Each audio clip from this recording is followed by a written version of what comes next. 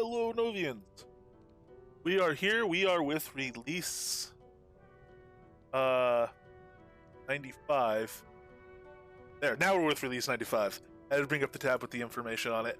Okay, so there's a lot of stuff. I'm not gonna get too much into it right now. I'll wait a few minutes so we get some more people together. But looking over it, good lord.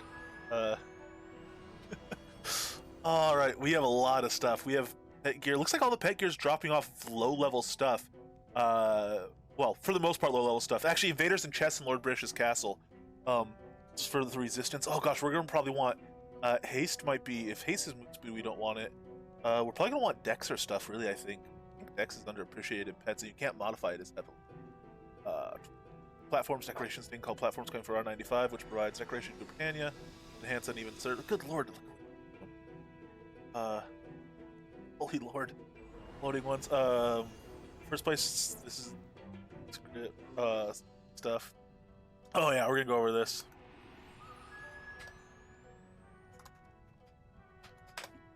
We'll wait for some more folks to get here, but we're gonna go over this. I'm just going to I don't want the haste one though. What do I want? Gold studded, gem studded, silver studded rolls of leather, bronze, copper. Oh, ooh, right. I think I know what gem one. Maybe not. Iron studded. Harness of speed. Elves in. You know what? That might be attack speed. Is there anything called precision? I don't know what the other ones. Gold, silver. Gosh dang. Oh. South Drakfold Spur, North Drakfold Spur, Barbarians, and the Dragon in Ulfheim. Ooh. It doesn't say the drop rate on this. We could go do an Ulfheim run. Barbarians in the Frost Giant and Jotungrund for motivation. What is that gonna be? Ace dodging. Oh, this is also, some of this is high level stuff. It's a huge mix. Liches and skeletons in despair. I'm not fire anymore, so we're not getting the speed harness. I don't. Oh boy. And even ephemeral relics coming to the pet system, so stay tuned. All right. Let's hop straight over to, I guess, Ulfheim. We'll start killing stuff there because we can also tame a wyvern if it's there. If it's a color we don't have.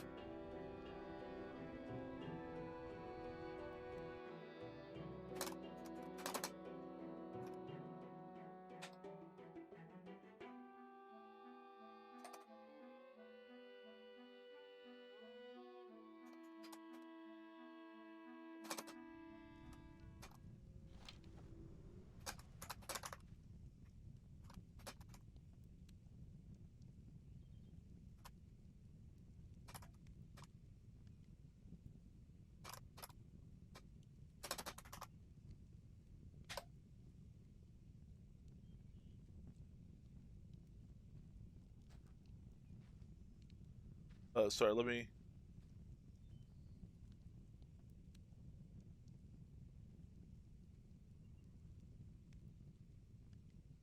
grab this chart.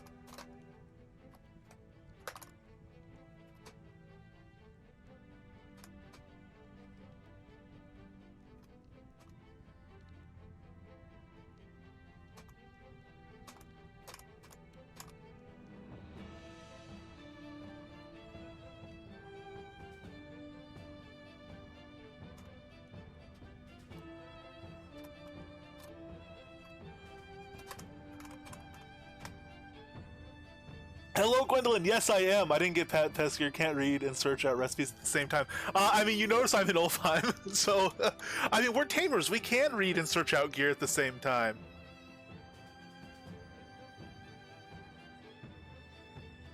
Smokes a lot's back after all his. Lord, smokes a lot.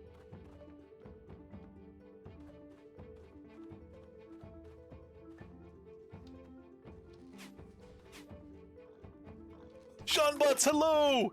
Thank you very much for linking that patch notes. Oh, I gotta tie those to the thing. We'll tie those to the thing. We'll tie them to the things now. I could not overtrain this stuff. We're good. Alright, here, let's tie those to the thing so I can reference them throughout the, just gonna copy and paste your link. So I can reference them throughout this, because we're gonna start reading them soon. I've glanced, I've looked, I've cheated a little bit, but we're gonna be going through them mostly together. I skimmed the pet note stuff, and then I just glanced at the platform stuff, so I know at least that much. But people are talking about spider totems and all sorts of things. So let me get my bot responding to that prompt. Oh, I don't have to. Okay, good. Make sure I can log in without doing two-factor stuff. Oh, I can.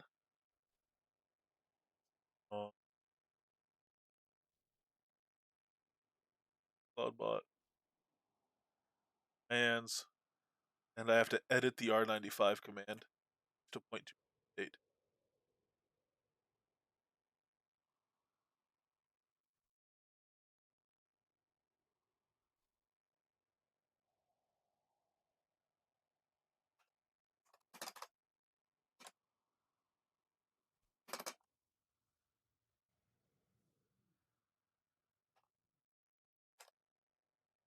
Bam. Bam? Bam! Okay. It works. Good timing for you. The imbued Jewels of the Ringmaster now provide 8 additional tame levels instead of 6! Okay, so that puts them on par with... Oh, sweet Lord H. Macy. Oh, but I need the taunt power! Oh, it's simultaneously good and devastating news. I'm not even wearing mine right now.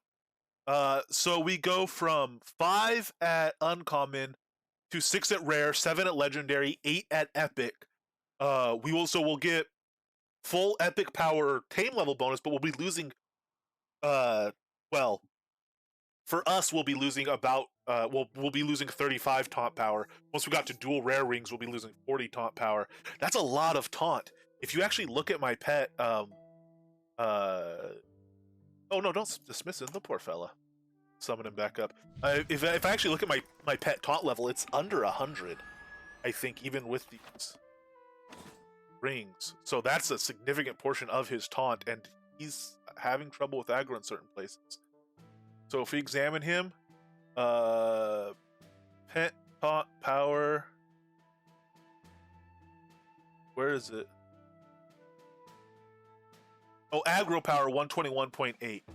So if I put on a rare ringmaster that has 20 taunt power, what's that change to? 140. So it increased it more than 20. If I put an uncommon with 15,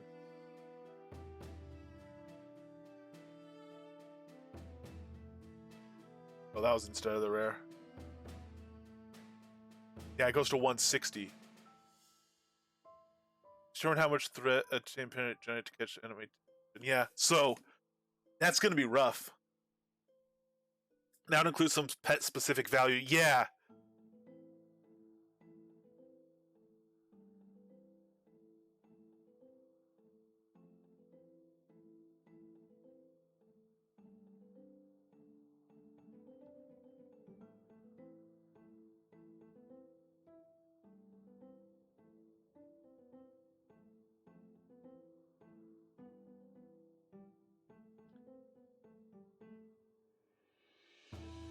Okay, here, let's go. Let's get this croc munching. Oh, let's get him some food. Sorry, we are gonna be just all over the place today. Let's get him all the delicious foods. Yes. Bear bites, dragon kibbles, and rabbit pate. I'm not really gonna be doing any aggro generation, so I don't have to worry about that quite right now, though we will see When I add this 100% food, we'll see how much that boosts his aggro here in a little bit. Yes, yeah.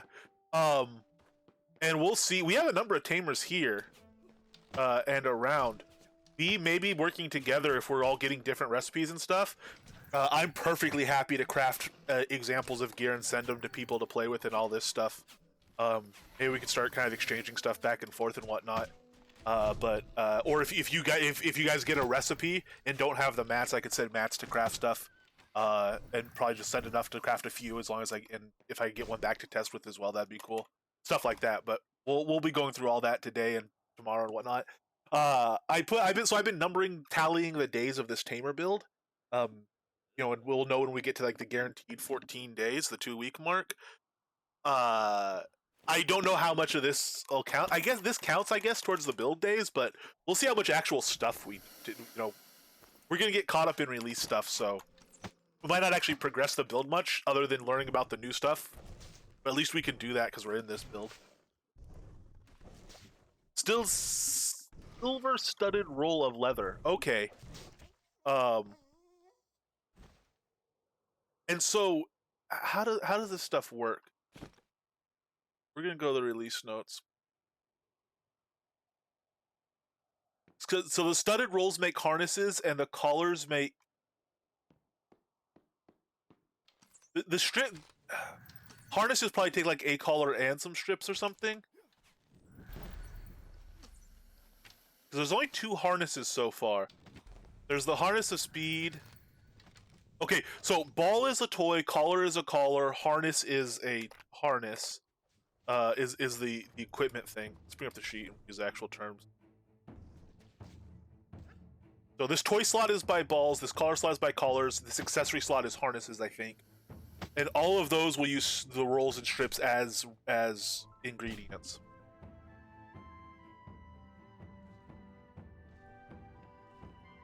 Okay, DPS or resist. Okay, cool. Did you kill somebody? Did you just go over here and murder somebody? You did. Oh, I love you, pet. I'm just gonna start doing these waves and go up to here. I'm probably not gonna do the whole wave event right now. Because what we're actually gonna do is let this guy just kind of munch stuff, I think. And we'll see if we can get away with it without us dying. True Tamer fashion.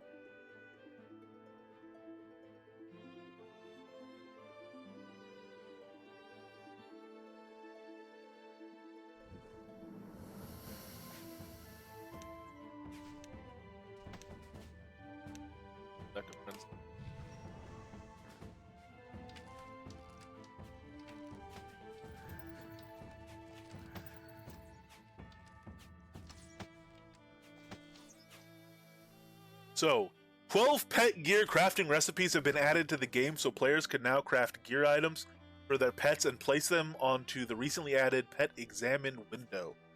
Oh Lord, actually, here, let me bring stuff up.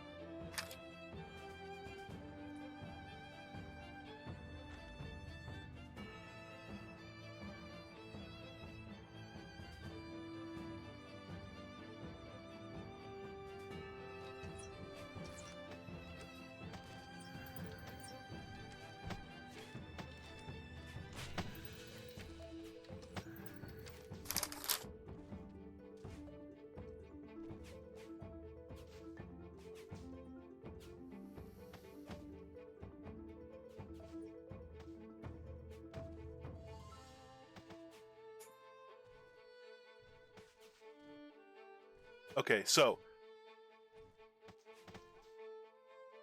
12 pet gear crafting recipes have been added to the game, so players can now craft gear items for their pets and place them into the recently added Pet Examine window. Right over here. Players must first craft the subcomponents which are needed to craft a collar, toy, or accessory. These subcomponents are called strips and rolls. Rolls have effects more related to tank type abilities, and strips have effects more related to DPS type abilities. First round of color, toy, and accessory recipes includes 6 options. Each slot features a tank-related or DPS-related item. Okay, so like there's 2 ball recipes. One's gonna be the DPS ball, which is gonna be the ball of haste, and the ball of dodging is going to be defense ball. That makes sense. So we'll go through that. Pet is over here. Okay. Oh no, Pet's over here dead. Oh, pet res, pet res. Oh no, I'm gonna be dead before the pet res goes off.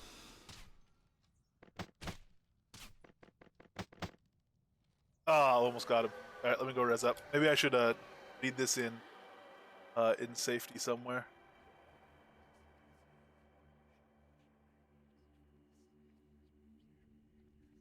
Where's the inside onk here? Oh, this door.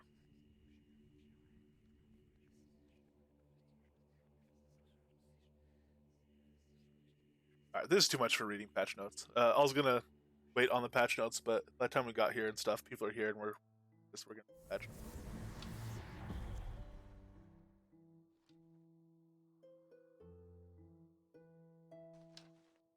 So you have the gold recipe. That's the South Druckwald Spur.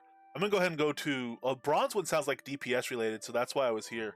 But I'm gonna go ahead and go to just North Druckwald Spur and start counting on that stuff.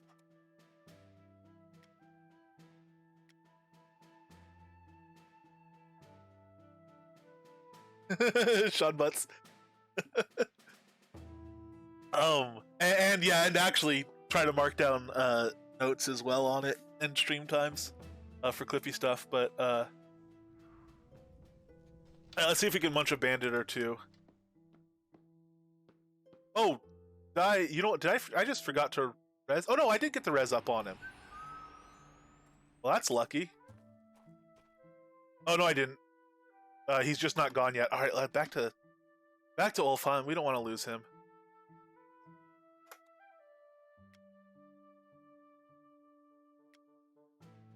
All flustered and confused. Alright, so first round of color, toy, and accessory recipes includes 6 options. DPS and defense. For instance, the first offering for a DPS accessory is called the Leather of Harness of Speed. The first offering for a tank type accessory is called the Chain Harness of Resistance. So we're gonna be looking mostly at DPS, I guess, primarily. Well, no, actually, maybe we should look primarily at defense first and see about doing the Rise buff again. That's mostly what we were missing there. Then if we could just tank through and kill Elrond, then it might be pretty good, but...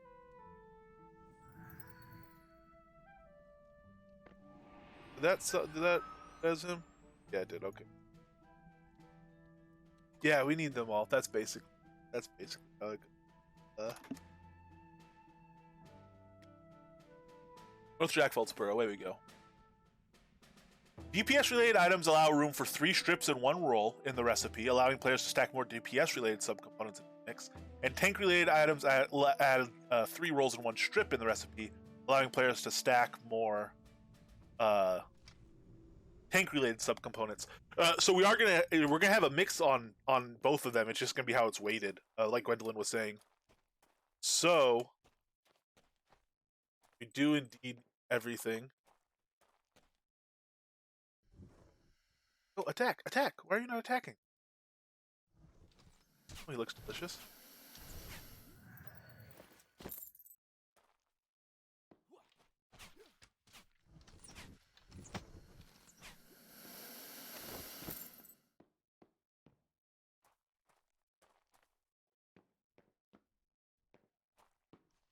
Hopefully there's like a bandit area here in the map where we can just kind of hang out.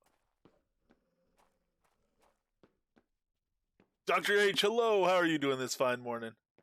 Spider Essence's dropping his loot will become available with a patch very shortly after release, according to Ampu in Universe Chat. Oh man, I've not even gotten to that. Spider Essence's Dr. H. I don't know if any of the rooms are spawnable yet. 7 p.m. Fair enough. Good evening to you, fair doctor. Good lord! Sweet mercy.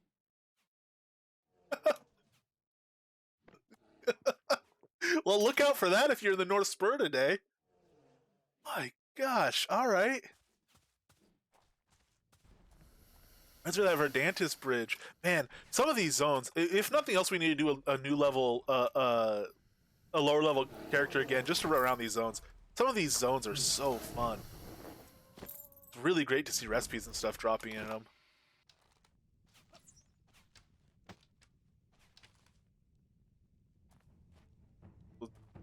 For the spider tome and the spider encounter room. Yes, which is I wonder if that's going to be spawnable right off the bat, or if there'll be like kind of like a delay. We shall see. You know what? Here, I'm just going to park here. We'll see if these guys respawn eventually while we're reading, but we're just going to kind of wait here, lie in wait in our in this camp. Can we get? Nope. Gonna try to get the spider inside the tent. Sticking out. Alright, so the recipes drop his loot throughout New Britannia, and for those wanting to charge right in and find these items, here are the drop locations. So, the gem-studded roll of leather will drop from skeletons in Graft gem mines. The gold-studded will drop from Ebon Dawn in South Drakvald Spur. That's one Gwendolyn's gotten already. Silver-studded will drop from Bandits in North Drakvald Spur. We're trying on that one right now. Bronze studded will drop from Barbarians and the Dragon in Ulfheim, which means the Dragon I think probably has a good rate, if not 100%. So I will be doing that after, when I'm not busy reading the notes. I will be going to Ulfheim and I will be trying to do a wave event there. We've been wanting to do that anyway as a tamer. Just ingesting the nouns. Everything else is filler. Oh, is this an adverb? Nonsense.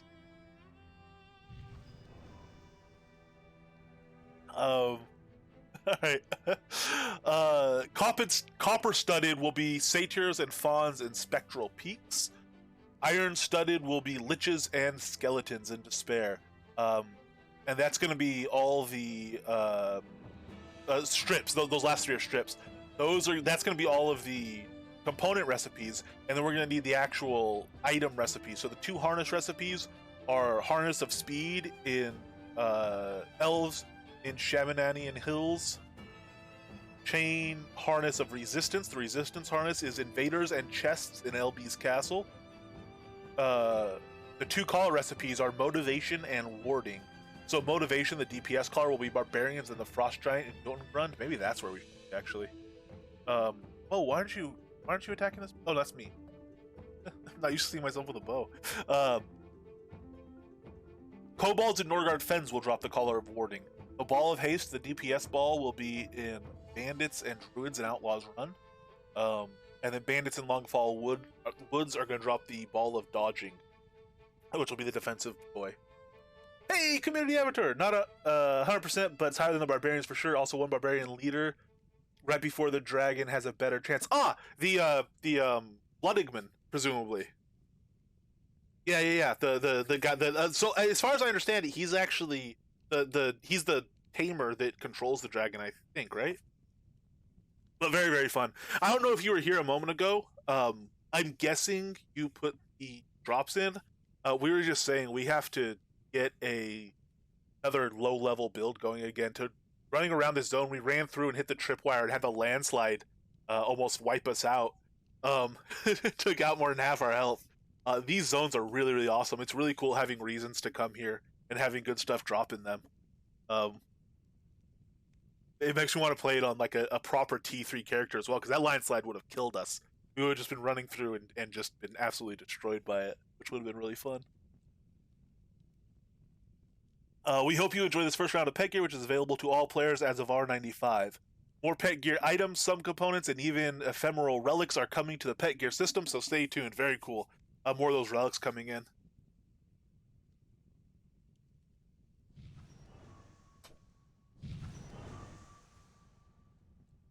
Let's scroll down.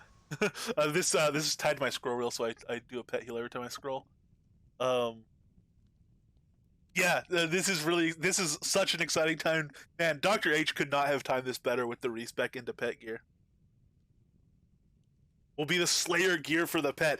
That's going to be really interesting. The whole ephemeral relic concept is really interesting. You know, things that just you can go like doing a frost giant fight or doing one of these big fights. You go in there, it's maybe going to last for however long a fight, 2 fight, whatever, however long it lasts.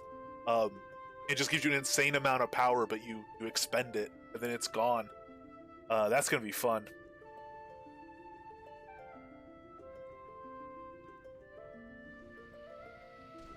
Aha, we got more ruffians.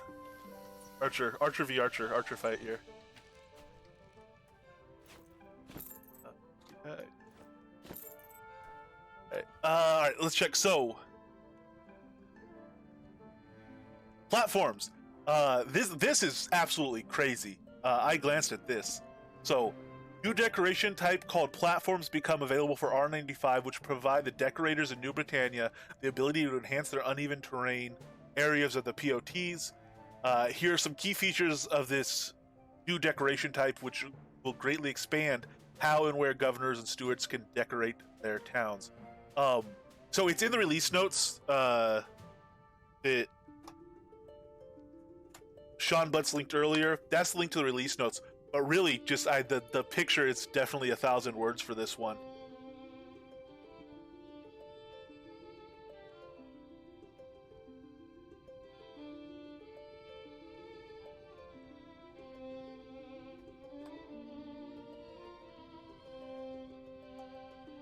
That's a picture of the platforms in use.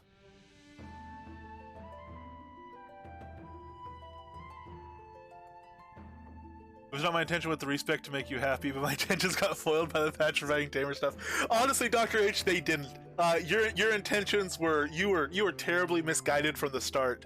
If you didn't intend to make me happy, this has been really fun learning experience on the Tamer stuff, and actually being in the playstyle and so I had said it a lot of times before. Tamer has been one of my examples. You've probably heard it so much, most people in this chat, that you're tired of hearing it. But Tamer has always been one of my examples of how you can play a static deck, a deck that doesn't require a lot of like actual physical player dexterity. One that gives you time to think about and respond to things that are happening. And you can play it in a laid-back style, and you don't have to be like super hyperactive or worry about stacking stuff if you don't want to. But that you can always add more and more of that stuff, go to dynamic decks, do more stuff at once, do simultaneous buffs and things like that, and get more power out of it the more of that you're able to do. And that's something that's kind of universal within the way the deck system works, and the way buffs in this game in general work. But Tamer's always been one of like the examples I've used, because it goes so far towards both ends of that spectrum, especially towards the can play it from a locked deck side. So I had used it as an example a lot, but I've never seen that from a first-hand point of view. To actually be playing it and in practice have that whole range available to me. I was playing around with it last night, and you can see this deck is literally Fireflies, Frenzy, and Pet Heal. And this is enough to take out the Clockwork Dragon. I use Poison on it as well. It's enough to take out the Clockwork Dragon, and the Clockwork Dragon is a more relaxed fight than practically anything I did in a Dual Daggers build, for instance. And in a Dual Daggers build, fighting the Clockwork Dragon is anything but a relaxed fight. It's a very high, active, get all my buffs up, especially Glass Cannon builds. Lots of healing, have to be super defensive. It's like a big deal. And it's just completely opposite end of the spectrum. So that alone has been enough to make this respec fun and interesting and really rewarding and worthwhile. But sorry if that wasn't your intention, because I've actually been quite enjoying it. All right, so good Lord, the platforms. These special decoration items feature special collision, which allows them to be placed on uneven surfaces. Then players can place other decorations on top of these platforms. They work great as a base for statues, lights, or any decoration which allows itself to be placed on another decoration as a child object. The first round of these items are Crown Store only and become available on November 12th, so they're not in yet. They'll be in a couple of weeks in the Crown Store. But crafted versions will be coming shortly in a more limited fashion. The first round includes 10 sets, which mass match existing block sets, and a unique stone platform style which will be available to provide a more rustic look and feel. Okay, very cool. And so all 10 of those are for first round, it sounds like, are going to be available on November 12th together. Yeah, first round will be the crowd. Yeah, wow. So on November 12th, we're going to get 10 different sets. Oh, refresh done, I think. Awesome.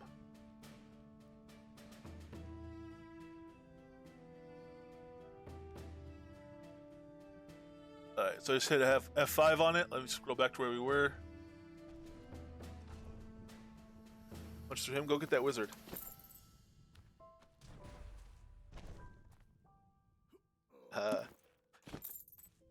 We very much take, I mean, we've dropped a, 1,000 pound, highly leveled gator on a small camp of a couple of T3 bandits, so we're maybe being a little bit cruel right now, but we're reading, so. Alright, so all those should be available on the 12th. Oh, okay, so yeah, this has been revised.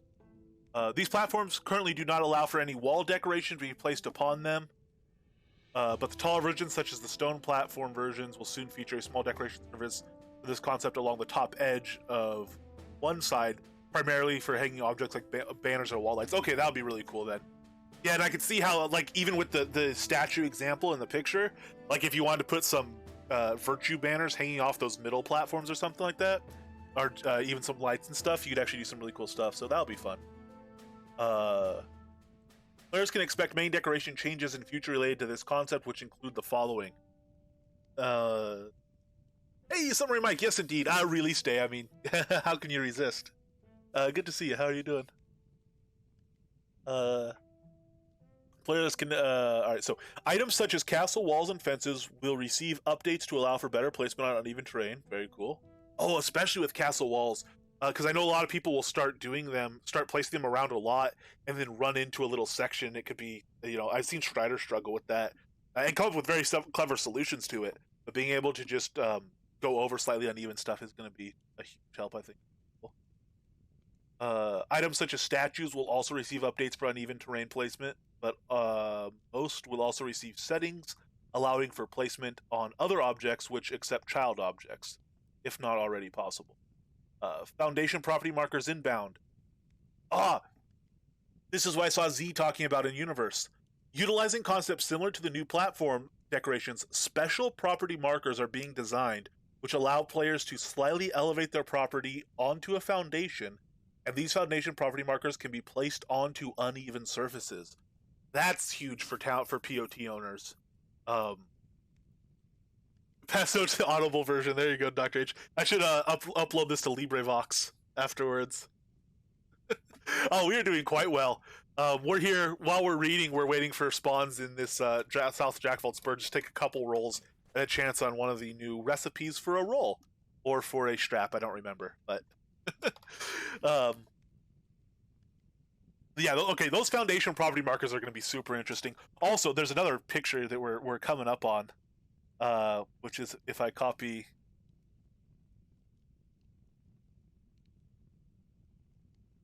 you see this tantalizing little image there from the release notes.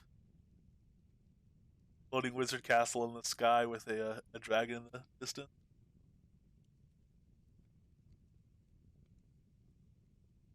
Floating island property markers inbound. So that's what this is. Although the image provided features a test of concept utilizing a simple giant block, soon players will gain the ability to place special property markers in their player-owned towns, which allow for a property to be placed on a floating island similar to the one in Rune Ruins. Although these islands will be stationary, they will feature signpost technology allowing governors and stewards to provide their guests and residents easy access to each and every floating island within their border. Initially, these special property markers will only be offered in row, village, and town sizes, but perhaps city, keep, and castle sizes will join the system at some point in the future. The kobolds need to develop sufficient anti-gravity technology for us to get full city property markers up there. It's a root square cube problem. The city size gets larger, it's twice the size of the town size, but it's also got higher volume, so those poor kobolds just can't float a city size lot yet. Uh, wow. The property stone beneath the floating island, which interacts with the island, will also be placeable on uneven terrain. Man, that's gonna be really cool, especially in like mountain things. You just have one floating above mountain. You have stuff built into the side of the mountain. I wonder how large. So does the footprint under the floating platform need to be clear?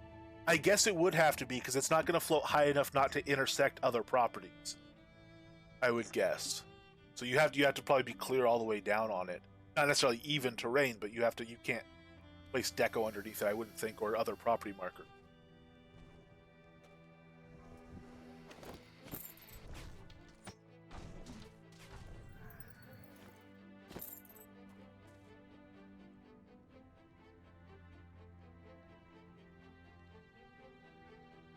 That's gonna be amazing. That's something. So that's a POT owner thing, obviously. I can't wait to see what various POT owners do with that.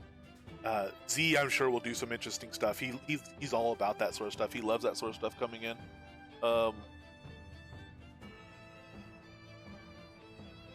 But sort of like Irish Eyes and Mysteria, all POT owners are very creative people, and they're also very patient people. Who work very hard to put together POTs. Some of these tools sounds like are going to make that putting together POTs a lot easier and quicker, which is exciting. Might be able to figure. Yeah, maybe feel like if it's tall enough or something it can work. I mean, that's not. That's definitely not like a make or break thing on the feature. Just the base functionality of the feature is already very, very nice to have. Lava pools. During R95, players will gain the ability to place traps that actually damage other players. Hey! The first of these traps are actually raised pools of lava, which allow for other decorations to be placed inside of them. They become available in the Crown Store on November 5th. Oh, we're getting those in like a week. These decorations are fantastic for player-decorated PvP arenas. Yeah, no kidding.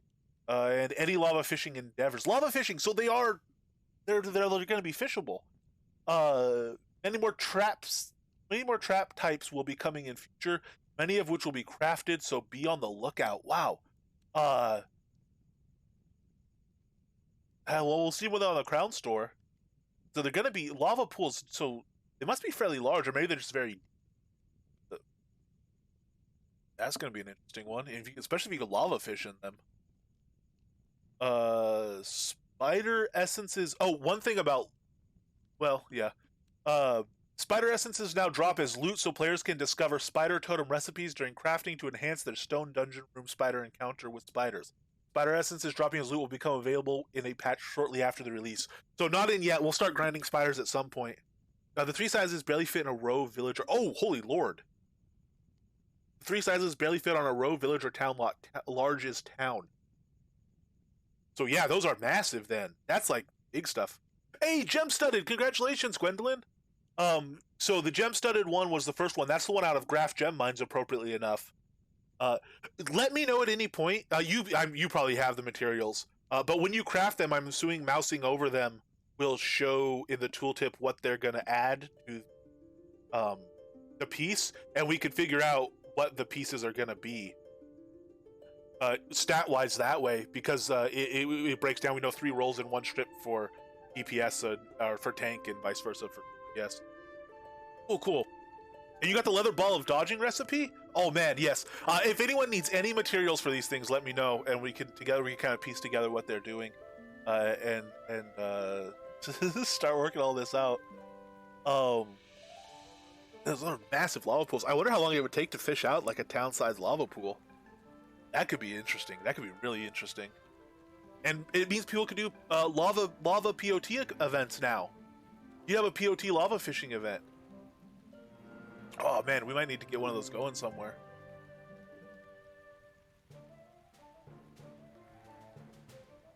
Since the bot put that link in there, the Trash to Treasure is started for next month. Obviously, it starts as soon as the last one ends. R95 Trash to Treasure is kind of feast related, and I'll be selling the first couple thousand items for that into the loot table hopefully today. So that will be, be advised that stuff that'll start dropping whenever it starts dropping. Usually, it seems like they show the loot table pretty quick, but we'll be getting going on that. Oh man, spider essences. Yeah, we're gonna have to farm spiders. I don't know if that dungeon room is going to be placeable, immediately spawnable. We'll get to some other stuff too. The rise, we spawned the rise on QA. I don't know if that went in live right now or not, but we're gonna spawn some rise dungeon too. Those out. Conversationalists now feature improved functionality when the owner is not present, and they can also play many emotes, even save custom variables. Just utilize this syntax in your script to make conversationalist perform these new options. So this part where it breaks down is it's breaking down, syntax for inky coding. I'll send the recipe, not a Tamer right now, so no. Awesome, Dr. H, thank you.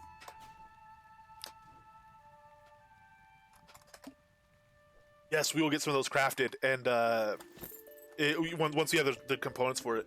And if anyone needs stuff, we're going to be handing out a lot of stuff and trading stuff and getting stuff to people today to play with. RHEC fishing competition Friday night in the Brave Coast, by the way, as Modi has said. So tomorrow you can win 1,000 Kodos and a flotsam container. If you come in first, or you can win a participation shard trophy if you manage to get a trophy fish in, which we didn't do last time. We participated last time, but we didn't catch a trophy fish, so we didn't get our shard because we were only there for about 15 minutes was all the time we had.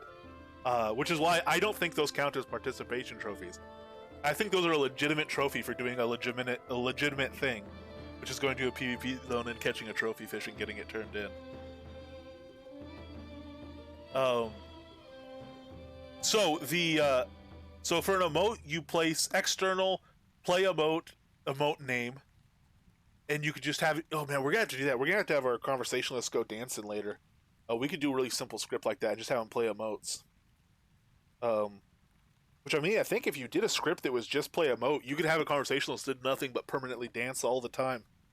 No interaction. You go try to talk to him, doesn't matter, he just dances. Actually, you probably have to talk to him to initiate the dancing. Imagine walking up to a zombie conversationalist, try to talk to him, he just immediately starts doing the zombie dance, or time riff, or whatever he'd like. So then save and load variables. Aeroplane. Oh, so I guess they have access to everything? Do they have access to like Kodo emotes and everything? Custom user defined variables. So I'm not going to read through all of this because it's not, it makes sense as a list, but other new variables are adventure level, producer level,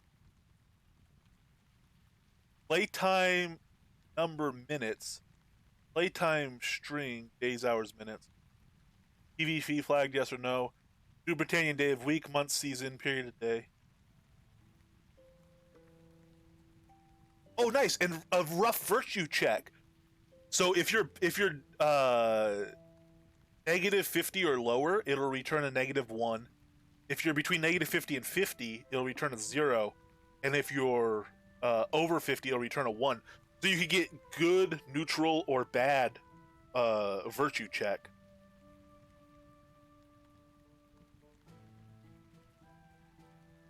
And you do that for all virtues, for truth, love, and courage. That's really cool. So you could do player quests now. You could have player quests be virtue dependent. You could have conversationalists that just won't interact with somebody if they're have very good virtue or very bad virtue. You just have them say, no, I don't speak to your kind, based on their virtue. That's gonna be fun. Oh man, we gotta start doing inky stuff. I gotta figure out. I have to learn inky, and I have to figure out how to get we get the stream so that I could bring up scripts and we could work on them together and stuff like that. Pressing the hotkey to display unwatered indicator for planting beds now causes the effect to last 60 seconds instead of requiring the player to hold down the hotkey. That's a cool change. I like that.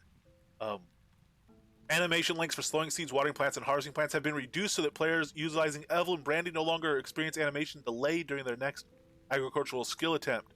Also, lock times and cooldowns have been reduced to provide a smoother transition from one skill attempt to another. Wow, that might mean we do not need a dynamic deck to water anymore. Which kind of be a shame. I like that. It makes you feel quite involved and active in your watering, when really it's just a nice lazy pastime. The leather from scraps recipe now requires 12 leather scraps instead of 6, but also produces 2 leather instead of 1. That's a good change. I think cloth probably there's a similar change. Last I checked, you were better off just selling scraps to the NPC on cloth as well. Fertilizer options no longer display in the agricultural sow seeds crafting interface. Need. Well, fair enough. Gwendolyn. Need is perhaps not the right word. The Rise. Okay, the Rise Shaft player-made dungeon room will now feature spawns. Dungeoneers can apply either a troll or elf totem to activate the mixed spawns for this room. So I didn't flag it as a bug because I wasn't sure. On QA, I was not able to place an elf totem. I was only able to place the troll totem.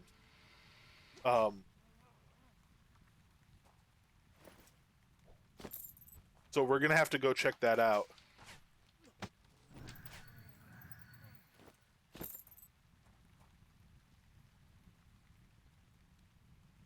The Imbued Jewel of the Remaster now provides 8 additional tame level bonus instead of 6. We heard about that one earlier. That puts it on par for tame level with the epic version of the ring. So what you're doing is getting to that tame level bonus much more easily. Because on average that'll take 8 commons. That'll make 2 uncommons. 2 uncommons on average will drop 1 jewel. So you now need 8 commons on average to get the effectiveness of 128 commons in terms of tame level bonus. Because 128 commons is what it takes for an epic level ring. So much cheaper, way cheaper, to get that tame level bonus from the jewel. But you are sacrificing that taunt power, which for us, we'll see how the new pet gear compensates it, but for us, that's a legitimately interesting choice. What we'll probably do is get those jewels and use them for any situation where we don't absolutely need the taunt, just to get the extra power out, but that's going to put us a little bit behind in upgrading our Ringmaster rings. And I'm okay with that, I think. But there's definitely still reason for us to get high-level Ringmaster rings, because we do really want that taunt. There's situations where we need that taunt power. So we'll see where we want to go as far as getting those jewels when and where. But we're probably going to go to dual rare rings first. Once we have both our rings at rare, we will get additional rings to salvage for dual attempt and salvage them all at uncommon. That's kind of my thought going into it. And we'll see how it works in practice. I think that's a very good change, and it poses a legitimate dilemma where, and I know some people might disagree with this, I don't think BMC ring is a very legitimate dilemma. The encumbrance capacity on BMC rings is nice, but I mean, salvage them, get the jewels, and just go mining crazy. That's what I say. On BMC rings, I'm all about the jewels, and most things I'm all about the jewels. Well, not most things, just BMC rings. I'm all about the jewels, even though it is technically a trade-off. This one is this is one where I'm really gonna have to make decisions. What? No, so yeah, I do still use lower level BMC rings to port and stuff like that. That's true. Mind Swaps doesn't mine. He only uses that as an encumbrance ring. I could also buy an Ox Jewel ring and use that to port, and it would actually give me more encumbrance capacity on an Ox Jewel ring or something like that. But yes, no, it definitely is useful. It's a useful stat, and it's a good thing. And I can see why people would want to go to Epic eventually and stuff like that on BMC rings. It's just if you don't already have a set of jewels, and you are a miner, or you do a decent amount of mining, it's just you're paying so much for that encumbrance capacity when you can get it other ways, like buying an Obsidian potion.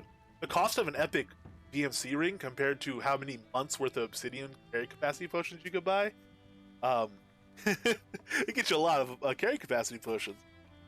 Of course, you could also always be stacking them. Hey, whoa! 2 varieties of buckets can now be salvaged at the carpentry table. Cool.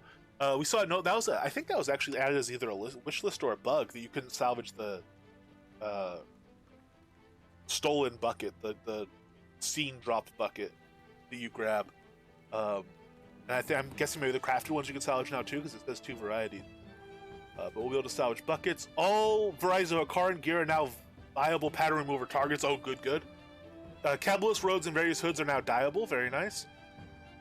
The following items no longer allow players to apply a dye since they do not feature a dye layer. Oh, okay, fancy merchant clothes, Xenosian greaves, and the split tabard stuff. So those had die slots that just didn't work before, so now they've been corrected and I have die slots, it sounds like.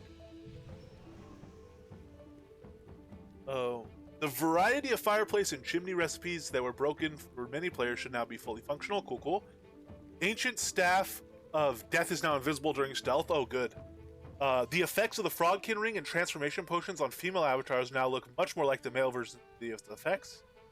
Glass objects in the Gothic display case now render correctly. Man, most of these I didn't even know were a problem. I knew about the fireplaces. I didn't know about the die slots or the staff of death or the Frogkin rings or the glass display. Female hairstyles no longer poke through the front of the Tiki demon mask. Didn't know about that one. Hair now fully displays for both male and female players when wearing the mask. All right, cool, cool. Obsidian Order plate helm can now be hidden on male and female avatars. Very cool.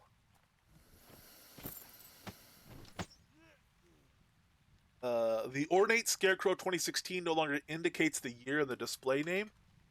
I'm guessing that might have been the only Ornate Scarecrow. It just came, he was here for 1 year, so like, I label the year maybe. Deed City, PA, tax-free and water, can now be upgraded to Deed Keep, PA, tax-free and water, which can in turn be upgraded to Deed Castle, PA, tax-free and water. Sweet! I just said and, that's, you know, PA, tax-free water. It's all one. So that's, because those are the ones that used to be Founder, right? And now they're not Founder, so that's basically upgradable Founder keys, or Founder deeds. They're just not labeled as such anymore. Obsidian sent you a couple of roll type that I have recipes for. Can provide more later. One shows what it does, but the other doesn't. Oh, interesting. Okay, sweet. Thank you very much. Yeah, we have a recipe from Dr. H as well. So we're gonna need at least a strap to make it, and then we can make our first item. But yeah, we're we're getting moving that already. Only been in for almost an hour.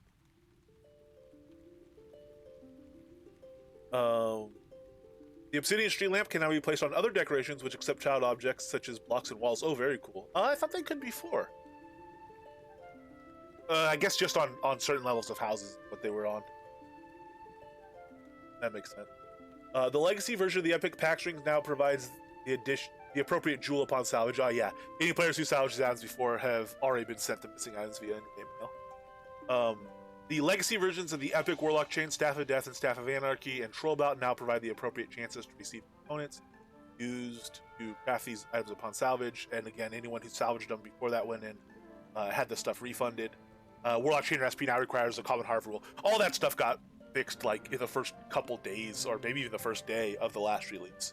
So it's in this one almost as a formality, because that's not been a problem like the entire release, basically.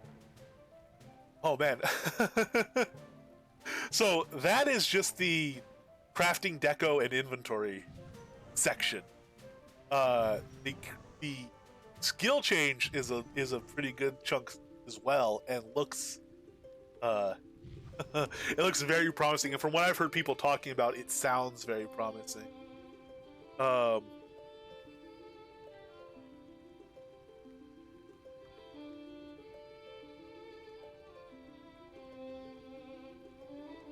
Let's roll on to that. Yes, I had to submit a bug report as well for pet food not applying based on line of sight and stuff. Ali asked me to do that as a separate bug report, so I have one to type up later as well. Lightning Storm. A new spell has been added to the air magic tree, which summons a volatile cloud of highly charged air, which rains down lightning bolts on those caught within the effect radius, which is a huge radius, by the way. Radius 12 is absolutely massive. That's like clear out an entire room in certain dungeons. Massive. That's a big radius. I'm very curious to see this skill in effect, because it's a huge skill. I don't know how big Meteor Shower gets. Meteor Shower looks like it's getting one range per 20 levels, one radius per 20 levels. Which means if we took it another 100 levels past 140, that would be, it would start getting to about 12.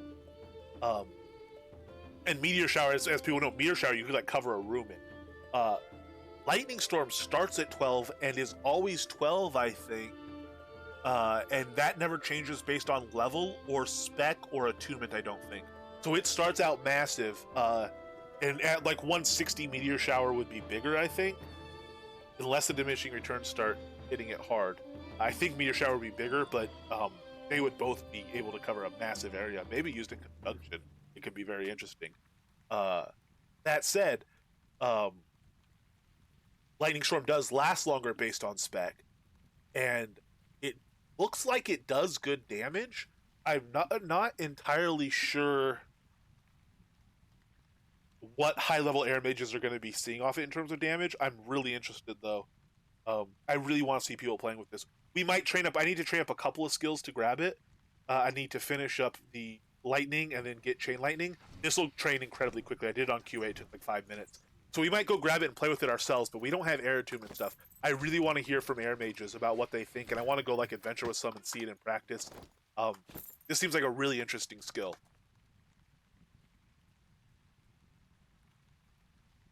And also, I want to see the effect of it. I think, hopefully, it looks really cool like the Frost Giant one does, even if it doesn't look exactly like the Frost Giant. I'm hoping it looks cool. Cone of Cold looks really cool when it hits a bunch of mobs. I like the animation on it, so I'm hoping Lightning Storm is similar. Awesome. Oh, Chaos Shield redesign is in. Chaos Shield has been redesigned. This Chaos magic spell now creates a field of chaotic energy, boosting confusion resistance, Chaos Bolt damage, Torpid Torment's focus damage rate and range, Tabula Rasa's range, and the Chaos Mage's chaotic feedback skill. Oh man, how's it? Chaotic Shield. Plus 1.4 chaotic back skill bonus. Oh, does that work though? So plus 1.4 chaotic feedback skill bonus for 6 minutes, and then at level 21 it's plus 1.9. That could be very interesting and nice and awesome and beautiful. But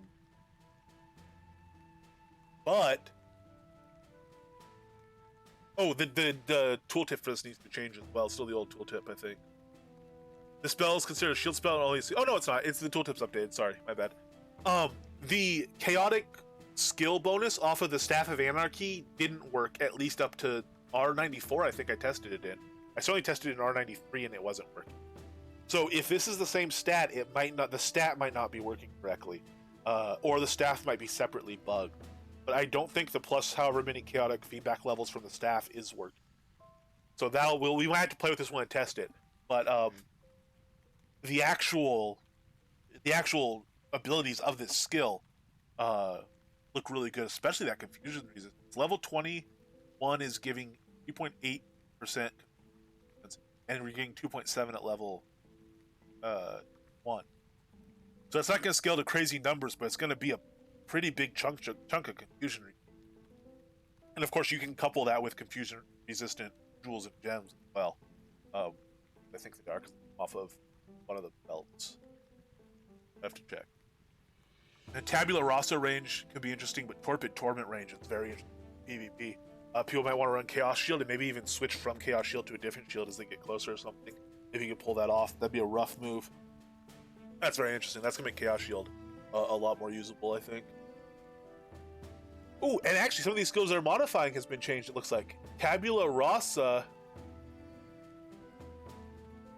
has received additional benefits if Chaos Shield is active, giving it new abilities which are effective versus players and NPC targets. Tabula Rasa works against NPCs. Sorry. As before, the spell's abilities cause an enemy player to instantly discard all glyphs, which are then replaced with new glyphs for their deck. And Chaos Specialization adds a chance to apply a draw speed debuff to enemy player targets. Now, Chaos Spec also adds a damage over time and knockdown effect, which affects both enemy player and NPC targets, but only if Chaotic Shield spell is active. Oh, wow. A Chaos Knockdown and DOT. So, oh, God. So, okay. So, one of the big problems now that you can't do the crazy potion healing and stuff in melee chaotic feedback builds, like the Dual Daggers Chaos build that we were in before, is that you need healing, because you're hurting yourself so much. So Chaos Spec was a rough call. You could do Chaos Spec to reduce the amount of healing you need, or you could do something like Earth Spec to get Torpor, which is a really powerful heal over time to compensate for it. And then you could use your second spec for something like Tactics to get the DPS. Or if you did Chaotic Feedback in Earth, you'd be very survivable, but without Tactics spec on Berserker, you wouldn't be nearly as much damage. Now that it has a knockdown and a damage in the dot, if you ran Chaos Shield, you wouldn't have your Earth Attunement shield, so you'll be losing some strength of Earth, and you'd be losing health. You'd be losing a couple hundred health off dropping your Shielded Crystal. The Shielded Crystal has a good health bonus now, but you'd be picking up a dot, a damage over time bonus. You'd have a knockdown with Tabula Rasa on the NPC. You would be boosting your chaotic feedback level even further, meaning you could push harder into the soft cap. Chaos Bolt might become viable, but we would have to see. And you'd have intrinsic confusion resistance, which would be very useful just because it's nice to have. Oh, that might warrant playing with. Oh man, where would we fit that in? I want to do a two-handed blades build, but I don't want a chaos spec for that two-handed blades build. Oh, we're gonna have to look at that. That might be very, very interesting. That's a whole different route to doing that build. Because when you knock something down, even if you're not... I wonder how long the knockdown gets. Even if you're keeping them knocked down like 30% of the time, that takes off huge pressure on your knee to healing yourself during that chaotic feedback build. And you would be specced. Unless you have a damage dot. Oh, man. That could get very, very interesting. We really need to look at that at some point. Maybe that's a QA thing. QA is an image... Oh, no, I'm still fire on QA, though. I'm not a melee build on QA. Maybe offline mode we might play with that? I don't know. I'm going to want to play with that. That's really exciting. Yeah, we're definitely going to want to play with that. Elysium description is bugged. Oh, interesting. Okay, Dr. H. I think we're working towards that. Okay, yeah. So, okay. Man, I was just talking to someone in Universe last night. They were asking about Chaos, and I was saying, yeah, it's kind of... it's good, especially PvP. It's almost necessary in some respects. PV, it's a little bit harder and stuff. If I see him on again, I'm going to have to... shout them out. I don't recall their name, but I'm gonna have to tell them, hey, by the way, Chaos got some changes, so it is even more interesting than before. Because they were interested in Chaos, but we kind of talked about it a little bit, and I think they decided it probably wasn't practical for them, at least not yet, and they were gonna maybe try Death Magic instead. This could be, they might want to reevaluate that with.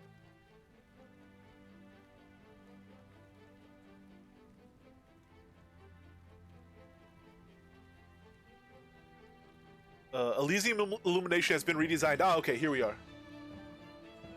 526 strength blood. Very nice summary, Mike. What changed? Was that from... Because that's up like... you said yesterday you were... Or yesterday or the day before. Last time you said you were like the 5T, right? So you gained an extra like 10 or 13 strength or something like that in the last day or two?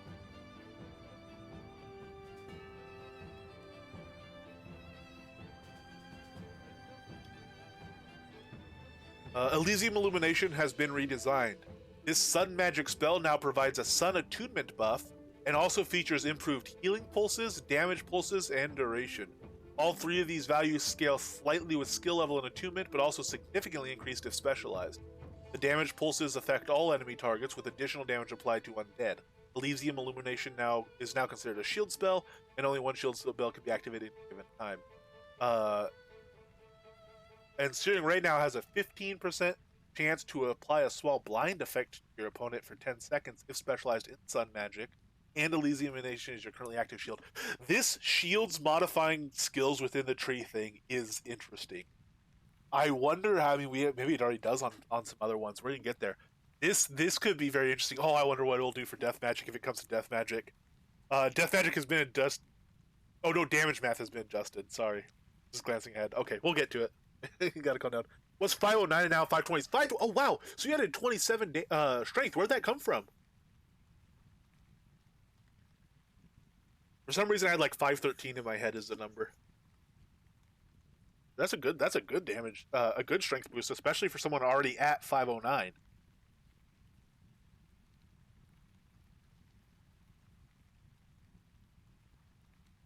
Um, where are we? Ah, verbiage about shield spell restrictions have been added to all shield spell tooltip descriptions. Very good. That's what we just saw in Chaos Shield at the end there. Um, very nice bit of clarification there. Only got 3 levels on inner strength. Yeah, 3 levels on inner strength shouldn't give you that much. Are you maybe rocking the 15 attunement, Earth attunement bonus, and you weren't before for the town shrine or something like that? Or for the shrine? I'm trying to think of places where it might come in. Or if you repaired a piece, like if your back slot was broken. Oh, the back slot does show when it's broken now on the damage indicator. Yeah, interesting. Oh, maybe it's a change we haven't gotten to yet. Maybe something is just more effective. Um, design and implementation of new or improved damage effects are underway. Already, players utilizing bludgeon weapons will see an improved effect versus skeletons, with more chances in the pipeline or changes in the pipeline. For all creatures to have damage resistance and vulnerabilities to bludgeon, piercing, and slashing type damage. Okay, so that'd be bludgeon. Piercing might be stuff like thrust. Slashing might be stuff like double slash. Piercing might be stuff also like archer damage. Okay, that's one that's we'll be waiting a lot on development. But in the meantime, increased bludgeon effectiveness against or stun effectiveness against skeletons. It looks like it's the immediate thing, and the rest of it's more to come. That can make some man. This could, yeah. I'm trying to figure out. Have the shrine maybe Earth Mastery. Earth Mastery potion. I wonder if those. So yeah, let's look at that tooltip. Yeah, before we move too far past it, tooltip. You say a translation missing. Are you reading it in the German client?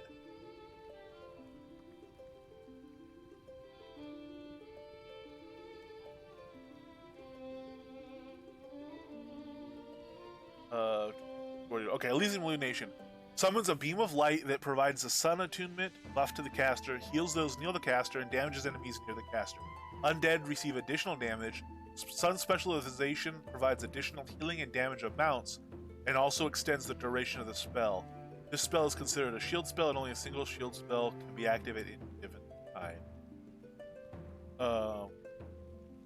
100% Elysium Illumination is active for 3 minutes 50 seconds. Is that what you're talking about? Yes. Yeah, the last green line with 100%. Yes. There it is. So we could bug report that, or actually, if Elgarion is still here, he might be able to make note of that and get it. That seems like, I don't know if that's his department or not, but that looks like that should just be the duration of it. That line should just not be there, because it says duration 3 minutes 50 seconds, and then it says plus 100%. Elysium Illumination is active for 3 minutes 50 seconds, so that's just duration. That's yes, it is on for 3 minutes 50 seconds. I wonder if part of the reason is because it's the duration is affected by spell by spec, so it got in there twice. Oh, you know what? That's probably what it is. That line will change, and it'll show how much duration you're getting from spec. Obviously, it's not meant to be written like that, and I don't even know if it's meant to be displayed. Yeah, that's probably where it came in, was because of the spec duration changing stuff. Oh, Might Aether Potion, just starting using it. Okay, there you go. Upgrade the Aether Potion. Yeah, that'll get you the extra strength. Those Aether Potions are really powerful. Yeah, that's definitely a goofy one on this tip.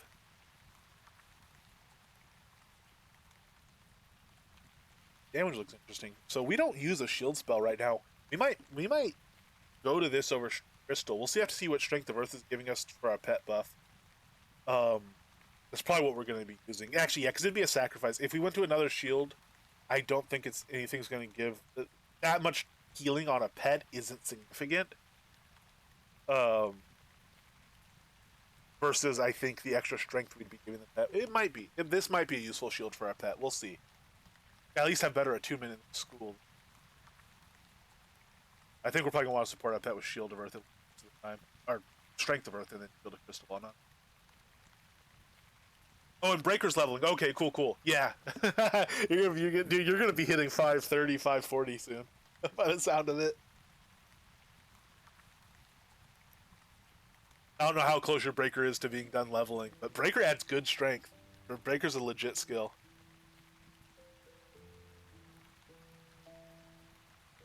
Okay, damage math for magic has been adjusted. Throughout the life of the game, player intelligence has increased far more than skill level. With this change, intelligence will contribute less to magic damage, and skill levels will contribute more to magic damage. Overall, almost all players will receive a net increase in magic damage. And when it says almost all players, it really means every player in almost every situation. It's like if you look at the chart, which actually I had up earlier, I linked the tweet in the guild Discord. Let me bring it over here. If you look at the chart on it, you can see the breakdown. Any person that's actually going out and using their magic is gonna see an increase. Really, it's a nice power increase for magic users. Compensating it for a little is the next line, which we'll get to. I hope there's not bandits actually called bandits here. I hope these guys actually have a chance to drop this. Maybe we should look for another spot real quick.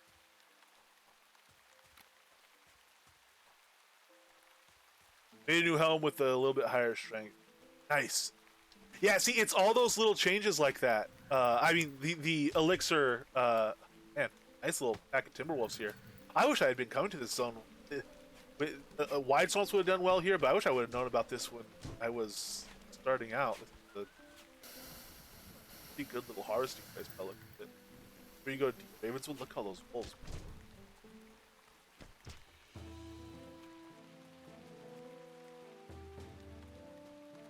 Let me see if I can find more mud mobs. Wolf and rabbit first. Here we go.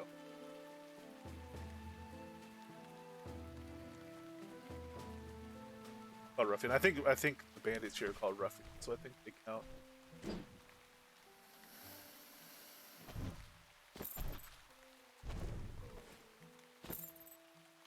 Okay. So Ring of Fire and AoE spell in the Fire Magic tree has been updated. The base tick timer has been increased from 2 seconds to 2.25 seconds. The base damage range for each tick has been changed from 2 to 5 to 1.5. Oh, okay, I wasn't aware of that damage change. This change provides roughly a 20% reduction in the spell's DPS, but no change was made to the possible max damage per tick. So 20% reduction in the spell's DPS, but at the same time, if you are a mage, a fire mage with, like, say, a pretty high level one, say 300 int, and level 120 skill, you got a 5% increase in all your spell damage. So the actual DPS reduction to Ring of Fire, in that case, isn't going to be 20%, it's going to be 14.78%. So about 15% reduction to the DPS of Ring of Fire, but all your other spells also got that 5% increase. So your Immolation, your Fireball, your Fire Arrow, your Flame Fist, all of that also got a 5% increase, and your total damage is going to stay either roughly the same or increase. Also, your Ring of Fire will last longer. The way the duration works on those damage over time spells is it's a certain number of ticks at a certain tick rate, and you multiply the number of ticks times the tick rate, and that gives you your total duration. So Ring of Fire will tick slower, but it'll last longer. You'll get the same number of ticks in, which also makes it easier to get to the point where you are able to continuously cast Ring of Fire. Put Ring of Fire down, have it last for however long. Actually, that duration might not change. The duration in the mob will change. The duration of the actual ring on the ground might not change. But you don't have to immediately reapply it because it's lasting longer in the mob. Elimination is being visible is a bug. Okay, cool. So that line will just disappear. And then we'll just have the one duration line. Very cool. Thank you. So depending how you're playing your Fire Mage and where you're playing it, I think Fire Mages are going to see a slight increase in most situations, a good size increase, a few percentages increase in single target massive attack, like on Frost Giant, and a damage decrease in situations like troll farming. And that actually, all three of those seem like a good balance. Those seem to work together good. Not that fire needs to be stronger single target. Just the places where it's going to make fire weaker are the places where fire is already disproportionately strong, even more so than other stuff. Current project for skills for me is working on shield spells. Only got two starting ones with bugs. All will be getting the shield is active tech, which I can then apply as triggers for effects. Oh, that's what it was. So it looked like just a duplicative duration, but it's a flag telling you the shield is on, so you can modify other skills with it, like modifying the Tabula Rasa with Chaos Shield. Awesome. Okay. A little behind the scenes magic there. Awesome, man. I'm really, yeah. So that's what I was saying a moment ago, is seeing what happens with that on Death Shield is a personal favorite of mine because I love death builds. But seeing how what you use that hook to tie into other skill effects is going to be interesting, and see how it changes people using shields, kind of cross build. So when I was a melee, I would sometimes use shield of or use the Death Shield. Because the damage reduction, if I was fighting a bunch of melee stuff, the damage reduction was worth it over Shield of Crystal. I would drop my Shield of Crystal, lose a little bit of strength, lose a decent portion of health, but I would just heal off incoming damage, and it was worthwhile. So it's gonna be interesting to see how those changes affect that. Going across cross-disciplinary shielding, I guess is what you call it. Once I do a full round of this for all tree, I even want to add effects to skills outside of your tree at some point. For instance, immolation causing your arrows to catch on fire. Just a thought that'd be where I'd like to go. Oh, interesting. So, immolation, just like auto-applying ignite weapon to stuff. Yeah, that makes cross-disciplinary shields even more interesting. I was just saying it'd be fun, fun to see how it affects cross-disciplinary shields. Yeah, if you are doing basically synergies like that, that could be really, really interesting stuff.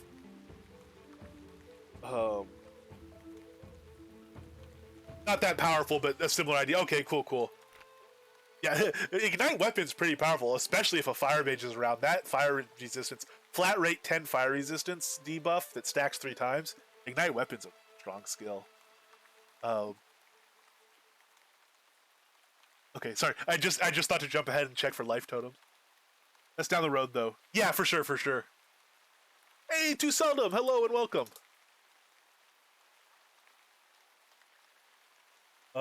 Tamed Wyvern should now be more responsive, attack faster, and also have poison that scales in power. Oh man, we're gonna have to pull out. You know what? We have Wyverns on us. Why are we fighting with a crocodile right now?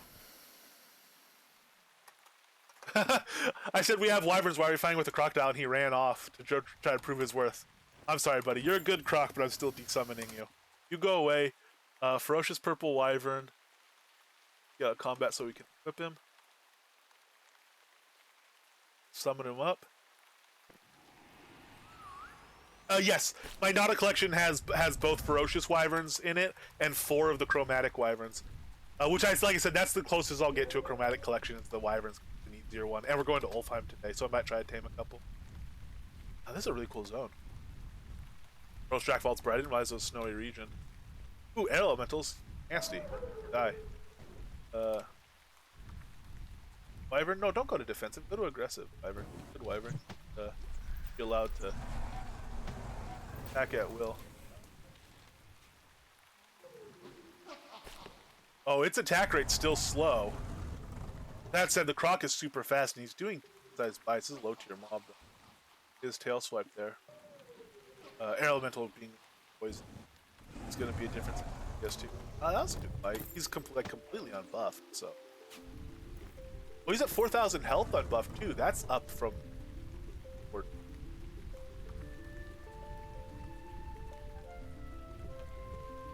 Yeah, so that poison's gonna make testing on an air elemental isn't that great.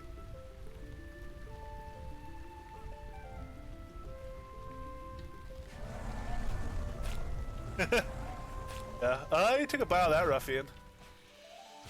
He's still just kind of chilling though.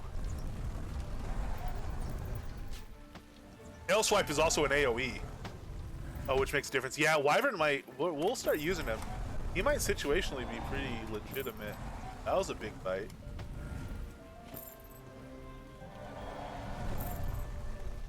This is where we wanted to be. This is what we're. Oh, going to the mountain there. Oh, that that probably leads to an underground.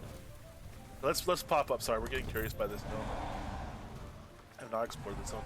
Oh, you can't get over there though. You'd have to jump up there. Okay, we'll chill here for a while. Little wyvern in his nest on his perch here. All right. So, actually, let me do this.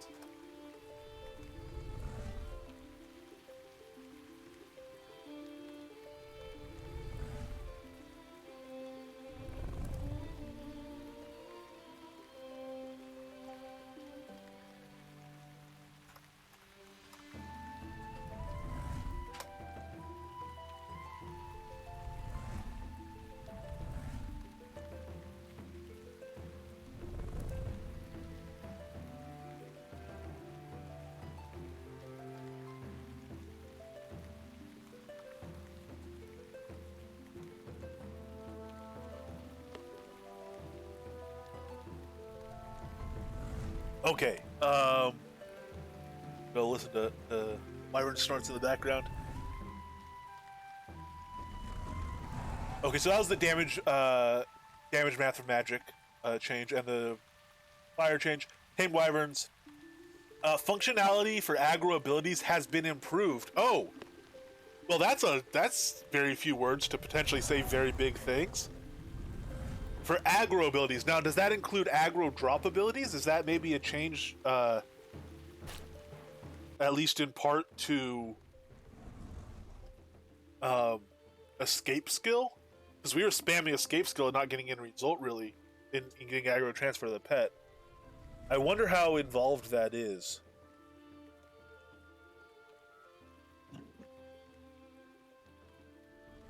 Cone of Cold is now 4x XP skill. A player's level in this skill could lower as a result of this change, but the total XP the player applied to the skill has not changed. NPC spellcasters and Superstition Canyon will now feature increased damage and improved heal others abilities. Okay, so Superstition getting a slight buff there. Ice Fist no longer indicates that it has an effect radius in the spell's description, and the description has been improved to indicate all possible effects. That was a bug report that was put in. I forget exactly who put it in. But they, it was worked through, and that's been corrected now to be kind of more in line with, less confusing, more accurate, I imagine. Yeah, so they list the move, the dex debuff. Okay.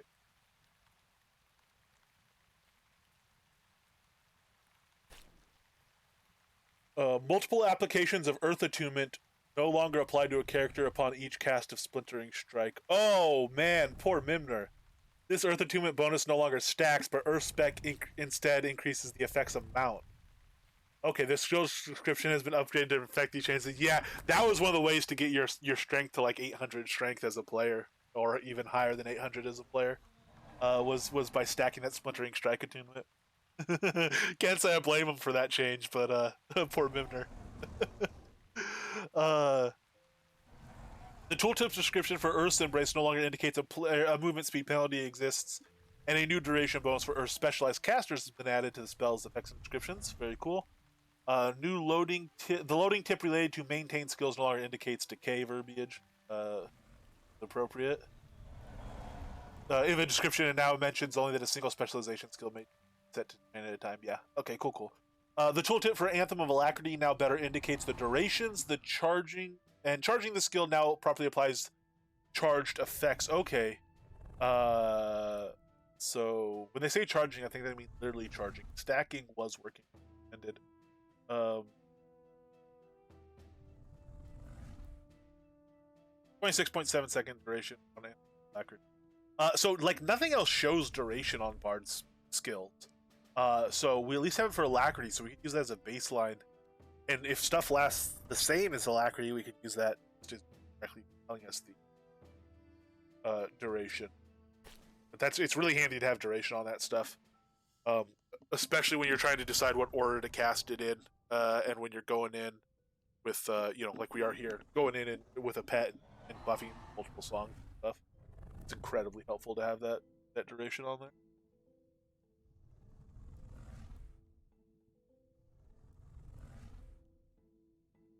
Corpian poison attacks are now labeled as Corpian Spit or Corpian Sting in their tooltip description. Spits no longer remove focus, but instead cause a very small focus damage rate debuff of 0.1. Interesting. Also, the spit poison lasts 10 seconds instead of 20 seconds and only stacks 1 stack instead of 3. Okay. So Corpian's got a little bit easier. These poisons can still be purified. The changes do not affect aimed at attacks. Okay. So it's mostly just Corpian's becoming a little bit easier, I think. For most players anyway, the focus damage ratio obviously can go either way depending.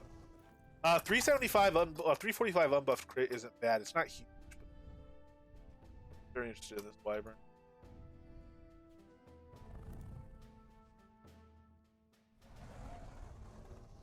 Oh, whoa! Players will now be able to move quickly after being attacked while fishing. Asmodi, where's Asmodi? My man Asmodi. I don't know if you saw that yet.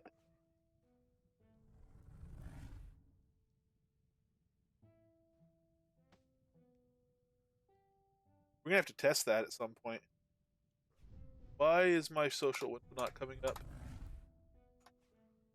it off screen?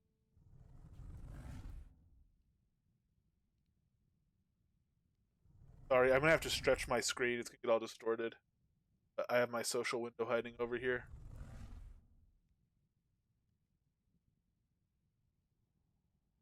Alright, back now.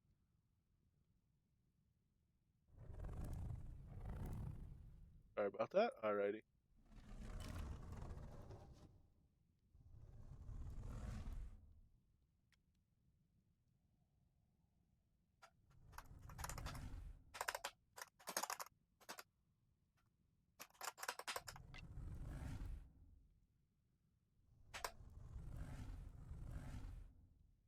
That's awesome. That's a huge improvement to PvP fishing. Asmodi's going to be very excited about that one, I think. Yeah, for sure. Yeah, exactly. Tomorrow night, Brave Coast PvP fishing tournament or competition, 1 hour competition. 1,000 Kodos prize money plus a floatsome container. Player economy, rewards, and loot changes. All loot drop iterations of the uncommon magical attunement rings now drop as common at an increased rate. At this point, all attunement ring drops should now be common here. So incidentally, that means if you see one that's uncommon dropping, I guess just file a bug report on it, as this loot table still is dropping uncommon ring, or greedily farm it in private. I guess that it's your prerogative, but they are supposed to all drop as common. Which, with the way the essences and stuff work, that changeover seems to be happening well and seems to be doing good things as far as market balance and resource balance. But I don't know how much the increased rate is. They went from uncommon to common at an increased rate. The increased rate is definitely not 4x. I don't even know if it's 2x. So attunement rings, I think, are going to become slightly rare, which I think is good. People were salvaging uncommon attunement rings for essences at a huge rate. They were not in limited enough supply. There was an overabundance of them, and now with more artifacts dropping more commonly as loot, it makes sense that you basically we exchanged a bunch of common attunement rings that no one was using for other various artifacts dropping as common. At least in my mind, that's kind of how the balances worked out.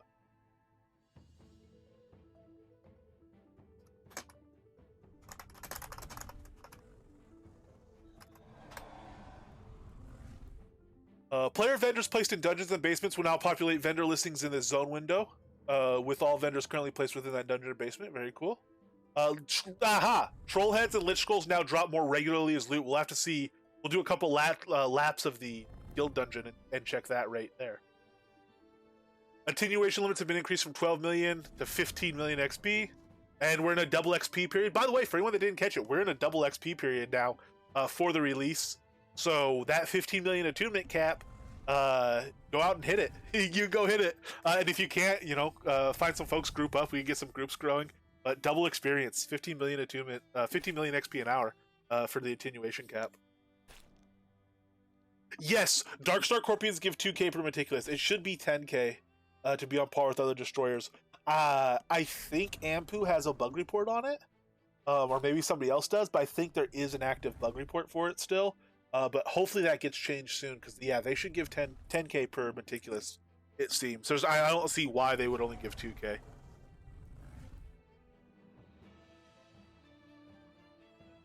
Subscribers to the reward program now receive greatly improved results from Obsidian potion effects. It looks like a 50% increase almost across the board. I don't know if it's intentional or not, but that 50% increase is not applying to the encumbrance capacity potion, where it would be 75%. But it applies to everything else, it seems, including the guidance potion. So the Obsidian guidance potion now, if you have a subscription, gives 450% learn speed, which means a full learn speed stack is now 450% plus 50% from Lost Veil buff, plus 100% from all 4 supply bundle learning foods, plus 100% from Lord British birthday cake, plus 10% from GM training or 15% from GM training. I don't actually know which one it is, but that means the total stack now that you could put on for learning speed buffs is 710 or 750%. Yeah, expedience is 60%, so it went from plus 40 to plus 60. So that was a 50% increase. And meticulous went from plus 10 to plus 15, so that was also a 50% increase. Look, 300 to 450 on guidance, and then the durability effectiveness went from 25 to 37.5. So 50% increase there, an extra 12.5 percentage points. This durability effectiveness, by the way, being at 37.5, means if you take the Elysium buff, you use this potion, and you take your passive skills up pretty high, you don't really need the exceptionals, and you don't really need enchantment buffs on your gear to get your gear preservation incredibly high and take very, very little gear damage.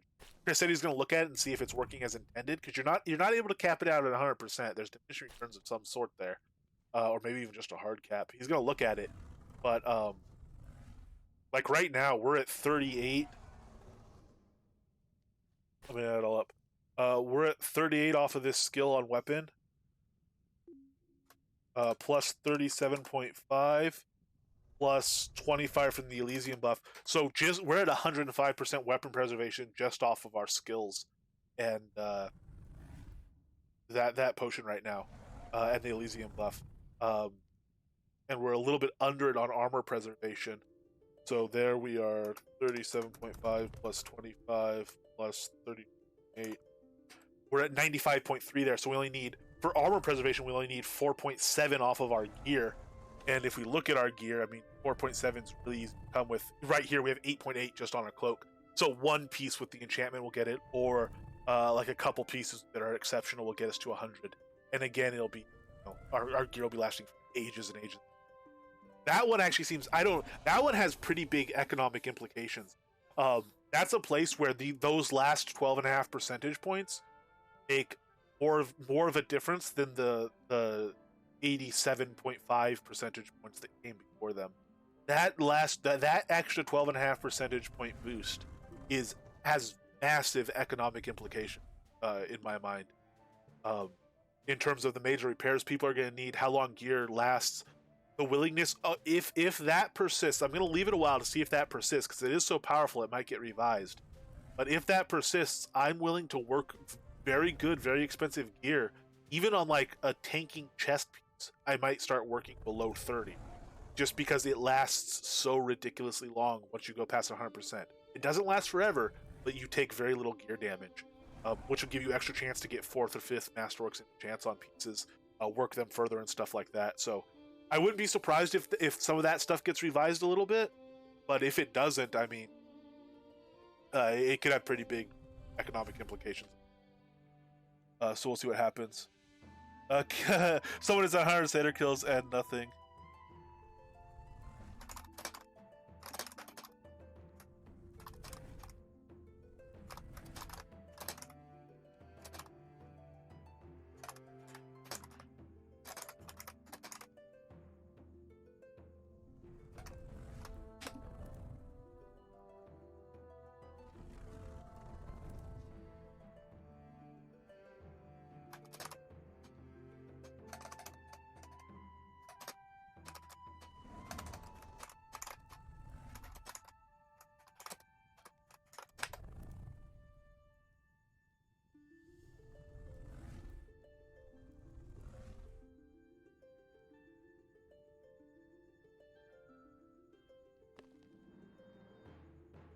Alrighty, where are we? User interface Lua and performance changes. Subscribers to the reward program now receive 24 extra deck slots, doubling the amount available. That's really cool. Hotkey assignments are now available for the previous available decks, 13 to 24. So we have bindings for all of them. So if we go to options, controls, oh man, say it ain't so. Dr. H, you're right, man. We need Control, Alt, Shift, Double Tab, 7 to start binding stuff. Equip deck 48. Look at that. So these decks aren't available to us, unless we're subscribers. But if we're subscribers, we could bind everything. Oh, look at this. This changes absolutely. Oh, man. Yes. Okay. I've been waiting a long time for this. So I need to change this because to make it easier, I need deck 10 to bind to control pad 0. Why aren't I using keypad 0? Because it's nearby players. I need to change what my nearby No, I don't, because I don't need a 0. So I could do left control 0 for this, and it'll be fine.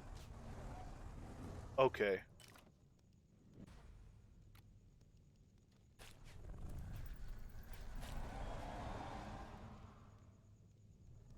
Yes, Signal, that is an awesome change.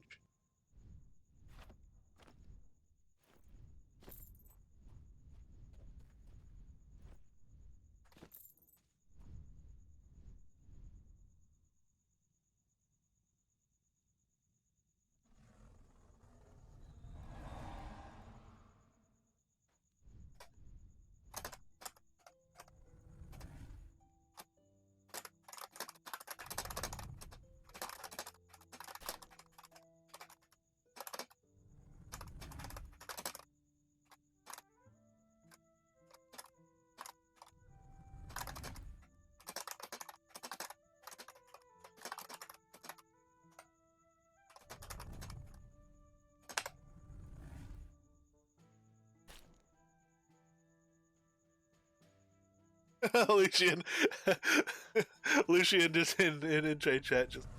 Oh, that sucks. I wanted it so that fishing poles had damage like a polearm, so you could be polearm fishing spec. Actually, he said so you could be polearm fishing spec for the win. The going out of combat quicker when you're attacked while fishing is going to be is a fantastic change. All right, so being able to tile those decks. Speaking of fantastic changes, being able to tile the decks, we're gonna work on deck ties. I'm gonna have to rename my deck so that I can see what they're on, what hotkeys are on and stuff. That's gonna be like that's a very big deal. That's gonna be a huge quality of life improvement for me, and it's gonna lead. There's a lot of times where I basically sacrifice effectiveness and versatility because I'm too lazy to reorder my deck list so that stuff comes up into the keybind section. That doesn't have to happen. It's going to make me a lot more likely to try out new things and to actually switch into context-appropriate decks and stuff like that. Maybe tie my crafting rings to decks again. Do that for like slots 30 on and stuff like that. Oh, man. I'm all over that. That's really nice. Lua functionality has been greatly improved. UI elements function more quickly than before, and many new commands, functions, and hooks are now available. Listed in this forum thread maintained by Devil Cult. I'll do a direct link to that one for anyone that wants to look. And I'll take a quick glance at it. We talked about some stuff before that's in there. That leads to the API documentation. You can look through there, and he actually highlights stuff. So, green is the latest edition. Character information, UI, enumerations. Little tooltip popped up. UI functions, UI pre-made scripts, global functions have all been touched, and new information added to them. He has a really good job maintaining this. So Shroud Get Player Combat Mode. Is a boolean that's returned yes or no for if a player's in combat. UI changes, that's the text anchor stuff. That's a lot of the performance increase. That's going to let people making Lua mods make much more performant Lua mods. And the UI function stuff sounds really cool. It sounds more versatile too. sounds like a performance increase and a versatility increase, or at least it makes making good UIs easier. It sounds like from watch from I've he's been talking about with folks in the forum in the Discord as well. Excuse me, Discord, and reading those conversations. It sounds like it's going to make making better UIs easier on top of being more performant, just better from a user experience point of view. So anyway, that's the link to us. If you want to read through that stuff in detail, I know, I'm not going to try to explain it because I'm just barely on the verge of understanding it myself, and I know most players are on the UI, the Lua using side, not the not the Lua creating side. So that's left as an exercise to the viewer. Didn't even eat food. Might have to have our strength. Oh, Submarine Mike, man, you're gonna be 550 club here soon. You're gonna be moving on up. New inky functions are the new inky function. Sean, we could have a zombie, crafted zombie conversationalist. You walk up to the zombie conversationalist, you try to talk to it, and it just says brains and breaks into the zombie emote. That's a thing we can do now. It's a thing we're gonna go do later, probably. We'll see if we get to it today, but absolutely fantastic. And how are you doing, Sean Paxler? Hey, thank you for the resub as well. Yeah, I'm really, really excited about the Lua stuff, and especially to see what people do with, like, in Haven. If you go to Haven's Ridge, there's some really good conversationalists there. There's great conversationalists spread throughout Novia now, and I've been talking with some of these people. I was talking with Lucian the other day about what about the changes, and he's already the gears in his head are already turning. He's already getting excited about all the stuff he's gonna do. There's going to be a lot of stuff, I think, coming out from players.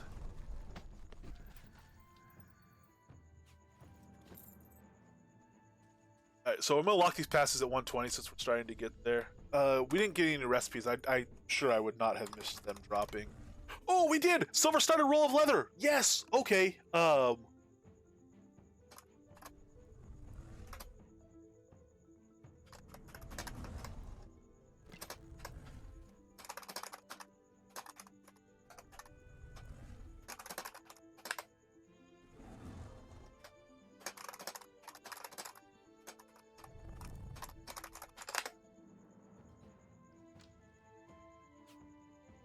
Okay, let's finish up this. Oh no, this section is huge.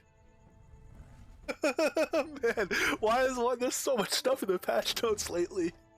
I was thinking we had to get. Oh, that's okay. No, that's the next section. That's world quests and miscellaneous changes. That's another huge section after this. Let's finish up this user interface section, and then we'll go look at some harder stuff. Then we'll come back and look at the world quest and miscellaneous changes in a bit.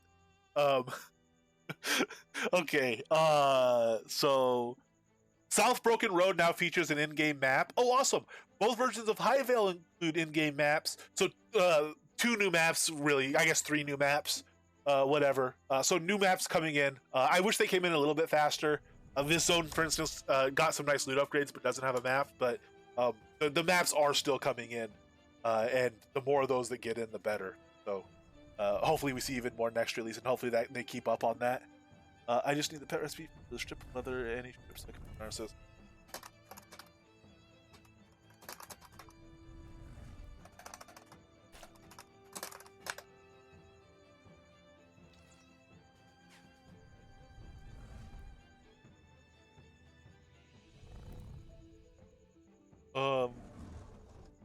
Going AFK no longer causes your avatar to sit, which means you can dance the night away. If you're dancing, you'll just keep dancing forever. Pet follow settings will now be remembered between sessions and scene loads. Ooh, cool. We were having some trickiness with that. Even within a scene load, we were getting some stuff switching off for no reason, it seemed. So we'll keep an eye on that and see if that's looking a little bit smoother.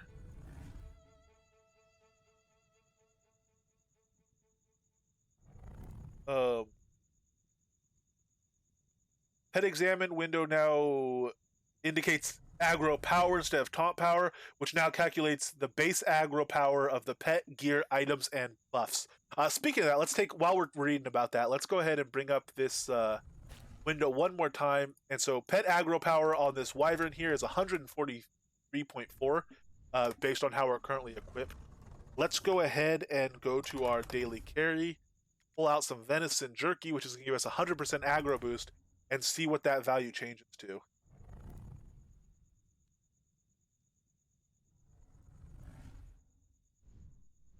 Nothing. Let's see about refreshing, though.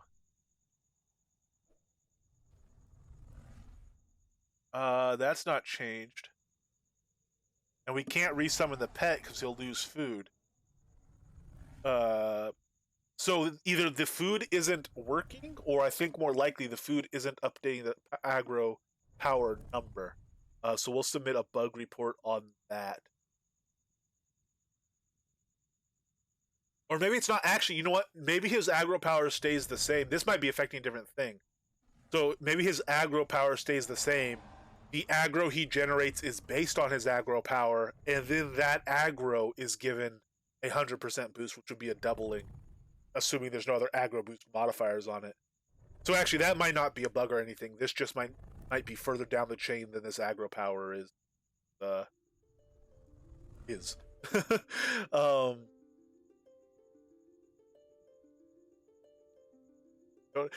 Dorn has become so super strong. For anyone that missed it in Universe Chat, he's walking around with so much strength that he can carry 150 random deco items on him and not even realize.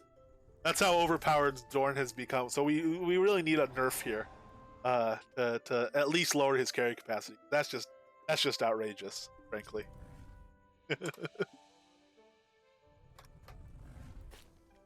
Speaking as someone who would gladly earth spec again just for the carry capacity. Just that carry capacity. Oh, and we have a sale, which means we have a new sale item because it's 11 o'clock, well, 1 p.m. New Britannian time. And we should be on 2-hour sales for a while. I think we're going to get 2-hour promo sales going for the release. 3,294 ambiguous units. You say ambiguous units. They actually are pounds. There's only one place in game that refers to the actual weight with a unit. It might not be intended. It might have just slipped in. But canonically speaking, at least in my mind, we use pounds. They might be Novian pounds, New Britannian pounds. They might not be actual avoirdupois, U.S. standard pounds that we're used to. But we do use pounds. Because if I over-encumber myself with stuff, it will say over-encumbered, weight 43,000 out of 1,200, over capacity by 3,070.3 pounds. So the over-encumbrance tooltip does denote the unit pounds. That, as far as I know, that's the only place in game where that statistic, the weight, is given an actual unit. People say stones a lot. That's kind of the running thing. It's good that it's not stones, because if it's stones, it'd be outrageous if it was stones. It's ridiculous carrying 3,000 pounds to begin with, but carrying 3,000 stones is just even more off the charts. And it means stuff weighs a ridiculous amount. Pounds make sense if you look at the weight of a lot of items. Obviously, some stuff is kind of skewed to be practical. That's unavoidable, but a lot of the units do, a piece of food might weigh 1 unit, and a meal might well weigh 1 pound. That's reasonable. This pet food right here weighs 9 pounds. Oh no, that's value. It weighs 0.8 pounds for rabbit pate. That's reasonable. Weighing 0.8 stones is less. That's an 11-pound rabbit pate. That's a big meal. So, it could be. It could be a big difference.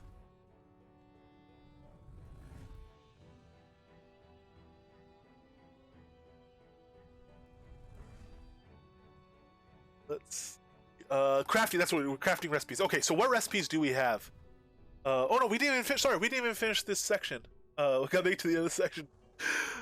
Eviction times have been increased to 60 days to allow players more time to catch up on unpaid rent for the tax properties. And what that's going to do is carry us through to next release. At the very least, we'll actually this is worth. Work is already underway to develop non-destructive evictions by programmer extraordinaire Wizard Smoke. This new feature will place decorated property to the property manager interface, the magic moving interface, rather than disassembling it and dumping individual items into players' banks. This feature will become available soon, so stay tuned. And what Chris said in Universe Chat next release, it sounds like is their target for that, from what he said in Universe. So that I think is awesome. The 60-day extension I think was a really good move. Hey, we found a Zeke. The 60-day extension I think was a really good move. Dumping it into Magic Mover I think is going to be even good, even better. What? Someone a wyvern on you.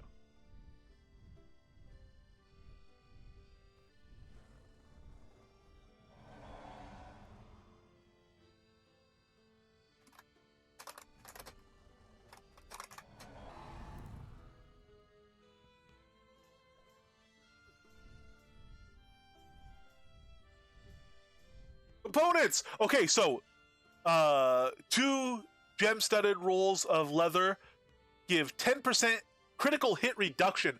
So this is defensive component that's going to give. That's a pretty good hit reduction. So we get 3 of those. You do 90%. You can almost do a full stack over the 3 slots. I think if you go DPS or if you go defense skewed.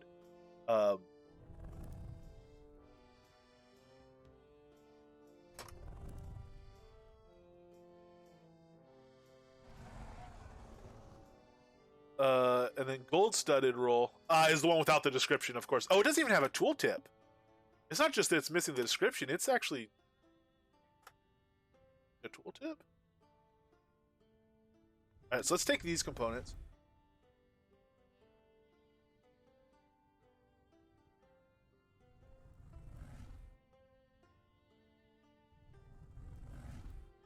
Looking into using rent reserves. YJR. I'm not sure. Am I missing something there? Using. I think what you're saying is that the tax credit will automatically apply to whatever is about to expire.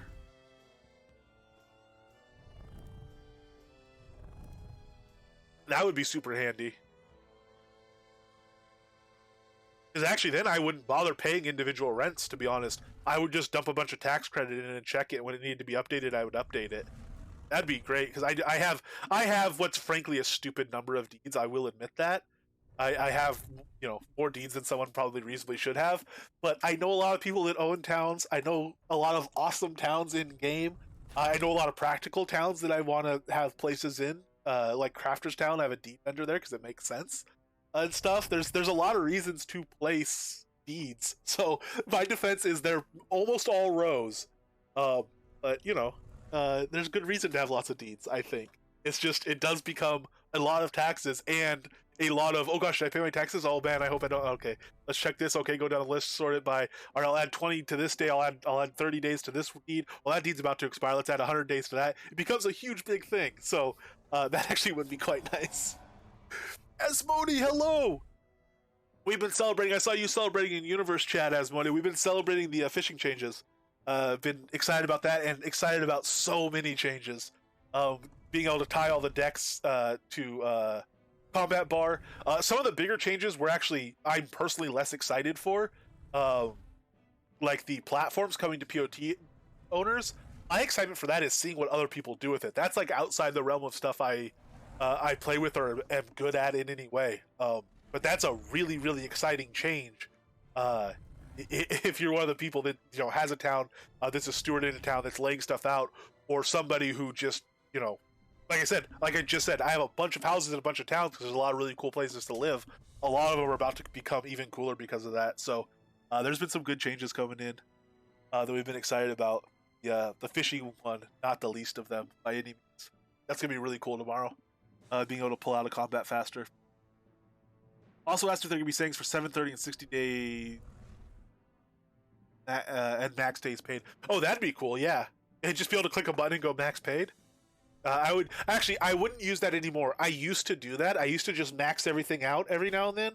What I would do is sort by duration, and anything that had less than 119, which is the tax-free duration, I would up to max. I had to stop doing that because I couldn't afford it. That would right now leave me like millions of gold tied up in taxes. I just didn't want to have that much gold tied up in taxes, but It would be handy, just not for me anymore. Okay, so the first round of sales today, we have Decorative Urn 5-pack, Medium Treasure Pile.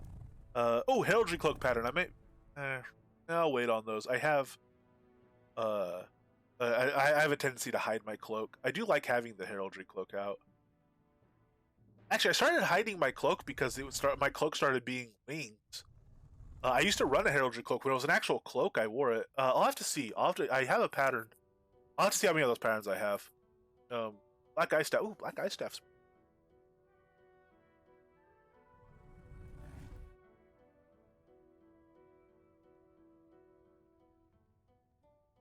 a good one for a death. Ooh, and conversationalists with all these inky changes. Got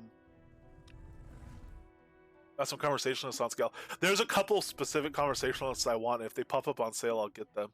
I want them for specific things. I have all my accounts with over 1 million gold in tax returns. Yeah, exactly. It starts getting really expensive. I mean, it's really, really nice, especially if you're switching between different accounts. Like on Wide Swamps, you know, he's not able to afford prepaying taxes a lot. He doesn't, you know, the whole thing is that everything he has, he's earned by adventuring and stuff. So I can't just go prepay his taxes and not have to worry about it. We have to like kind of log in and keep him up, and being able to pay further in advance really is, you know, liberating because I don't have to worry about... His house fell to the bank earlier, before and stuff. So now I'm really trying to not have that happen, because once you start bringing deco into stuff, it's a real pain if it falls. Hopefully soon it'll just go to Magic Mover and it won't be as big of a deal, but it really is. If you have houses on multiple accounts, being able to prepay is nice. That is somewhere I still prepay to the max, is if it's not going to be on my main account, because there's some novelty ones here. Like Lava Lunch has a Lava Lunch deed, because that was before you could name lots. I have a Templar publishing deed, because we have like an infos and guides thing, so it's on the wrong lot. I need to sort all that out. I gotta spend a whole day just sorting out deeds. I also have PA deeds placed in POT towns, and I want to replace those with POT, free up my place anywhere deed and other things. Yeah, exactly. Yeah, and same here. It's taking me years, and I didn't realize how much property I had until someone was like, "Why do you have such a ridiculous amount of property?" Because I would just, you know, add. Again, for me, it's mostly row lots. I just add a piece here and there, and it kind of got out of control. But whatever. I said I don't feel the need to defend it, because in my mind, there's legitimate reason to live in a dozen towns in this game. Yeah, and it got to the point where I just couldn't afford to prepay them all the way, because that part got out of hand. My deed lust outpaced my gold earning. Don't ask. Okay. Well, what we will do is we're gonna pause on release notes. I'll look at world, quest, and miscellaneous changes coming up here. Oh, Aether creatures are out. We'll no longer spawn in the world. Sorry, I'm already starting to look at it. We're gonna come back to release notes in a bit and finish them off. Playing dodgeball. Leather ball dodging, playing dodgeball. Very nice. Let's get this recipe. Let's learn these 2 recipes that we have, and we have some strips from Gwendolyn. We'll send some of those back. If anything I have recipes for, if anyone needs it, let me know, and I will send over whatever I can on these new pet things. I'm going to be a little greedy on materials that people send me that I don't have recipes for, because I want to get a copy of all this stuff for testing, and I'm going to use my village lot here that has the test dungeon to start putting stuff out on display for people to come and check the stats on it as well. So I don't want to give away too much of that stuff, because I want to have enough for testing and for examples for display and stuff like that. So let's get the silver studded roll. So a silver ingot, 8 curing salt, and 2 leathers. Very nice. And the leather ball of dodging is going to take 3 studded rolls and 1 studded strip. It also takes some regular leather and some thread. And so this is, because this is a defensive thing, it's taking 3 rolls and a strip. If it were a DPS thing, it would take 3 strips and 1 roll. So we don't have any strips. We're gonna have to get some strips.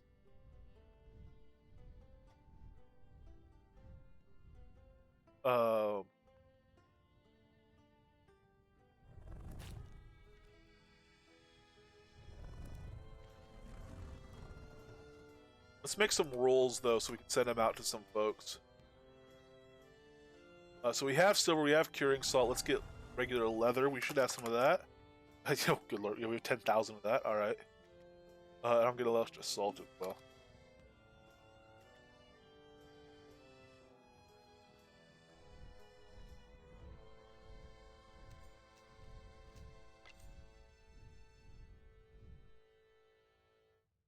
Okay, for sure, Gwendolyn. Thank you, thank you. I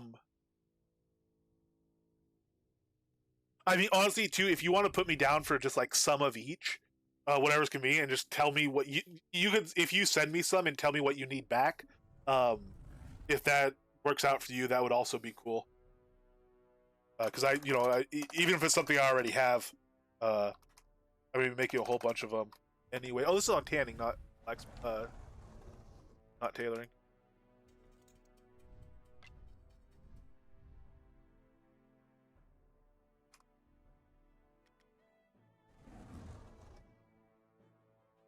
Oh, so let's do one real quick. Let me go to my main tab. And we crafted it first time exceptional, and we got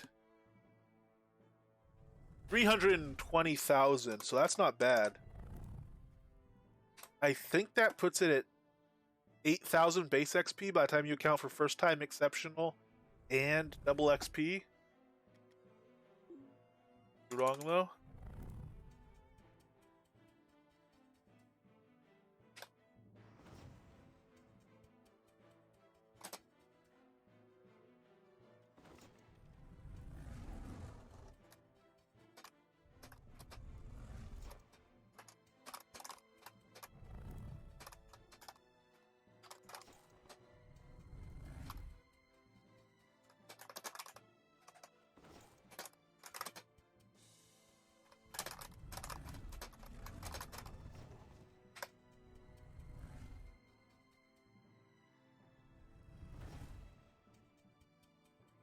They don't seem too expensive mat wise, but don't want to make too many. Go ahead and actual item. Yeah, completely understand.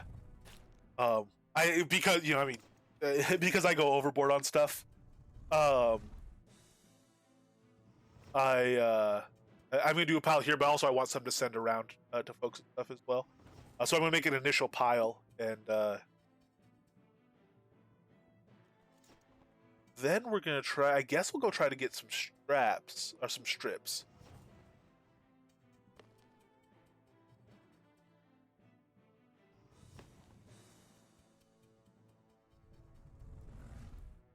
Let's bring up that list. Let's look at what strips we might want. Bronze does sound good in DPS. I'm guessing it's crit, and that's what I would like. So that's the Ulfheim. So maybe now that we're not reading Dracos, maybe we'll do a run through Ulfheim and kill the dragon until we get it. And the Blood Igman sounds like has a good chance as well. That might be the place to go. Spectral Peak, Satyrs, and Fawns. That's also a T10. Yeah, so some of these strips and Despairs. So all of the strips actually drop from pretty high level places. The rolls are lower level. North Drakvault Spur, South Drakvault Spur. Graph Gem Mines is low level. It's the hardest of those. And Skeletons, which are harder mobs. But so it looks like rolls are off easier stuff. Strips are off the harder stuff. And so that's where it's going to kind of come in together. Is higher level players will be able to sell their strip recipes, and lower level players will be able to farm up and sell the roll recipes.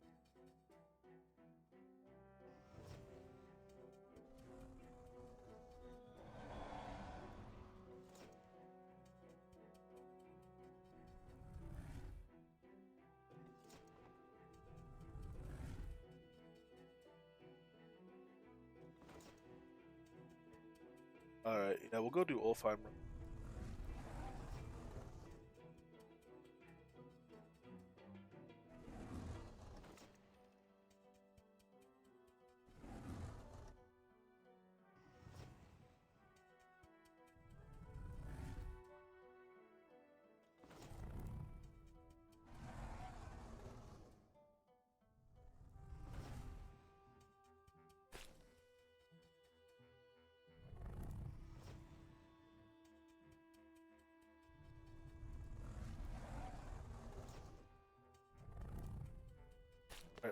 we'll stop here. That'll be 38, like 38 or 39.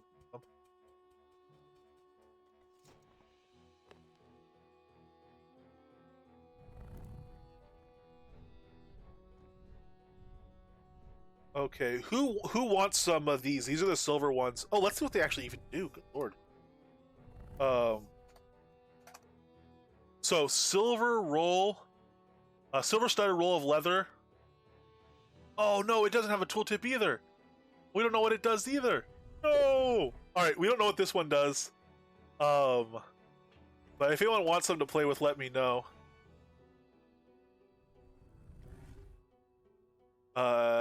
I'll send a dozen over to you, Gwendolyn. If you have people that want, whatever you're doing, don't worry about anything on those.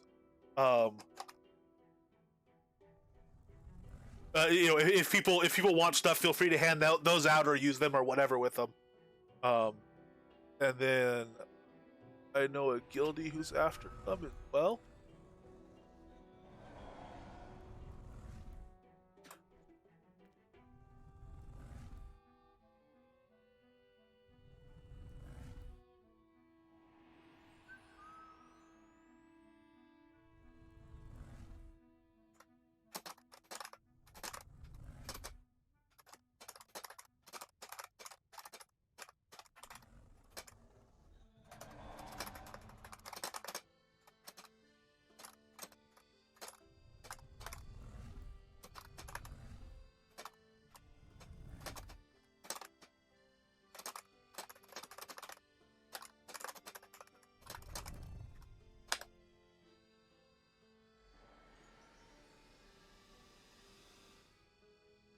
Spending silver on stuff that could go into taming collars and necklaces.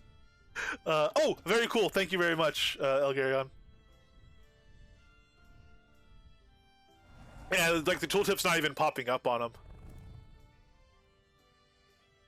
Oh man, we have to see what the new drop rate is on stuff too. Oh, I want to do that Lich circuit. We're gonna wait on the Lich. I can take the Wyvern to the Lich circuit.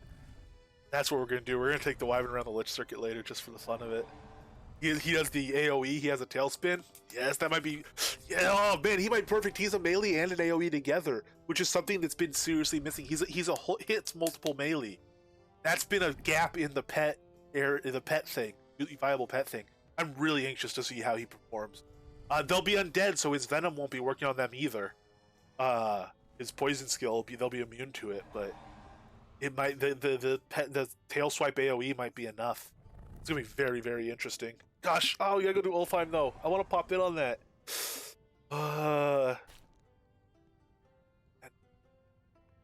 Let's drop your hits.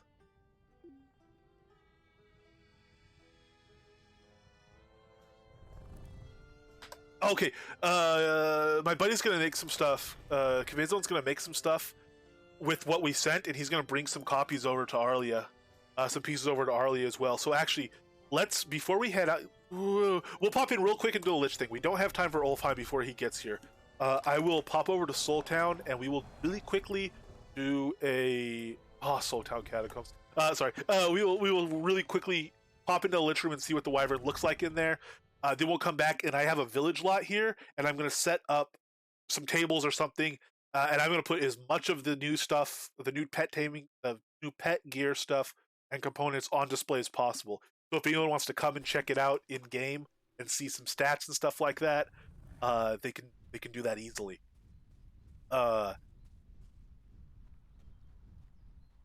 So. Yeah, that's our plan for the next whatever hour or so. We'll see. We'll see. I don't know. I'll be on for a little while longer yet. On this release day. Look at that! I like that giant wyvern flying behind you. See, I really hope he's a nice viable pet because I mean, you got to give him style points. He wins on style. He's a lot bigger than I thought he was going to be. Well.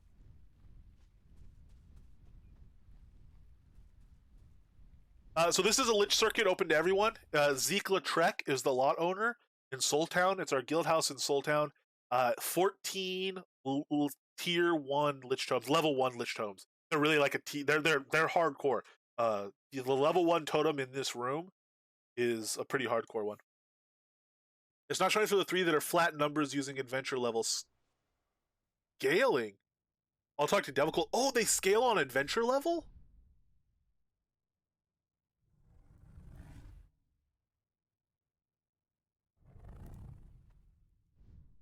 This is all very interesting stuff. Hey, let's buff this pet up. Flat number 1. Wow. Okay. Cool. Cool. Um. Okay. Yeah. This is gonna be very interesting.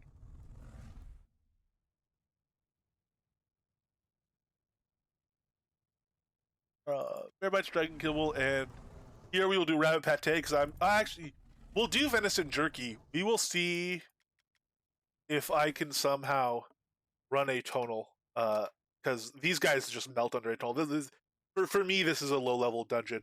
I will say level 1 random encounter 3. This is the final room of the Compendium of Pain and Suffering, and it has like 14 mobs in it or something.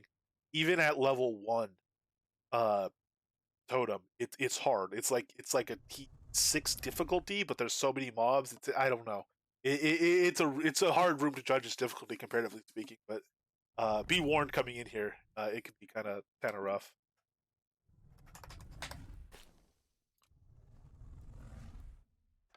Right, soon these will all be tied. We're gonna have to tie all these quick. One, taming, and so we'll do taming coop as our primary deck.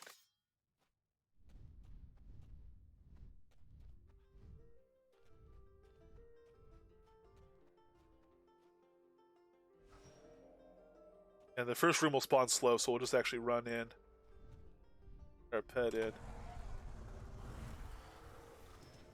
start getting our stacks going.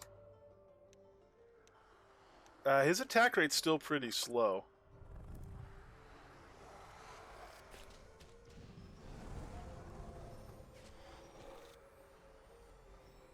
Do we have any Lich Skulls on us? Okay, we don't.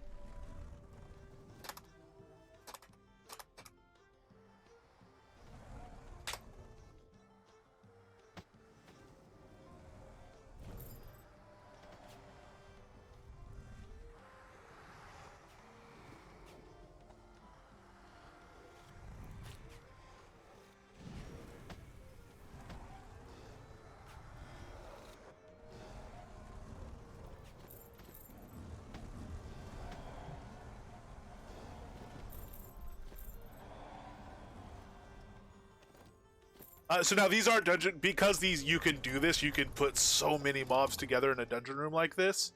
Um, these guys have really reduced. Oh, okay. Percent ones are just a percent. Okay, cool, cool. These guys have reduced loot tables.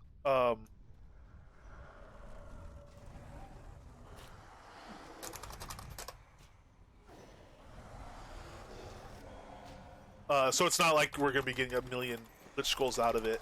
But before it would look like he was averaging about 2 Lich Skulls per round of 14 rooms. 2 or 3 is about what folks myself were included were getting, primarily off the mages. So we'll see what kind of increase we might have gotten here. Unless these loot tables didn't get increased. Now, I mean, we're almost at eternal stuff now. Die if we're not careful because that's not holding aggro.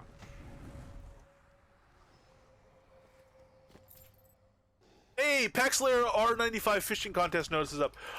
Sean, if you can link that in stream chat, it would be appreciated, and also I'll get a command linked to it. So we have a bot command to bring up the link to it.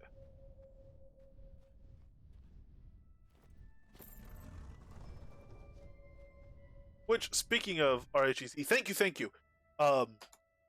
Tomorrow I'll link. There's one for both types, but tomorrow there'll be an RHEC PvP competition. There's a link there to the RHEC PvP thread, and that'll feature the new reduced feline times when attacked.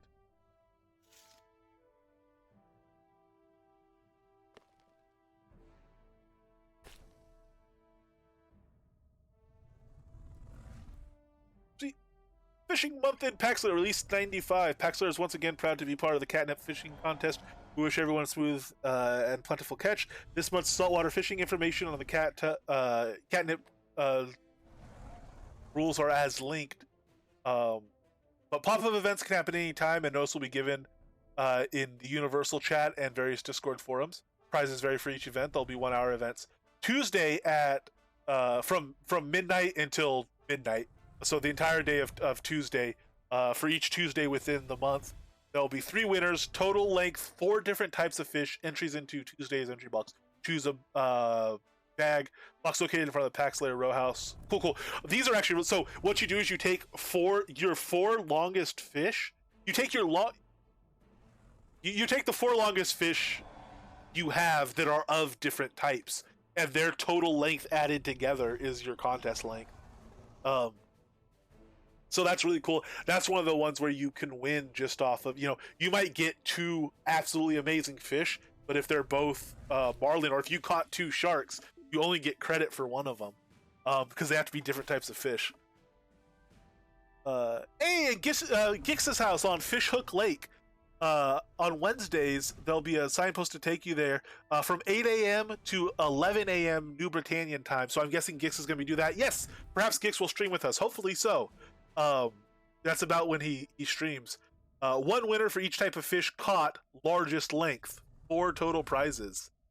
So there you turn in your longest fish, I guess, of each type as well, and just whoever has the longest of each type will win. And then on Sundays from 8 p.m. to 10 p.m. Central Standard Time, New Britannian time, return of fishing with Winfield. Return to the magical days of fishing with Winfield, a staple of early events in Soda's history. Hoping to get DJ assistance. Come hang out and enjoy a freeze prize bag at the end of the evening. Awesome.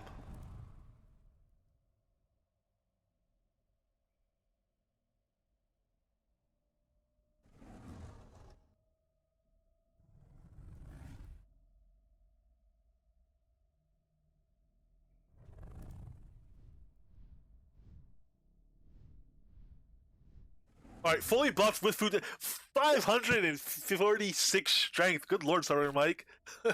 that's a big boost over 509 or whatever you claimed a day or 2 ago. Yeah, you're gonna be poking through 550 really soon. It sounds like.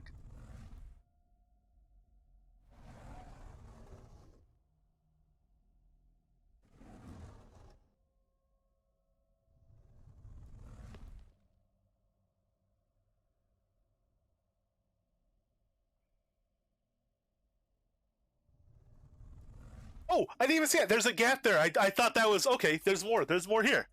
Fish Head Mask Dance Part. Oh wow. Saturday, November 20th, 7 p.m. New Britannian time. Until who knows? Because we could dance the night away right now. Because we won't go to sleep if we're we won't sit down if we just try to dance the night away. Dueling Archers Tavern in Paxlayer. DJ music will be provided. Participation prize bags for those wearing a fish head mask. If anyone is short a fish head mask, talk to me. I found a set of fish head masks with the town vendor search. The day it came in, we were running around. We got some extra fish head masks, so I know I have extras. So if anyone needs one for the fish masquerade, let me know. And dress to impress. Best 2 overall fish outfits win 200 kodos each.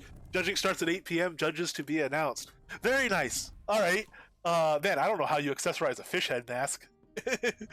It's fairly repulsive. I don't know what you could add to it. I mean, the eye is going to be drawn to the giant fish head. Let's face it. Whatever else you wear, the eye is going to go to the gaping trout mouth. I think.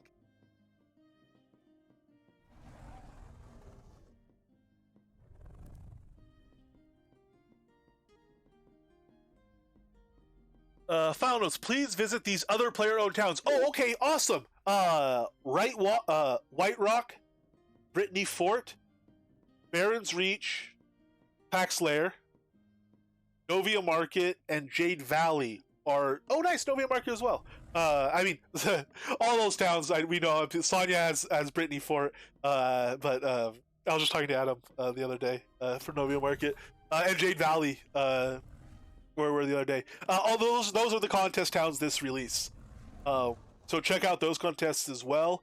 And the other R95 locations for this release are Aerie, Xenos, and Ardoris.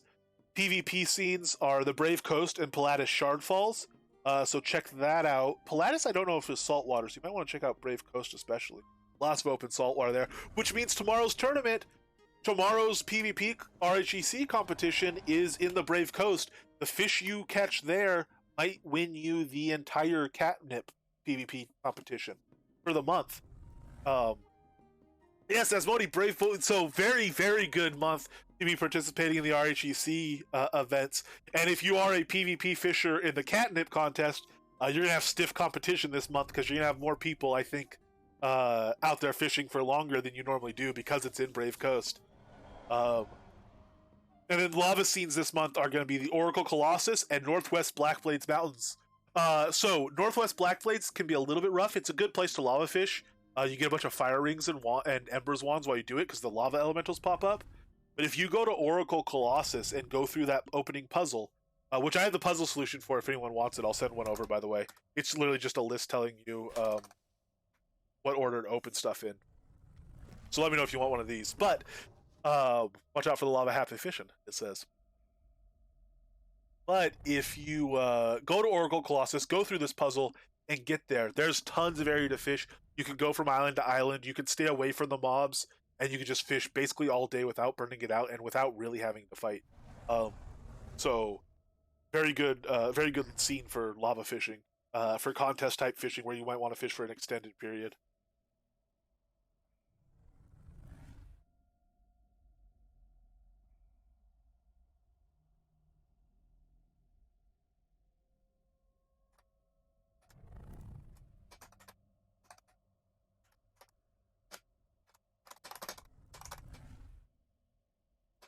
All right, so sorry, I'm just talking with K-Bazone. He actually he doesn't have a strip recipe for what we were going to do. He's going to send a harness over for us to look at. So I'm just going to go straight. We'll check out Lich Heads coming up. We did 2 rooms without getting one. I am going to go and see about getting an Ulfheim harness recipe.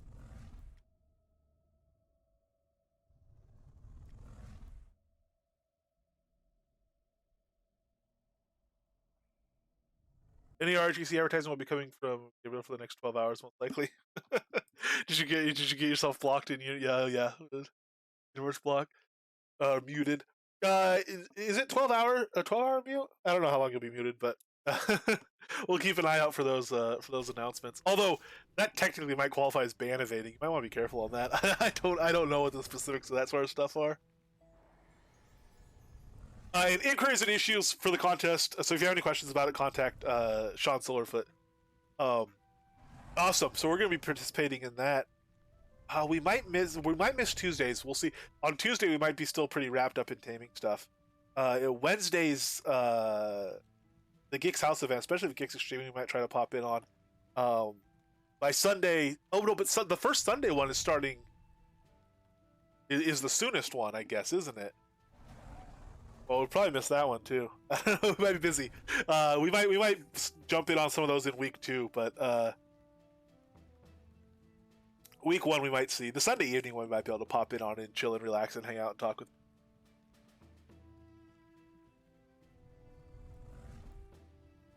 Let me get a thing.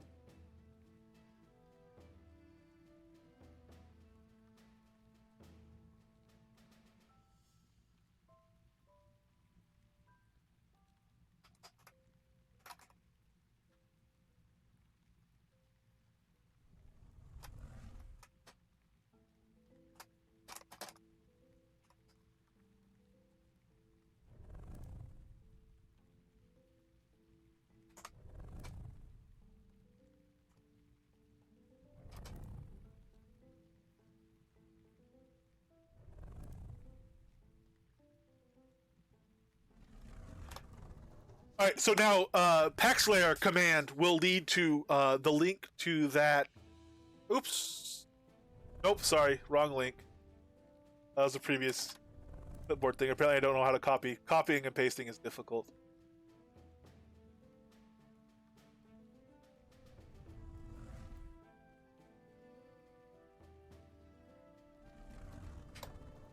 There we go. Now Paxlayer leads to the appropriate page. Copy pasta. If you want to bring that up and look at the information on that, that's the page for it. Anyone feel free to use that. Everyone could summon that command, even if you're not a follower. I think literally everybody. And then if any point, Sean or Winfield or whoever, but at any point, if you want the Paxlayer command changed or you want a different command for that or whatever, just let me know. The bot commands really are. If anyone ever wants one for any event or anything, their YouTube channel, anything, pretty much tell me and I'll throw it in. It's not, they're very useful, nice things to do. There's times when I've not been streaming where I've used them just to grab a link because I didn't have it bookmarked, and it's easier for me than looking at bookmarks, even when I do have them marked sometimes. So I quite like the bot commands.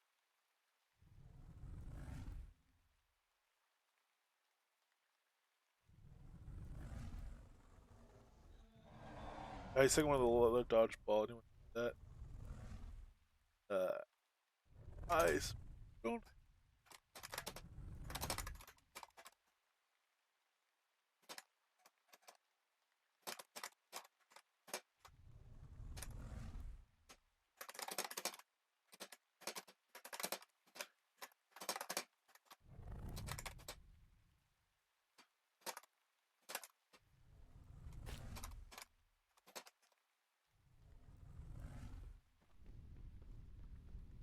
So we're gonna do this. We'll do this with the Croc because he's tried and true. Actually, you know what? We're gonna do Spider because he moves faster here. So we're gonna do Man Smasher, Biter, Spider. Bring him out. I don't remember how it came about. I'm sorry. I honestly don't remember if it was a suggestion or how it came about. But I really enjoy that we are naming our pets according to accomplishments they've made. To the point where I wouldn't be, I might end up with 2 or 3 different legendary Crocs just because they have different names, just for the fun of it. They've done different things, but I think that was a very fun way to go about it. I'll have him attack there. Get a hold aggro on those. Let's buff him up. I will go with daily carry, pet food. Here we will go bear bites, dragon kibble, and venison jerky. I'm going to put the aggro on him. Over the attack speed, even of rabbit pate. Oh, and I, for myself, actually wouldn't mind a little nibble of some forest pie, give myself that extra health. Also buff my deafness for a little bit of extra bow damage, and my might. Oh, I ran out of might, dang it. Bummer. I want that mostly for extra health. Do extra bow damage. Oh well, okay. Obsidian wolves, we'll skin them.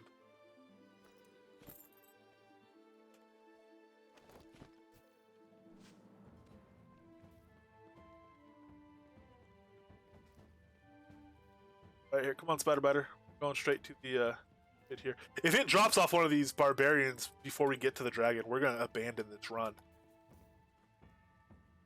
I guess we might as well get a rough timing of it just so we have an idea of how long it takes.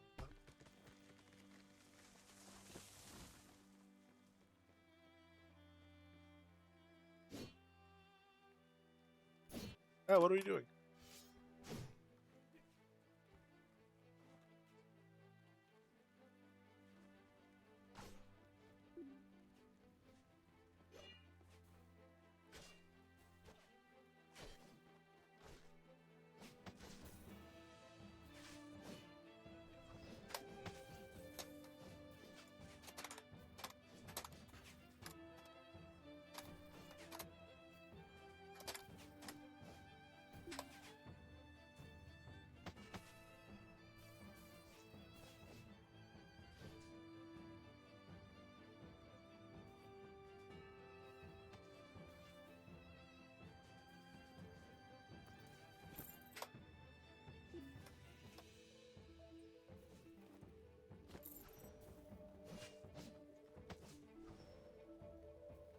Whoa, whoa! Why are we not locked in? We've not even started the wave event yet.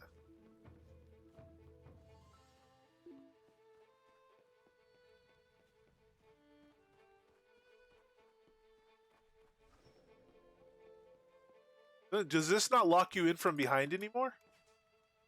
I wonder if that was a change. That might be in the release notes. We stopped reading for a while to catch up on some actual gathering and play and whatnot. We're gonna get to the world, the quest changes, world changes, and stuff like that coming up here in a bit. Do at least one Ulfheim run through though. I need a Rolling Blades deck, maybe. Help out the pet a little bit more, but without the aggro draw that is caused by atonal.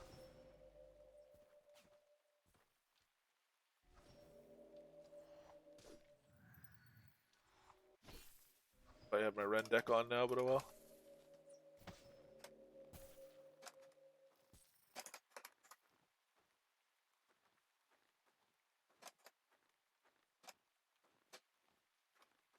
For anyone that did Mystic Universe, Chris said double XP and sales will last till Tuesday at noon, unless he forgets, is what he said. He said, unless I forget to turn it off. So, that was Modi.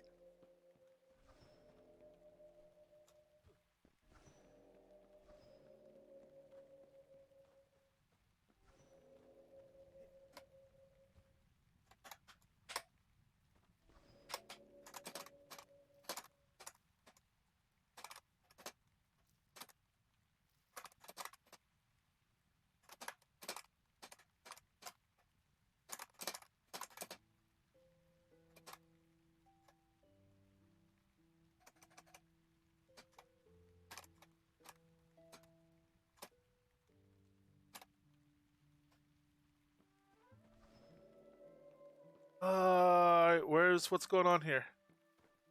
Door being open is making me really nervous.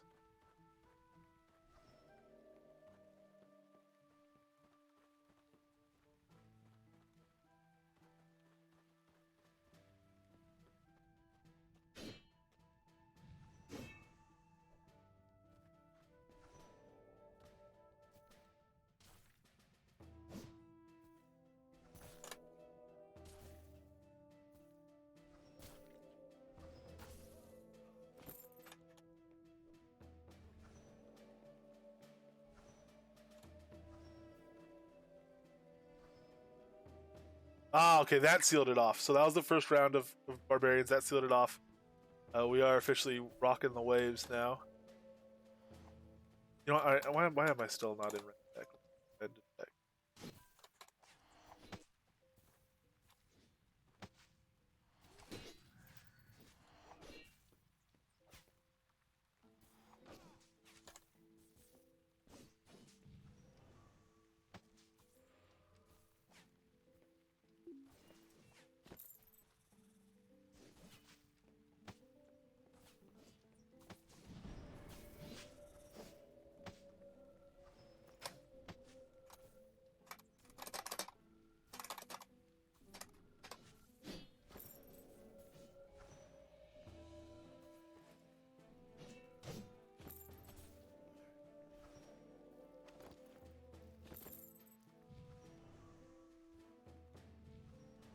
Yes. So Dr. H, if you're still hanging out here, if you want to be the Spider Master for now, as it were, we have some guild stuff. I have some dungeon stuff. If you wanted to put it, if you're doing that, expanding out a spider dungeon, um, I think there's some extra rooms and soon to be some extra essences that we could get to get that a little more expanded a little bit quicker. Where are the aggro coming? Spider, grab it. Sorry, getting confused by taming. But let me know kind of what you're thinking and where you're going on dungeon stuff, and any way we could get more awesomer leader stuff faster. We'll try to do that.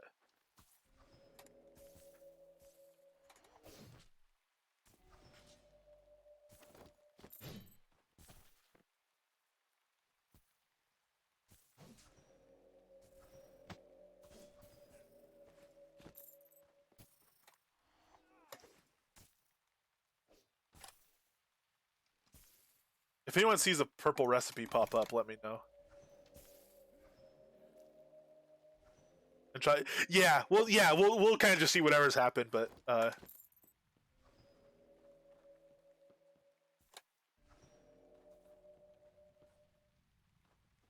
it's definitely looking like it's going to be some exciting some exciting stuff. I'm interested. So yeah, man, I'm really interested in what's happening in the spider rooms. So at level 6, first of all, I wonder how hard it's going to be to make the totems. I wonder how essence droppy the essence will be. Like if resolute sewers are even a 50% drop rate, we'll be able to get some pretty high totems pretty quickly.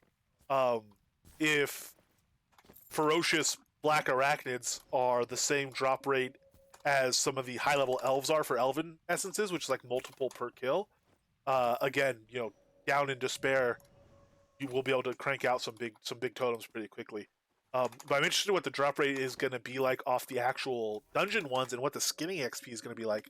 It might, I mean, it's potential crafting XP in a dungeon, which could be very dangerous, but could also be very interesting. So we'll see what the balance is like and what things look like, but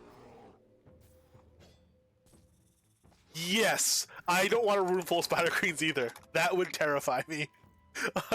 The spider queen herself is enough of a pill. But we'll see. We'll have to test stuff out. Another good thing is eventually we'll be on QA. We'll have this stuff on QA. Maybe even right now on QA, if you go there in fishing encounter, there are level 6 elf totems, level 6 troll totems, level 2 totems. You can grab them. You can grab the rooms. You can test stuff out. We might get high level spider totems on QA, just given by the devs, by Ravelox, I think specifically, to test out. If not, once the essences get onto QA, we can build higher level rooms on QA first before committing essences to them, and see what the mob's gonna be like. See if it's something it's looking cool or not. But I mean, dungeons have always been long-term big projects, and this isn't going to be any different. So, as exciting as it is to run out and get this stuff and have this new stuff and start playing with it, certainly at low levels, it shouldn't be too rough. At the same time, it's going to be a long-term project, I think, to have a big dungeon of any of this stuff, especially spider essences, where the essences are going to be brand new. Oh, why am I skin? I need not skin stuff. So normally I don't kill these barbarians coming through, but since they could drop the recipe, actually, the best thing is probably not to kill them coming through. We'll go straight to the wave event up top, because that's just the greatest number of barbarians.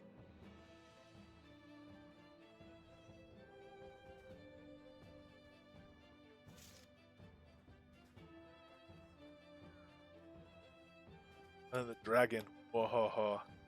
Hopefully I don't die. Hopefully Spider Biter does well in there.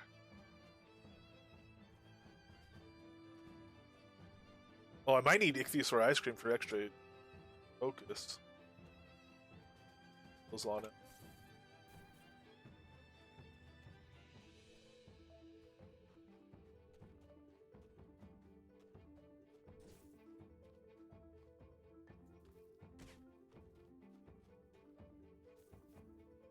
Gotta play the drums for extra enemies.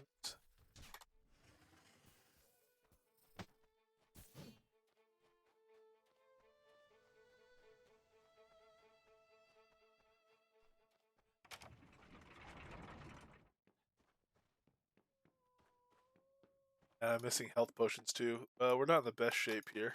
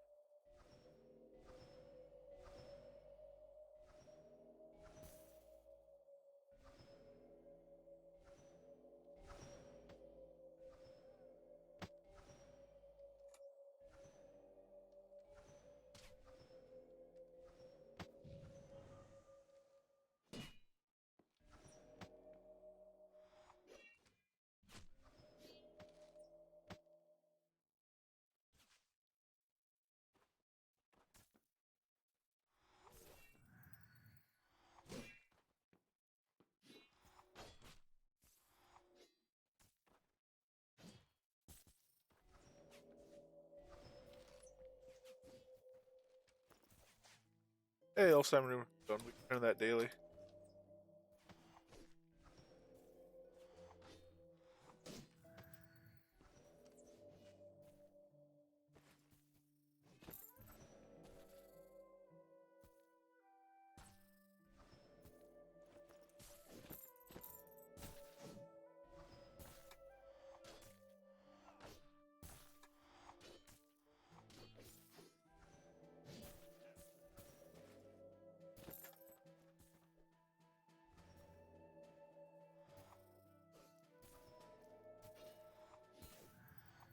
Oh, why is my Ren doing 0 damage to him? Or was it? Was that Spider Venom doing 0 damage?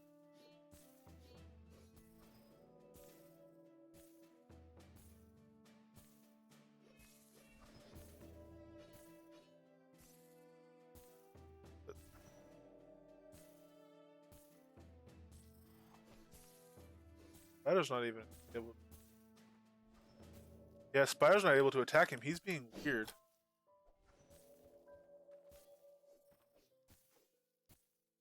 He's like not. He's healing. He's out of combat. He's, I think, spawning in a place where he. Now Spider's attacking. I don't know. This guy's being.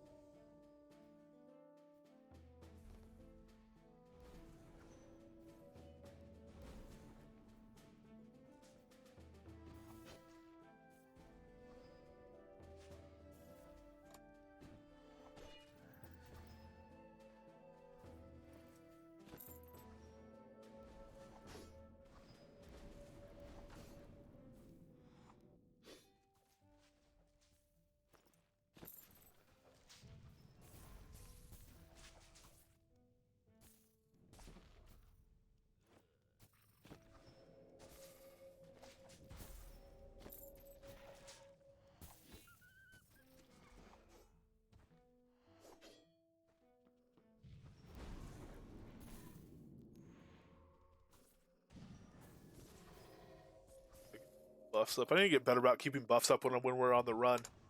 Um, all right, we are in final area, and that's already buffed.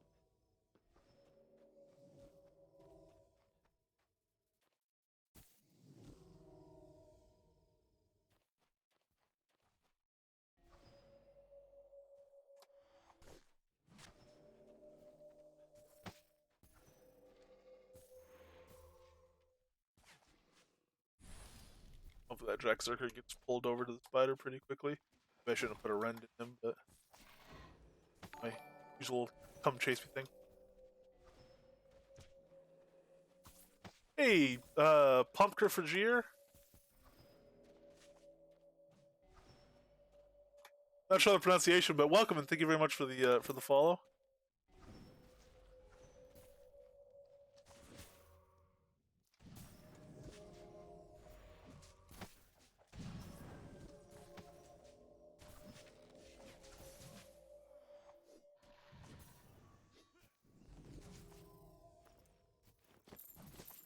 Hey, Tamer, call it off that guy. That's appreciated.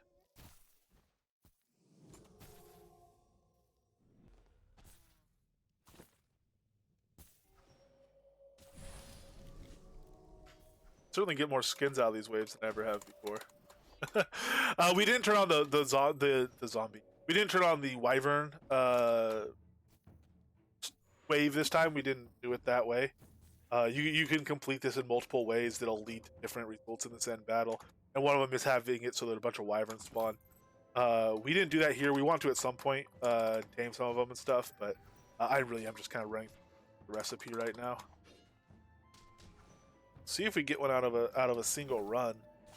I am definitely cool with having rare drops on this stuff though. So we're going to be killing. So it has a chance to drop off all the barbarians. It has a higher chance off the Blood Eggman and off the dragon itself. Is a pretty high chance, though not 100%. Elgarion said so. Um, we'll just do this wave event until we get one, and it shouldn't be too crazy.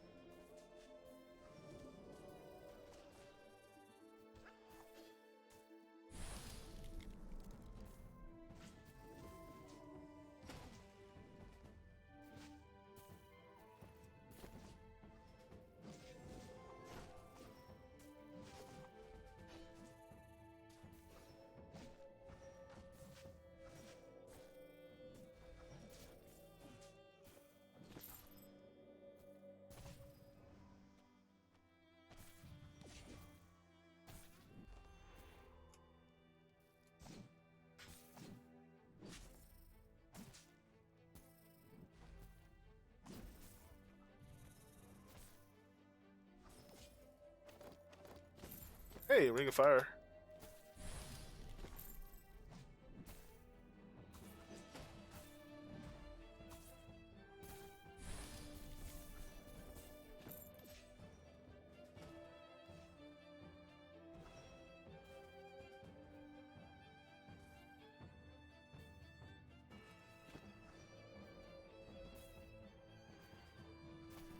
Oh, we're gonna make some Warlock chains. Yes! I gotta kill millions of demons. Luckily, I think I know a buddy, a guildie, who's quite down to kill demons pretty much any time. We can go there, we can hang out there together. We did that the other day. A few of us went and just killed demons for a while and hung around and had a good time. Got amazing loot, too. I don't know if we were doing above average or if the loot off them is just really amazing all the time. Still / now. But it was a good little session. With Torpo, I have a 571 strength. Forgot about that one too. Good lord, man. We were just talking like, oh man, 530, 540. I bet you'll be hitting 540, 550. Now it's, dude, you might as well just go for 600. I mean, good lord.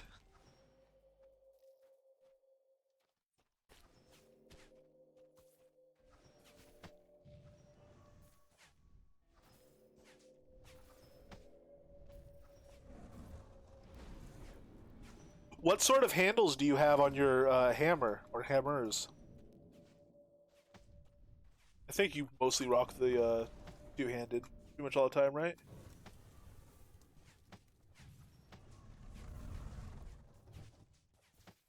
Yeah, so the Ancient White's still coming indoors.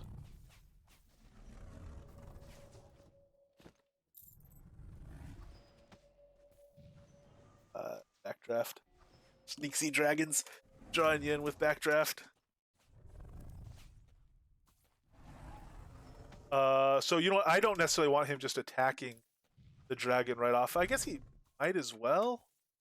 It doesn't really matter. He can sink the damage from the other stuff just fine.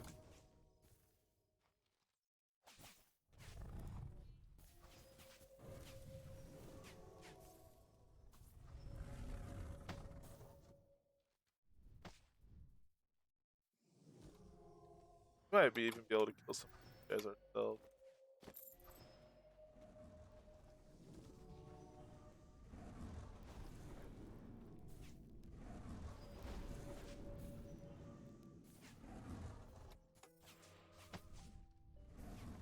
Let's get poison on those. So actually, you know what we should probably do is poison arrows and auto attack, and keep poison in the dragon.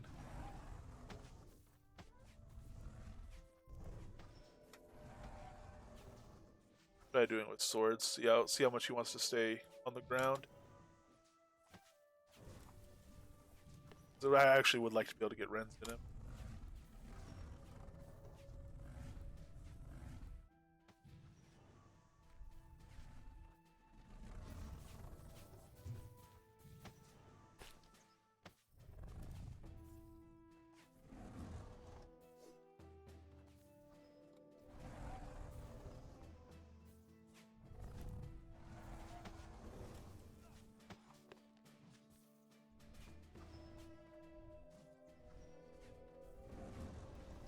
This is again though. This is a very nice, chill, relaxed Wolfheim fight compared to a lot of them. Because of this build. So we could 4600. We can start doing coup on him. I should have put in those extra Rens while they were there and stacked, but we'll start stacking our coup in anticipation of that. It's going down pretty quick. Focus spot for it. Auto attack and we'll get the best we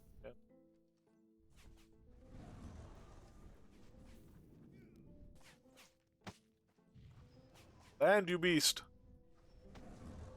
Troll belts, yes indeed. Troll belts, warlock chains, staffs of death, anarchy, all of it, man. Double XP, go for it, all of it. Oh, almost there. Okay, good. Land so I can do coup.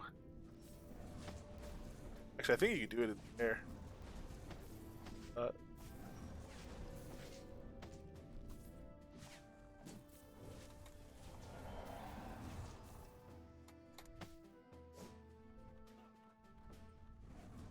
Venomathar, you shall die.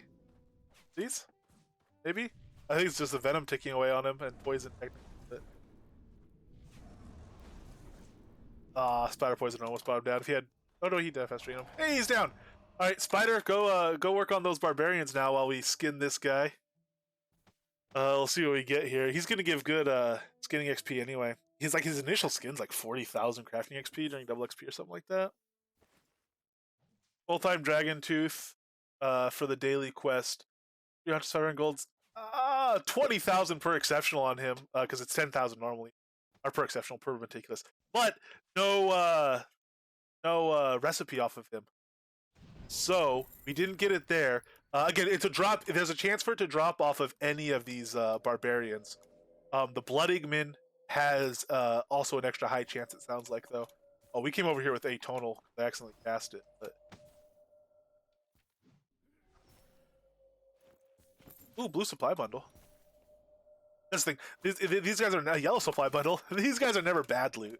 They're not the best, depending on your build that you can go get if you're able to do this fight. Because this is if this is a T8 plus zone, you see this guy's yellow even at higher adventure level. It's a rough fight, but if you're able to do it, it's not bad loot. You might be able to find better loot in some places, but good.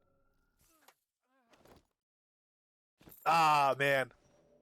He could drop the Dragon Tooth as well. We already got it off the dragon, so he didn't drop it. You only have one at a time. But he didn't have the recipe either. Okay, so let's reload. Let's chill here.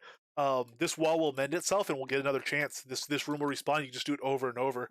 Which means if you want to do the daily, you get 2 chances. You get 2 Dragon Tooths per set of waves. One off the Blood Igman, one off the dragon. But you can just sit here and do this final spot as many times as you need to for everyone in your party to get a Dragon Tooth to turn in. And you can do it as many times. A lot of times, even though there's 2 teeth per dragon wave, a lot of times when I've been in a party, we've done it so that each player got a dragon skin. Just because, he also gives, he's a dragon, he gives gold, gems, haunches, serpent scales, all this stuff anyway, so.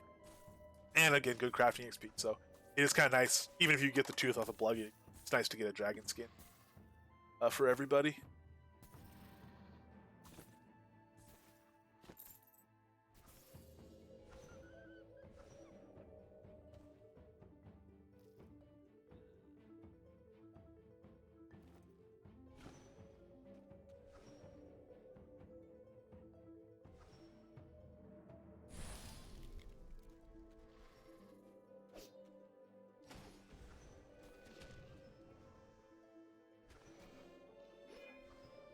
Attacking me, attack the spider.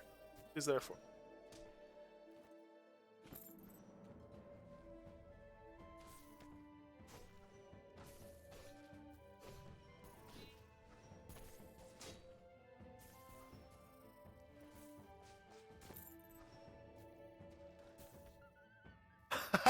Somebody like finding strength everywhere. 5 stacks of Savage on it. It's 606 strength. Good lord, man. So basically, what you're saying is when you told me, 509 strength, you lied to all of us. You lied to all of us. You were actually 100 strength above that, nearly. Actually, you go get a devotional. You go get if you're not taking the +5 strength, you could literally be 102 strength above. What he said the other day. No, man, that's good. That's nice strength right there. And especially like rock maple handles, if you had savage handles, a savage handle would add 5 strength, 2 savage handles would add 10 strength on top of that.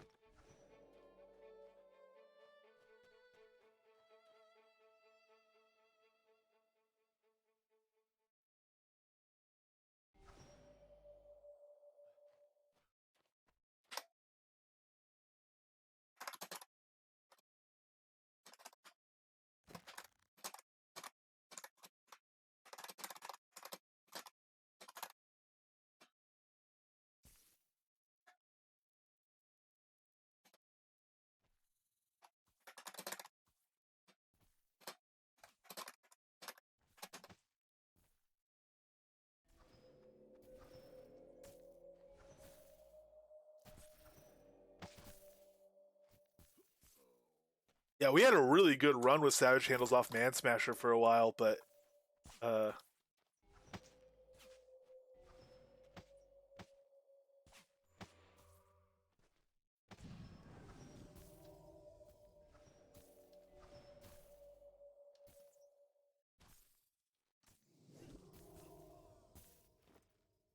hey, Brutal Butcher.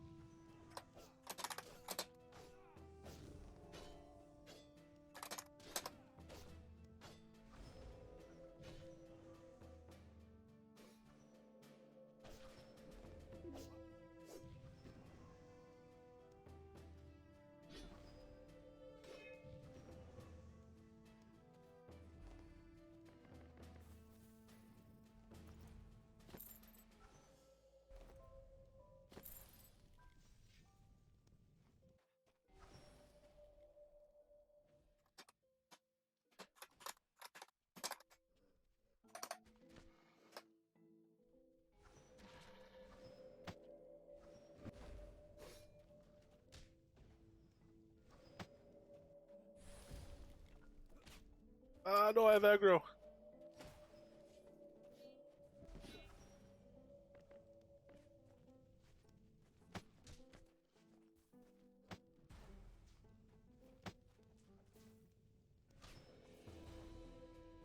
Oh no no, healing potion, come off. Go the spider, leave me alone, leave me alone.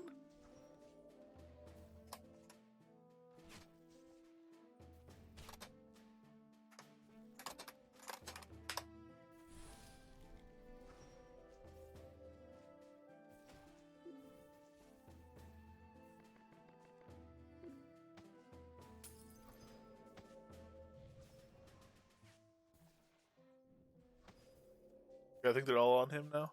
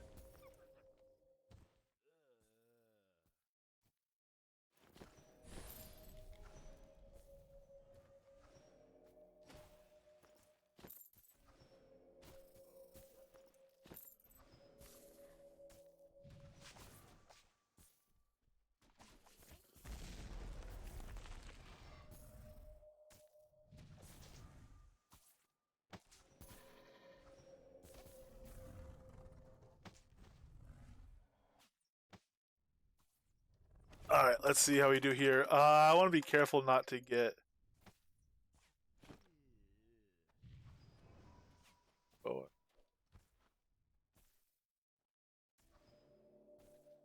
I don't want to. I really don't want to grab aggro on this wave. I want to conserve that healing potion. Otherwise, normally I would just take it.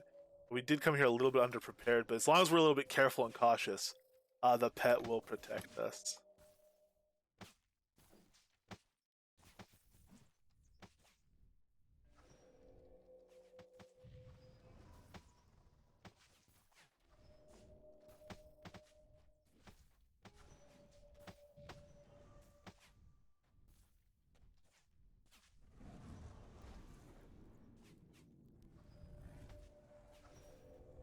To clear out the barbarians first this time. That's fine. I'm not going to do any sort of atonal or anything to help him. I'm going to hold off on my friend too. I'm just going to keep the coup deck on. I'll help finish off the stuff he's actually poking, like this if the opportunity comes up, because that stuff doesn't transfer aggro and it doesn't seem to generate aggro from other mobs very much. No, I don't have any. I have the dodgeball recipe, and I have the silver roll recipe.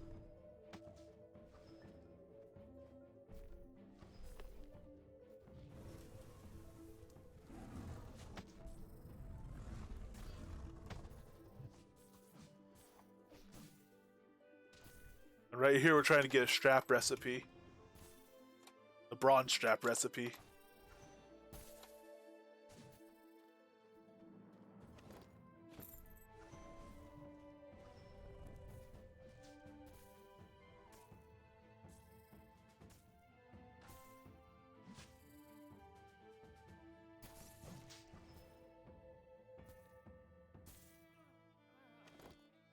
Ah, not off the Blood Eggman. All right, let's see if he can get him off the dragon. Go, Spider, go!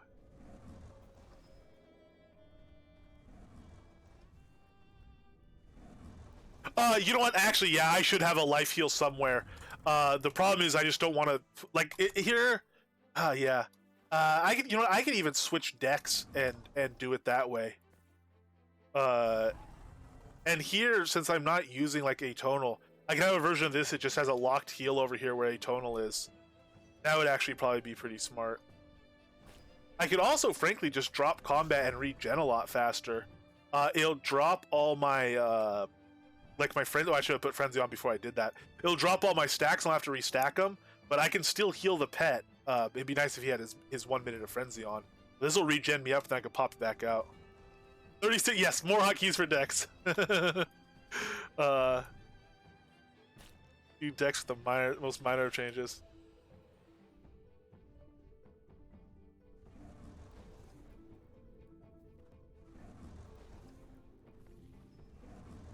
All right, so now we're healed up. We can pull this back out. I will switch. I'll do Rens into him now that it's just single target.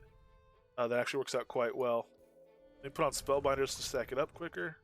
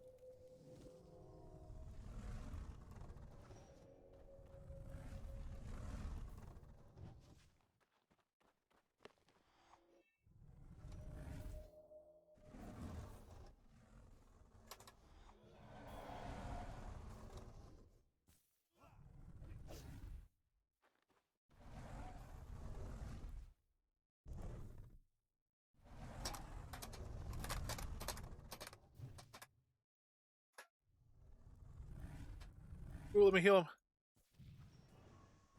Did I try to answer a universe question?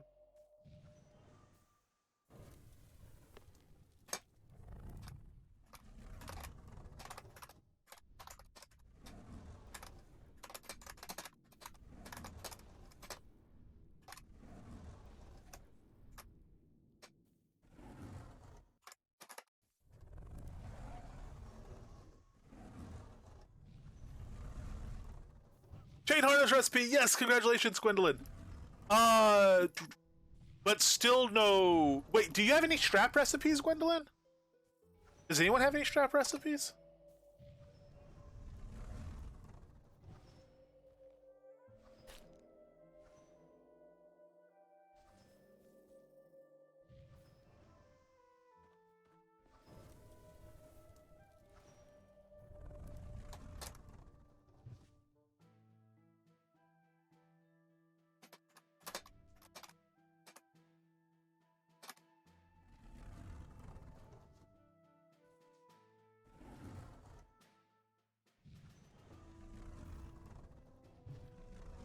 There is that can walk away from computer every few minutes.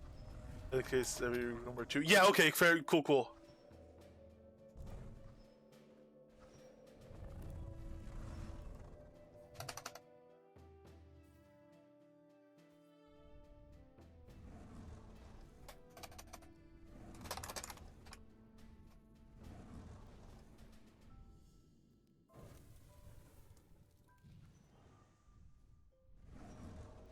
With my health like this, I'm not gonna sneak in for a rend or anything. Oh, we could put more fireflies on. More stack of fireflies now will give him full 100%. I'm still within backdraft range.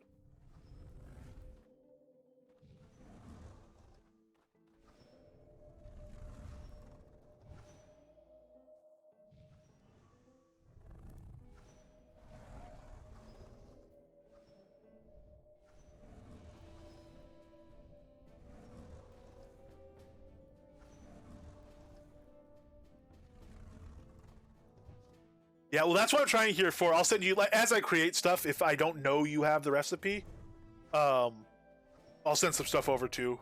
Again, for just whatever you want to do with it. Lord,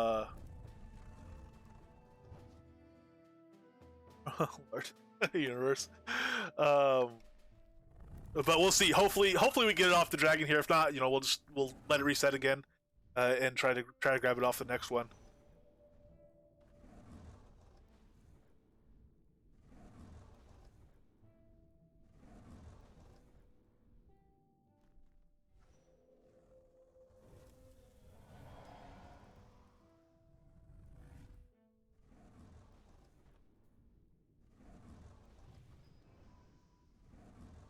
Saving that post.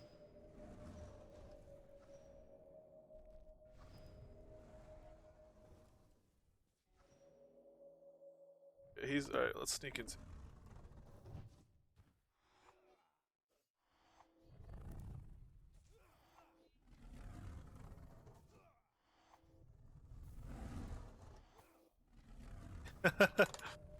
Well, we kind of helped. Get away. There we go. Good spider. Ooh, 146 rend. Oh, we got our rend way too high. Oh, that was rend, not coup. We were supposed to take that to 141. Oh well.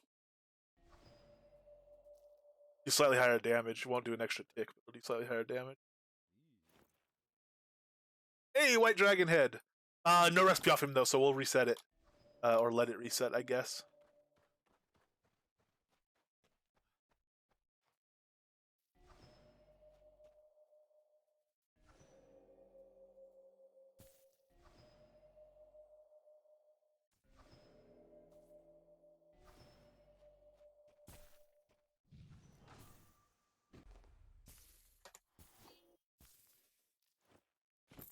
I'll just say, watch us get it off one of these guys now. It'd be almost anticlimactic at this point.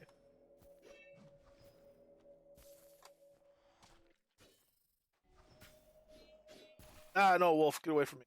Go the spider. Wolves hate spiders.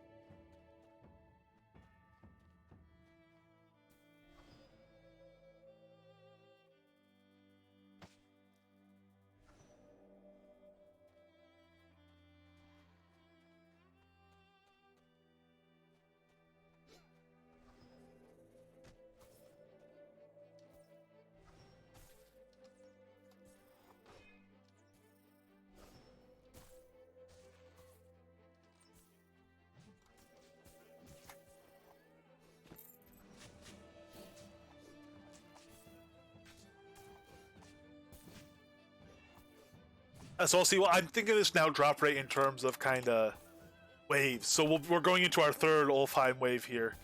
We'll see if we get a drop. I do like that it's not a guaranteed drop. I like. I mean, I'm a sucker for rare drops. I think they're fun, especially on something like a recipe where once you have it, it's lasting forever. Um, and this is a very doable thing. You know, people were doing this in episode 1 without Bard in groups of people are doing it solo, but in groups of 3 or 4 people at adventure levels. Around adventure level 100, just with some good experience in the build experience in terms of having used your build for a while and knowing how it works and stuff. So it's definitely, if the recipe is in demand and fairly rare, it's something that it's good group content for a lot of people. That's also quite rewarding potentially. So I think having some rare drops, even rare drops that like everybody wants, it can seem kind of harsh in some ways, but I think it actually is. It can add a lot of fun. There could be a lot of value in that. Um, but I may also just be having bad luck, or we might get this next round and actually that was really good luck because it actually is even more rare than that indicates. But we'll see how many rounds it takes. There's a recipe, but not the one we're after. It'll be highlighted nice and purple for us when it comes.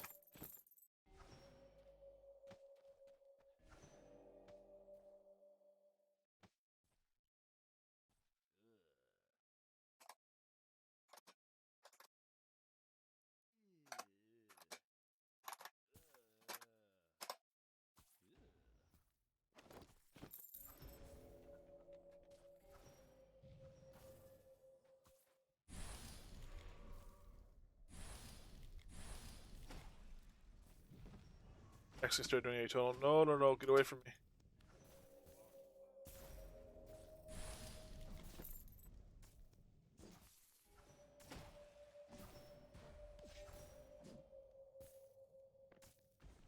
Potion. Okay.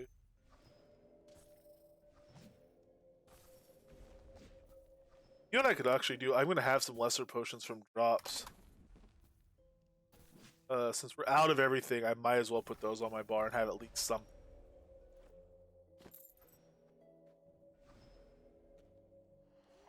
Oh no, I don't want to rend that guy. Not the one that's better.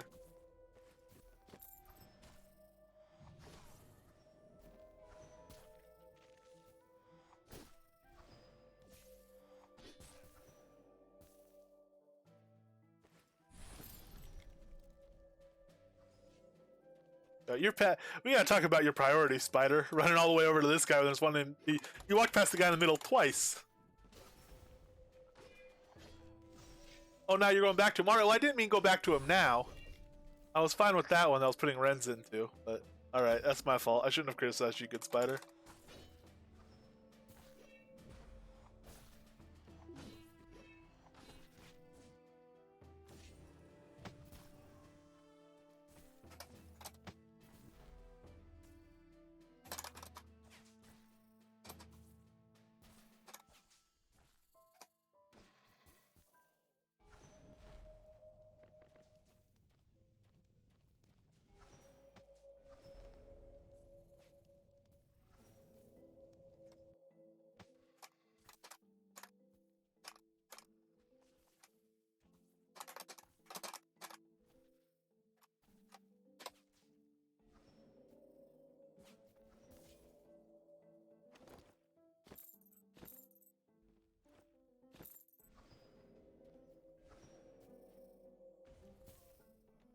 Over encumbered, but that doesn't really matter.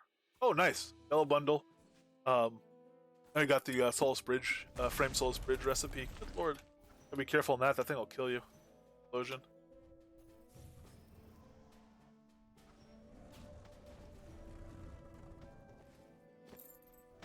Ah, don't hit me.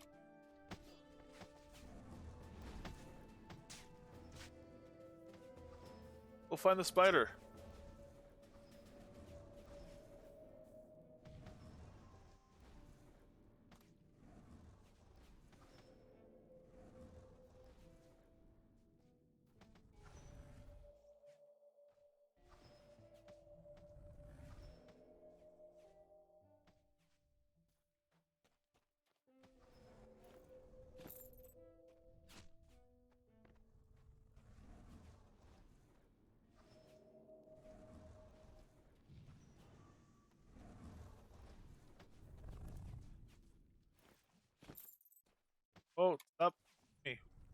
who even hit me there?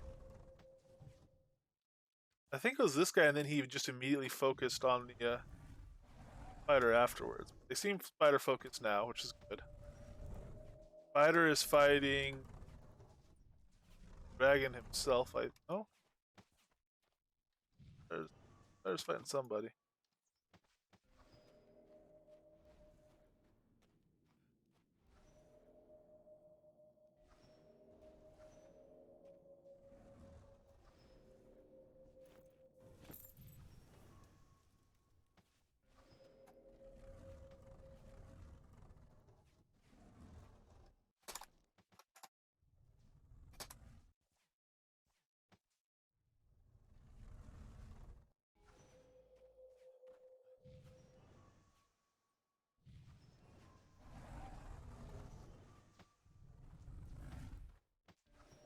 Oh, all right. I'm backing out.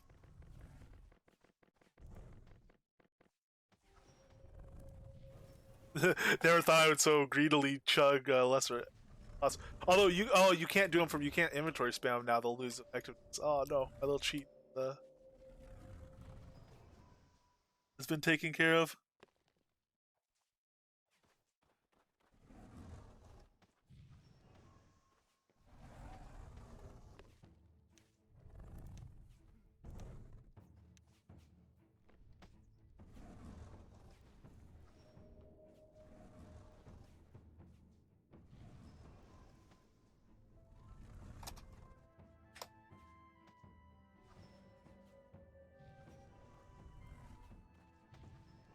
Oh gosh, man, that backdraft has some serious range on it.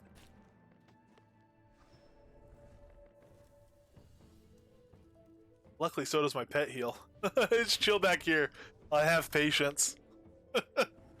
Rather be a living person watching stuff die slowly than a dead person watching stuff not die at all.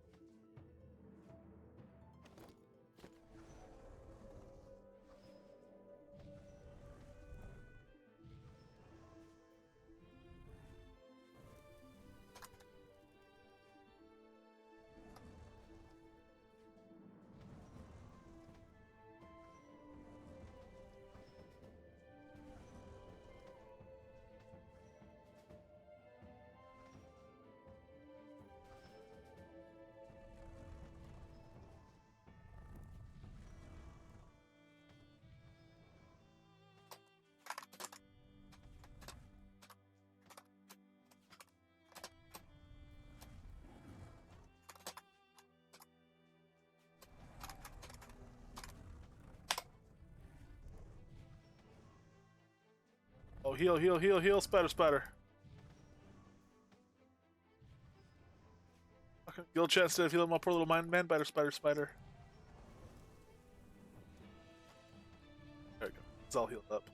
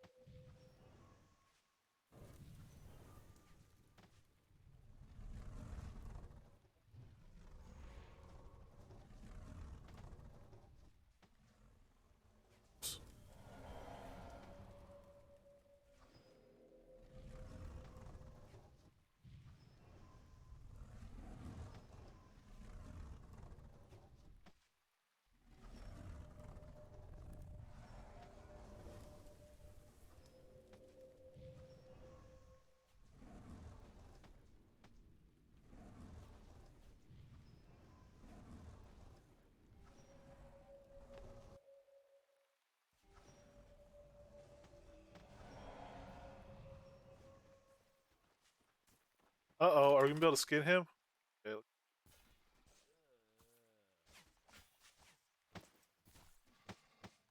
Moonring scales. Recipe off him. We'll move through this other stuff a lot more quickly than we moved through that dragon. It is nice to be able to just run and skin him with all these mobs. Once the pet has established aggro, if you're not doing anything to actively take it, you're pretty safe hanging around doing, going, skinning, gathering, doing whatever. Too bad there's no mining node out here. But here I can actually start coming in now that there's no AoE damage done and putting on further buffs for him.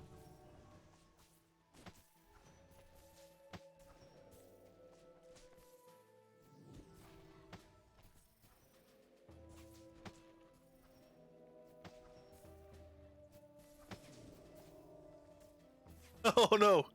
Are you trying to get a turn in or something? I know they don't always spawn. Every now and then you'll have one. It'll go a while without one spawning. Several times in a row. It seems like always when you're looking for a turn-in slip or something.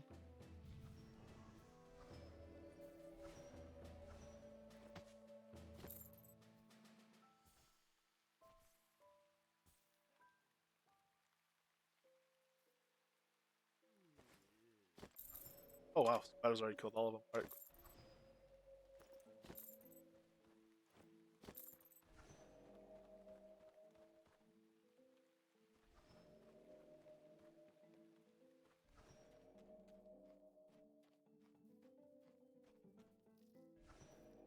Ah, nice. Fair enough.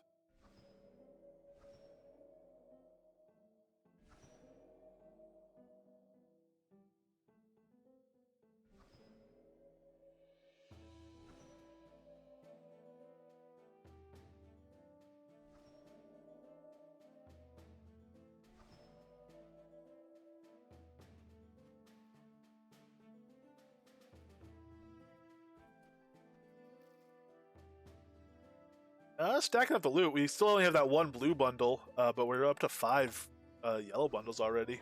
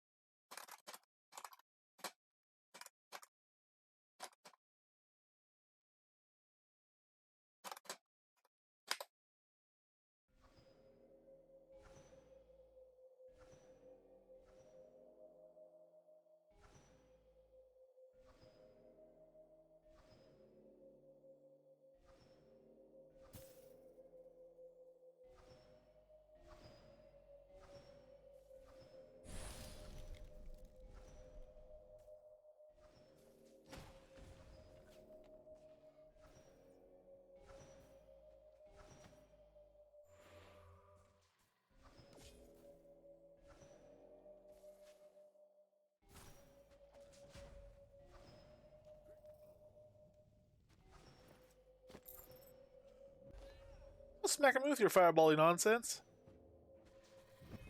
Hey, perfectly good spider here for you to attack.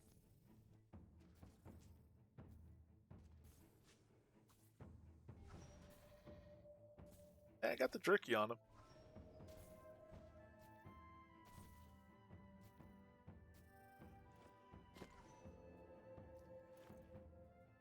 Ah, Corpion poison. Not a bad recipe. I mean, You know, corpine poison's one of the top poisons. Uh, but we're after a very specific recipe here.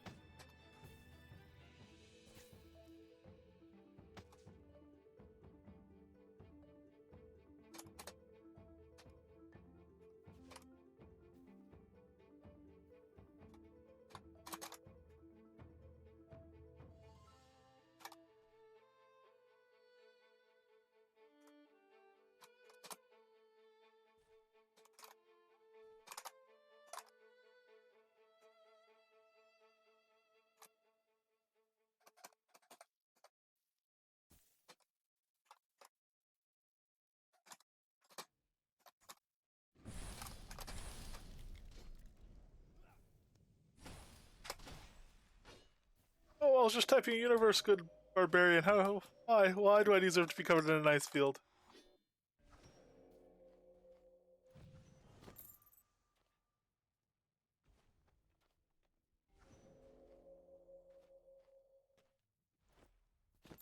That spider really scrambles around quickly until the ice field hits. Then he does slow down a decent bit. Away from that guy.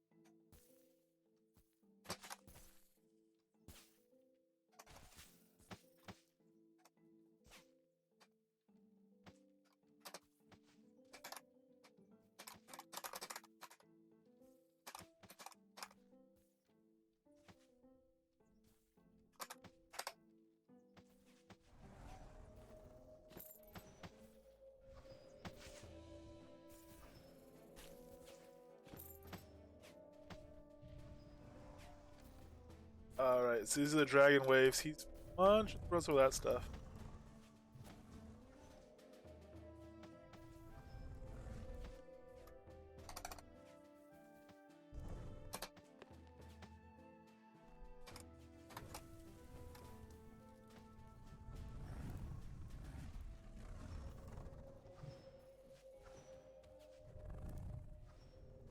Uh,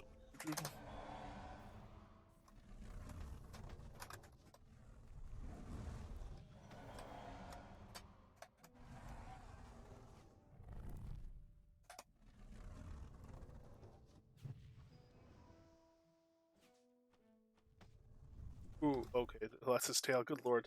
This room is not large enough for a dragon.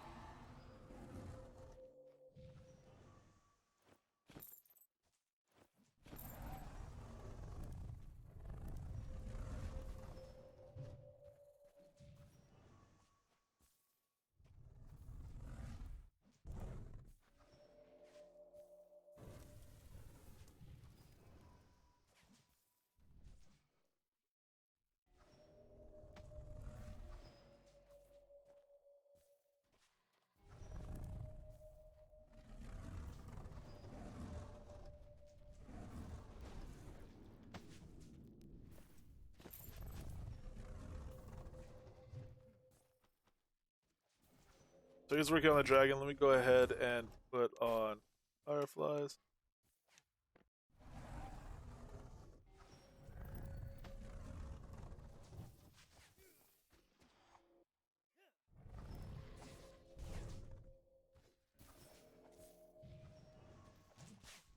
And did him and the flooding wind could actually hit multiples.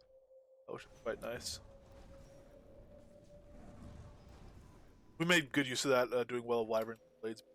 The fact that Ren could hit multiples, we just spammed Ren. Single stack and got into everything.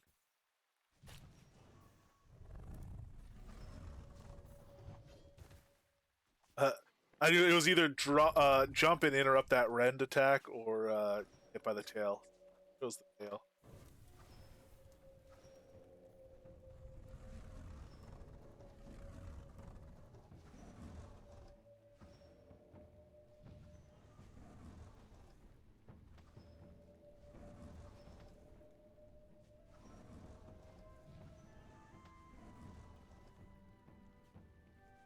Sure.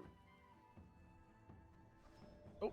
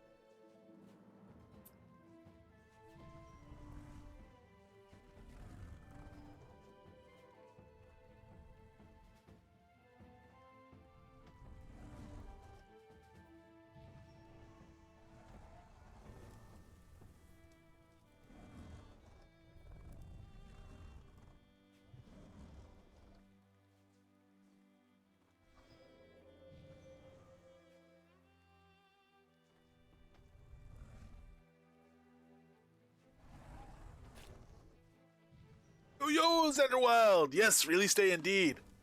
We are working on pet stuff. Um, if we get, there's a recipe that could drop off of any of these barbarians or off of this dragon, and if we get it, it'll be the last. It'll let us make the last component we need to make our first pet item. Um, and we'll be able to make one, and our buddy will be able to make one. We're passing all the stuff around, trying to get everybody can get to wherever, and just all working through it together. And oh man, I just lost all my stacks. And it seems like pretty soon we're gonna start getting actual full-on gear pieces and being able to equip them and look at them.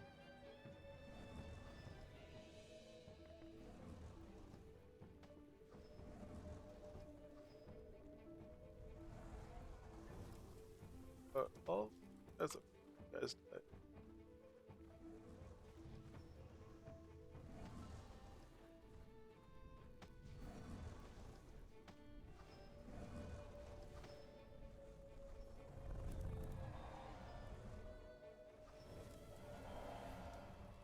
Oh man, yeah, definitely gonna be worth a second visit, I think.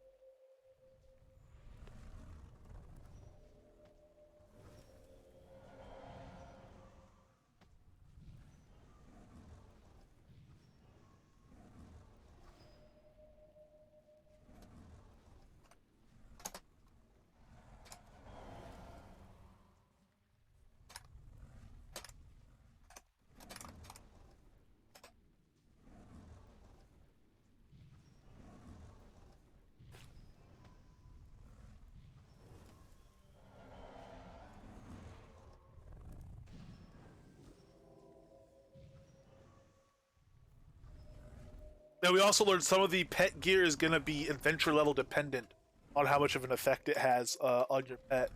Um, so we will.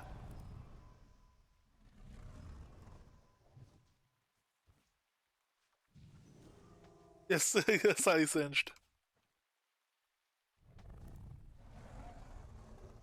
We'll take a look and we'll get kind of at least a rough idea of the values. Oh, ooh, new sales as well. 2-hour sales are in effect. Double XP is in effect. Um, Skinning is in effect. We'll see what we get from that. Let's pop up these sales real quick and look at them. Sun ring, but nothing. Nothing recipe. Nothing purple in the list. Wounded guard conversationalist. Virtue balloon. Hey, for story Cobalt Row. Oh, and the golden eagle pet. Nice.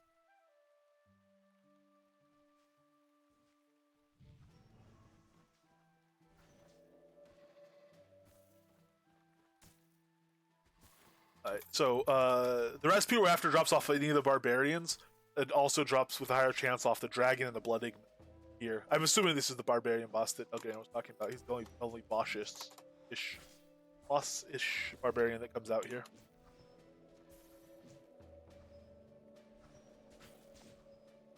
Yeah, we looked through. We're through most of the notes. We read through a lot of it just straight through because we were liking what we were seeing. I'm gonna go back and check. I still have to check like the world section stuff. No recipe off him. Check the world stuff and see what those updates are. But we maybe do that right now. Crafted harness and the collar. Also look like a ball.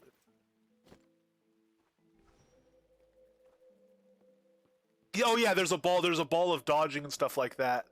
Um, the dodgeball is Dr. H calls it, kind of. Something what I'll take to calling it. Um, we can look here. Actually, no, pet, don't follow me. You here and stay. Yeah. Okay.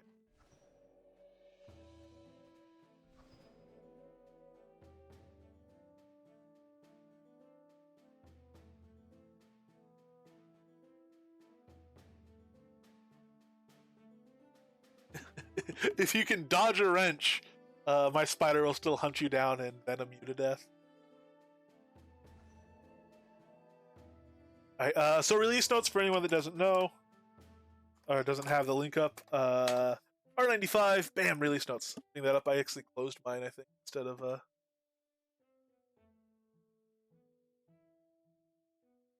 just moving the tab.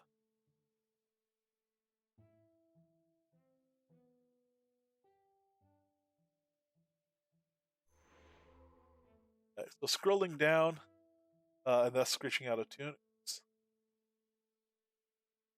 World quest and miscellaneous changes. Uh, like that. Castle Atos! A new location is coming soon to Novia named Castle Atos. The bustling castle grounds will be a welcoming place for new and veteran players to gather.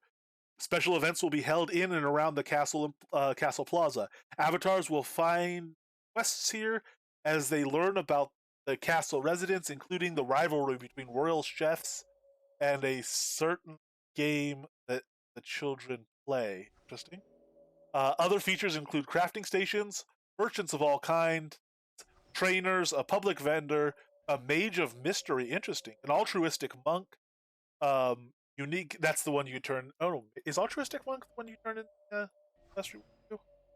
Not sure. Unique adventuring and crafting buffs. Oh, crafting buffs, and much more. The future features include the entrances to new, unique dungeons of widely ranging difficulty. Ooh, I wonder if widely ranging means like an insane kills you in an instant type, really difficult one. Come relax in the tavern or perform for others on the tavern stage. Work on your weapon skills at the training grounds. Host your own wedding reception in the Great Hall. Meet and visit with other adventurers around town. I know just like the monk is where you turn it in. I wonder if this altruistic monk will be the same thing, or if it'll be if it'll have some special Castle Atos type function or something of that nature. Um, Atos theme park. There you go. Atos land.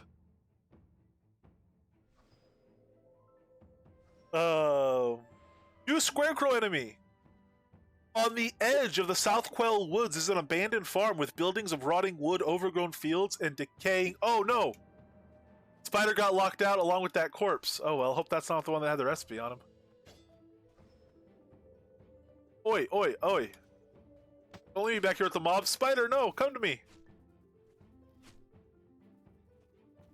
Text me, good spider.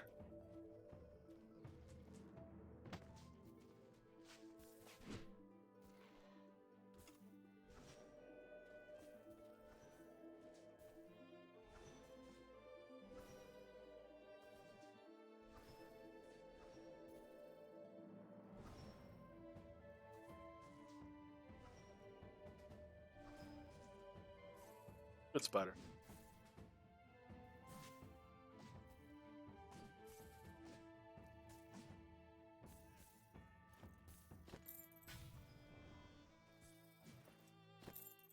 Alright, and this farm, this aforementioned farm, going back to the patch notes, is said to be cursed. And that its fields are haunted by a frightful spirit possessing the form of one of the scarecrows. Those decayed scarecrows that are there.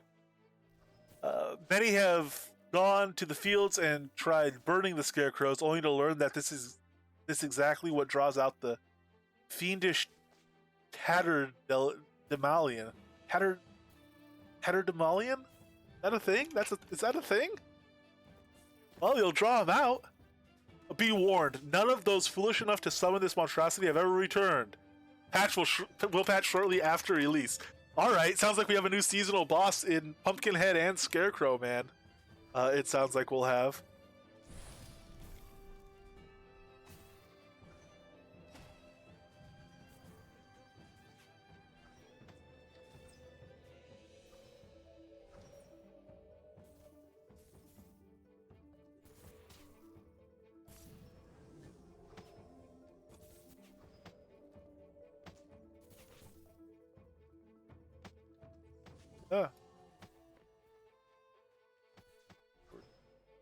Aggroed to us. Aether creatures will no longer spawn in the world, so Aether creatures are gone. Out for the season. Desolate Hills, West Valbin Foothills. Fixed a staircase that was missing a visible stair, fair enough. Or missing visible stairs. Ooh, grounds.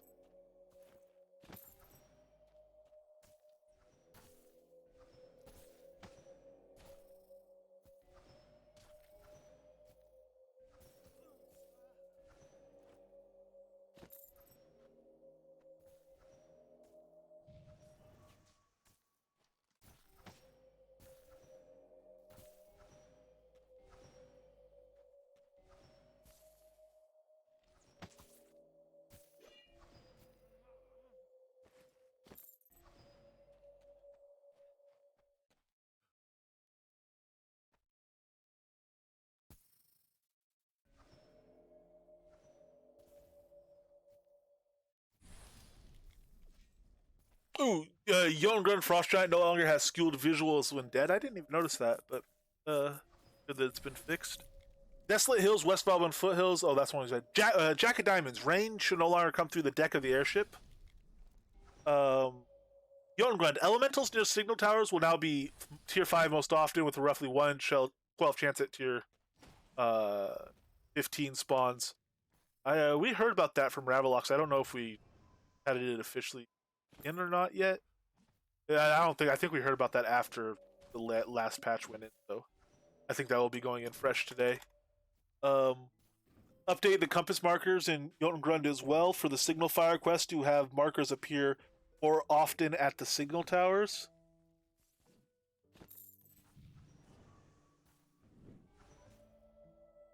Yes, that was in the notes. And so I've also had it change just in the middle of the scene. I don't know if I did something to prompt that or what, but we're going to keep an eye on that. So far, we're not seeing anything changed. That should be very convenient.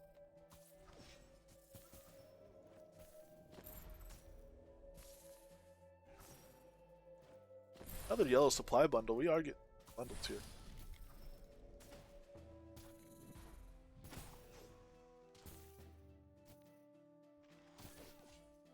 Jotungrund updated the ground hazard in the Frostgiant fight to help allow avatars to cast ground targeting abilities. Oh, good. That could be rough to place AoEs on the ground there. Could be rough at times, so it sounds like that might be a little bit better now. Wybin can offer a quest to get a bone chip. Interesting, a bone chip. Is that one of the ingredients needed for the trophies? One of the trophy recipes? I think it was, but bone chip might be a new thing. Maybe it's just a daily turn and you turn in the bone chip. We'll have to check that out and see what exactly that is.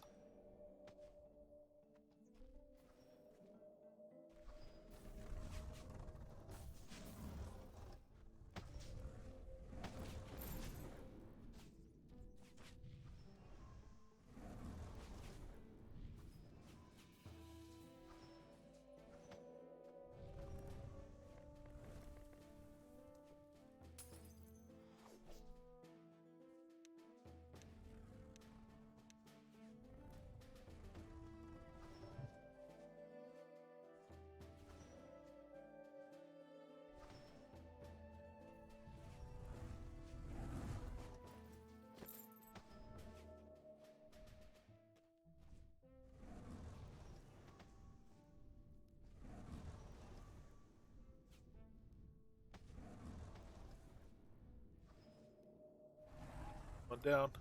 Let's let him chomp through these guys, run in, grab the loot.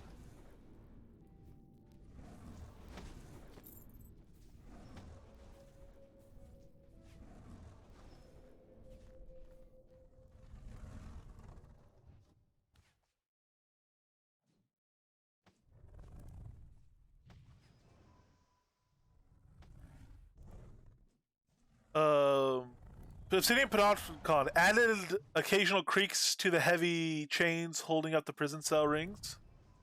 That's a little atmospheric change, it sounds like. Alice had removed a Mira keyword from Todd's responses. Okay. Penmore added a puzzle-related treasure chest will now always have some treasure in it when it restocks. Oh, nice! That's the one we wanted doing. That's the what I kind of think was the Halloween quest. We'll be checking that out at some point. Not today, but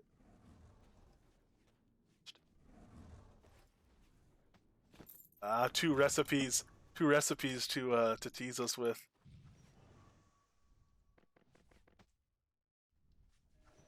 I think he's officially on the dragon now.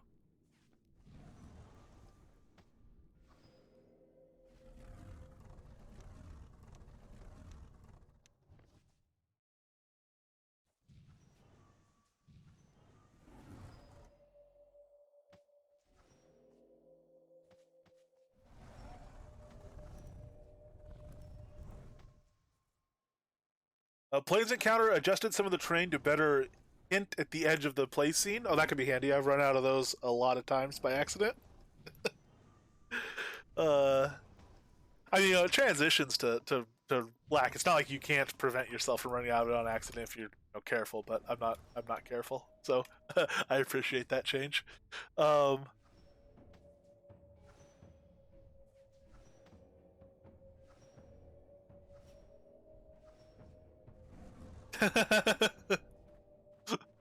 Chompers in universe chat. um, let's get over here. We might not be out of range for all this stuff, but should be okay here. Skrek updated Cobalt Hacker's responses to be more clear about how he modifies virtue data. Okay. Soulsbridge Outskirts fixed an issue where Bancroft thought he already bet an avatar he was actually meeting for the first time.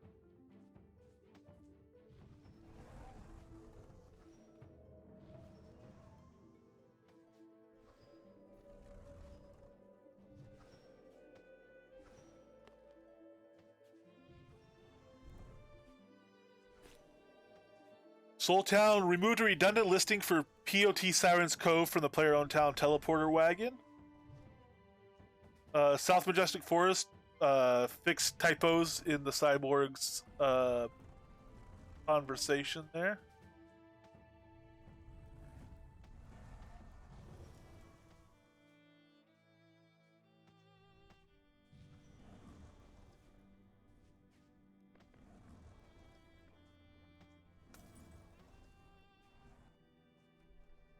Spectral Minds fixed an issue where ore nodes weren't appearing in the scene. That's important to mind. Spite removed a line of sight restriction on Zaya to help keep conversation errors from happening.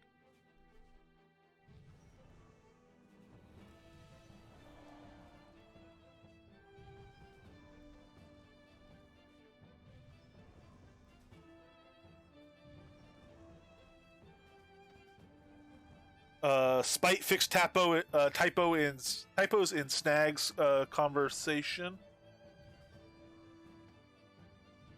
Oh, okay, that was the previous one. Spite updated conversation references for Lake Tempest and Stormwater Lake. Tenebrous Harbor, each time Decker's treasure chest restocks, it should have at least one item. Also, all overturned chairs should be non-functional. Aw, can't sit upside down. The Outlaws Run improved Molish and Lucian to help keep them from cutting off their respective conversations in some cases.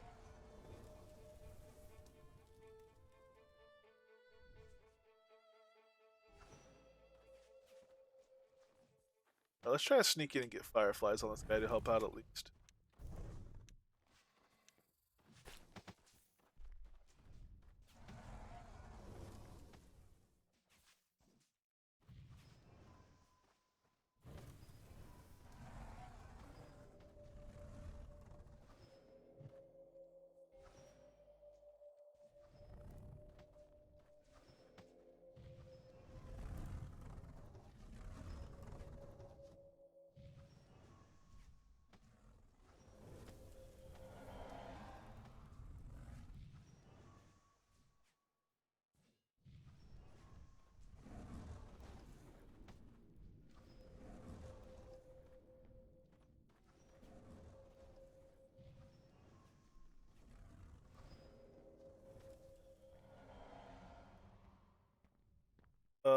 So also in the Outlaws Run, update the responses which the guards use to task avatars with finding Miloslava.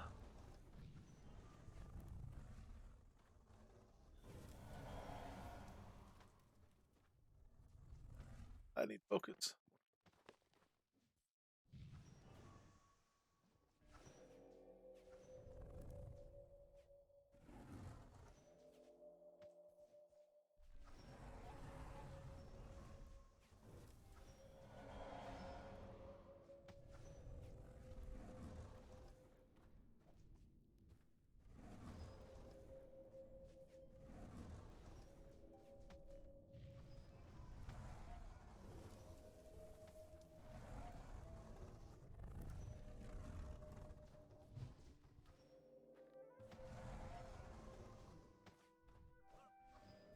Yes, that's huge. Tomorrow night there's an RHEC PvP fishing competition in the Brave Coast, which is one of the catnip PvP fishing competition locations this month. So should be a good one in many ways. Exactly.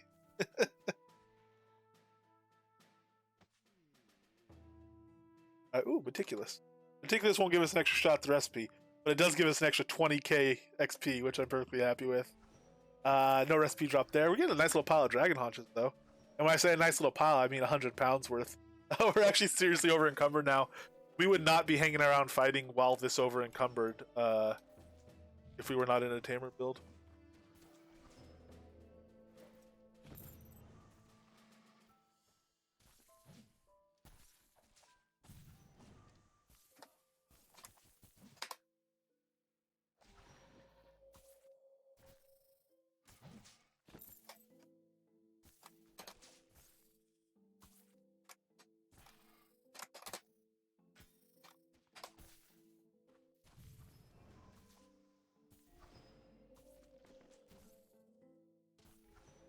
Ah, yes, thank you. Honestly, if the recipe dropped, I would have completely just poured it away without remembering the tooth. I have it in my head that as soon as we get that recipe, we're going to port back and do stuff. So yeah, I'll have to remember to go drop off my turn-ins first if we do get the recipe here. That said, I don't necessarily want to just sit here all day looking for the recipe. We've been here about an hour and a half now. Well, we've been here an hour and 33 minutes now. So, I might do one more wave, and then if we don't get the recipe drop, we might try for other ones. Or whoa, what was that? Okay, common. For some reason in my head, I read that is Helm of the Wolf Spirit legendary. I have no idea how, but I knew it couldn't be right. We had to come check. Ooh, Lost Veil is open. Oh man, you know what? I'm very trained on stuff, and now that the guidance is doing 450%, I might get to Lost Veil. We'll see. It looks like we have half an hour to get there. I don't know. I'm not gonna drop anything to go grab it right now, I don't think.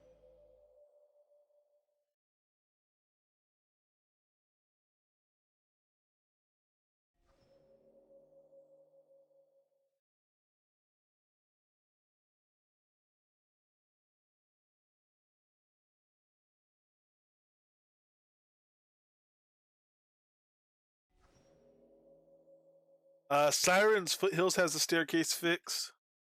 The Rise reinforcements. More elven Malian skeletons have been added to the Rise. We knew about that from before. Trolls Bridge and random encounters in the overworld preview listings. Fixed an issue with merchants being listed within these scenes that weren't in them. Also fixed an issue where sculptor merchants and desert encounters weren't selling it. Verdantis mines fixed several stuck spots. Split a certain spawner set to help ensure the associated NPCs spawn with better distribution. Tree curtain visuals on the edge of scenes are no longer quite so dark. Mounted players no longer dismount when switching scenes. Upward acceleration potion 3-pack no longer displays the scene change disclaimer 2 times. The icy cave stone hallway set on the crown store now features transition pieces to ancient stone. Snow paver says now available year round in the crown store. Some of that stuff had already been around. And there's POT changes. Iron Hall. Oh, Iron Hall's been upgraded to a Terraopolis. Congratulations to Iron Hall indeed. And Iron Hall Highlands POT was removed, so I guess they merged them to make Iron Hall itself even larger. And Pax Locust upgraded to a town. Cool. And that is the release notes. So again, from the top that missed it earlier, from the people that missed it earlier, we'll go through it again. 12 pet gear crafting recipes have been added to the game, so players can... No, all right. We will not go through it again. Man, sorry. It's a lot of patch notes. There's a lot of stuff that came in. We'll do one more wave here, and then we'll go start playing with some other stuff and looking for other drops, and we can come back and do Ulfheim later, but we can drop weight. We can get the rest of our buff potions that we didn't have, Aethermite and stuff like that. We can see what mails we have, what we could put together. We could craft... Oh, no, we don't have anything else to do to craft. I'll say we craft some stuff and send it to folks, but...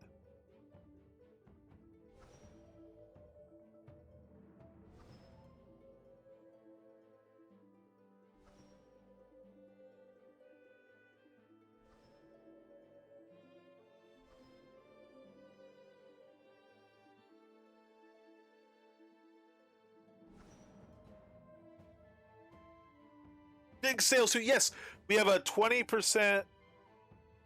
Oh, 20% everything sale. So double XP is in. Holdfasts are 20% off. Crowns are 20% off. Flash sales 20% off every 2 hours. The Crown Store is updating. Episode 2 access $4 off, which makes it like $15, I think, for episode 2, which is getting bigger by the day. It seems more and more stuff. Castle Atos will be episode 2, I think. Maybe not. Maybe Castle Atos might be episode 1, because it's meant to be like a kind of social gathering point thing. I'm not entirely sure on that, but a lot of the other stuff is definitely episode 2. Let's see, I have questions. I think it seems like it would be episode. Get away from me! No, fight the spider.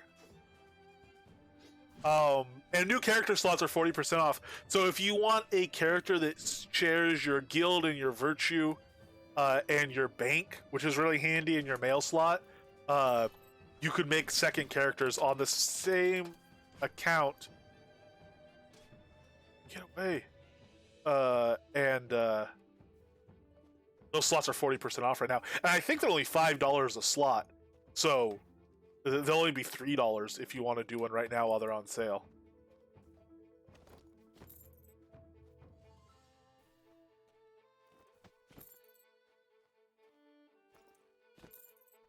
That could be really handy for novelty stuff, like if you want to have, something crafted by something with a name, or like a guild name. You want to make one so that you can put your guild name on stuff specifically. They share a heraldry, I believe. So you couldn't use it to do secondary heraldry, but. Oh no, I should have taken the health potion first because I need health more than the focus. Big us. Yeah, and all POT upgrades are 20% off if done with crowns.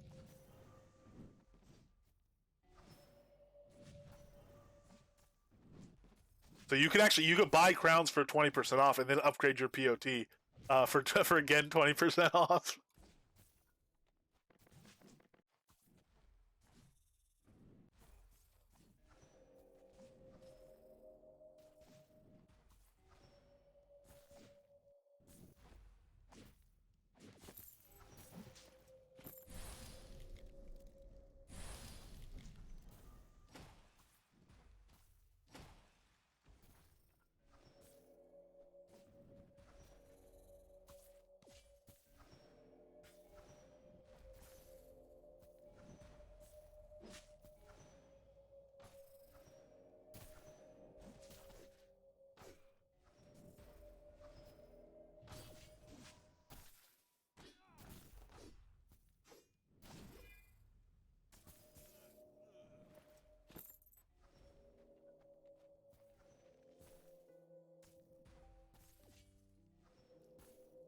Hey, Witch's hat is in the vault. We'll have to spread word to Irish if she hasn't heard already.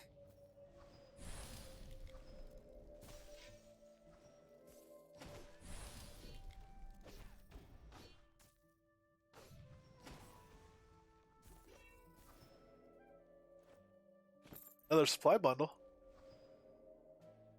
We'll open all those up. My vendor needs to be restocked for supply bundles, but I think for the fun of it, we might open them up today anyway.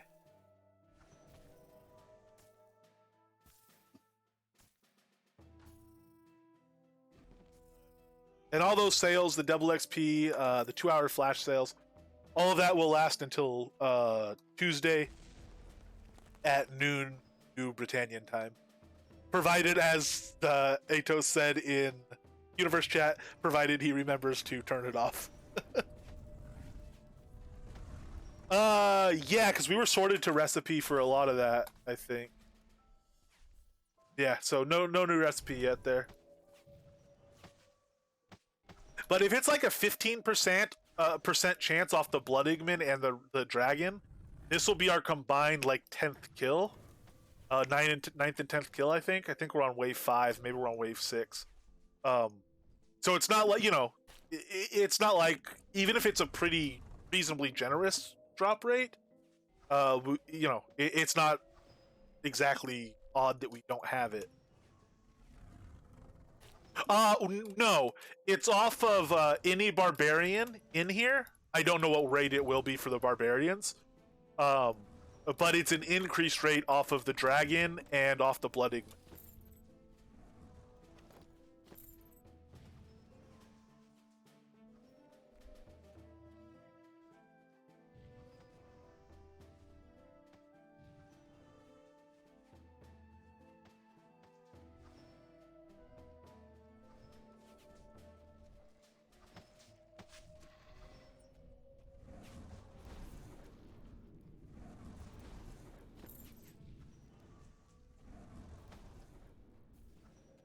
Were you? Interesting.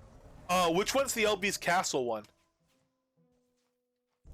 Is that a strap? That's one of the actual toys, or one of the actual items, isn't it?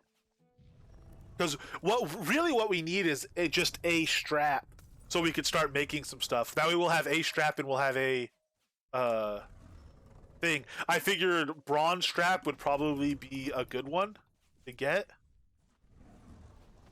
Resistance recipe.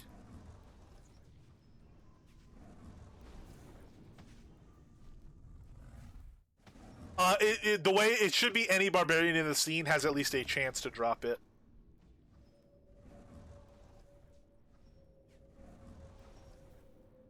Oh, awesome! Thank you, submarine. Leather harness of speed, nice. Which one's? Where's that one from? Is that the Outlaws Run one?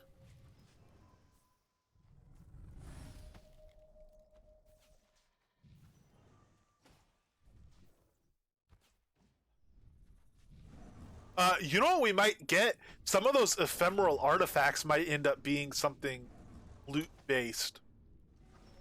Or maybe Rings of Luck will salvage into an imbued jewel or gem, and that imbued jewel or gem might be used in a potion. It does something like that or something. That'd be interesting. I know, actually, Rings of Luck, Elgarion a number of times have said it'd be cool if Rings of Luck had some crafting-related thing. So I'm wondering if they will make a component that can be put on the crafting table for an increased chance at a masterwork or something like that. I'm very curious to see what gems or jewels come out of the imbued, come out of those rings, or if those rings turn into like ephemeral relics or something. But something's gonna happen to those rings of luck, and I'm curious what it is. Ah, it's the one in the hills. Okay, cool. I mean, if you're not going to be using it, yeah, I would love to have it. Obviously, eventually I want everything, but what we're going to do as soon as we start getting actual pieces, what we're going to do is set up a lot for everyone to come, like basically a tiny museum of pet stuff for everyone to come look at. Okay, so he went off the blooding to try to kill the thing. So we're going to try to take the thing down real quick. Hopefully without getting much aggro.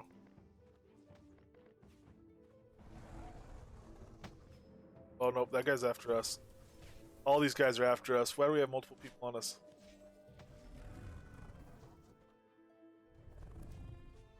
Crap, we're taking back damage and everything.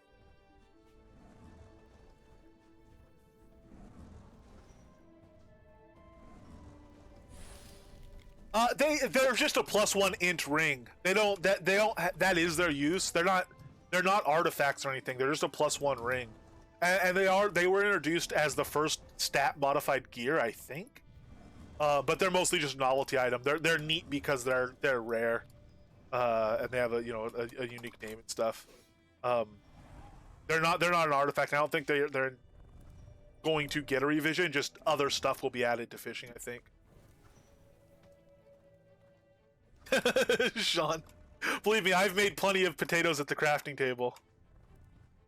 I don't know what to do. That guy's not wanting to aggro to the pet.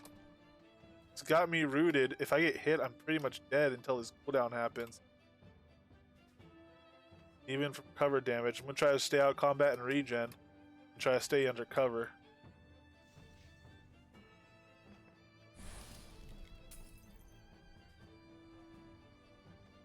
Oh, my pet's about to die. Do I have line of sight to heal him?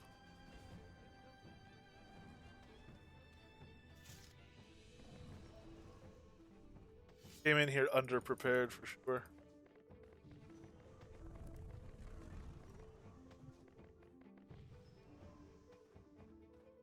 Away from jerk.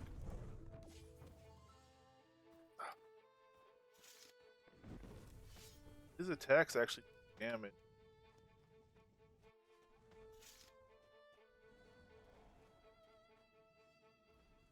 No, it hasn't been a problem. I don't have a mouse ring with me or anything, though. I should probably start carrying one with this build. Is that Ice Dot applying as a fire? No, Dragon Fire. Why is Dragon? Oh, no, that's my pet.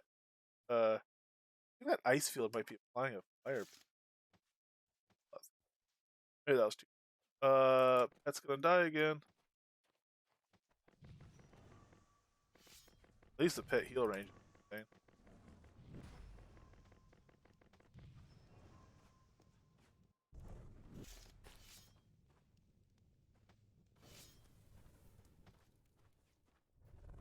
If I could get survivable enough to come near the dragon, I could also switch aggro and have that spider just go attack that guy, but obviously I'd rather not if I could keep on the dragon. I don't want to lose progress on that.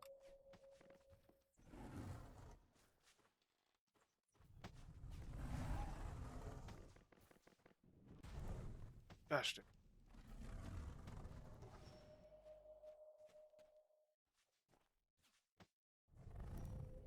Did that work? That might have worked.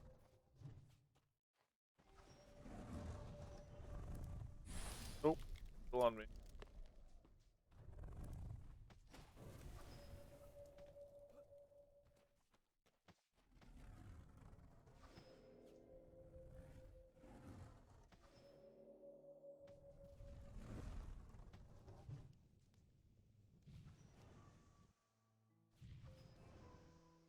Oh, nice. Yeah.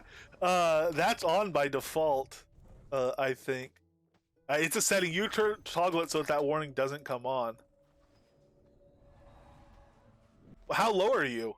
Because I think you have to be like below 10,000 or something. You have to be really low. Unless they change the level at which it comes on, because people tend to have more experience now.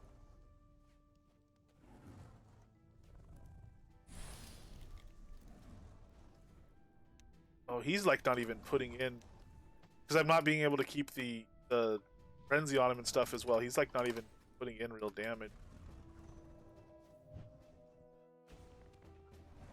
Just over 1,000. Wow. Man, you spent your XP.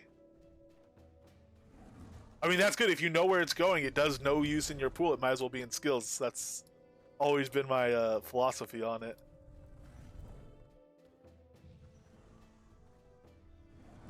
Oh, was that a... Okay, I think now he might be targeted to the dragon, or to the spider. Flooding Min is down. No recipe off him, but he is down.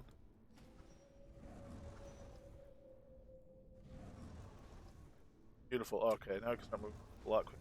Oh, that's why the spider stopped doing damage to the dragon, I think, is because he started targeting other stuff.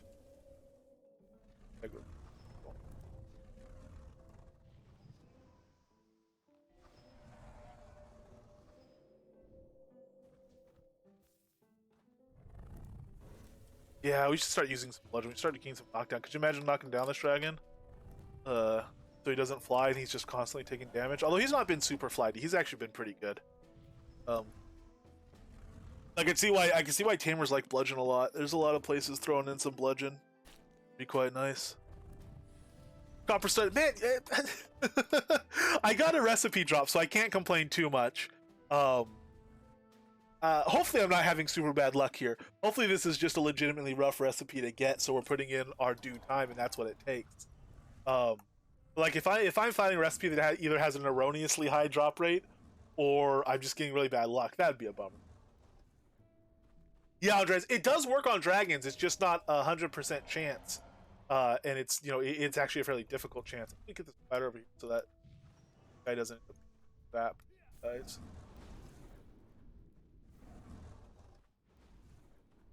Oops. Oh, there's. Oh.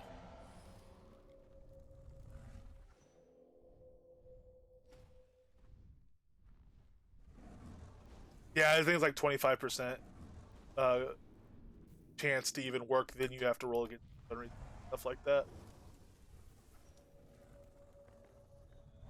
So basically, I think it works at 25%.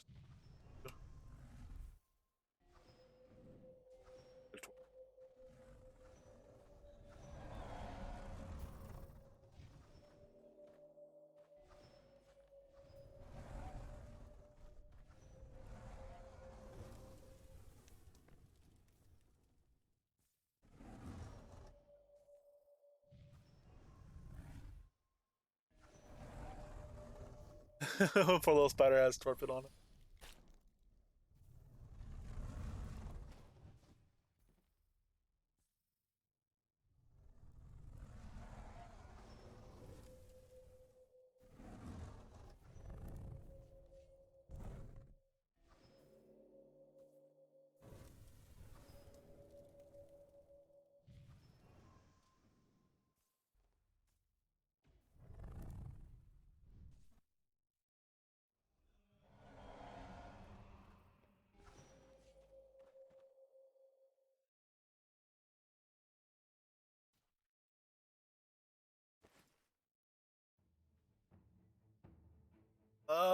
Two haunches on that one, ribs, stuff like that.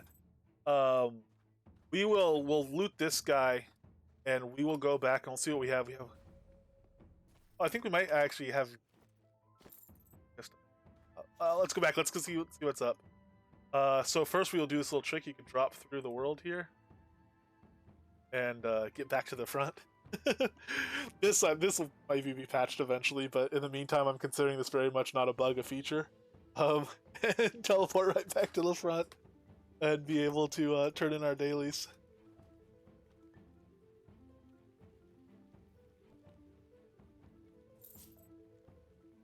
You have the tooth. Oh, I didn't. So you can do the tooth, and you can do the stone as well. Two dailies here. One is crossbow of accuracy common, plus the gold and the XP. The other one is just gold and XP.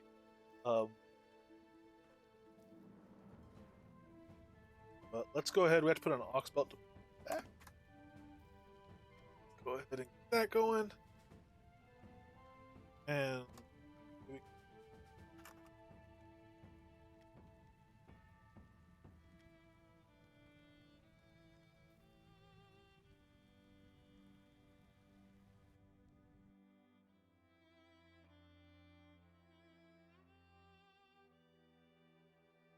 I did not. I'm going to take a break on that one. We'll try for other ones, and then we'll go back and try for that one. Bronze. I'm hoping bronze is a pretty good one. So hopefully it's just kind of a rare drop rate. And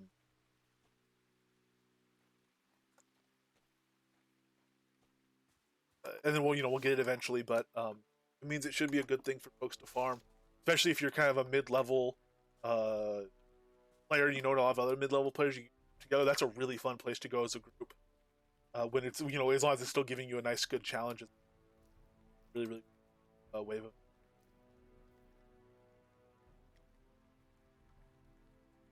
Restock 5 studied copper, so studded copper strip.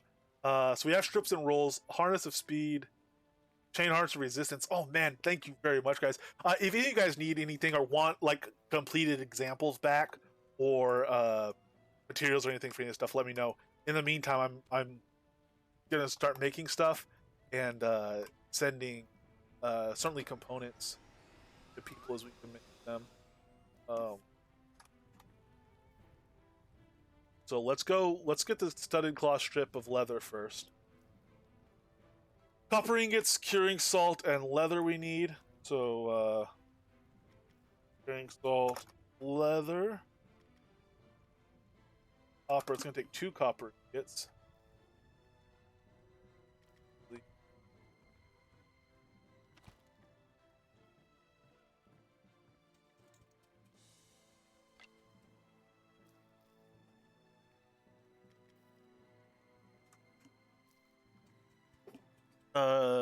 So we were there over an hour, 500,000 crafting XP in the last hour that we were there. We were there for about 2 hours looking for that one, but 500,000 crafting XP. just off basically skinning the dragon and the wolves. Oh, and then, no, actually, you know what? Another 100 and something, like 140,000 turn-ins quests. A lot of that was actually quest XP. Fair enough. Dim Groups Monday and doing the XP grind. El Crocodilio. Crocodillo was number 3 on the DPS charts. Number 1, uh, it was number 3 on the DPS charts one time. Very nice. So here, let's look at these copper studded strips. Plus 2% critical hit chance. So if we put 3 of those in a DPS item, that's going to be plus 6 total. Very, very interesting.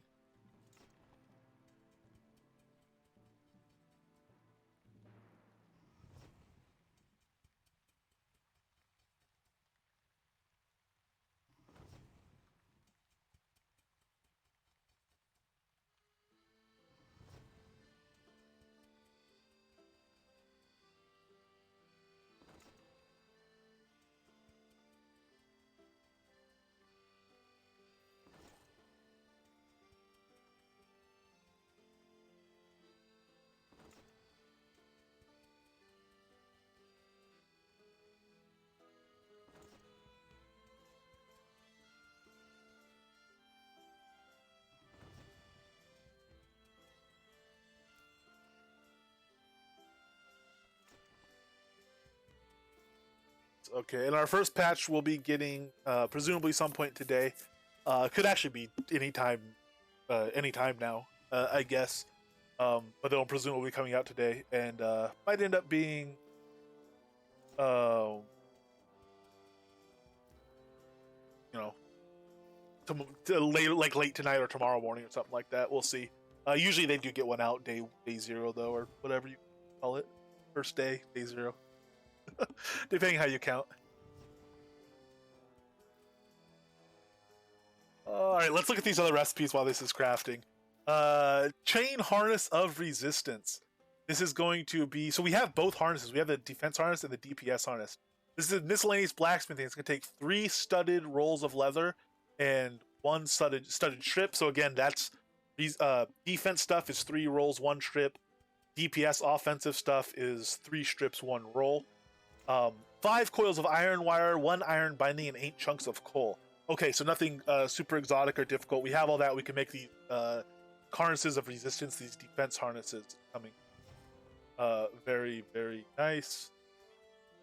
Leather harness of speed is the DPS version, and it is using copper, I assume. That's right. This is the. Okay, we have the dodgeball here, which we could also make, and this is the defensive toy. And then leather harness of speed is the offensive harness. It's on tailoring. It's 3 strips, 1 roll, 2 yards of simple leather, 2 spools of cotton, 8 wax. So we also nice and makeable. So we're gonna be able to make all of these now. We're gonna make 3 items. I'm gonna be able to have 3 items on display for people to come and look at and see their stats. Hopefully the full stats display, even if we're using components that have bugged tips. We will see. Gwendolyn, if you're still there too, do you want a crafted example of each of these items, or are you mostly having a use for components right now?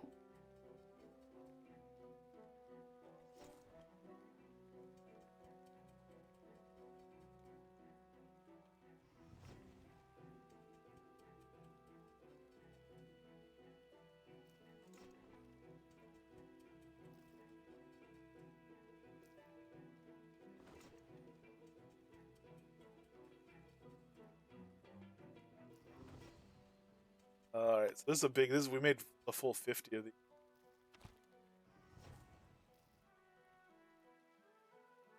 First things first.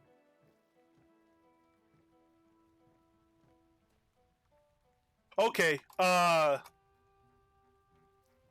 right. Let me know if you decide for whatever reason it is useful. I'll send some stuff over.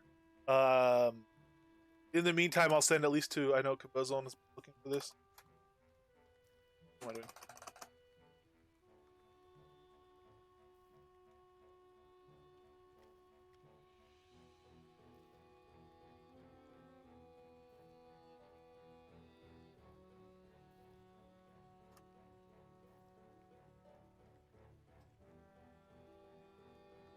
hoping to get at least a couple pieces made by end of day, but then later I want all the combos. Yeah, exactly. And eventually that's what will grow this Arlia lot into, this display lot.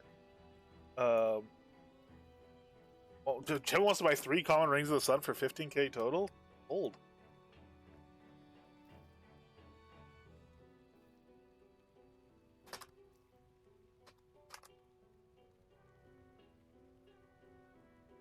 Actually, you know what? Maybe I should hold on to those for now. Well, they're literally in my inventory.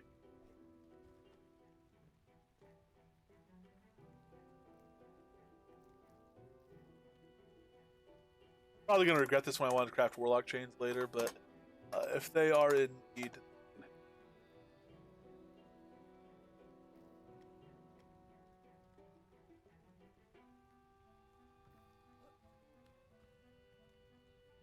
Let us get some leather, some spools of cotton.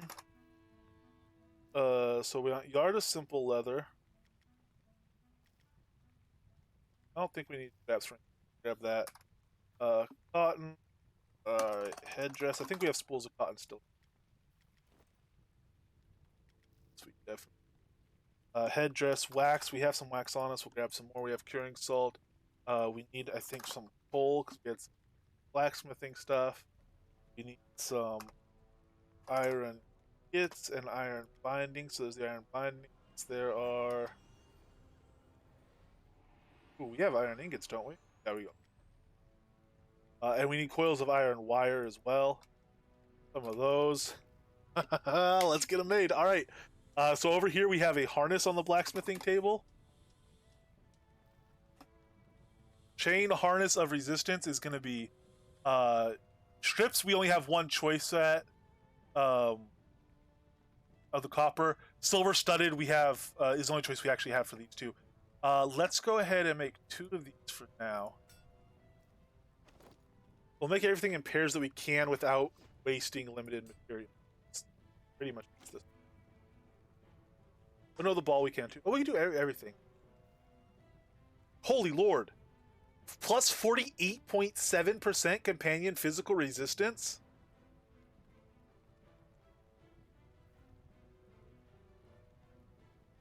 Because that's scaled with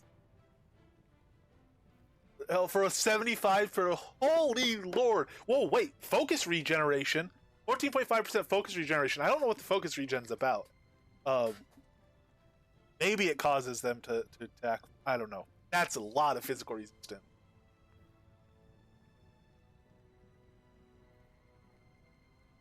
I don't know, her durability. I wonder how it'll wear in terms of durability.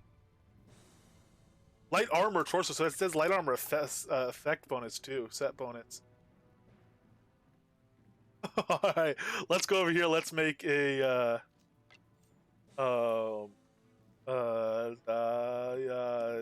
this one, we can do both here. So we'll do the harness too, so we compare harness to harness. So we have gem studded here, with which is the critical hit reduction. We could do that and use our copper strips. So we'll do one with that.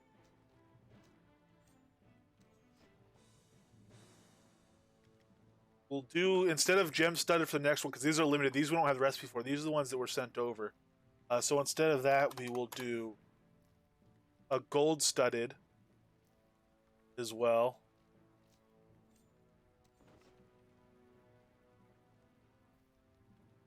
And then we will do a silver studded. And this one is not limited because we have recipes for this, so we'll actually do 2 of them. Get a nice pair out of there made.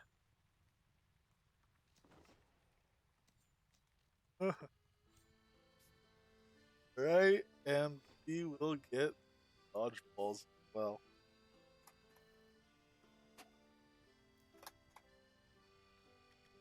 Ooh, we need more simple leather. Alright, craft up a little bit of leather.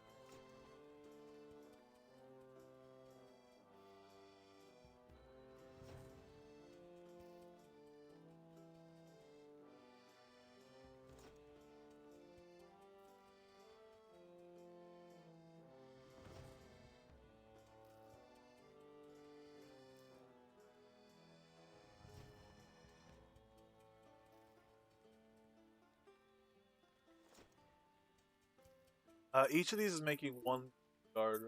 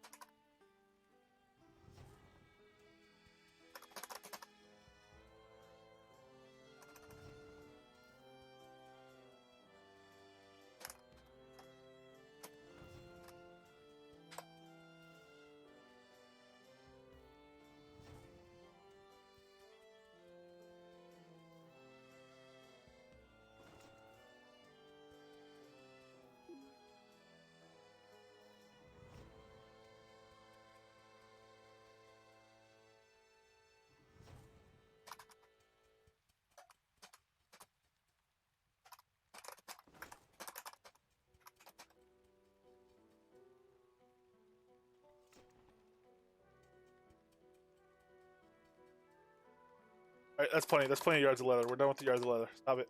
We want to make stuff now. No totem pedestal in the spider encounter room yet. Probably coming in a patch. Okay, cool. Were you able to upgrade it to a spawnable version though? And have you always? Has there always been a spawnable version of it? At least in name.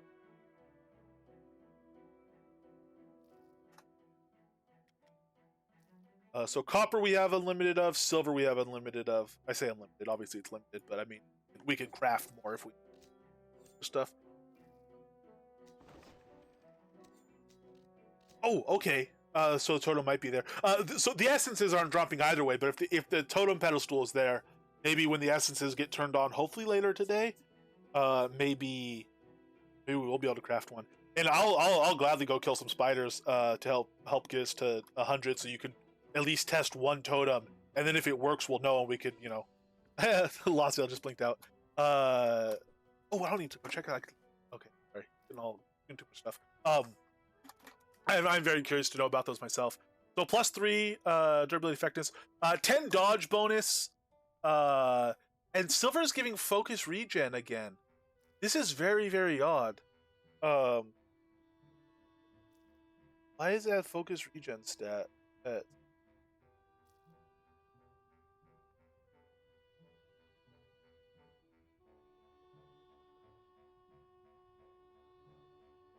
wonder if Elgarion's still on.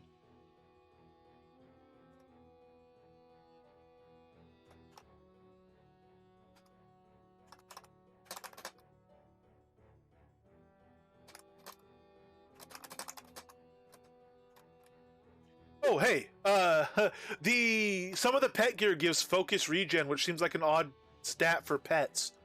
Do they have a hidden focus thing that determines their rate of attack or anything?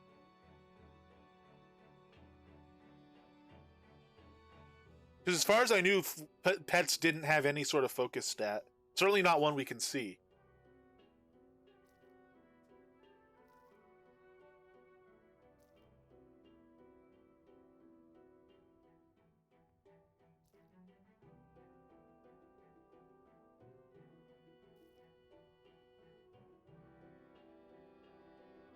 Yes, minus 10% attack speed on the defensive one.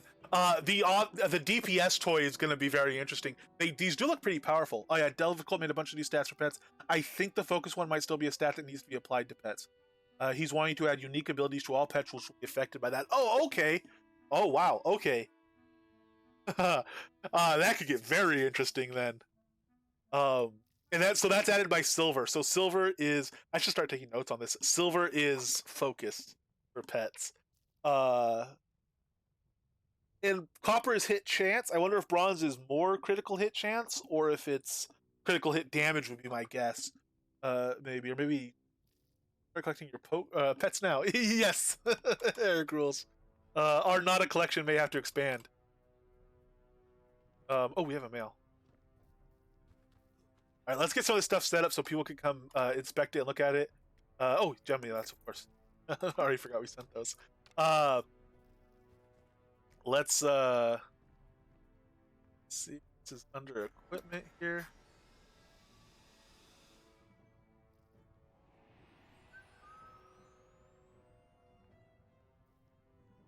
Okay, they come under equipment. Your battle chicken to rise above all other pets. We're gonna start equipping this stuff. Let me get some. Let me get some of our heavy stuff out of our inventory. Iron ingots, copper ingots, threads, dragon haunches. Dump all of that up there. Dump that. Dump iron binding. Yep.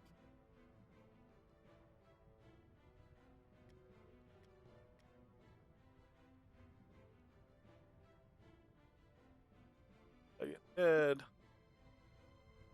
Oh, good lord! Why do we still weigh a ton? I got all those, all the massive weapons, man. You do good stuff to fine.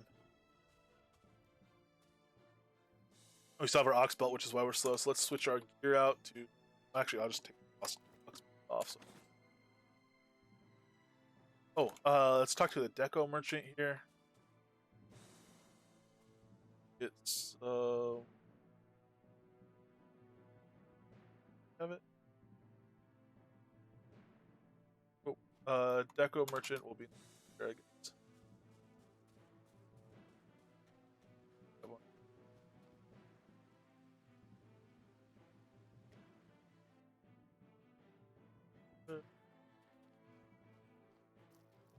Where we?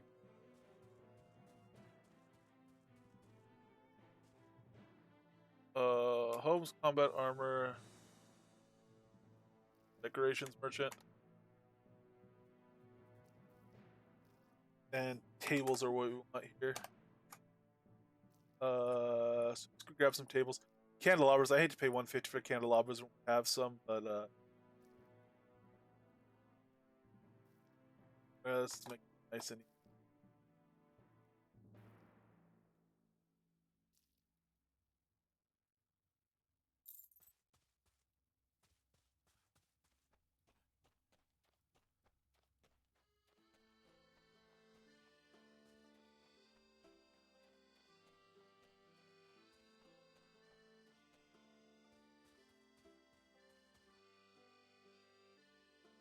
I have big plans for this lot. Wherever it ends up, whatever it does, big plans. This is where the Rise dungeon will be in a moment to place that. First, let's get some tables out.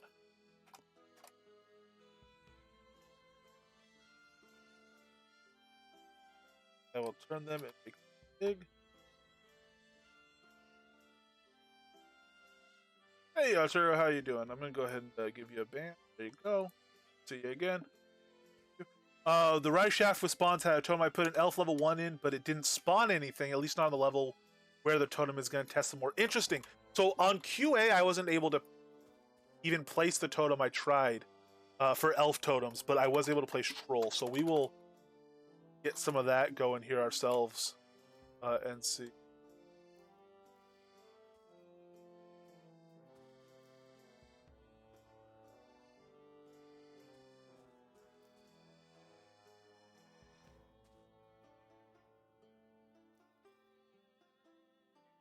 Well, actually, we really only need 3 of these tables because we need one for harness, toy, and whatnot, but that's okay.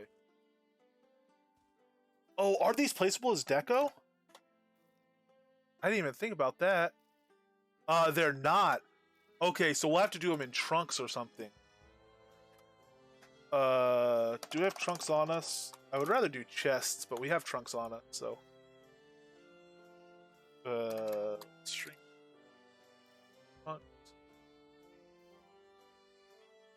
What size trunk?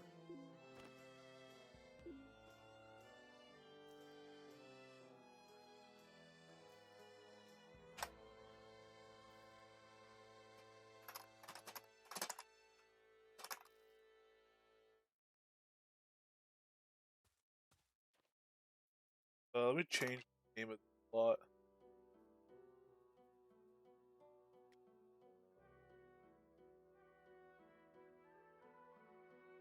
Pet gear info and pet gear museum, we'll call it. It's not really.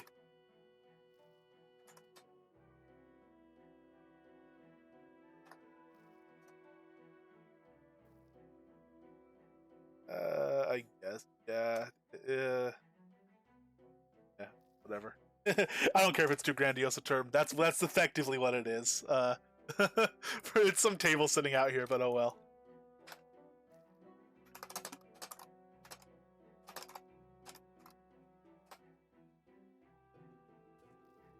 Okay, so these actually need to be named, so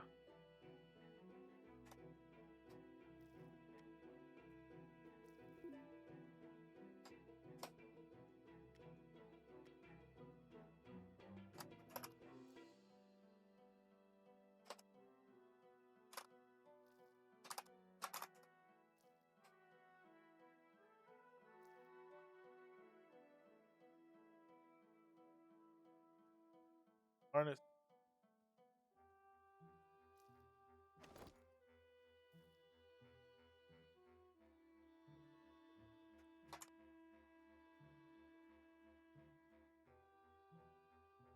Oh wait, why do we have? Oh, because they're with different components. Okay, yeah, of course. So this one is the copper and silver. This one is the copper and gem. This one is the copper and gold, and this is the other copper and silver that we have that's ours. So 15% companion movement rate.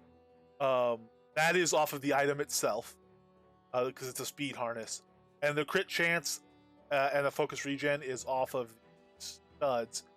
Then these gems have crit damage reduction, and the gold is giving us health regen.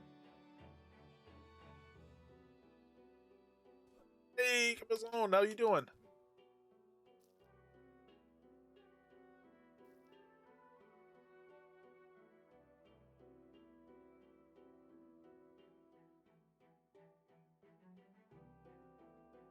Sweet. So he has some that are copper and gold. Copper and gold. So all these ones are copper and gold. Sweet. Give us Capizone. Awesome.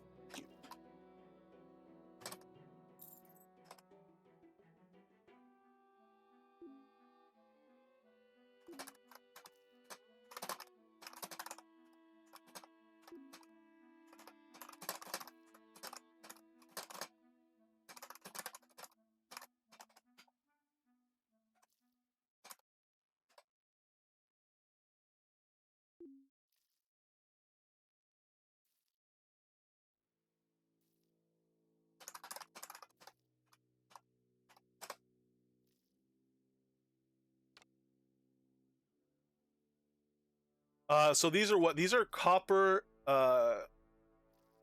copper and gold.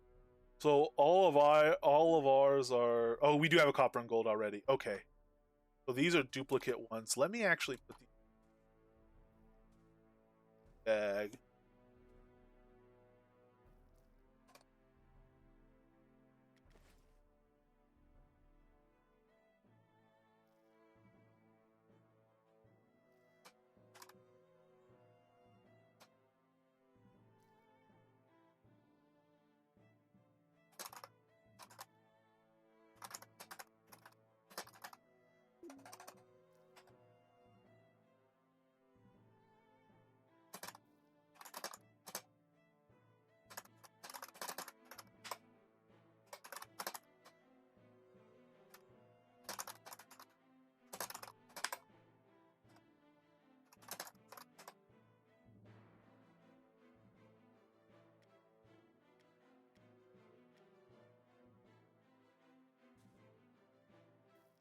We have other harnesses too. We have chain harnesses. Um, so these are both the same, silver and copper. Okay, there's chain. So this trunk we will do toys.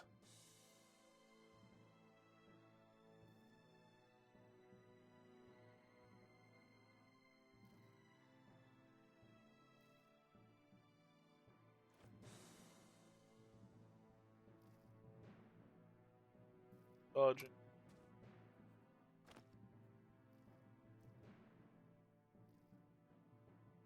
Colors. Which we don't have any yet. Okay, I will do a top candelabra for each, so that at night you actually see kind of what's going on, and see, more importantly, I'll be putting a piece of paper down here. This one will do. Here will do.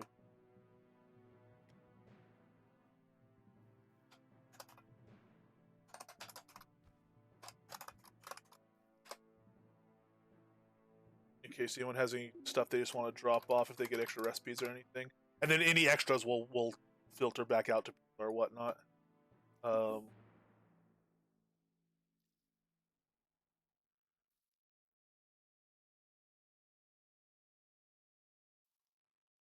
Crafting for a few minutes before I have to wander off again.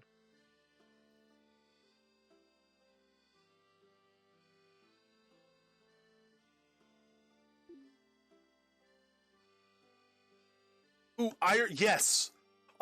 Yes to all of it. Because I could do different combos. If I have, especially if I could have at least 2 more of the rolls, 2 more, yeah, at least 2 more of the rolls, and then at least 4 of the iron. I guess I would be able to do different combos with that, or at least 5 of the iron. 5 of each, if that's okay. Would that work? Oh, awesome! That would be amazing. Thank you. And let me know what you want. Either the I could figure out the materials needed and send those back, or if you use certain materials but you need other ones for stuff, I whatever. That works for me too. But you can either let me know or I'll look it up by the recipe and add it up later, or when they come in. It's easier for me to add it up in front of me. I'm already starting to lose track of stuff. Let's see. Speaking of losing track of stuff, papers. That's what I need. Thank you.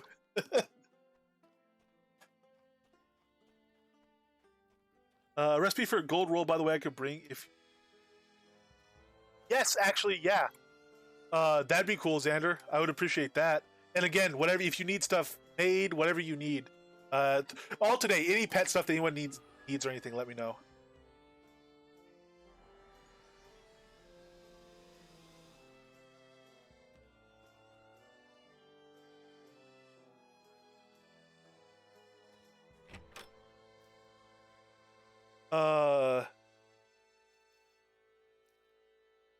Paper items.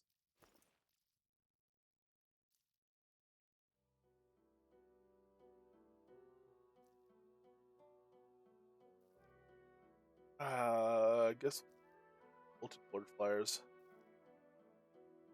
Where just my blank sheets of paper? I mean, I know where they are, but I don't want to have. Oh no, they're not down in the dungeon anymore. I don't think. I think I can get them right out of this house.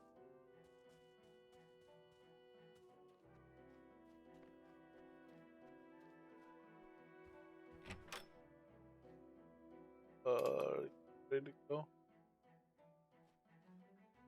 Okay. There we go. Blank sheet.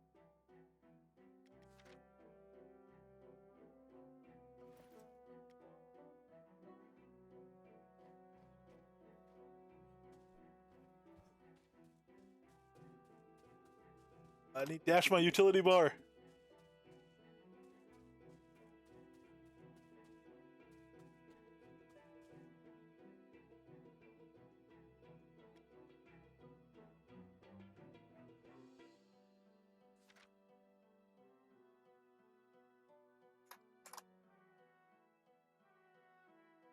Okay, harnesses, continue.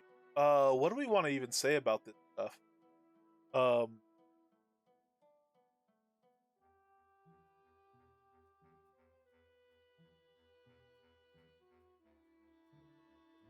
so DPS harness is harness of speed. Um, Defense harness is harness of chain harness. Harness.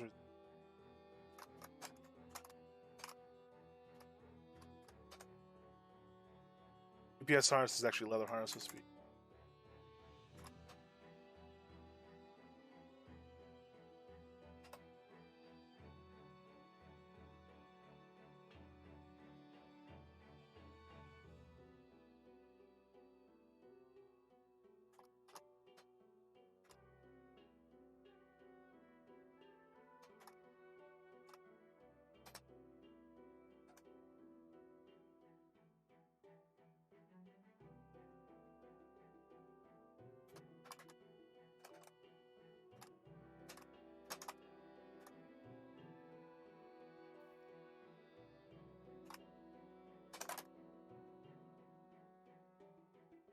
right, we'll just do this for now.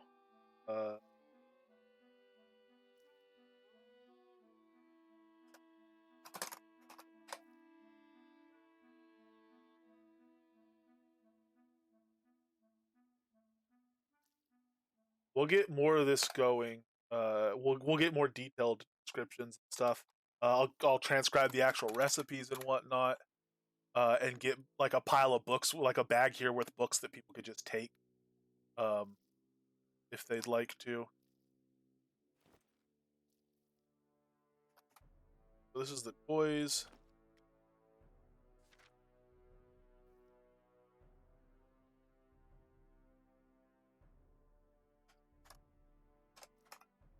DPS toy here is leather ball of paste.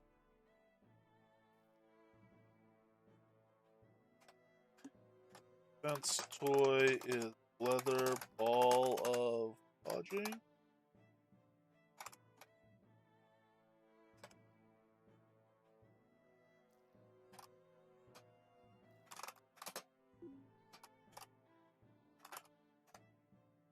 Uh,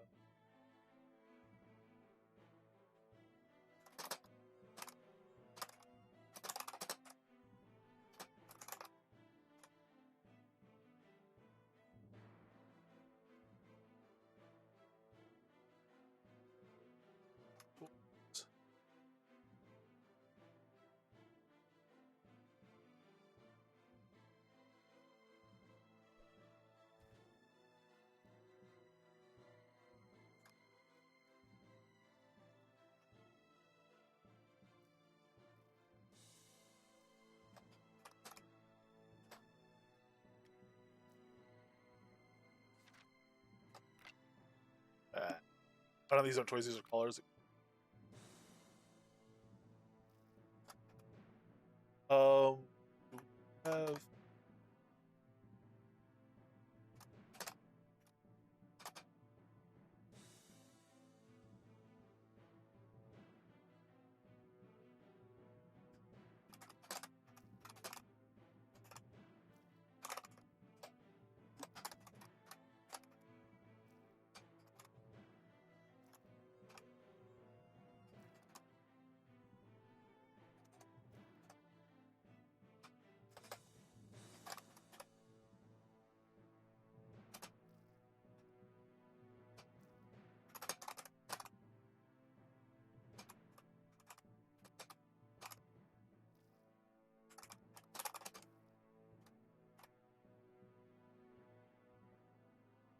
we'll tie these up and make these more uniform in their verbiage and all that stuff later. Uh, dollar.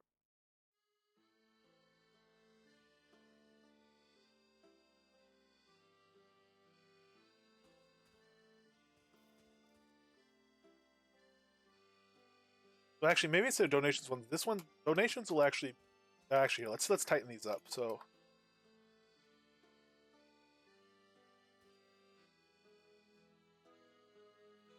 donations will be over here, and then what we'll do is, well, don't worry about getting these exactly lined up right now, but let's do a little bit better than that. It's just sloppy as can be. All right, at least a little bit better. Table.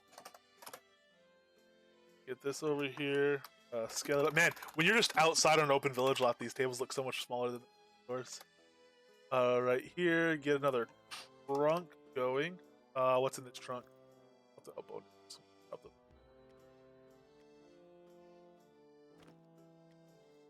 Rename this trunk as materials.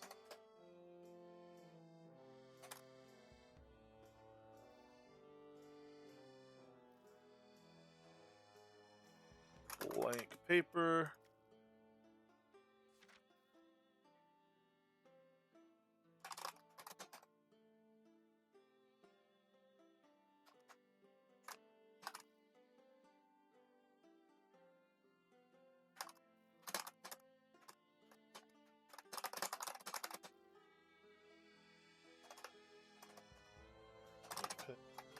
Items.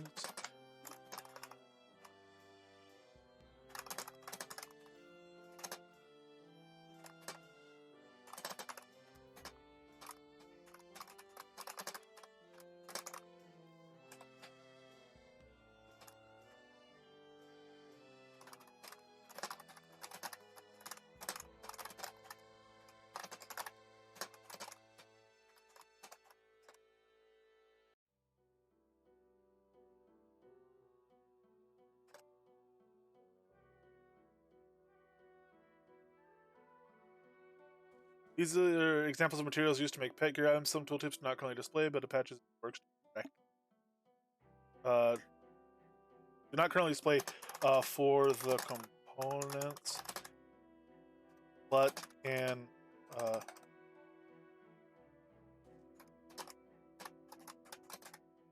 but their effect can be seen on completed pieces in the trunks to the well, we'll say left.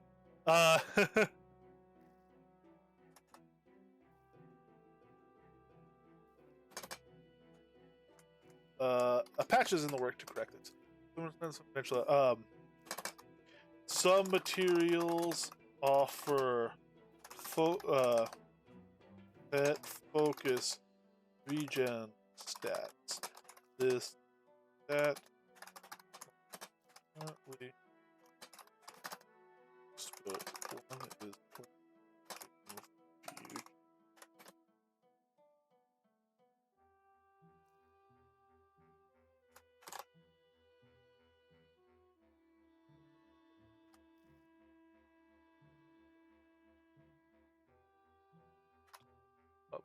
Abra. Anders! Hello! Andara Waldus. Tracted your name. Hello, hello. DCRA submitted fixes for the item effects not visible. Oh, awesome. Awesome. Thank you. Y'all work quick. Oh, Zender, thank you. Do you want, let me know if you want any completed items. We can go back and craft some of this stuff. As long as I have the recipes to make the materials, any combination of stuff you want, let me know and I'll craft up, to order the way you'd like it. Sweet. We're gonna have to go do that one right now as well. We'll get more examples in here. So that was the gold. Couldn't yeah, I don't think that.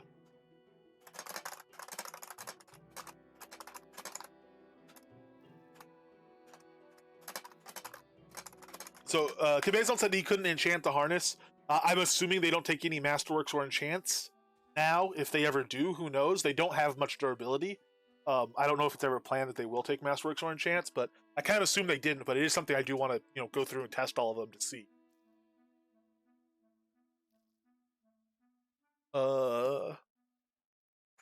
Blank piece of paper. Item right on this piece of paper and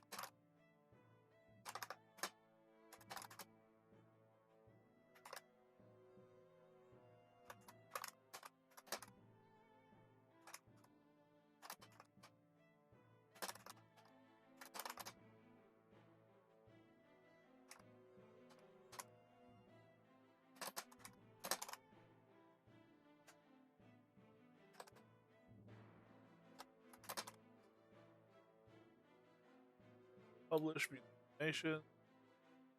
In case anyone has any recipes or anything they want to add, you guys can feel free to drop them in here. I will change this chest trunk, I guess not chest trunk, to add contents public.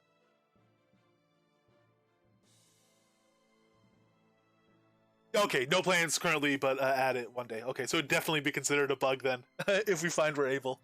Which is kind of what I assumed, but always try everything is what I say. Awesome. So we will also get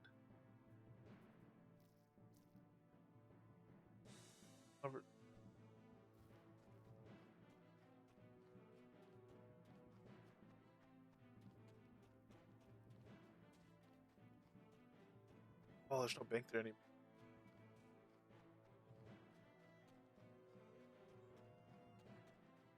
Well, I could just drop a remote bank right where I was standing. I mean, I couldn't because I have it here, but uh,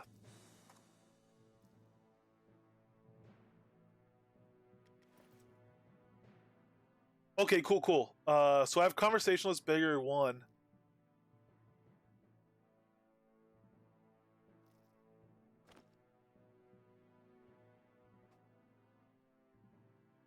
Make sure they don't have a conversation on them. I can't drop him.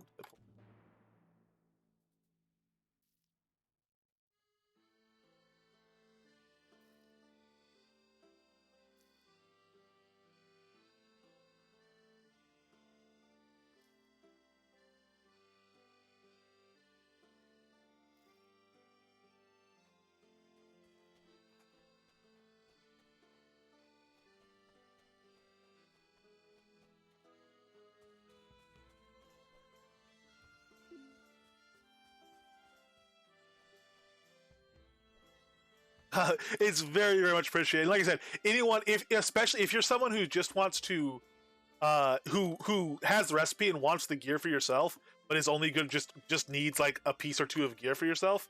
Like I said, I'll happily make the gear for free if you give a recipe. Honestly, if anyone just wants some gear, let me know and I'll send it over. I'm anxious to hear people using it and finding what pieces they use where and everything, and what pieces they're enjoying and whatnot. Um, so Oh, you know, we can't actually. So you have to actually add the script. He has to be in your inventory. So I'm going to write a quick little script for this guy. And when I say a quick little script, it's not even going to use any key functions. We'll add those later. I just want to kind of get a little thing going. Um, so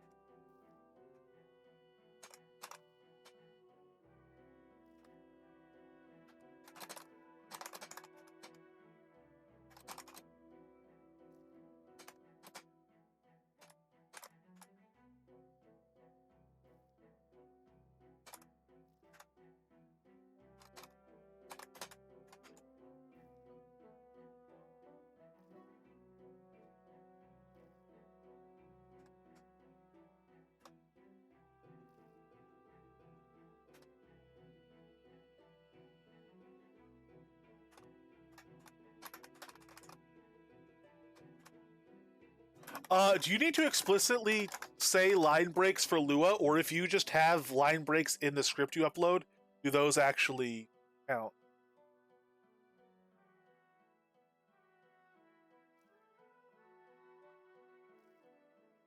Let me just say let me say this and see. So we need to save this as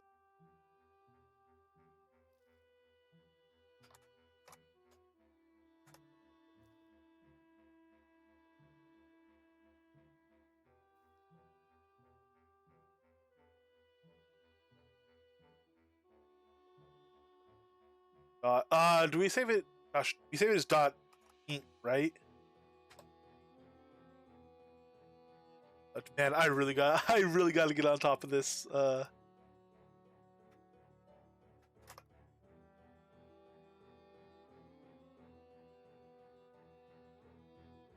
Custom NPC is the name of the file folder.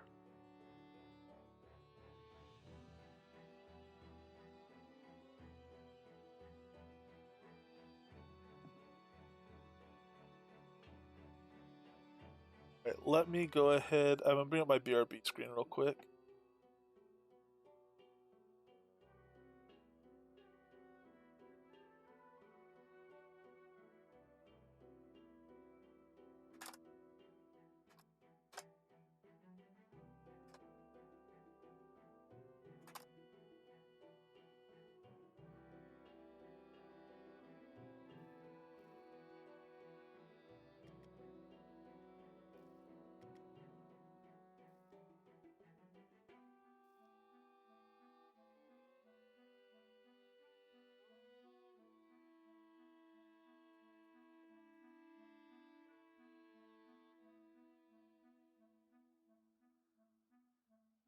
Okay. Well, we'll work on that in a bit, but for now it'll work. Each line break is an actual new line, he says. But welcome to the Templar, very much a work in progress taming museum. R95 has seen the addition of pet gear that can increase the power and survivability of your companion. In the trunks to your left, you'll find examples of this gear, and then the trunks to your on the right, donations may be made to help expand the museum. Much more information and many more examples are coming soon. R95 recipes and the drop locations are as follows. Then it gives it all. Gem-studded roll of leather, skeletons, and craft gem mines, etc. That's really a clunky way to read it, and it's kind of annoying. It's formatted poorly. Most of that information will be put in books, and the books you'll be able to just grab out of a sack on these tables.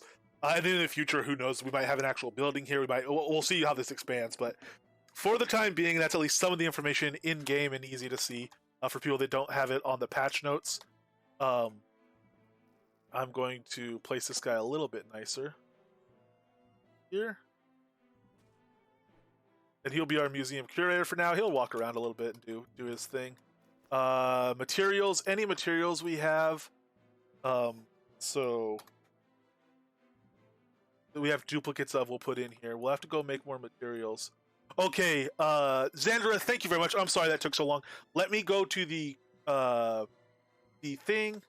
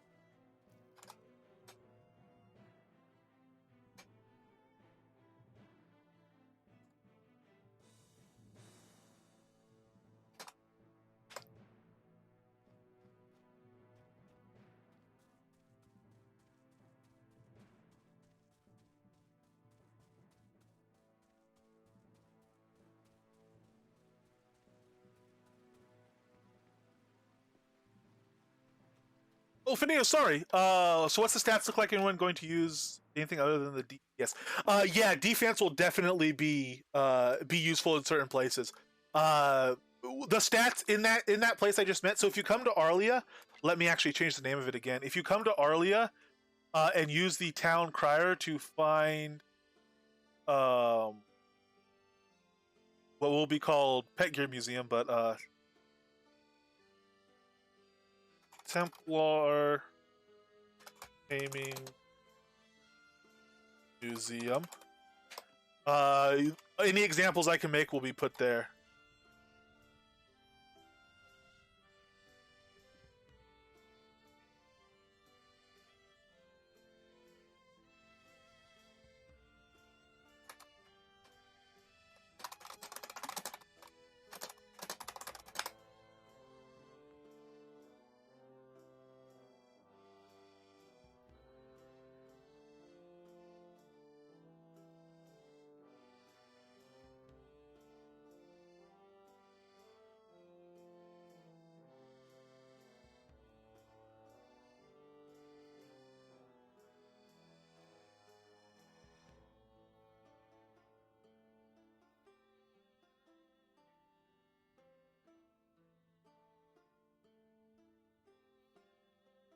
Okay.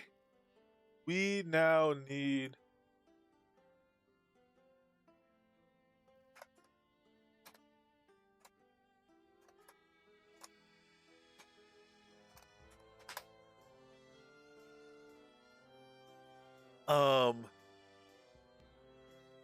dude, definitely need more straps and strips and everything. So we can make gold studded and silver studded now. Let's make some gold studded. Let's see what those are going to take. Gold ingots and leather and curing salt, I think, is all. They're made on the tanning station, though.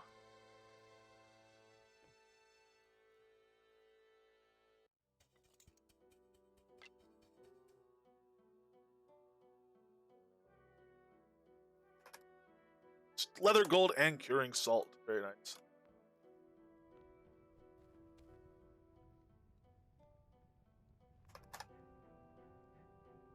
Haha.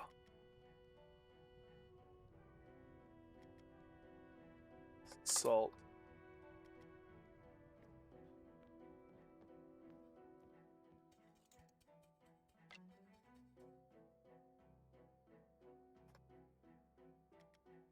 Alright, start pounding on the pile of these. This is where I guess really we'd want to improve our inky script. Let's see, let's go blank piece of paper here. Let's see if we can do something.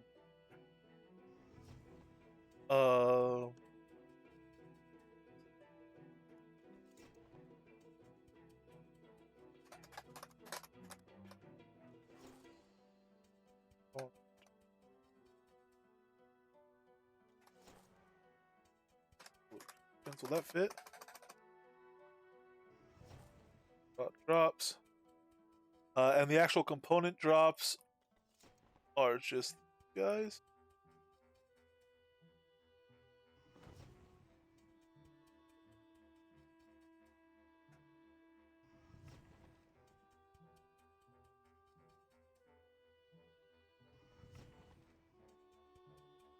Ooh, that format I do not do. So iron studded strips of leather.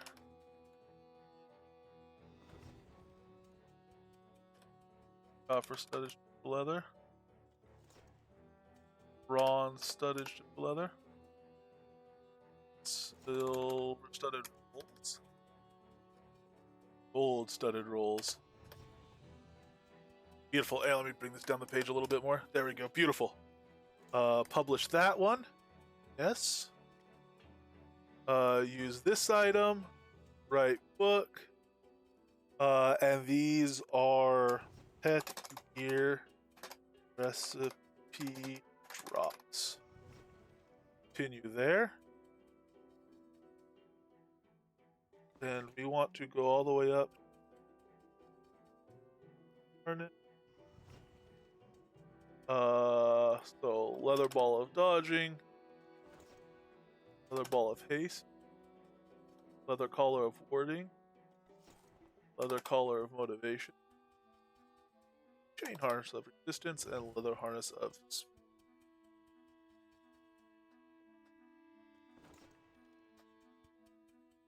push that. Yes, and now we can duplicate these.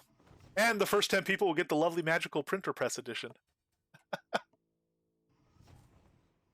Actually, I'll probably duplicate them all as hospitaler books. Well, yeah, haven't looked at it all. Just got home, so we're watching while you eat my dinner. Oh, cool. Yeah, there's some really good stuff, man. There's some really fun stuff there.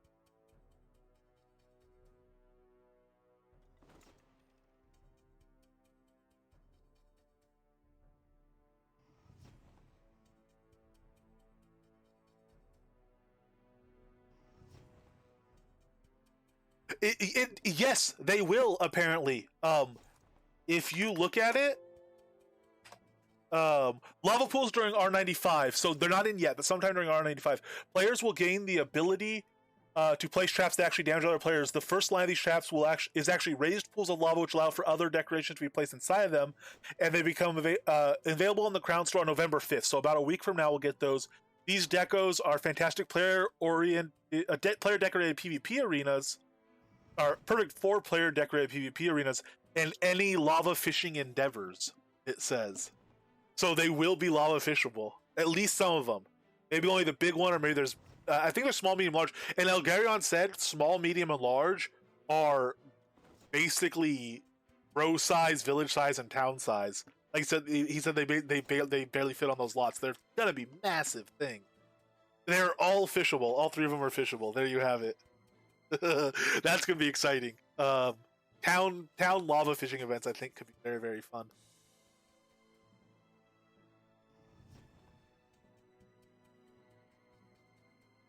Okay. So we have those books made up. We have plenty of things made right now.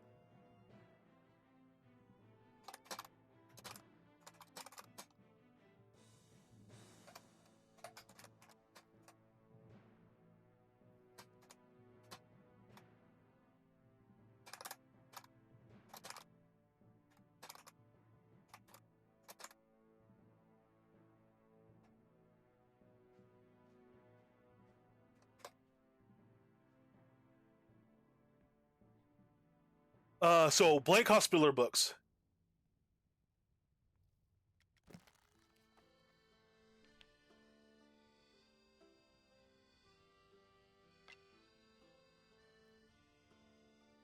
So what you could do on these printing presses is actually go. So we have in our inventory we have something called drop pet gear component recipe drops. Pet component recipe drops. Earthmire Publishing has all these blank hospitaller books. This crafting table will hold up to 100 books. So what I could do is take 22 of these books over here, put them on here, hit craft, and it'll duplicate that recipe thing into all these books. So now all these are books exactly as we had that page designed. All these blank hospitaller books.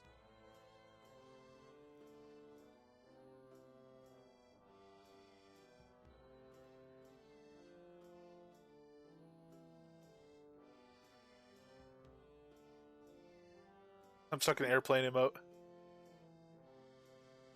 So we'll take all those. And I will now do one for eardrops. Do the same thing, 20 some odd books.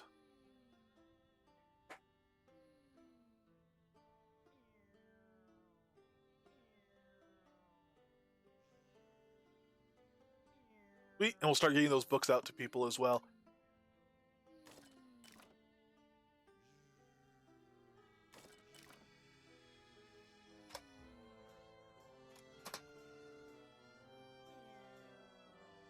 So we just have to use an emote to break this. Oh. Yep, good old airplane. We'll have to make some conversation. Let's do that. Ooh, we have mails. What do we? Orders fulfilled. Very nice. Gwendolyn. Ah, Gwendolyn, you're awesome. Thank you. Thank you.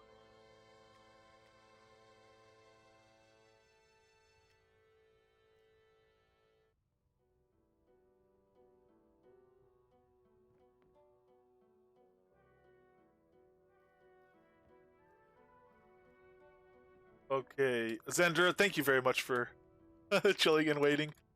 We need some more studded things made as well, I think. So, yeah, silver studded. We have some iron studded. We're going to be conservative in using those because we don't have the recipe for it yet. So let's make more silver studded leather, which is leather curing salt and silver is all. Lord, hello, my PvP flag friend. Bronze, you got it! Wow, congrats, man. Did it just drop off a normal barbarian or blood Igman or dragon? Where'd you get it from?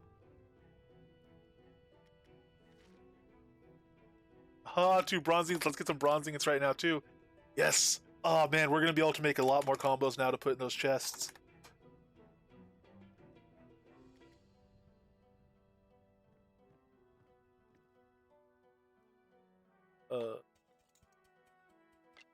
Off the dragon, nice. Congratulations, man. Like I said, I don't know what the rate is off of that. How many times did you kill him to get it? I killed him like 5 or 6 times, and the blood Igman 5 or 6 times, and we didn't get one. Took a while and a lot of healing pots. No kidding. Oh, just one. You got him on your first one. Sweet.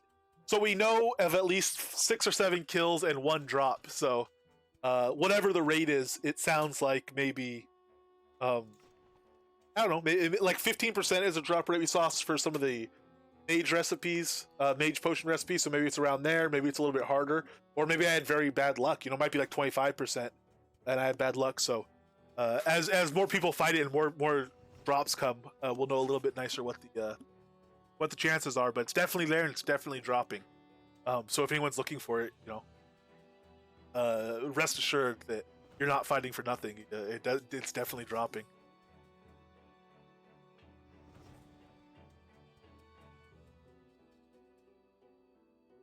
All right.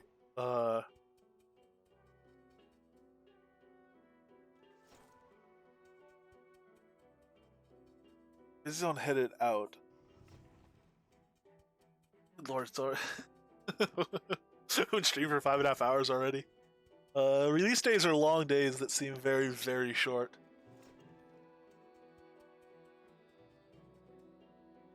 10 or 15 open cultists south track to get the gold studded recipe. Not bad. Yeah, and we didn't kill that many in North Spur to get the copper studded one that we got.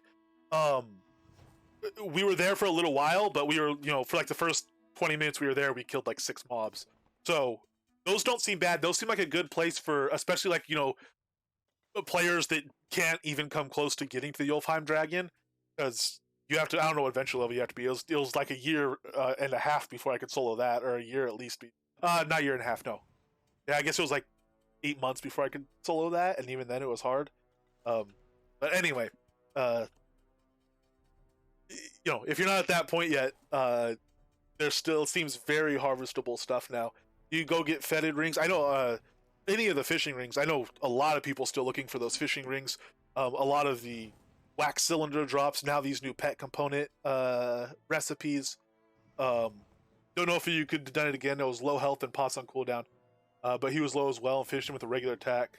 Oh no, knockdown got him at the end. Cool. But it seems like there's a lot of opportunities for lower level players, even BMC rings dropping more commonly off those trolls, to get gold. That's what Wide Swamp's got a lot of gold off selling a pile of BMC rings. A lot of gold for him for sure. I don't actually know. I forget how you get to Despair. I think you could get there from the fishing expedition. You could certainly go to the fishing expedition from Despair. I think you might be able to go the other way.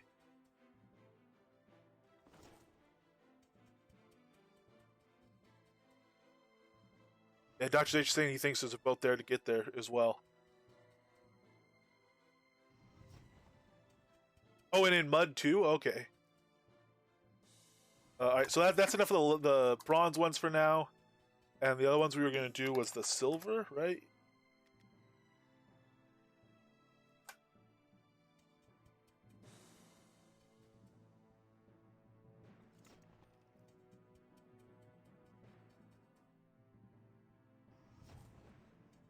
And while this is happening, I'm going to bring up actually my internal spreadsheet thing. Shroud Megatome. And we can cheat stuff real quick. Sorry, guys.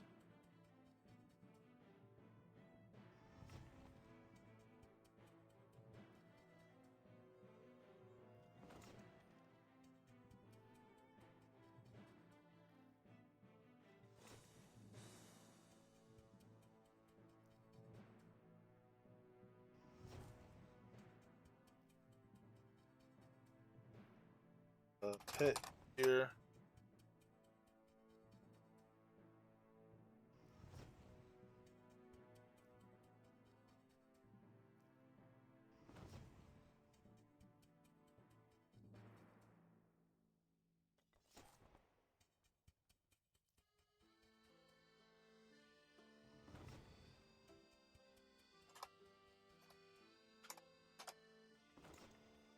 All right,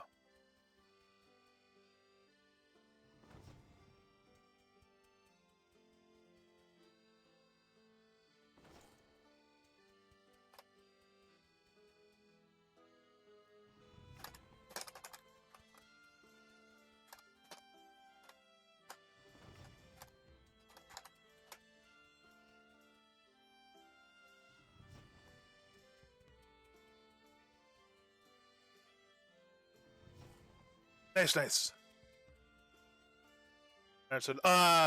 Okay, I'm gonna actually. Oh, you're already gone. I'm gonna make these things. I can hand them to you later. I can mail them over. I'll just mail them over to you actually.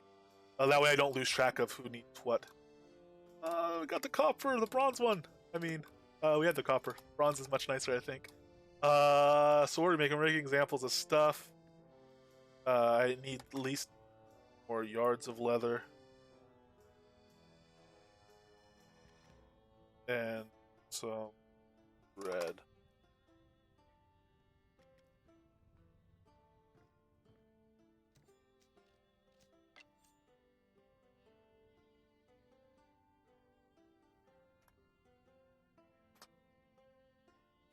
So ball of dodging. Oh, wax. We need wax.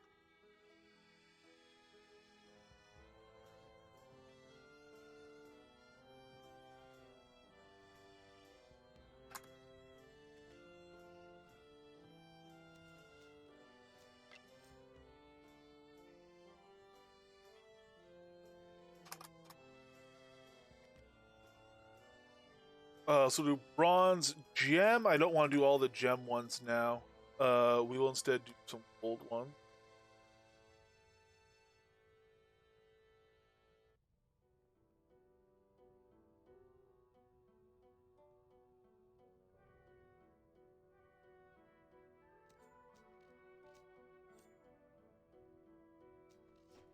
Oh yeah, it's a nasty zone. Yeah, actually, it has a nastier version too called Mjorker, which has a nastier version called Mjorker Extreme. Despair is a long line of nasty. That it's a rabbit hole that goes deeper and darker and more painful as it goes along. So there's ball. Let's go harness of speed. Same thing. We will hold the gen. The gold.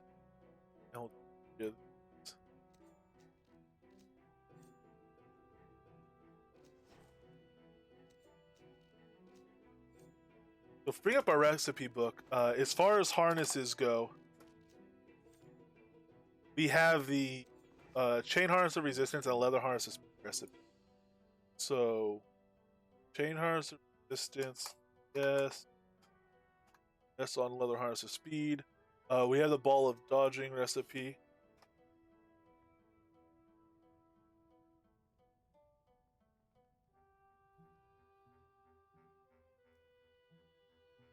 Oh no, Shroud Quest doesn't take you to despair. Hey, Mr. Chadwick, hello.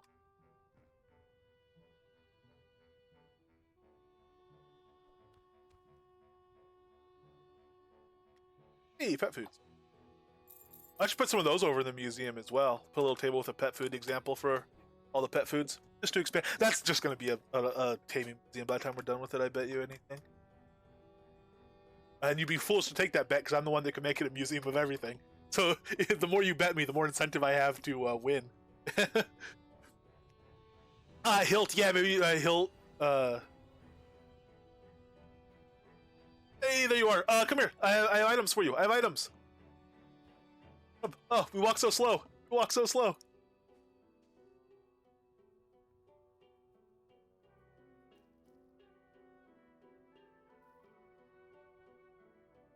Alright, so right now, copper, silver, bronze, gold. Bronze, gold are the ones we have effectively unlimited of, so here's a bronze gold for you. Skeggy, hello! Happy release day to you, Skeggy. How are you doing? So it's bronze and gold, and ball. Gold and bronze ball. There you go. Bam. Alright, so those are the only... Oh, no, chain. I can make a chain one, too. Take those, and I'll give you a chain one in after I mix them right now.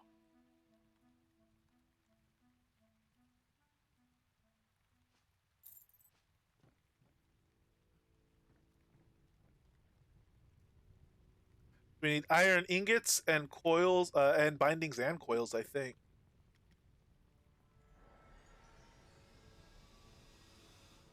You know, coils are probably still in my inventory because they probably didn't weigh enough to take it. Nice. We managed to get one recipe, but we've been exchanging recipes and gear and materials and stuff back and forth and around. Um, and I'm setting up a little museum for people to look at all the stuff and stuff. So if there's any materials you need to put stuff together, let me know, and I could probably send some over for you. Similarly, if you wanted to, I could send materials for you to make components. Send components for you to make stuff. Anyway, if you want to exchange anything either way, let me know. We've been having a lot of fun with it so far. They cut the timer on watering plants. No more waiting 5 additional seconds. Oh, yes, totally, Mr. Chadwick. I saw that. I'm really excited to start playing with the watering too and see maybe not even needing a dynamic deck anymore because cooldown's been changed. Very excited to see how it affects the flow of farming. Might make it a little bit less awkward, I think. It's mud, not spite, and despair, not malice. Okay, I see. I see where you're going. Yeah.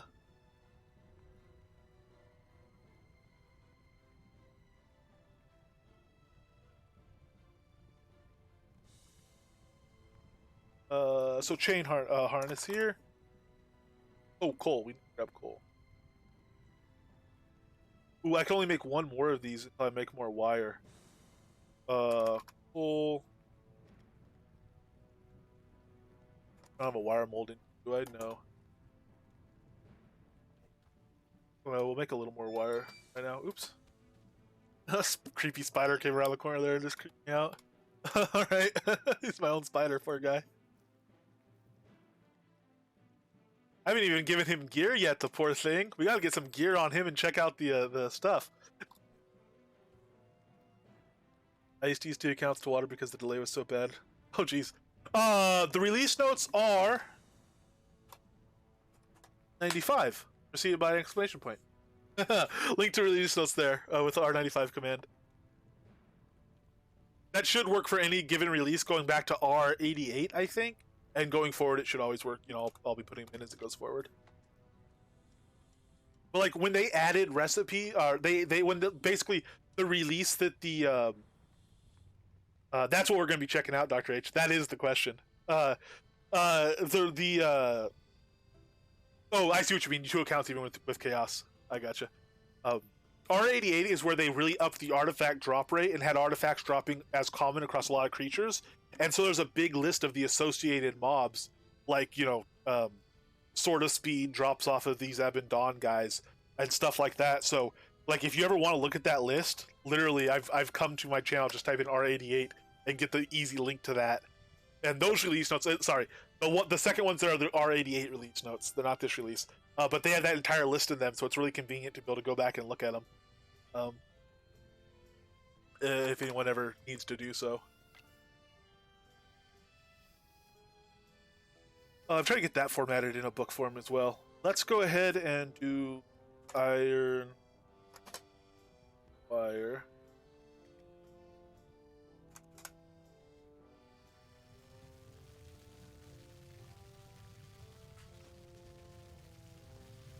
Okay, then our books for studded thing. We have silver studded roll of leather.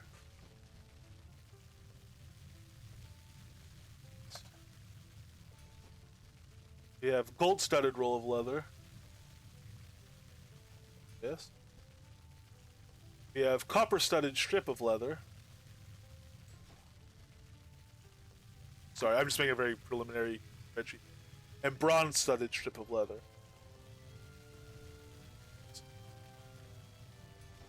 Okay. Well, that, with many thanks to everyone that's helped out, we are missing gem studded roll from Graph Gem Mines, the iron studded strip from Despair. That's going to be a rough one for us in this build as well. Leather collar from the Frost Giant and Barbarians in Jotungrund. And Kobolds and Norgard Fens will be dropping the leather collar of warding, so the defense collar. And also Fetid Ring, so that's a 2-for-1. Doesn't go back that far, I'm sorry to say, Skanky. I think R88 is the earliest one. It might be R86 or something, but I think it's R88 is the earliest one that I have. And then we also need the recipe for the Leather Ball of Haste, the DPS toy, which is Outlaws Run. Ooh, fun! Bandits and Druids, so we can run around and do the Druid waves. Fun, fun, fun. That's gonna be a nice one to harvest. This build should be really fun there. Maybe not the quickest, but doing Tamer against those type of mobs is really nice. The way Crocs just chomp through the guys, really cool. Graph, I think might be something I can do. Norgard, I think. Yo, 100%. You could definitely do Norgard, and Graph, you should be completely good, I think, except there's one spot where you drop down, there's a bunch of mobs together. That one could be rough, at least for me when I was a Blades player. I had a lot of trouble there. Your pet's probably beefy enough to be fine there now. But you could definitely do them. You just might have to be cautious in Graph at one point. Not entirely sure. So sale items. We have here Elven Hut Village Home is a cool one. Ooh, the granite blocks are always fun. Silver Serpent Wand. It's not a good fire wand. I need a good fire wand pattern. Silver Serpent, I don't think it's it. Ooh, Precision Poster. Puke Blood emote. You can make your NPCs puke blood if you, maybe if you don't buy this, maybe if you don't, I'm not sure. Or do. Ornate post-mounted mailbox. These are the ones we found Arlia a lot. Oh, and the Elven Keep Village Home. Okay. The Skull Mask. Actually, Dia de los Muertos type Skull Mask with top hat. It's probably a good one for this time. And the Entertainer 3, incidentally, I figure I might as well name them all. The Entertainer 3 is not the conversationalist I'm looking for. There's a lot of conversationalists rolling through here now. I think that's pretty cool given the inky upgrades we're getting. And there's a couple conversationalists I want for specific things. And if we see a good museum curator, we'll get that too.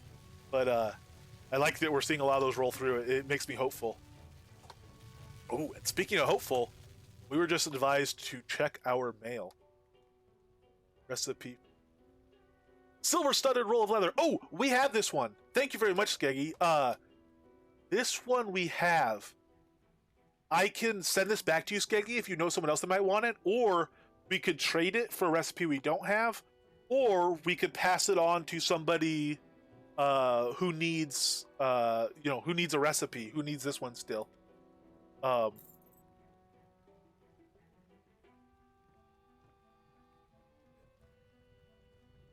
And I can also send you back any duplicates we get, because we're going to be going back to some of these places, especially Ulfheim. I just enjoy Ulfheim. Candy cane wand. Maybe it doesn't scream fire mage, but it's funny. We got a login reward wand, and I really like that wand, but I really like it for a water or air mage because it has like that sparklet top. When you use it as a fire mage, it looks contrary to your fire, especially with Ignite Weapon on. It's an odd look for a fire mage wand. So it's a nice wand, but not for a fire mage. I want a good fire mage wand. I also want a good death mage wand, but maybe like some sort of staff might be cooler. Pass it on. Okay, cool. Thank you very much, Scarface. So if anyone wants needs that silver studded recipe, let me know, and especially if you have one you want to trade, and especially one we don't have. Meticulous Knight, nice. Are you starting to get pretty decked out in BMC gear? How's your BMC ring development going? Are you still just on the 2 commons? Because on the 2 commons, that's just, if you're doing +9 on 2 commons, that means your base skill is probably getting pretty good. You're up to 2 uncommons. Very nice. Ooh, let me know too if you want me to salvage those, or you could salvage them at any point. If you want to start looking at using gems instead, jewels that come from that. Those uncommons have a 50% chance to drop the jewel, but the jewel gives +6% meticulous chance. It gives the same chance as an epic. So let me know on that. If you need it socketed or something like that. On a garlic plant.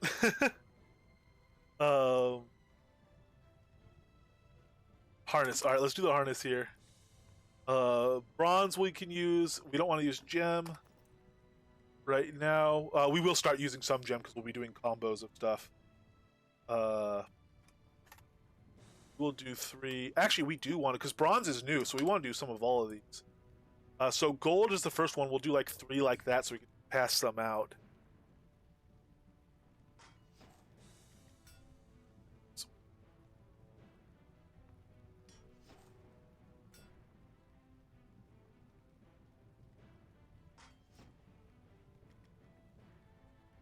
And then we will do one with gem.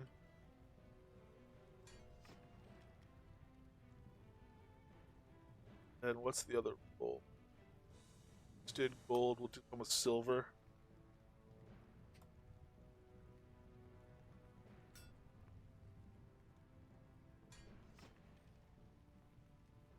Whatever ring you would like. If you had a ring or wanted to like buy a good ring, like a really nice one, we could do that. Or I could put it in like a lower grade meteoric iron ring that would have relatively low durability, but it would still give you like maybe like 6 strength and some dex or something. Or if you just wanted to put it in an unworked ring, we could put it in an unworked blank. And I have blanks, I could just give you one. Uh, and if we ever got specific enchants for BMC jewels, which is a possible thing that might happen in the future, it would have durability on it so you can enchant it. So it'd be up to you. If you wanted a stat ring, we could talk about that. But if you're not caring about having a ton of stat on it, I have plenty of blanks. I could just put it in for you, so you had it in something to use. I've got extras and stuff. Come on, garlic plant. Oh, but yeah, actually, doing Entangle Mire is a legit accomplishment. I was thinking garlic, maybe a low tier one or something like that. 200 per meticulous type garlic.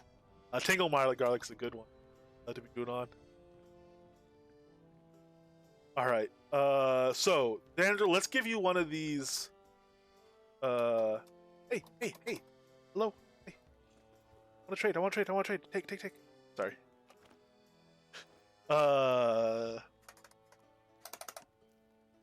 Harness here.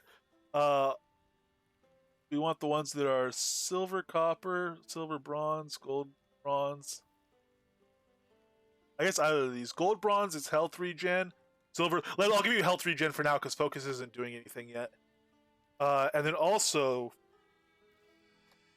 in case you want it, here's some books. And if you don't want them, they salvage to wood pulp, which is cool. So there you go. We sent some over to Cabezon as well.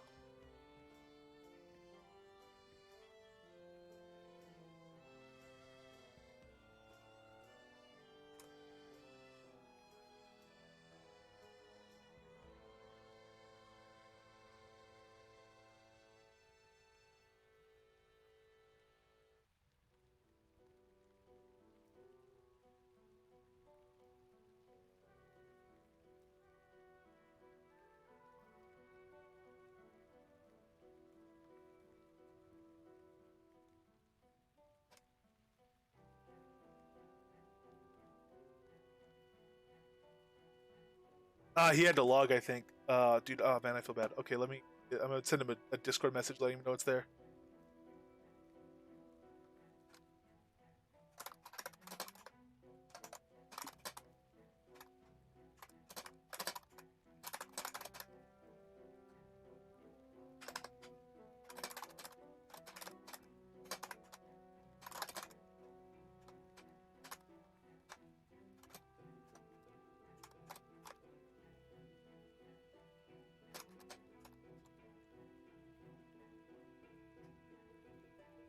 Who would dare? Yes. I remember one time reading a long time ago, people were talking about it, and someone speculated that salvaging certain books might even lower your virtue. I don't think it does. I don't think there's a mechanic in there for that, but they didn't know either, and they thought there was a possibility, and so they weren't salvaging at least certain books. They were worried about a virtue hit. And maybe there is. I don't know. It is possible it's in there. Okay, ooh, some of these things are actually kind of heavy.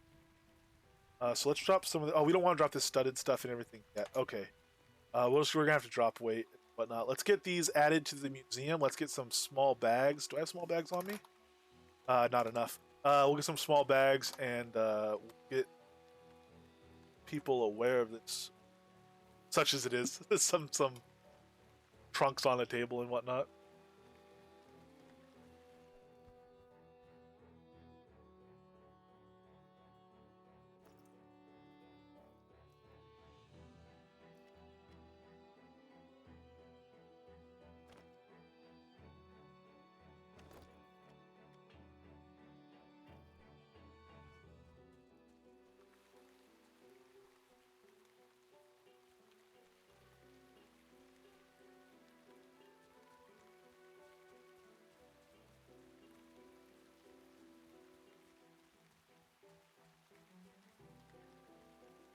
You know what? I can magic mover this to the main square.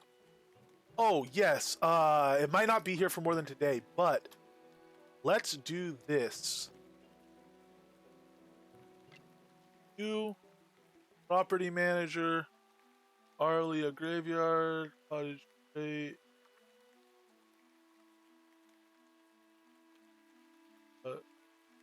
Templar Tamer.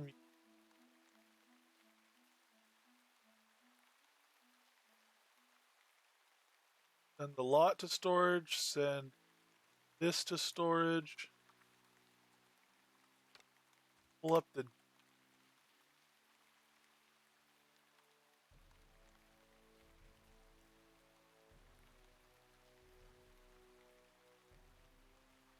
Buy. And now location of this my inventory. Actually, instead of taking that location, let's take. Actually, we'll do it by the signpost. We can move over here. Actually, I think that's a town.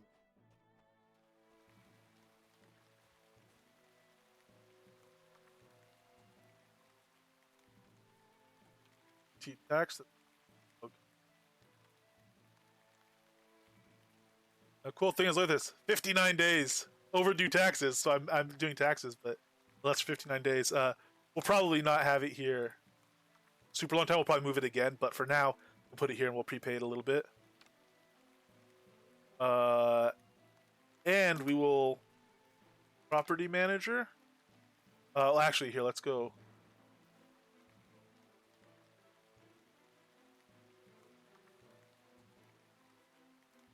It's not. But, oh. Gosh.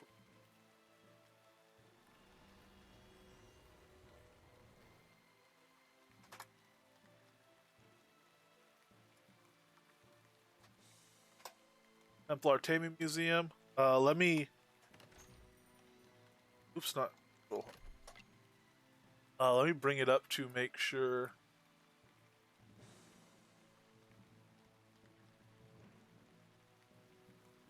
Oh, you need to reload the thing for that to be there. Right, I'm pretty sure the correct one's. We go to property manager.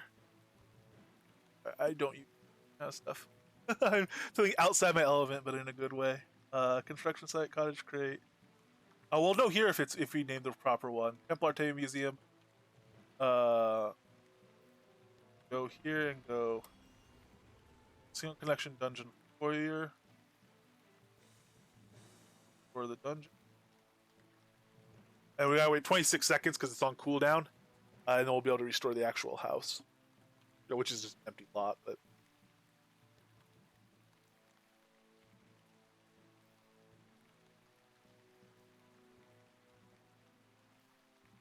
It's going to be kind of odd because actually it's facing along this now. It should be facing probably along there, but oh well. We can. Listen, this is really rough. This is just. We'll work on this over time. This will be a project we have. Empty lot, not on the construction site. Empty lot on Templar.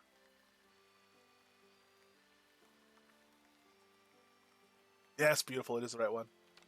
There we go. So we're all set there. That guy's walking around.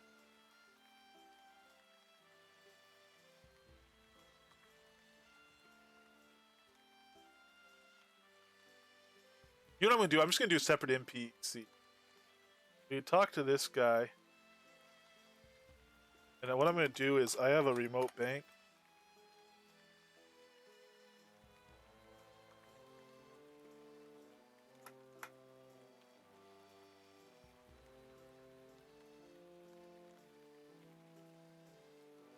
Oh, that's kind of.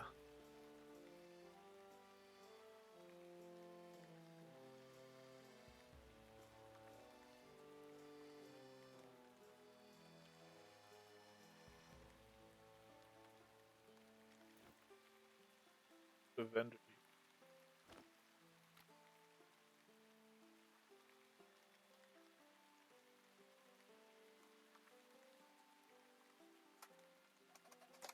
Oops.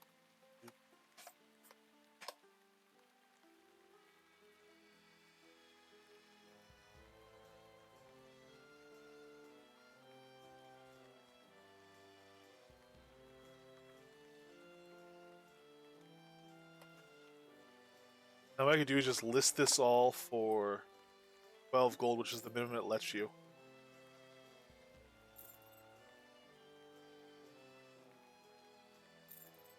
I do like the bags on the table better. We'll just do duplicate stuff for it.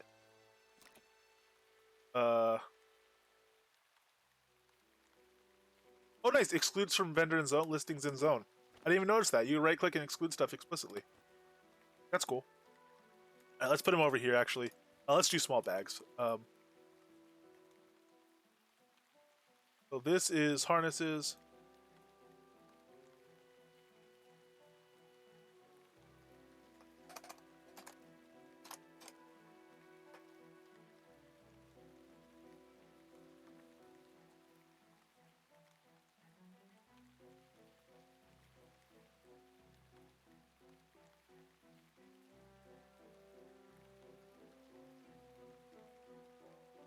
Okay, books and info, books and info, books and info. Drop it here with take container contents public. Up here. Take container content public. Here, take on public. This one we're actually going to drop here, and what we're going to do this time is set this to take container contents public. Drop. So, what makes sense here? We'll just do some of every... Well, this is for harnesses, so I'm going to do gear drops here. This is for toys, so I'll do gear drops there. This is for collars, so gear drops here as well. And this is for components, so I'll do the component drops.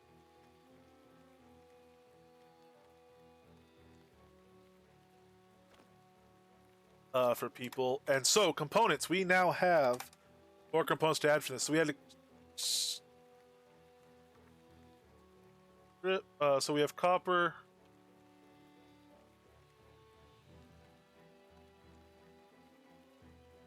So there we go. There's examples of all 6 components. Oh, so we have at least one example of all 6 components. So once those tooltip things patch in, we'll be able to very easily see them. Very, very cool. Okay. Well done, team. I didn't realize between all of us we had gotten all of them.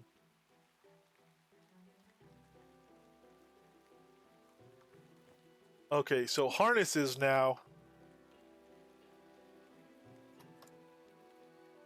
So the chain harness we have is silver and copper. Here's one that is gold and bronze.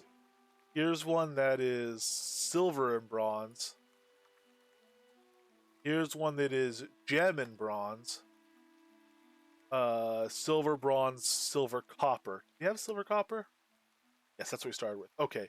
So that's all the unique ones here. Well, how about leather? Leather we have copper, gem, copper, silver, copper, gold.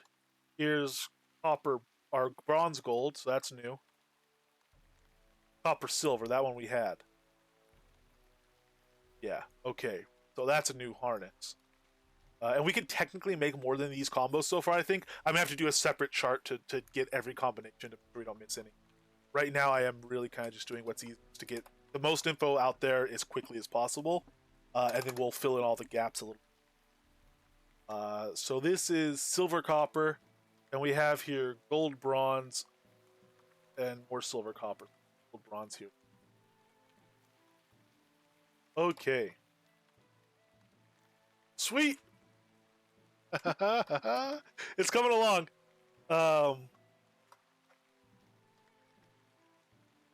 It's going along. Donations, I should probably actually do a separate books thing over here. We'll make more copies.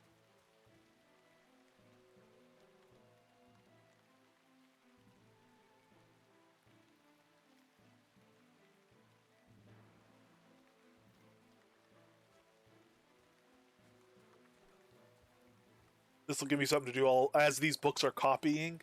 I will type up a thing to post to Universe Chat. So same thing again. We do get some free copies from this Magic Printer Press. We could also do that, but I'm just gonna do the hospitaller ones for now. So get your recipe drops. We'll do another whatever. Wait, man, I'm gonna have to log in Dirthmire Publishing and make more of these. I really do enjoy novelty accounts and novelty names. So books being crafted by Dirthmire Publishing, um, just to me is fun. It's before Templars was a thing, so otherwise it'd be Templars Publishing probably. But it's just fun for me. Crafted by Coswell, or written by Coswell Dirthmire, it says, but crafted by Dirthmire Publishing. I don't know. It's just I really think it's fun. Let's do component recipes. Do another 20 some odd of those. Beautiful. Take all those. Alrighty. Oh, I forgot it's instant. I don't know what's going on here, but the kobolds in Graph are destroying. Really?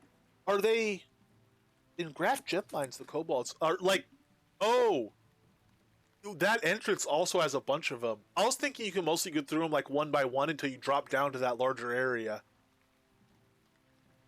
But even in the entrance, I think there's quite a few of them, aren't there? But one-on-one, you should be legit. You should be able to go right through them, I would think.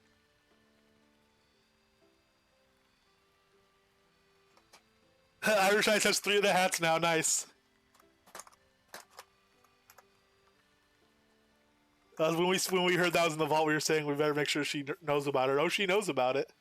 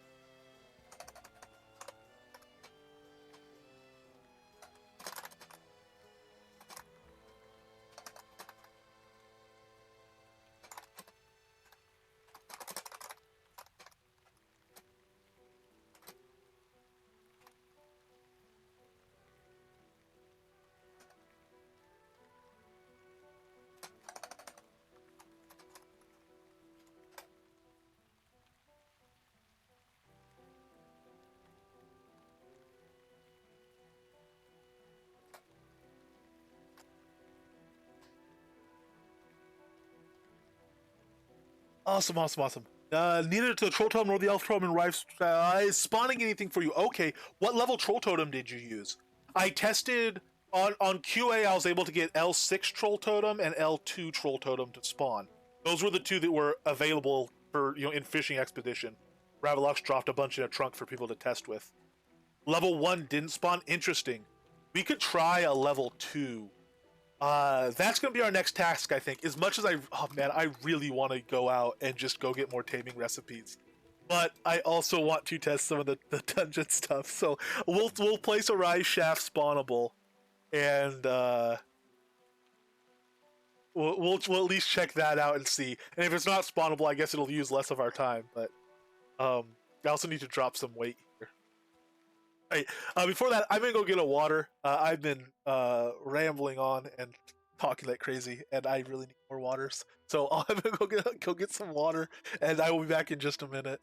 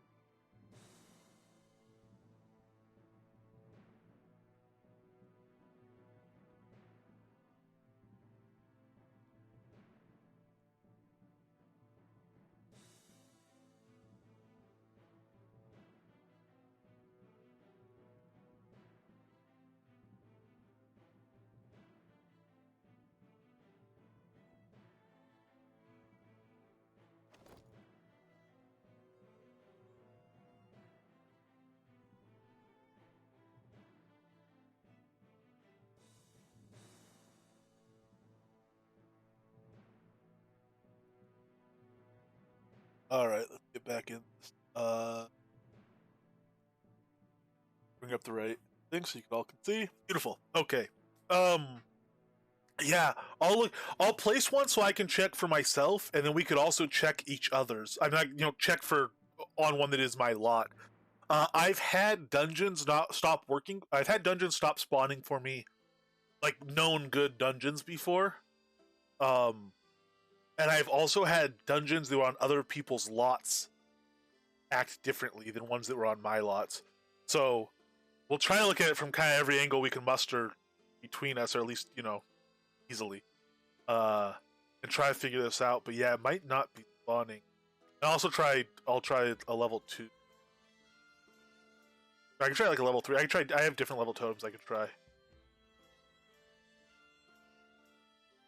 That drops on this gear, man. Look how much you get from Wolfheim waves. And we did a number of waves, granted, but still. Pretty good drops there. We still have all those supply bundles too. We'll open if we remember and get a chance to, and we can drop our inventory because I want to open them with an empty inventory and see what all we get. Recipes. Oh, I gotta restock the recipe. Market equipment.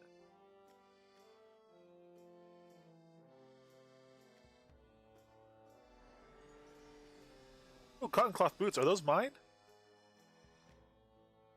That's by Zaxaris. Nice. Those up there. Nice Zaxaris.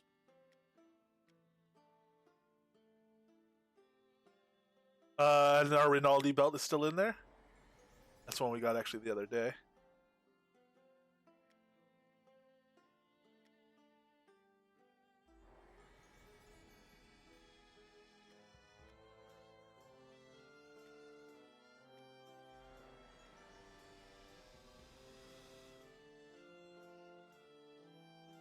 Ah, interesting. Okay, we might have to check out Graph too.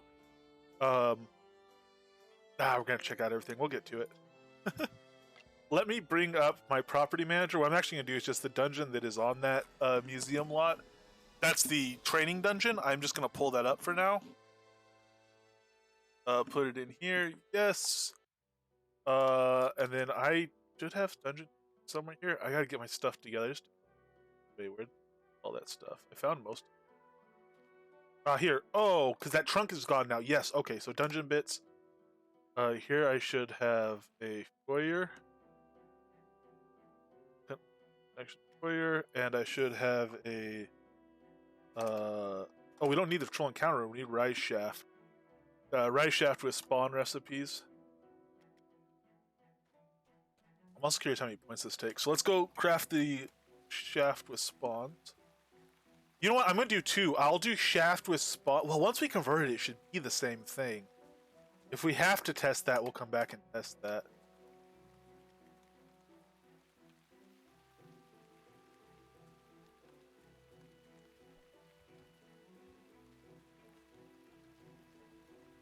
So I'm going to need a stone chisel, which I should still have in my inventory. I'm going to need coal again. And I'm going to need granite. Oh man, we used to use so much of our granite these last few days. We still have some at least. A lot of grapes too, good lord. List those on a vendor.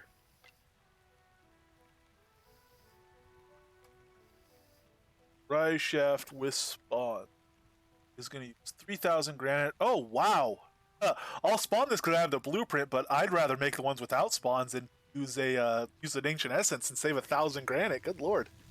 The rise shaft without spawns is the way to go, guys. Make that one and convert it. Assuming they both work the same. That might be part of if there is a bug going on. Clearly, there's some sort of bug going on. If it's with the room itself, that might be potentially what's causing. Let's go coal. Let's go granite out of there.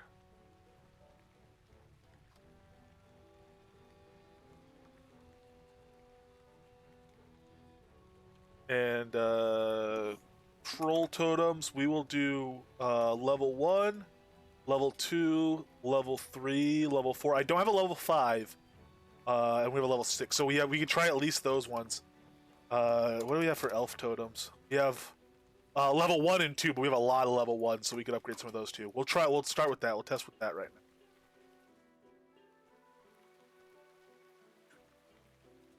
Go teleport to town square.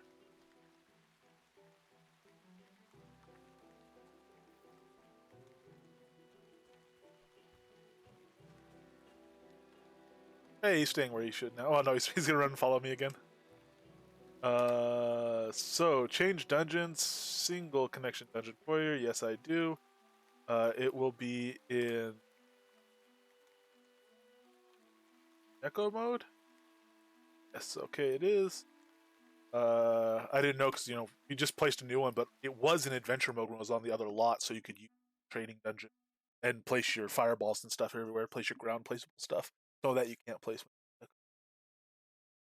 These items no longer allow players. Sorry, I was just looking at the notes again. Start reading them out of a habit.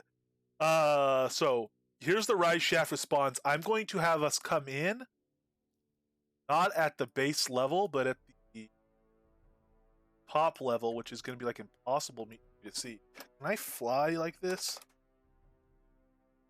No, I can't.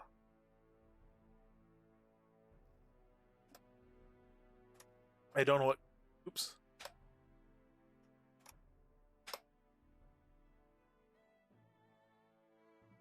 Can't press the.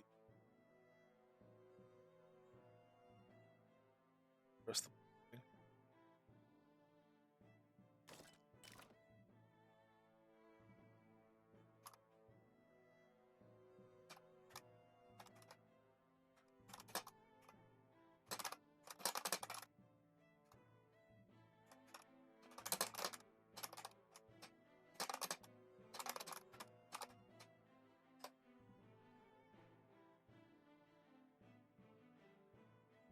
The rise shaft response. I'll just take a gamble at number 12. 40, so it is 40 per. Number 12 is the floor level. We don't want to come in here.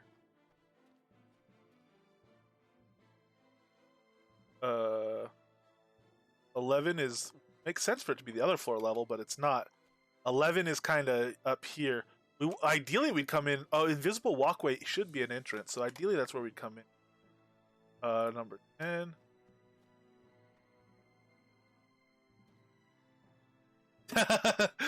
Universe jet just stack stuff until you're tall enough.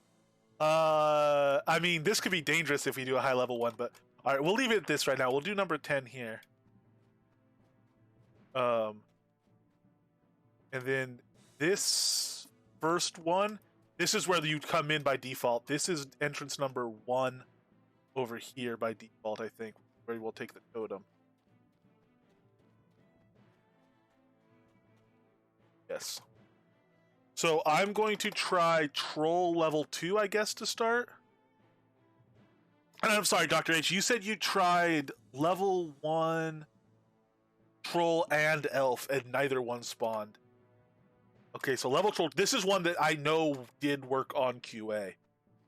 So that'll at least tell us something different. Now I can't get back out incidentally. You have to port out when it's set up like this. And also, if you die down here, don't come in here right now. Once it's spawnable stuff, like you have to put a resurrection onk down here, or there's nowhere to res unless the entrance is at this lower level.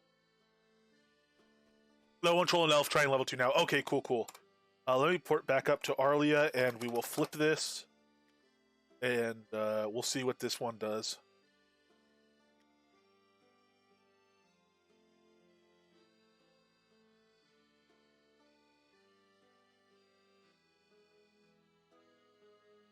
And I got a troll on the lowest level with the level 2 elf totem. I wonder if they spawn. If they both spawn the same, we are going to have a hardcore level 6 spawn circuit somewhere for folks to use.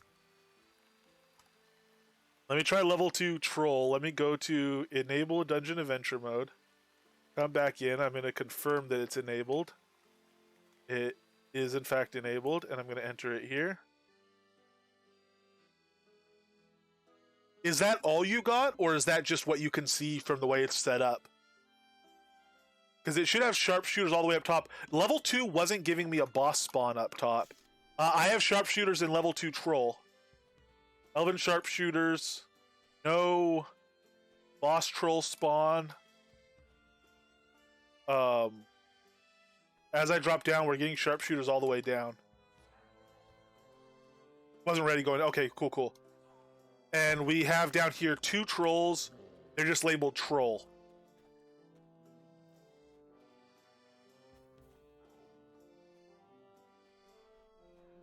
It might be that you have to kill these guys to spawn the boss up top, and I just didn't know that, and level 6 isn't functioning in that respect, but we'll try a level 1 troll on our end as well.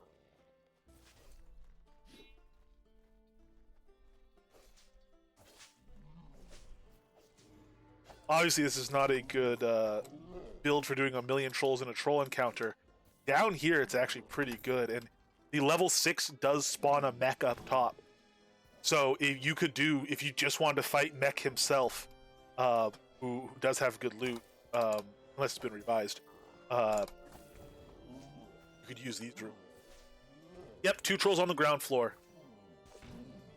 For the elf too. Can you see if there's sharpshooters on the things? Because if it's the same using a troll totem or an elf totem, I know what I'm using, and it's elf totems.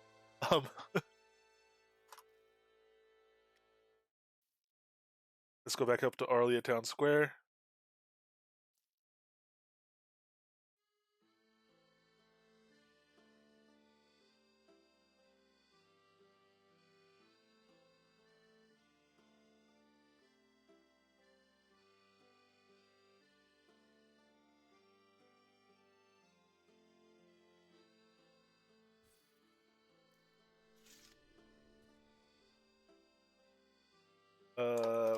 Put in deco mode and we will swap it out. So you know what? Before we do that, we're gonna kill several birds with 1 stone, or several stones, but whatever. I'm gonna make the other rise rooms. We're gonna set them all up in a reasonable line. Ooh, maybe we're not. Well, it'll be a reasonable line. I don't know what line it'll be, but let's start getting started on that. So I'm gonna make the other rise rooms right now. So let's get our coal again. Let's get our granite. And we're not going to be able to put all of them down at once together because I don't have the points for it right now, and I don't have the totems and all this stuff. But what we will do is make all of the non-spawn ones and convert them all to... Whoa, where did my blueprints go? Oh, I only grabbed 1 blueprint out of that thing because I was only making 1. All right, let me go grab the other blueprints.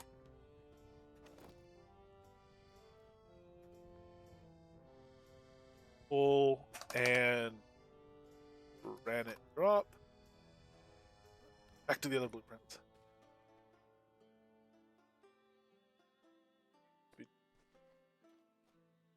Two sharpshooters. Okay, it sounds like they're spawning identically, which is really, really cool.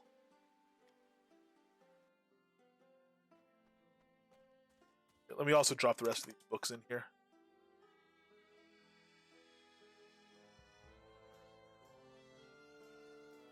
Incidentally, if anyone's here and see, books and info, like literally feel free to empty these things out. Take as many of these as you want. If you want to take them and put them on your own, in your own guild chest or on like an information vendor if you have one.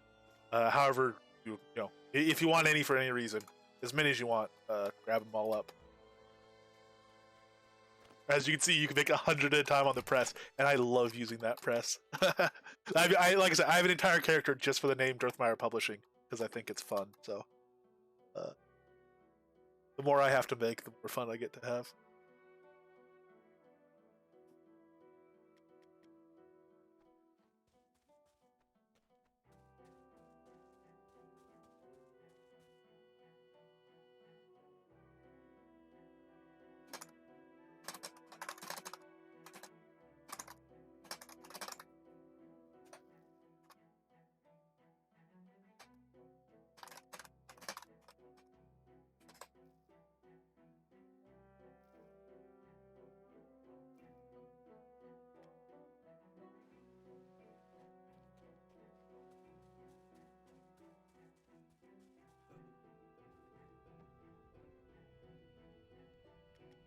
Granite and coal.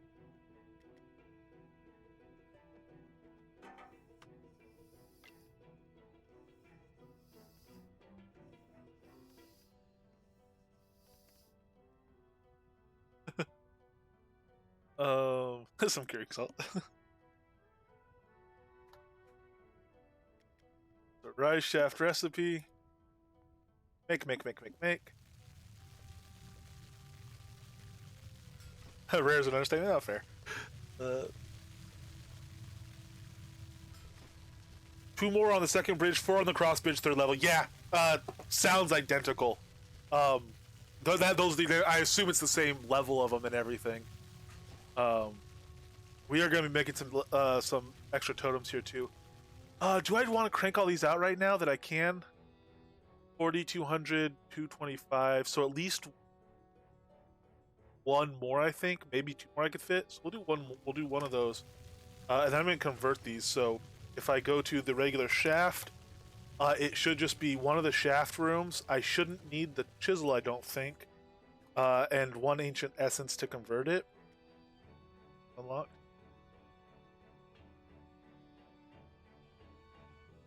Oh man, is there no convert the rise shaft to spawnable version recipe? If so, we just made a dire mistake. I should have checked that first.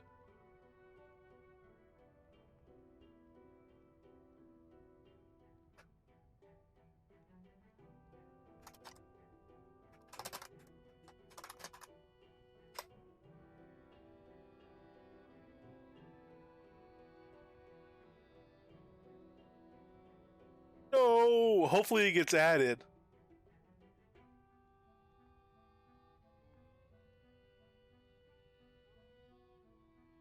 Oh, you have to convert the recipe, not the room.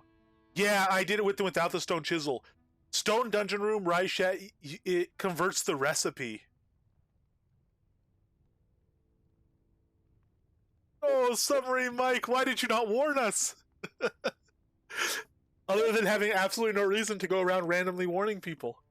Alright, well, we just made a big mistake. Well, I can trade people for the blueprints, though. If someone wants that, if anyone wants that room in the deco version, if you have a spawned blueprint, I'll just give you give me just the blueprint. So basically, you'll be getting 2,000 coal for free. But alright, I'll do another shaft recipe there. We're gonna have to get more granite. Granite prices are probably about to go up because take a lot of granite.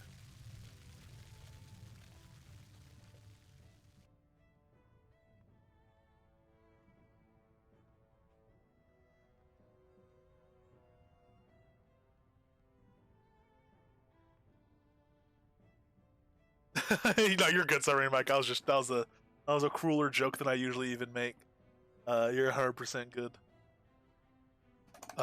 Elf totems. Oh, we didn't grab ours. Let's do. So we have 3. That gives us 3 with a with this thingy though. Granite. If you have granite you want to sell, let me know. I will buy all your granite. For billions of gold. No, I don't know how much. Whatever. Granite. Right. I've been buying granite at 8 to 10. I'm assuming it's going to go up, so like I'd pay maybe 12 each. If you're cool with that. I know some people don't like to sell it below 12, so I wouldn't consider that a great price, but it seems like there's been some out there. I don't know it's going to go much more than that.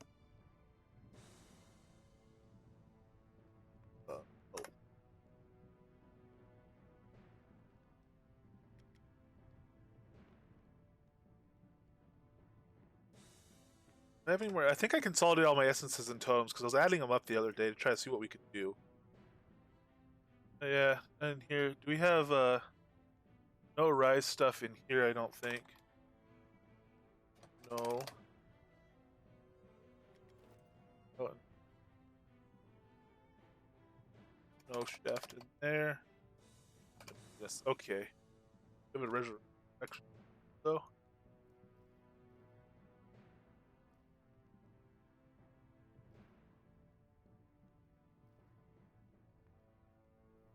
Oh, there's some more granite in here. Sweet.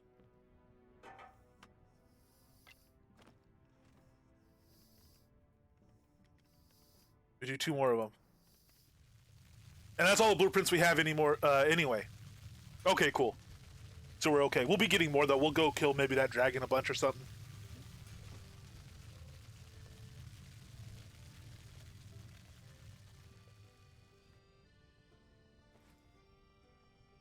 Still happy to buy granite and stuff, though, if people want. Actually, Dr. H has buy orders in Mysteria for granite as well. I don't know what he's buying at, but if anyone else is wanting to sell granite, I'm happy to buy it. Dr. H is also looking for some. for dungeon stuff.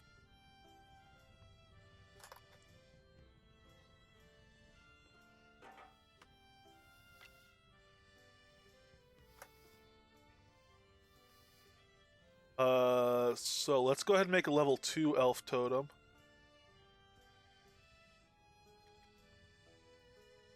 I'll actually make quite a few of these.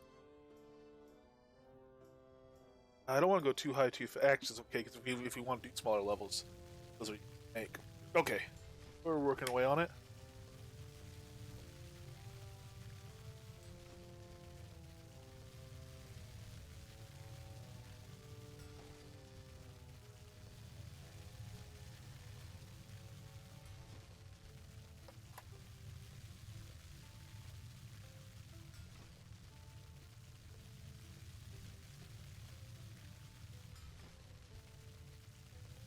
Okay, Despair's next thing you want to run with me.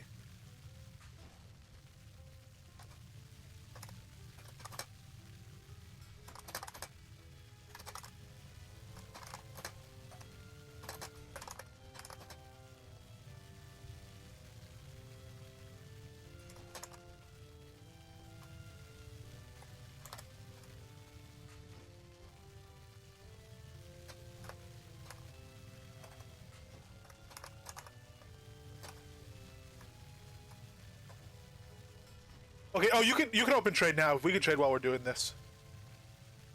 Come over here. Come next to me within trade distance, and we can trade.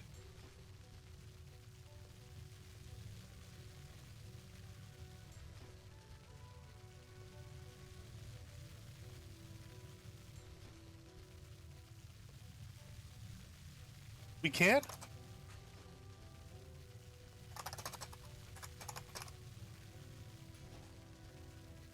Okay, granite. Ooh, green arrow. I will happily take your green check mark, and there may be some mining upgrades for you in your future, as far as mining gears go. Thank you very much. Um, that'll definitely help us with the current guild dungeon stuff we're doing.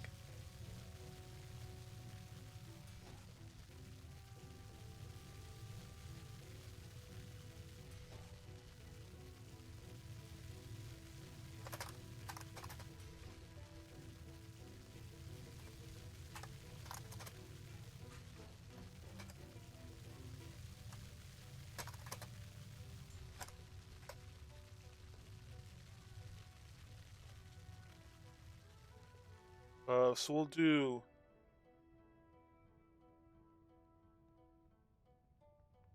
We do 7 level 3s. We don't want to. We actually only have for 4 level 3. Make a level 4, and then 1 level 3 to have a level 3. We'll do 5 level 3. We'll leave the rest as level 2s for now until we decide what we want overall. Always leave your totems as always leave it at the lowest level as long as you can, because you can't ever go backwards. Is my philosophy. So I don't even turn them into totems from essences until I know I'm going to use them usually.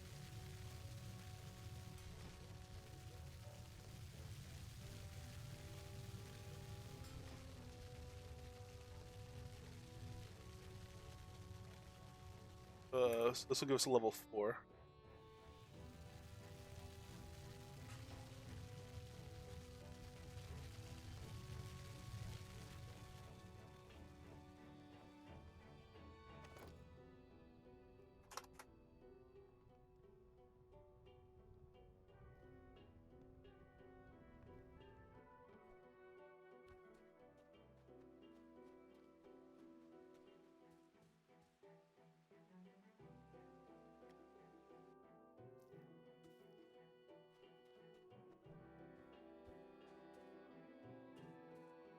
Oh, I love it. We're gonna do this.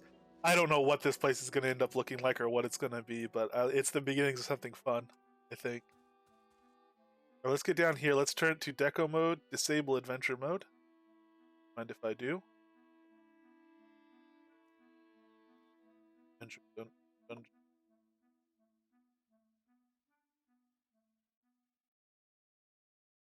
Yes. I will drop a level 1 now to confirm it's not working for me either. But I certainly agree with you. So this is entrance 10, and it takes us straight across, and it will also lock these up at the bottom, which means one, you could get to everything this way, depending on how you do it. No, not everything, but most. Yeah, no, not everything. All right, sorry. So we want to connect number 10 to number 10 to number 10, I think, for now. And I'll drop a resurrection ox down there in case anyone wants to look at it. We'll do that in a bit.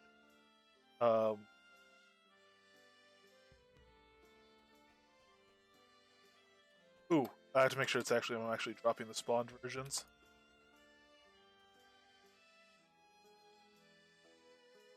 Spawns. And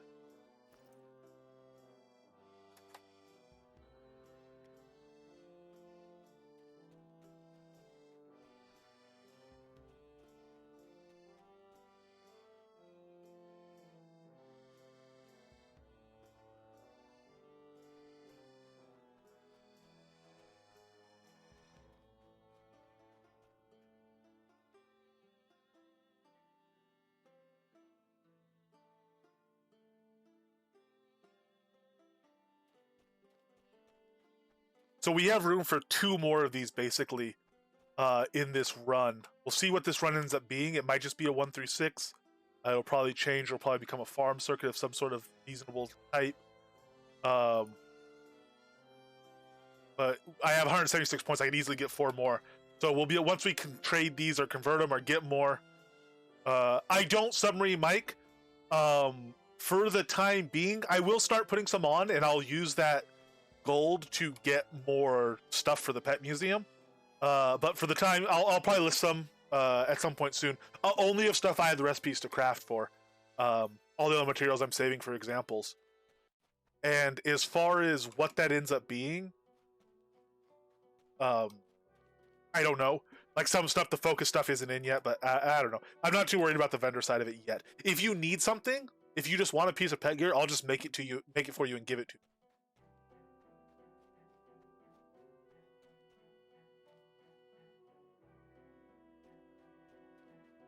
Metaliki, how you doing? Alright, so this is the first room. The totem is in... if we can't place totems while flying, we're gonna have to come back and do each of these. Gosh dang it. We're gonna have to do each of these separately.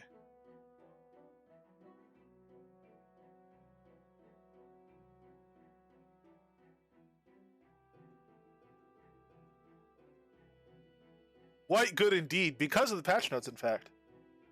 Elf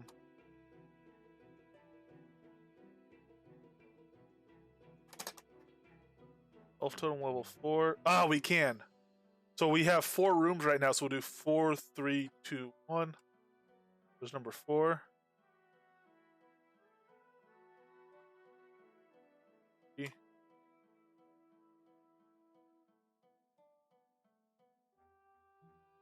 One. I wonder how having a keystone room that doesn't spawn is going to work.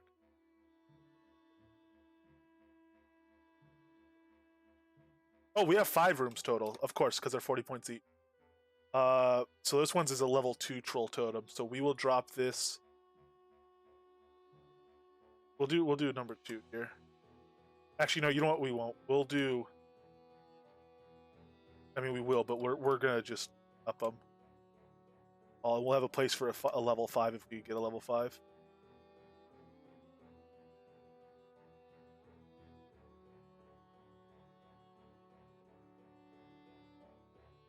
Two there, then this will be level 3.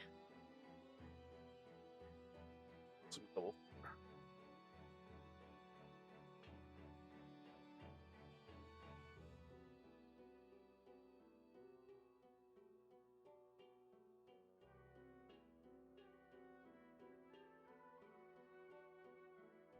Oh yeah, player dungeons, they're awesome. Yes, they have reduced loot tables because you can make such efficient farming circuits, but the guild has farming circuits for different types of mob, and we're working on making more and more of them. So you can. We've got a lich circuit. We've got a kobold circuit. It has the spawn random encounter 1. Dr. H has a rotunda circuit. It's amazing. That room is an amazing farm room.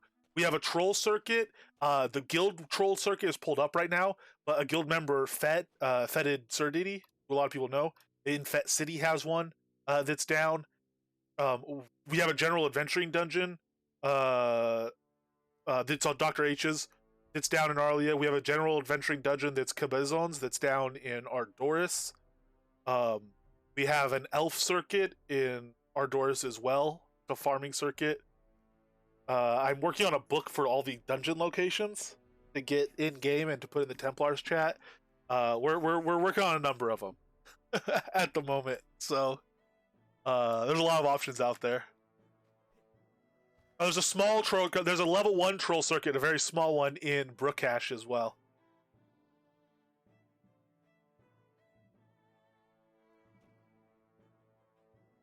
Okay, so we're gonna be going in without the spawn, or without the res thing.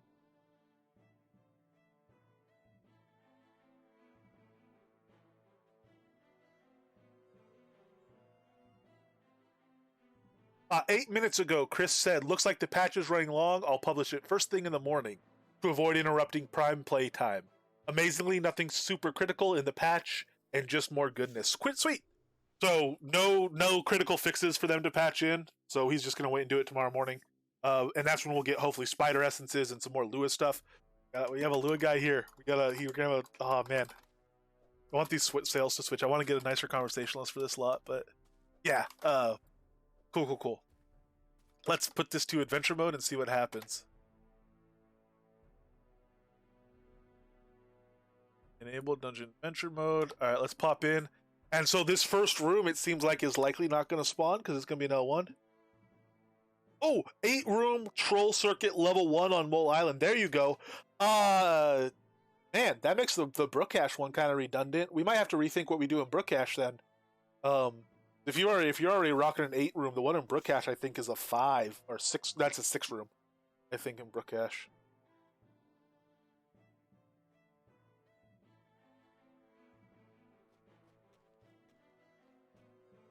So yeah, level 1 is not spawned, but the level 2 is spawned partially. Only 2 guys up top here. Should be 4, I think. That might be because the first one isn't spawning. Ooh, level 3 Terran Dock. The first one with a troll boss up top. It looks like. Level 4 has a vegetarian, the Stomper. And then level 5 is yet to come for us. We'll have to get more totems and combine them up. But yeah, level 1 is not spawning, unfortunately. Oh, whoa, no. As long as we don't fall off this bridge, we can on-crez without taking a gear hit.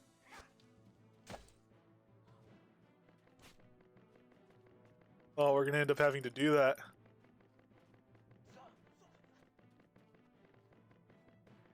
Yeah, I think level 2 just doesn't spawn 4 up top. Yes, it is, Rinaldi. It uses elf or troll essences, elf or troll totems, and they both spawn the same mob, so elf totems all the way, I say. We got out alive, too. Well done us. So I'll switch it back to deco mode. I'll put a placeholder number 2 totem in the first room. So it'll be level 2, level 2, level 3, level 4. We'll work towards getting a level 5 totem up, and another room and a level 6 totem eventually. And although by that point we might readjust it. This is mostly so people can get an idea of how it's spawning and what it's spawning. I'll go grab a Resurrection Ankh. All of the baseline levels should be connected, and I'll put a Resurrection Ankh down there so that people, if they die, have a way to res Ankh. It won't be convenient. This is not going to be set to be this is a demo dungeon type thing right now, but that's all we're trying to get out. Then we'll work towards an efficient farm dungeon a little bit later. And mix these into adventuring dungeons, things like that, of course. So Arlia Shops is where the Ankh is. Is already super low and they just nerfed my best spell. Boo. Ooh, what did they nerf? Which spell did they nerf? Oh, Ring of Fire?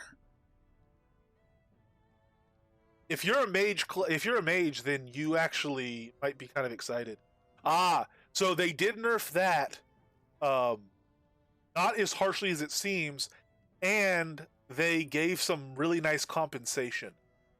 If you're looking at the patch notes, the line above the one that says we were nerfing Ring of Fire also says look at super fun stuff, and there's a tweet for that as well.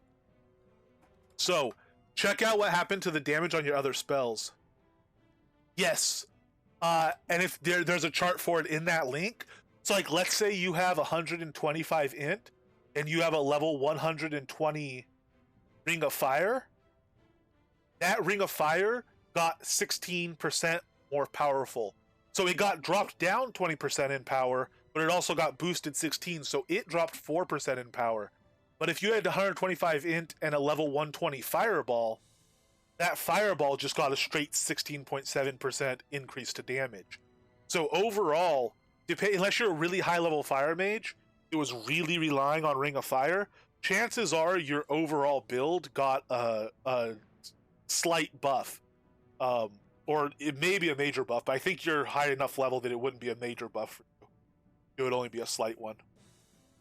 Beginner mages will have a much easier time, which is good. Starting off as a mage can be rough because you don't have the defenses and you're not powerful enough to just burn stuff down before it matters yet. For sure, for sure. It might be a little different. You might lose a little power depending where you are on there. You might have to fight stuff a little bit differently, but hopefully should be pretty good. Carrying around 1500 Mandrake, yes. I'm carrying around 18 so I could res my pet. It's amazing. This build just does not use regs, period. I'll occasionally have to pet res, and that will be a corpse wax, a garlic, and a mandrake. That's about it. I should save that locked to inventory so I always have it. That's what would be smart. That'd be the smart play. Okay. Resurrection Onk.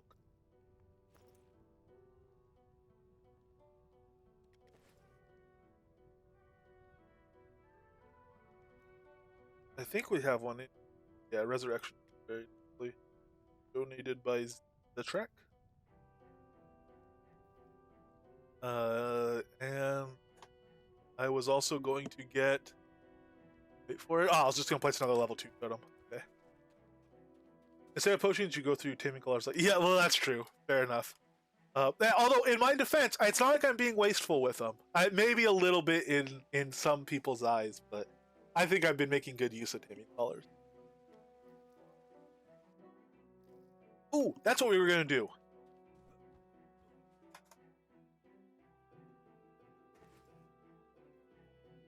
Table. If anyone has any ideas for the... Oh, get out of the way, sir. Oh, good, I can place it around you. If anyone has any ideas for the pet museum as well, things to display, things to do, whatever, let me know. Open to any and all ideas right now. No idea what will actually end up happening, but any idea, I am very happy to hear.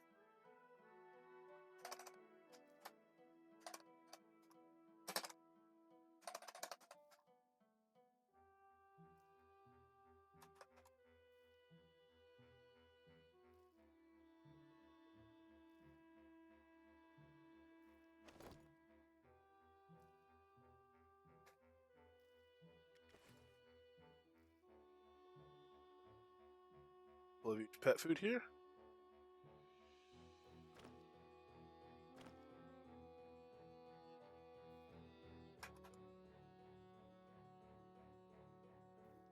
I'll do an info bag for a little bit later and a thing for a little bit later. Actually, here, we might as well. Let's do a...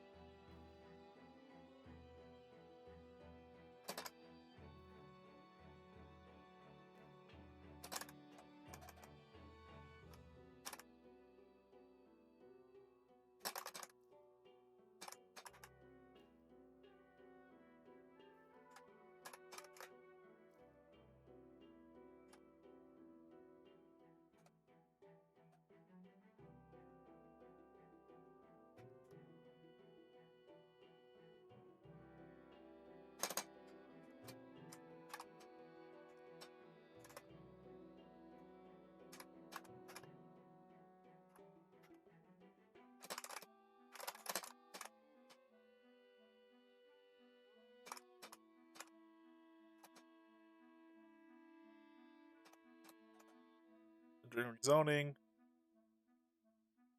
Um,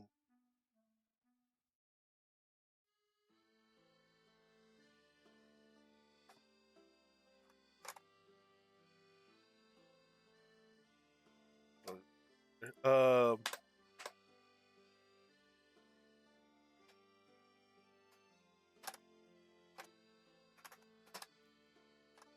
foods are applied separately from your own foods. Not take any food slots away from the table. Publish. Publish.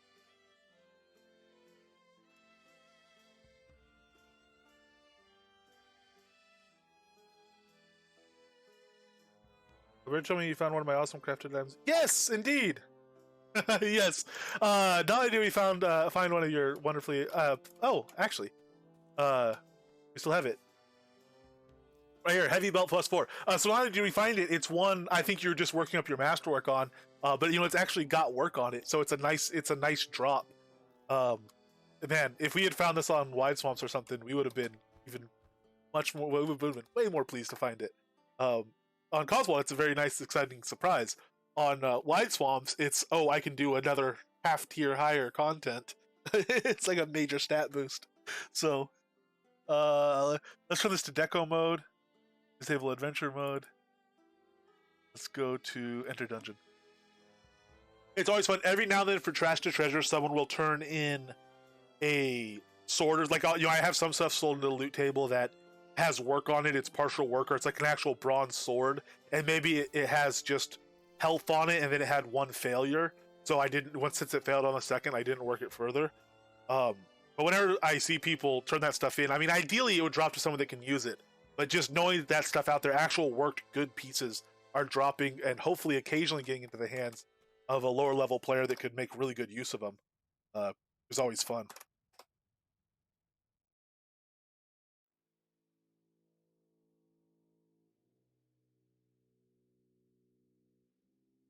Yeah, exactly. And I mean, 30 durability on a belt, it dropped at 10. You can repair it up with the repair kit.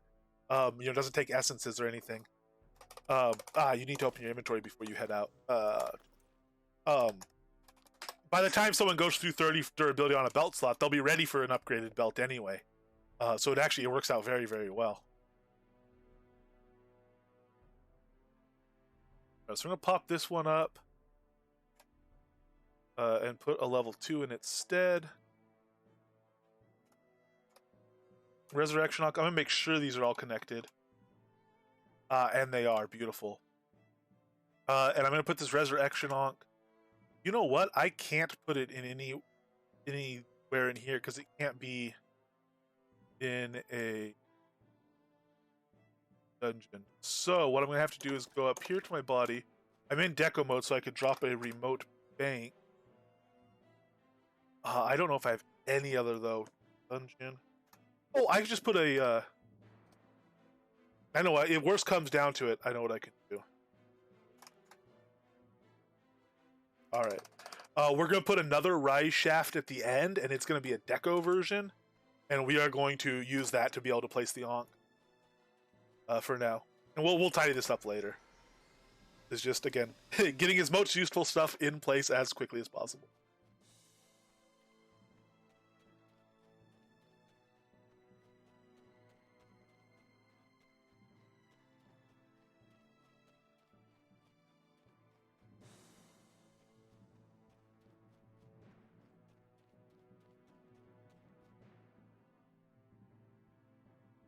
Rise shaft. Actually, you know what? Let's not leave a blank one in between. We'll come back and we'll put this back in when we get the L5 totem. In the meantime, let's just change this one to a rise shaft. I don't know if you can use it while it's locked. Let's see. Oh, you can. We'll take it off the pile. Cool.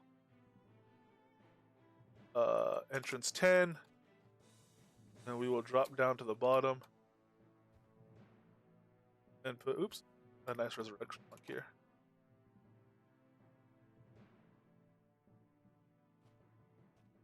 Center it on this guy and center it on the door, I guess.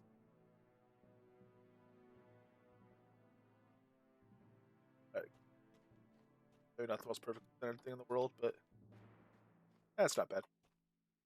Okay, beautiful, beautiful, beautiful, beautiful. All right. Oh, we can't get out. We can't get up that way anyway. I'll connect all this with some stairs so you can get everywhere a little bit later. But in the meantime, this will be a decent demonstration. Ask a dev response to Spider Dungeon Room question. Here will be. I think they'll be spawning and non-spawning versions. It sounds like. Ooh, you know what? While Ravalox is there, I'm gonna just point out to him, that the tier 1 or the level 1 spawns.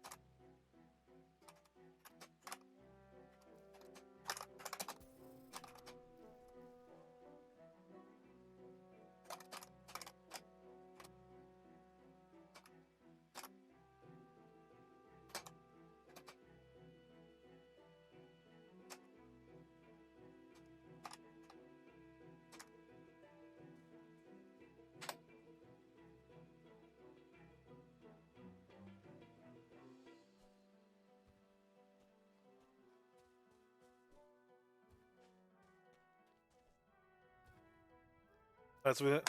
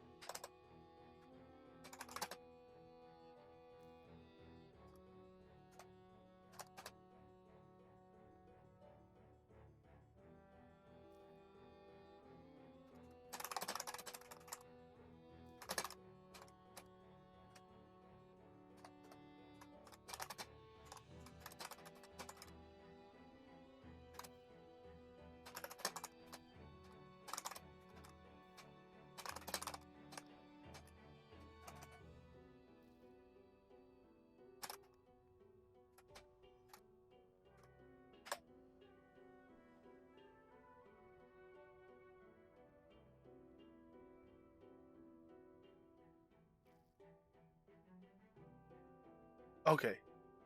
Let me actually turn that to mode. Hey, Fox Tiger Blue, how you doing? Hello.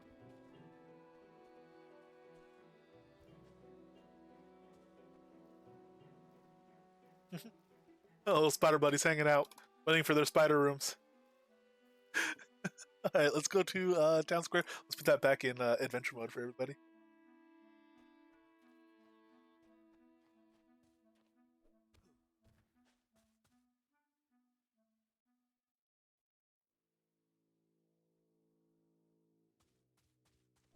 Awesome, thank you, Dr. H. Actually, do you have a link for it as well? You'll probably find it here. I'll race you. Try to find it on the forums.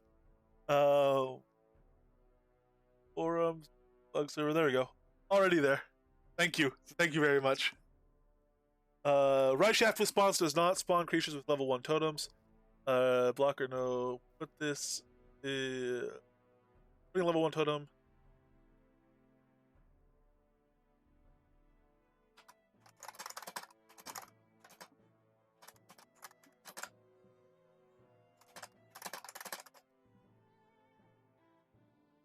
I didn't try the L1 troll here, actually.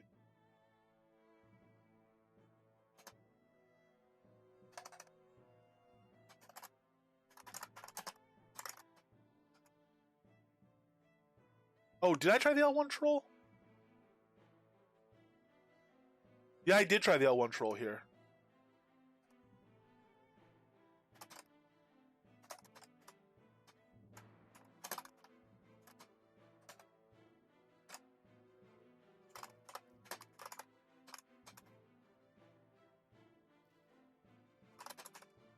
Yeah, I know. Yeah, I'm adding my own. You know, I've at least replicated the L1 elf, which that alone should be enough to get things moving along quickly. But test working on live for me are L2 elf, L3 elf, L4 elf, L2 troll. Right? Did we do L2 troll? I'll leave out L2 troll.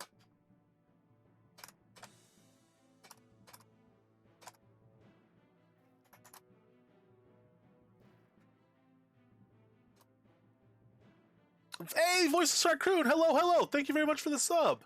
How you doing? Oh man, lots is up. A lot of stuff on release day. We've been having a lot of fun and playing with some new stuff, man. How have you been?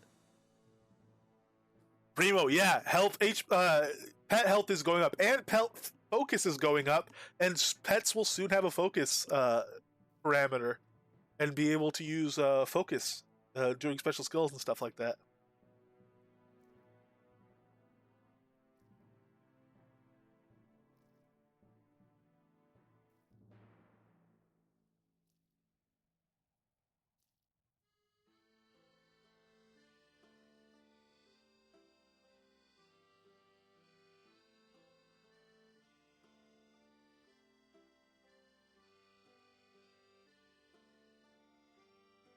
Ah, cool, cool.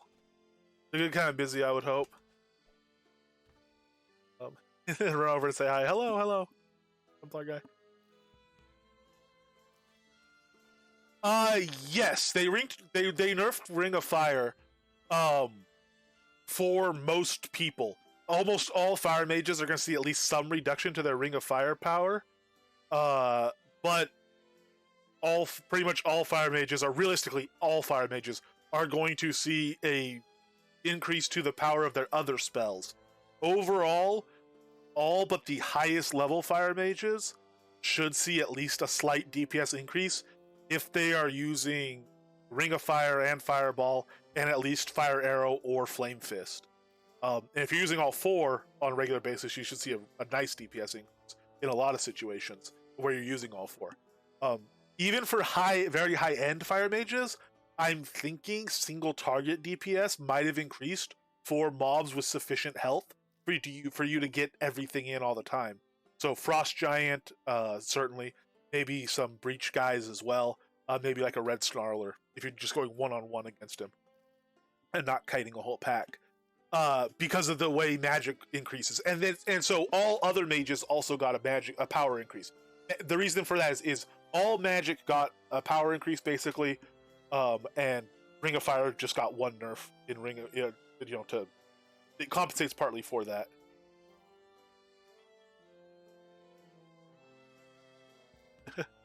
I think especially you, I don't know. I think you would have been good voiceless. Immolation I should throw in there too. I will say, for troll dungeons, it hurts troll dungeons. Pretty much every strategy in a troll dungeon would be rough. So there it would hurt. There you would definitely be sad. Oh, you missed a lot of accident. Ask a dev, are there conversion recipes not spawning a game in that room?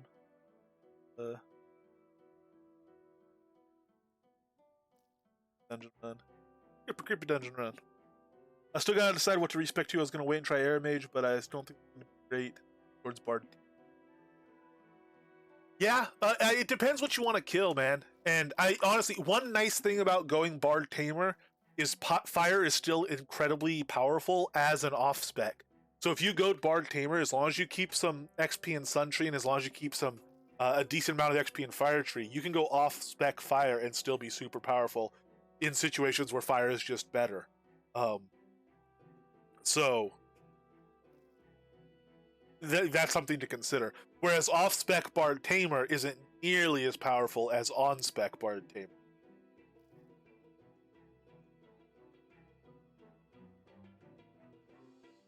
Yeah. I mean, well, but single target fire is good. I was gonna say, Bard Tamer for single target, Bard Tamer for rough situations. Single target, laid back fighting, places where there's a bunch of mobs and you don't want to have to tank them. places where you and Iron want to switch aggro, stuff like this might be really really nice for Bard Tamer.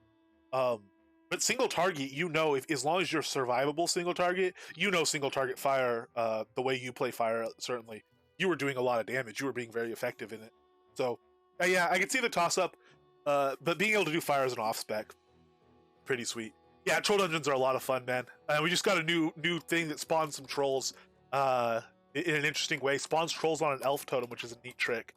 We're gonna have a lot of dungeon fun coming up here. Ravelox is like getting into the dungeon stuff. I think should be some fun stuff, and with the new Lewis stuff, player quests and dungeons are gonna be pretty awesome.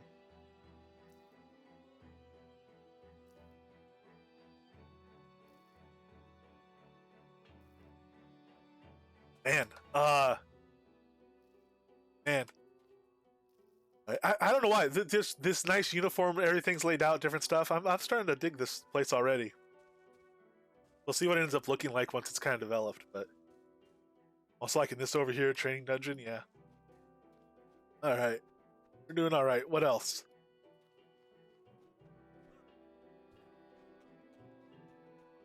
I want to get more recipes. Let's do that. Let's jump on some more recipes. Get out, do a little bit of adventuring. Let our a little buddy here stretch all eight of his legs. So we need the Graph Gem Mines recipe. We need the Despair recipe. We need the Barbarians / Frost Giant recipe. We need the Norgard Fens recipe. We need the Outlaw Run recipe. Ooh, Outlaw Run sounds fun. Let's go to Graph for now. No, let's go to... Oh, we also need... Oh, no, we don't need Longfall Woods. We have that. That's the dodging ball. Let's go... Yeah, let's go to... I don't want to go to Young Run yet. Let's go to Outlaws Run.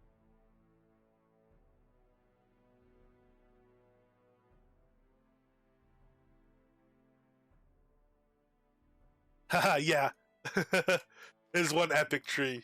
To the point I think it's actually... Oh, no, 4-story. I thought it was called Epic Cherry Blossom Tree thing. But yeah, 4-story. It's pretty awesome. And also, there's a flat here you could walk around in. I want to know if somebody like Alphane could trick stuff into it, deco-wise, and basically build a treehouse in it. I think it might technically be possible with his skills.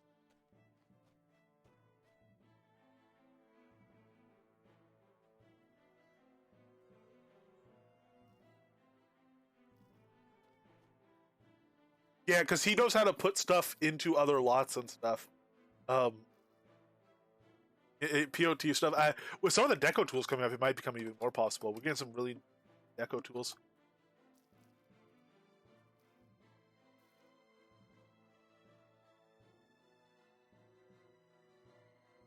Yeah, floating lot markers and stuff like that. Raising platforms out of the side of hillsides so you can have a house almost built into the cliffs and stuff. Really neat stuff. Let's go to... Oh, yeah, we're going to Outlaws Run. I needed something. I need potions. Right here now.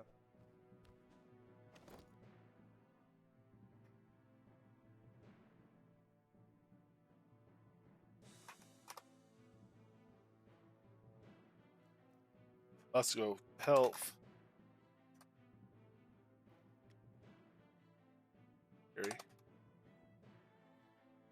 And Mandrake, yes. I have enough Mandrake for 7 reses. If I have to res my pet more than 7 times in Outlaws Run, something has gone seriously wrong, I think.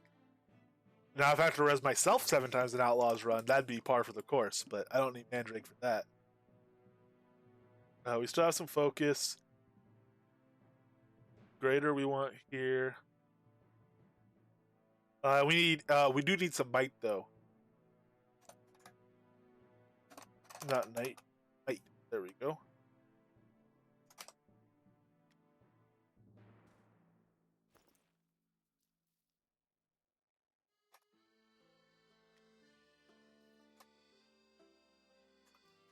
Outlaws Run.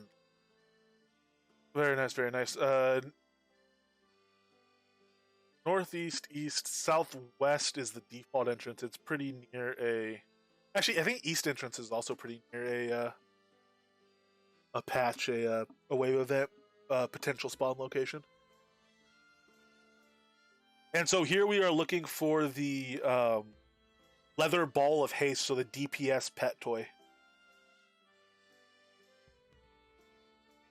Ooh, and we can equip toys. We can put the yeah, we have a toy. We have the dodge. We can do a harness right now, and we have a DPS harness, so we'll put that on. I cannot believe we've not put on a pet gear yet. All the stuff we've been doing with pet gear, we've not even put some on yet. Okay, harness of speed. This one is copper and silver, so it's not. It's giving me critical hit chance. It's not giving me health regen. It's giving me focus regen, which doesn't do anything yet. But it's the one I have. And it's going to be better than critical hit damage multiplier 6%. I'd rather take the hit, the 6. Yeah, okay. Harness to. Oh, you can't just drop it on the pet and have it apply like you can on the other paper doll. If we put it on there, it'll fill that slot and got his harness on. And we should be able to see like a crit chance 27.7 with this on. If I take this off, crit chance 24.4. Damn, it's working.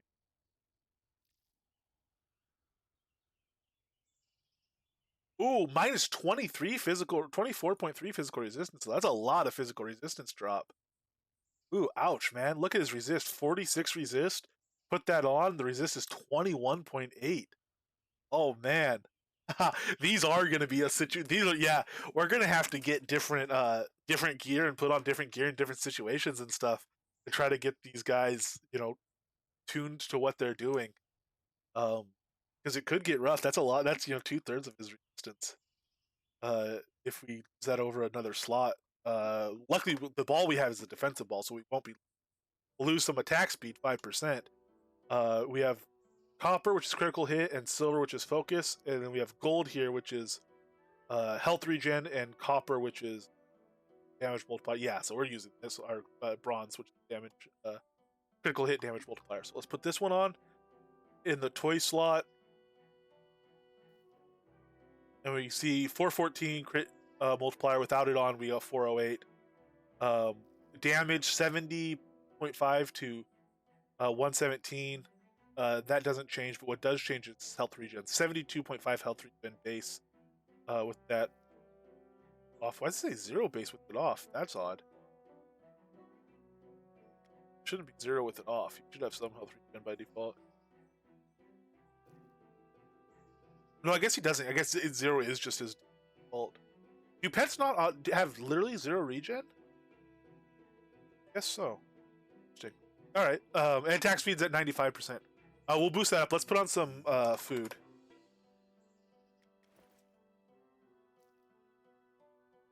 We'll not do bear bites here. This is damage resistance. Maybe we probably don't need that though. We'll do dragon kibble, which is DPS. We'll do rabbit pate, which is DPS.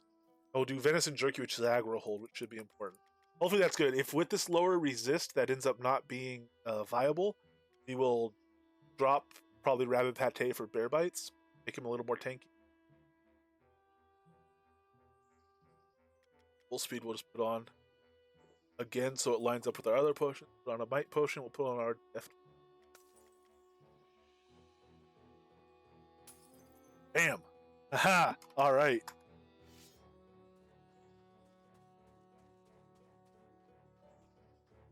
You don't have to stay. Holy Lord, what was that? That was not good. That was not good at all. I don't think that was intentional.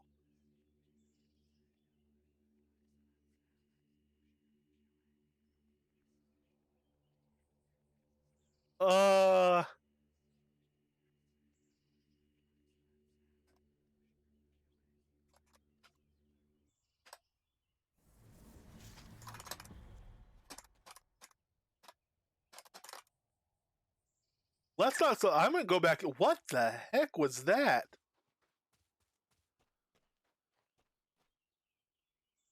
Spell singing outlaw. So there's some outlaws here.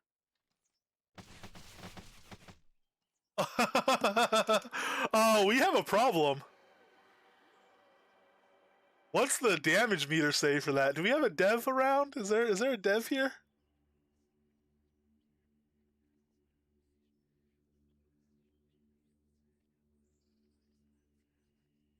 Cutting outlaw indeed.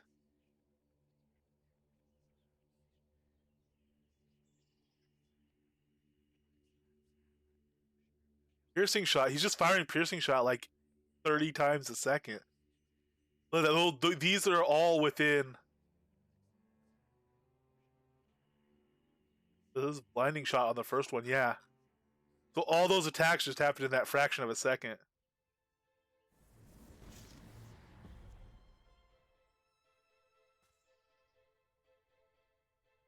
Okay. So I'll do a little thing so I can clip it and submit it as part of the bug report to show. So I was gonna describe what we just saw. Let's see it one more time just to make sure. Primo, I agree. Okay, so it seems actually here. Let me mark the time on this. Well, actually, I'd already be perfect. 23 minutes. Okay, so it seems there's a slight bug with at least one of the outlaws, the cunning outlaw, who we see here. See if he can get his attention. He's got a bit of a rapid fire thing going on with his bow, so I don't think that's intended.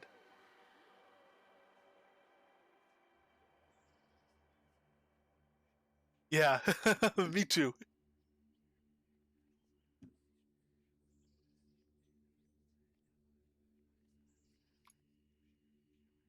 Let me get a thing of that. Let me actually be able to send that.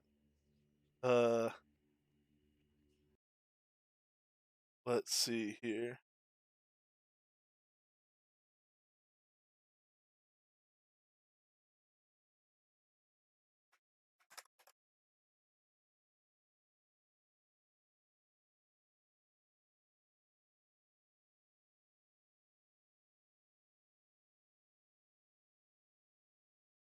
How about you do a highlight while it's.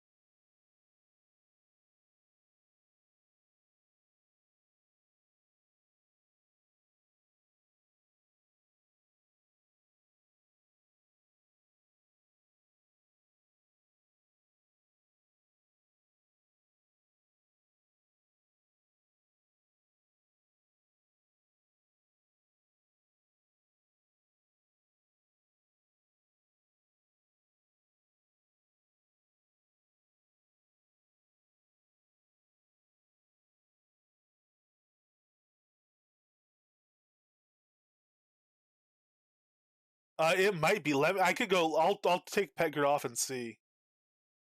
But that would be. I mean, that would just seem very bizarre.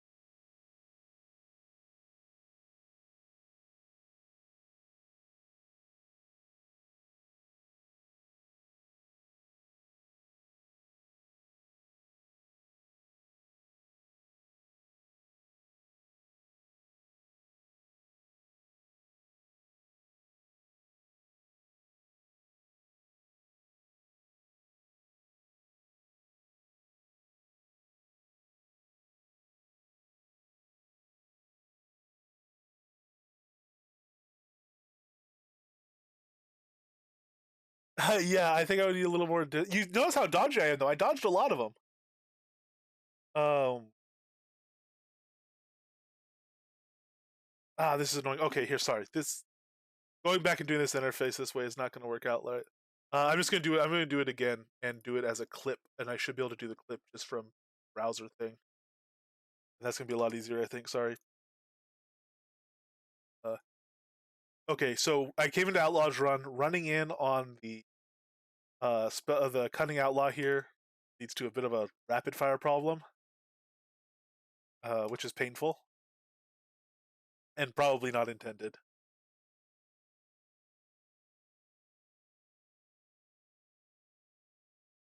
No issues. Interesting. I will check pet gear then. Let me clip that so I have it.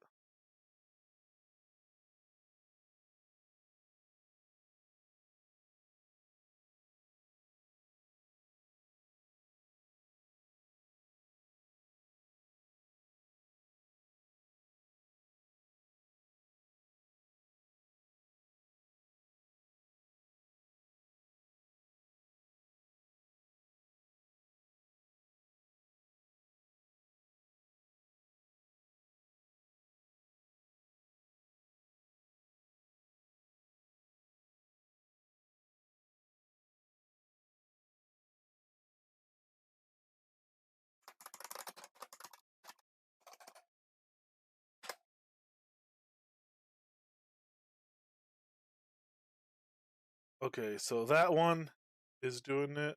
Or broke your local instance since you're private scene master. True. Uh, let me. Oops, sorry. I should have been at this. Let me get the pet out and take his gear off.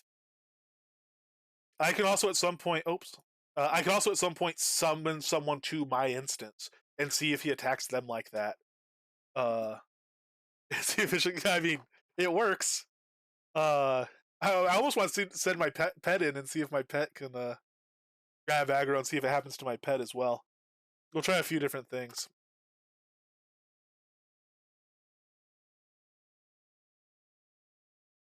So take off the gear.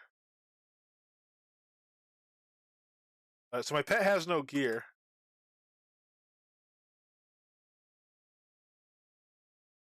Hello, Cunning Outlaw. How are you doing? Ooh, there we go. I don't think it is my instance. Well, we can check and see if it comes to somebody else as well. Um,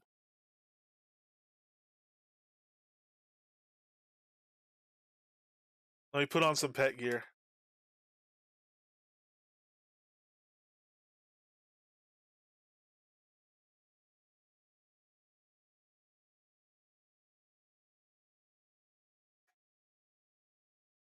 Put on a harness. We can't equip it while the pet is in combat, which makes sense. So let's come back out here. Not gonna drop combat, I think, unless we actually tell him. Passive. He doesn't want to do it anyway. Let's get away from business. Actually, he's passive. He should drop combat. Oh no, stop attacking. I have to tell him as well. We gotta kill this guy because.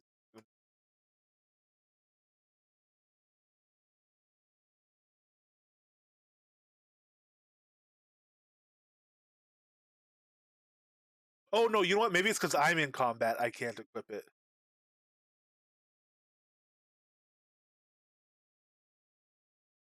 All right, so here's with the harness on.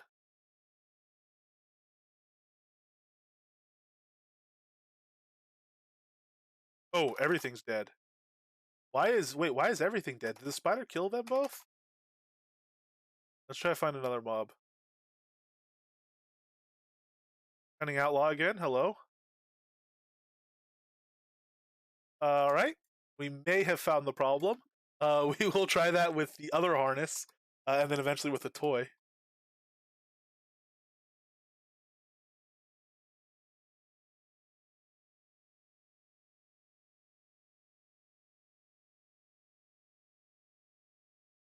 But why would it make the same attack hit me like a million times?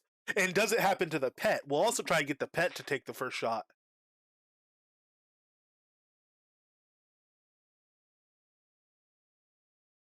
You don't have your pet unleash, they unleash on you. Uh, I guess pet gear may not be quite ready to use yet. No, might want to hold off on the pet gear for now. I have a sneaking suspicion that for most builds this would do more harm than good. Let's get the pet back up. Let's try the other harness. See if we can narrow it down.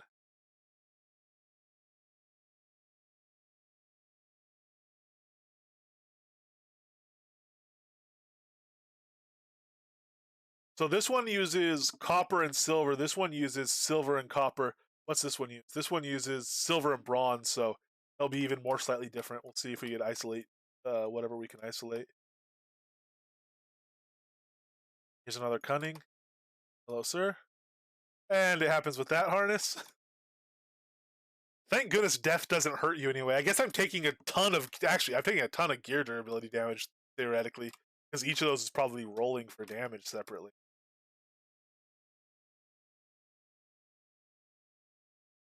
Actually, yeah, my stuff's kind of beat up.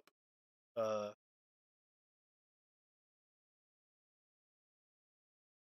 Not a big deal. As much as we've been playing, though, it's actually not a big deal. Best is great.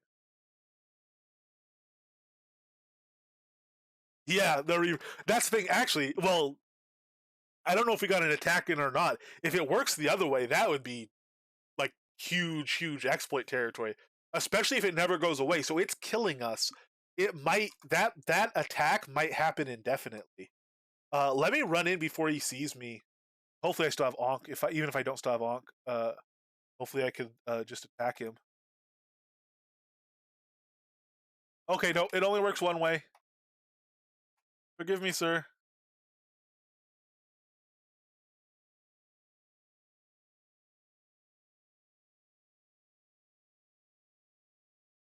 I know, right, Gwendolyn? Shows what I know. So let's tie the ball.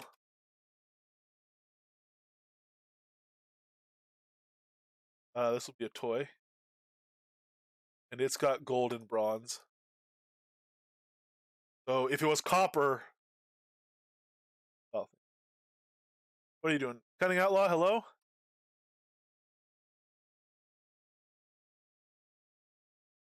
Ball does it too. Uh I think so. I think it's probably just having anything in those slots. What a weird bug. What a bizarre thing. Alright, so I'll do a separate clip for this. Um since we seem to know what it is.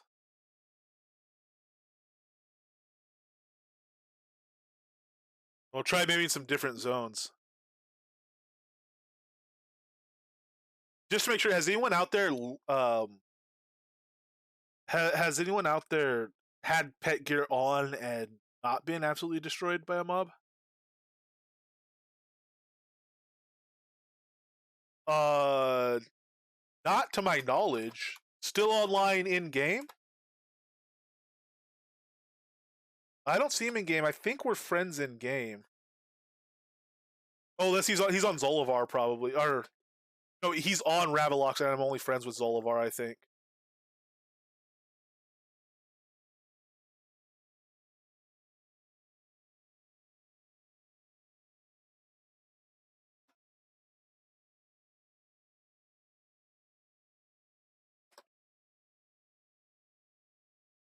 Ah, fair enough, fair enough.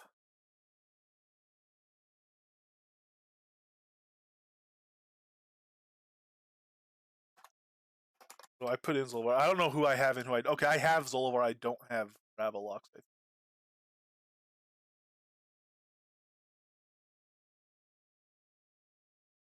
if I can just whisper him.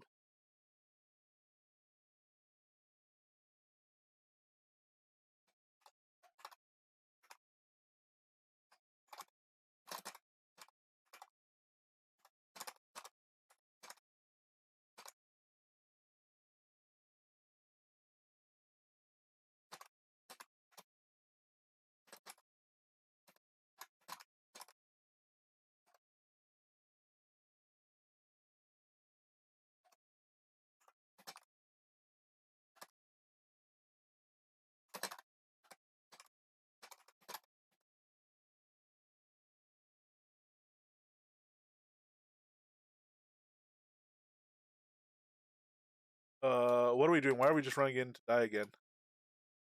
Ooh, we didn't even dodge any of those. Oh, because our back was to it? I don't know why we just ran in like that. Uh, what we want to, I'll try to send the pet in and see if it happens to the pet as well.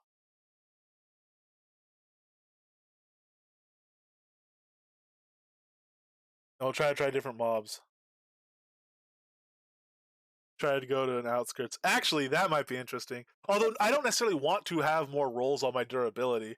As long as this isn't tanking, so we're still at 25. It's not absolutely tanky, the durability on it. And most of this will be upgraded before it dies anyway. Yeah, gray screen cause. Yeah, at least I'm used to it. All right, let's summon the pet. Let's see if we can get the pet to go in and take aggro first. So we're gonna set him to follow close, aggressive, everything we can do to kind of keep him. Oh, he didn't change to follow close though. He's trouble with that. Where they see us, you attack from there.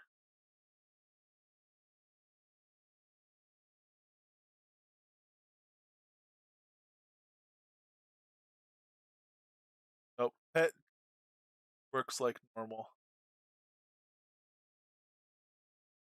And look at him, he chops right through stuff with his gear on. Go pet, go.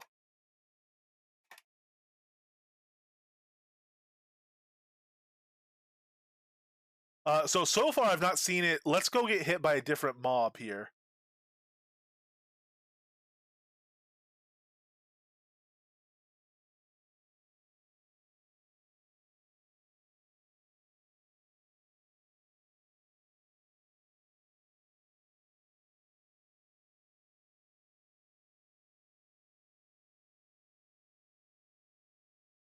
I'm wondering if it's trying to roll the damage against some of your gear, and since it's pet gear, it makes an error somewhere, so it just starts over and tries again. The damage still gets through. I have no idea. I have no idea how a bug like that. I don't know what systems are talking to which that creates a bug like that, but it's an interesting one. Will the boorish hit me first? Not if I run from him. No, it looks like the boorish didn't do it. It looks like it might be only spell slinging. We'll try a different zone. Well, that's why. So it might be. I don't think the stab from the boorish outlaw did it. It might only be like one mob for some weird reason, or one attack or something. It might be something to me. I might be able to take off this taming vest and it doesn't do it. I don't know. It might. We don't know how general of a problem it is. It's very reproducible within these certain conditions. Um, it might be quite large. I don't know.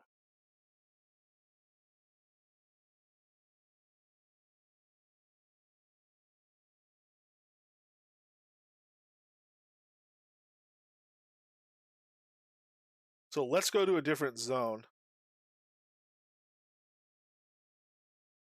Hollowed Plains. Why not?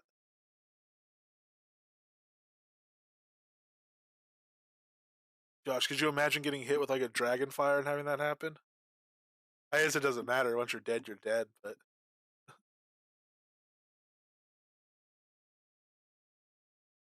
if anyone wanted to train light armor skills, here's a way to have the light armor skill proc about 1,000,000 times a second. All right, so you don't need the pet out for it to happen. So let's go ahead and just find a mob here, preferably a non-archer mob even, and then preferably an archer mob of a different style eventually. Oh, there's a duck. We don't have a duck tamed yet. Oh no, it works on the footman.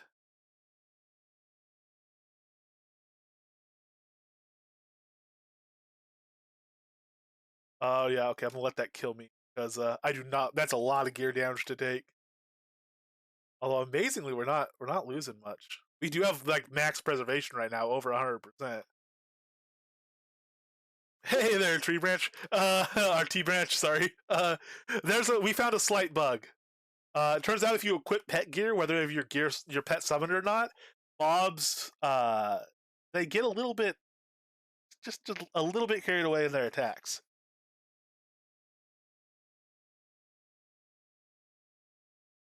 All right, so I'm going to do it one more time.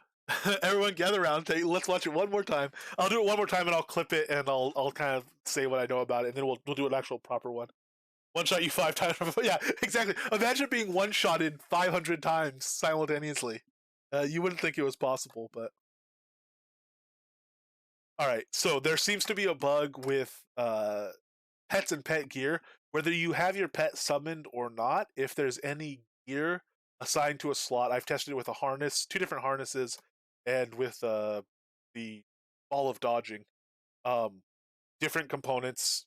It seems like anytime you have any gear assigned, whether the pet's summoned or not, if you take damage from a mob, you take a lot of damage from a mob. It'll keep attacking you over and over again, very rapidly until you're dead. Um, we've tried it on different mobs. Outlaws Run. We've tried it here. Different styles of mobs: archers, melee. We've had our pet attack a mob while wearing gear. It doesn't happen to the pet. Um, so not sure what's going on, but some sort of bug it seems. Yeah, I don't. I mean, I don't. It is crazy. Let's let's go ahead and make. I'm gonna do a clip. I'm gonna include that little clip in the bug report, just because seeing it might make it a little bit easier. Uh,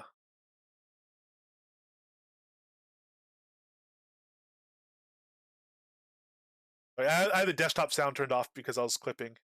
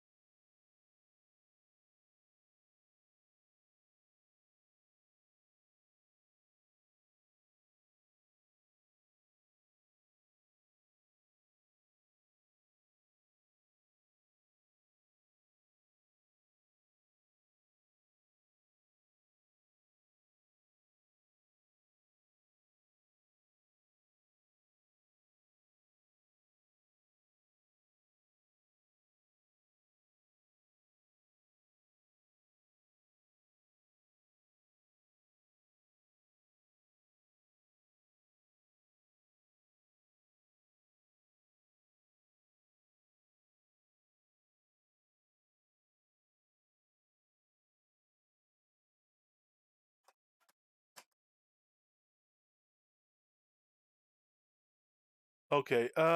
So we are writing up a bug report on it.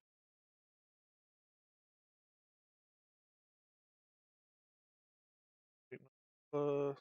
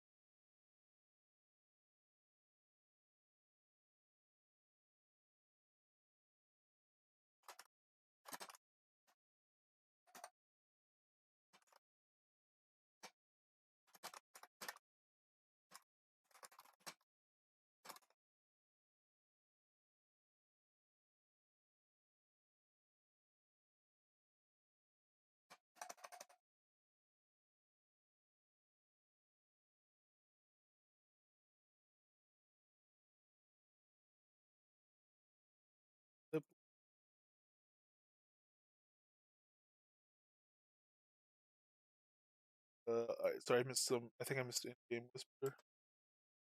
Yeah. Okay. Invite Dorn. Sorry. I'm gonna Savage. I'm gonna send you an invite too if you guys want to test to see if it happens to other people while I have gear on my pet. Thank you, thank you. Sorry, Savage. I didn't get back to you in game. I assume you're still listening. Hopefully so. Sorry for not actually typing it out in game. I do prefer to do that when I think or when I make. But Hey, oh, Prosperity 6-pack is on sale. If anyone's looking for that. Although now that you can buy singles, this one has the fishing rod, the hoe. It has stuff that is this the hoe? Yeah, hoe of prosperity. It has stuff that's not as useful, so you might want to get some of these as singles instead, depending on what your tendencies are as far as what gear you. Conversationist male 3, not a bad one, I'm sure, but not one I want. Waiting for another one. Ooh, treasure map set. That's really that though.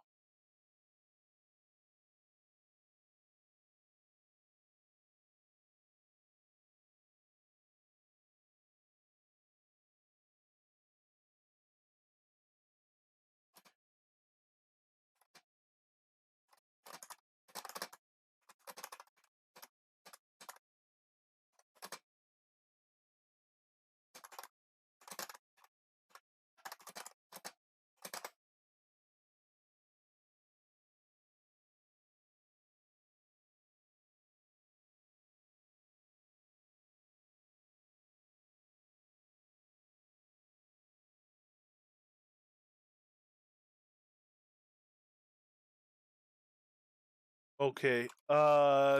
Looks like not. Looks like you're good. Um,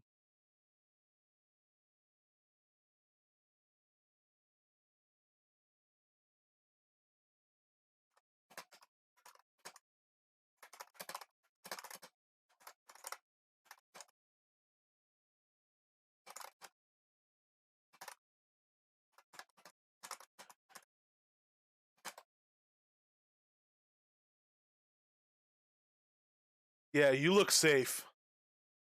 The T4 mobs definitely don't look safe against your. What is it now? 880 strength. What'd you say you're at? 1300 strength. I forget. Um, BMCs. I don't know. Like 3 or 4 thousand per. I think about 3,000 per common. Finetto is what they're going for. Finito. Are you there now?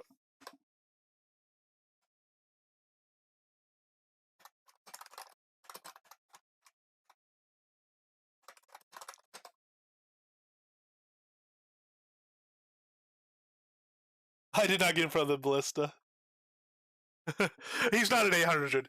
He's getting there. I'm just giving him trouble because his strength has gotten higher and higher and higher all day long as he's added buffs and stuff.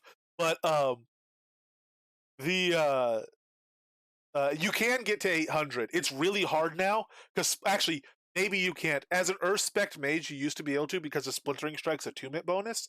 You can probably still hit 800 without dual brittle brawn, but it's gonna be rough. But you can definitely still break 600. I mean, still break 700. Just takes a full strength stack.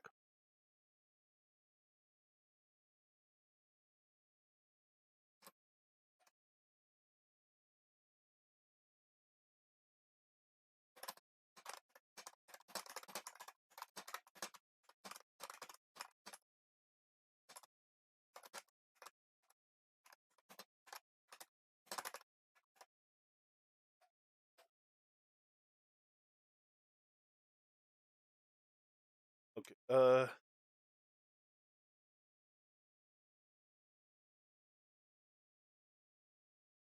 Oh yeah, it might be. So for me, it's making you. It's meaning you're just getting hit a million times. 616 with Savage, not a 5 stack. Nice man. Uh, yeah, something like that. Dorn, do you have a pet you can summon, and I can give you the gear, and you can see if it happens to you?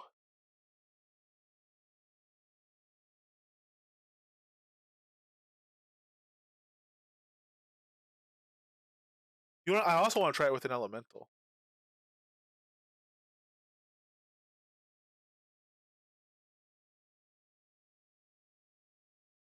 I was about to dismiss Dorn. Sorry. Uh, dismiss pet. Summon elemental.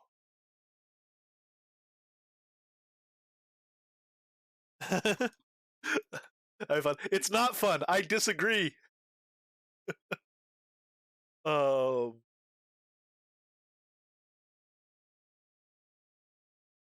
Examine. So he still's got the gear. You do? Okay, cool. Let me trade it to you then before I die.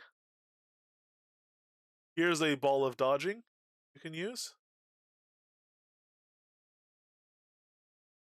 and let me run in and oh, we're getting far from the Ankh. Oh well. There's a mob somewhere here. Oh yeah. Oh lord. Oh wow, that one stopped. That one didn't kill me. But it's still happening, clearly.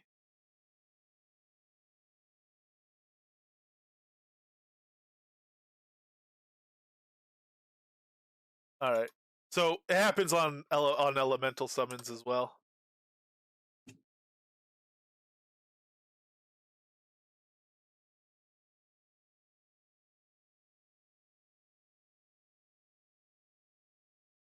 Ooh, it doesn't happen to Dorn. Unless hasn't equipped it yet. But he just took damage without being absolutely murdered. Oh, unless he took a bunch of damage from that poison thing like I did and it wasn't enough to kill him. He has a lot more health than I do.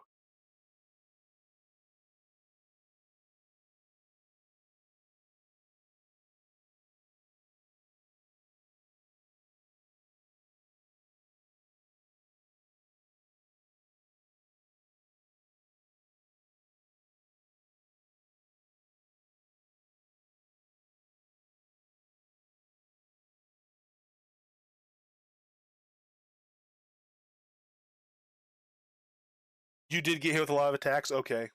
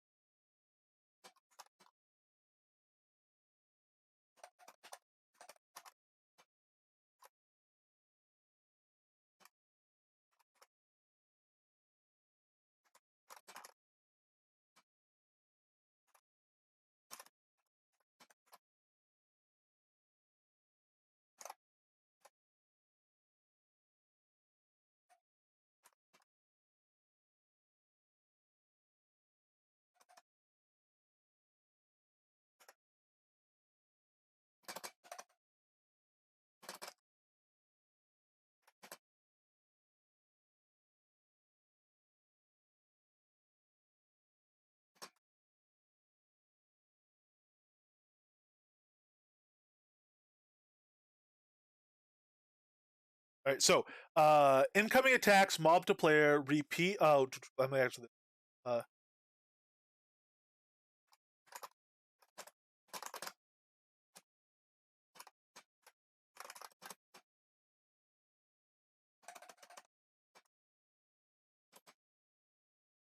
so incoming attacks, mob to player, repeat until player fixing typos is dead when pet gear is equipped.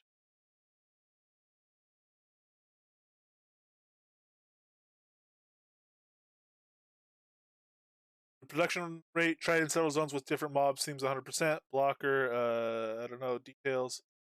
Um,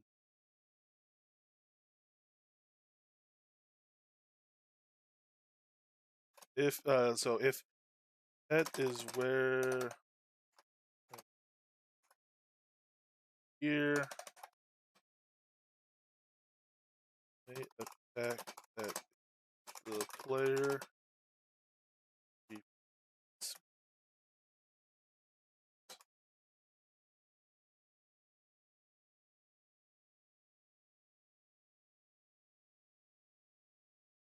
must put repeat.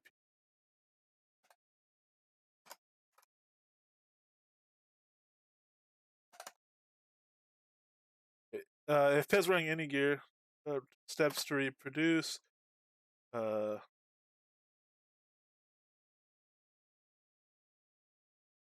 equip pet, tamed, tried, tamed, and summoned. With gear, tried both harnesses and the dodgeball. And received damage from a mob, tried cunning outlaw skeleton movement, poison gas from the bone. Attacks from mob to pet seem to function normal video. That should be pretty good. And make sure the link is working.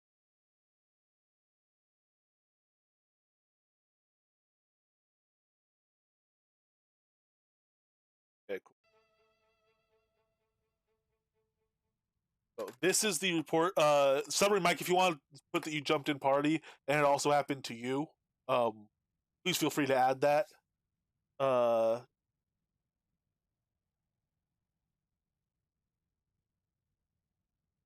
Goes just past swimming out and dancing on the mob.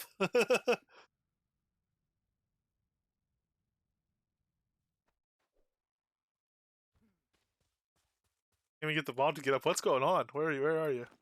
Let me unequip my pet's gear.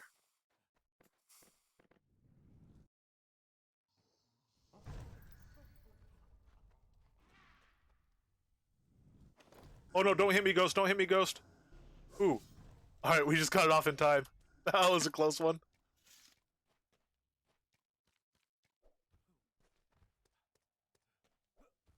This is a really cool zone, by the way, Hollowed Plains. If you never run around here and explored, really neat.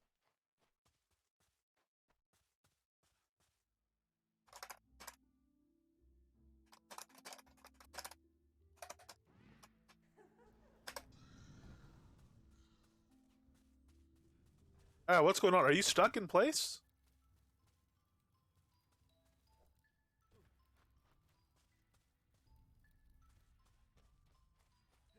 I don't even see a mob here.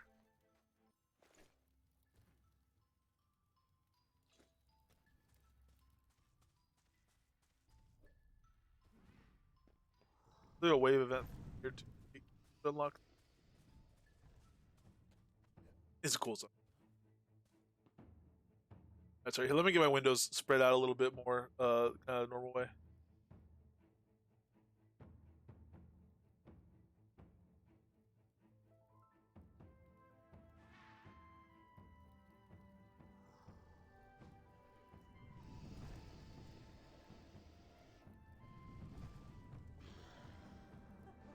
Oh, odd. Here, I'll rezone. I'll drag us out of zone and see. Can you get out of combat and maybe take a follow? Oh no, you can't get out of combat because that thing is firing a bunch of poisonous gas on you all the time, isn't it?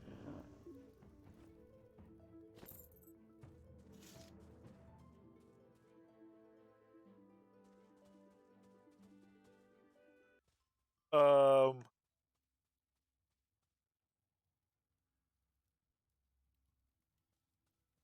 Here, do you want to try to body slam me if I challenge you to PvP?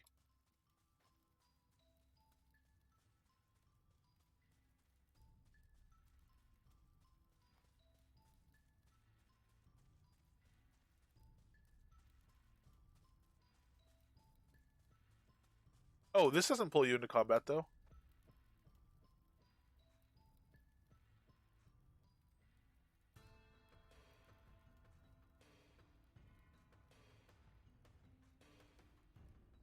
No, don't kick my ass.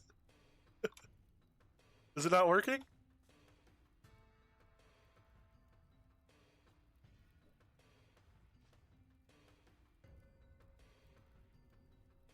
Very odd. Oh yeah, we're run around now. Stuck in your buff deck. Ah, of course. Let me see if I have anything I can body slam you with, and see if knocking you down helps. I assume that's cool.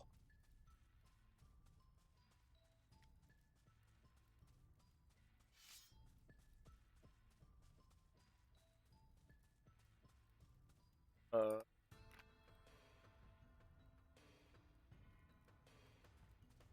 See, I don't know if it's gonna work, but no, no, no, don't auto attack him, you idiot. Right, let me get it off cooldown. Sorry, sorry for the 4-foot sword to the face. That was an accident.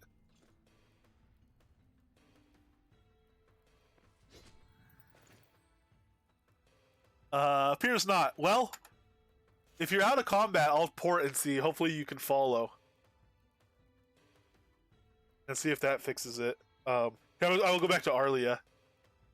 Someone wants to port over there anyway. No, it's still. You look out of combat.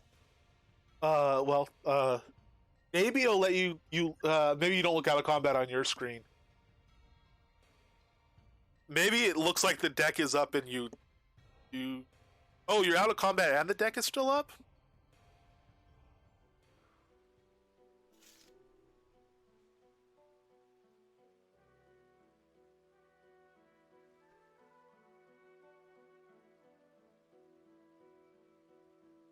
That's weird. It looks like the follow didn't work either way.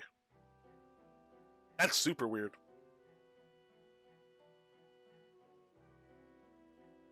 Yeah, so I guess you're still in combat. I guess relog. You're not a ghost on your screen, right? You are alive on your screen.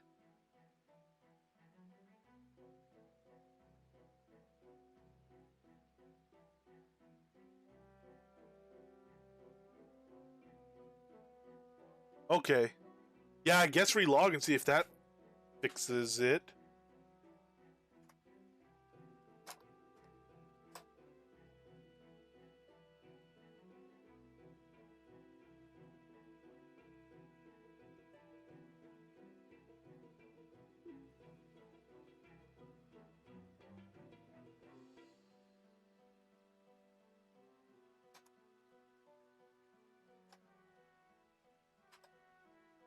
Oh, but you're able to zone.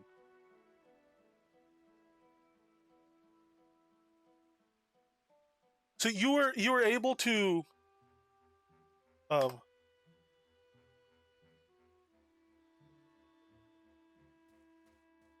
ran out of zone.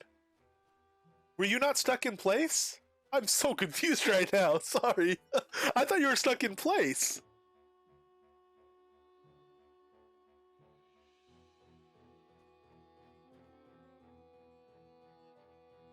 6. 2 legendaries and 6 ancient essences to make an epic. Although if you're looking at BMC rings, realize what you're getting for an epic BMC ring. 2 uncommons on average to get a jewel. A single jewel, which is worth like 25k, gives you as much meticulous collection as an epic BMC ring. The epic BMC ring just gives you carry capacity. Ah, okay, you're stacked. Cool, cool. All right. Hello.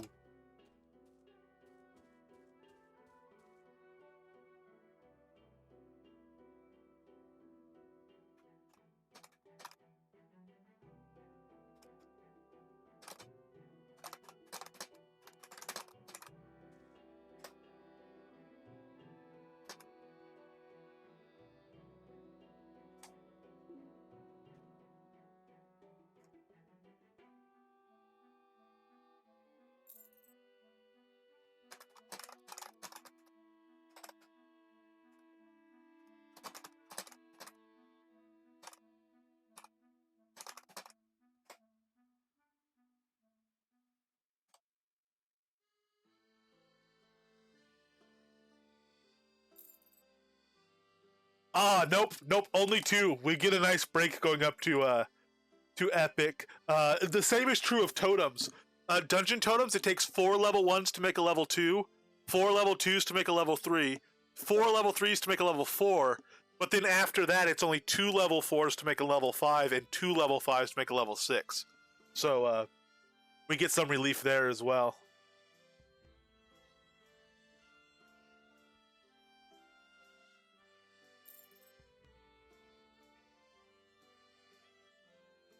Ah, okay. Sorry, I misunderstood part of what was happening then, Summary Mike. I thought you were also stuck in place. No, you didn't say that. You said the mob was under you lying down stuff. Yeah. Okay, now zone specific, I guess. Yeah. Well, or maybe just a weird bug that happened to happen in that zone.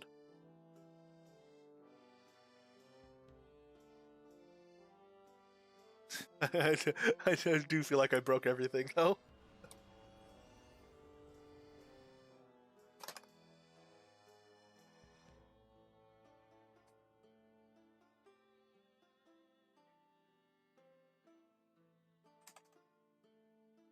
$175,000 for 100 oil.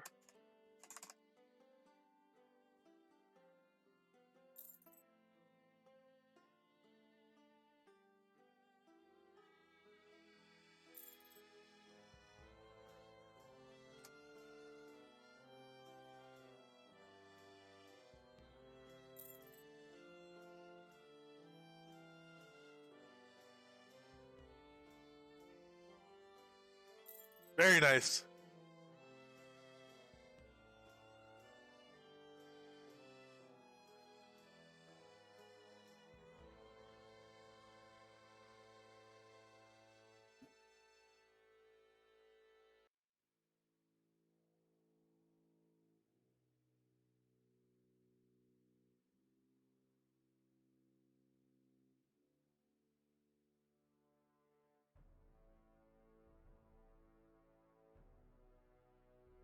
Nice home indeed.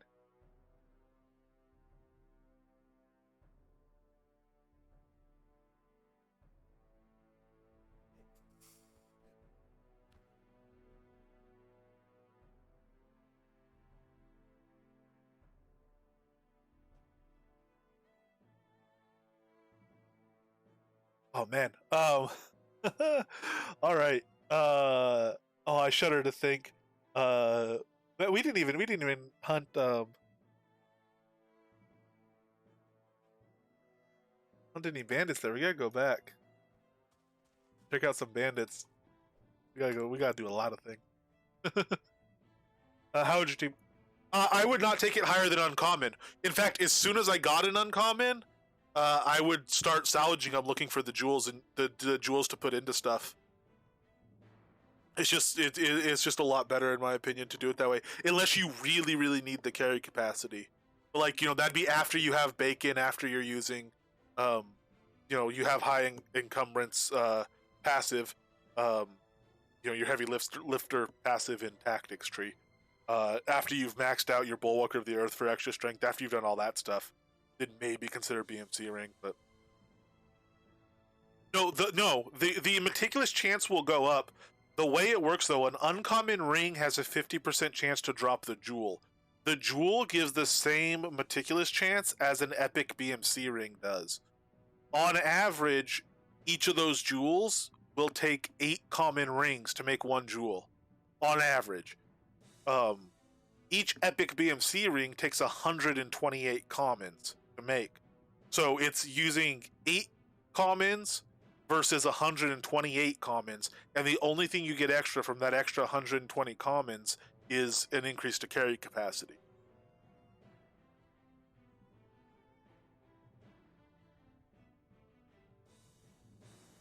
And if you don't want to gamble it by salvaging uncommons, a rare will always give a jewel.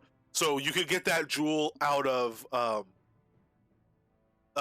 16 commons 100% of the time, if you would like, or you could get out of 8 uncommons. Oh no, 32 commons 100% of the time, or you could get out of 8 commons 50. On average 100% of the time. No, 16. Sorry, it's twice as good doing it at uncommon because it's a 50% chance, but it takes a quarter as many.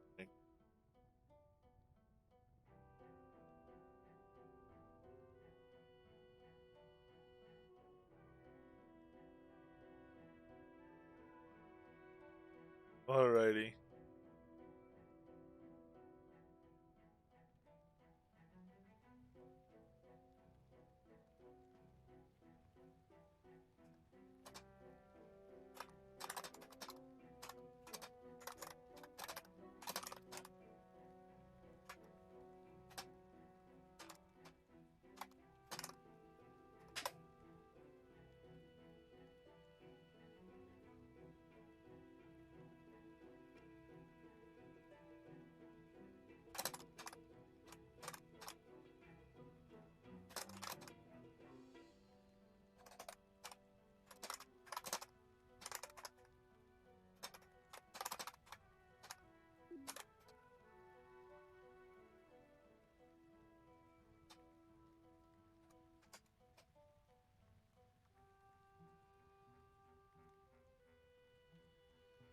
Right. You're safe in PvP zones.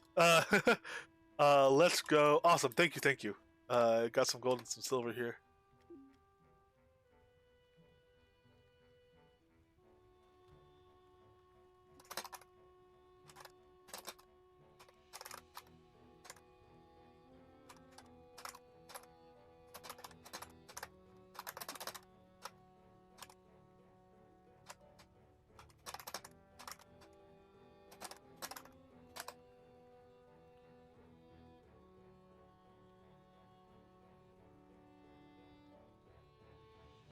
Yeah, I was doing it in Outlaws as well. It was doing it everywhere we tried it. Let me make sure the gear's actually off. Okay. Which we tried it in Outlaws and Uzi, what's it? The place we just went. Um, let's go to Outlaws. Spell Outlaws correctly. Not even Outlaws. I was spelling wrong. I was spelling out wrong. 3-letter word, and I couldn't get it right.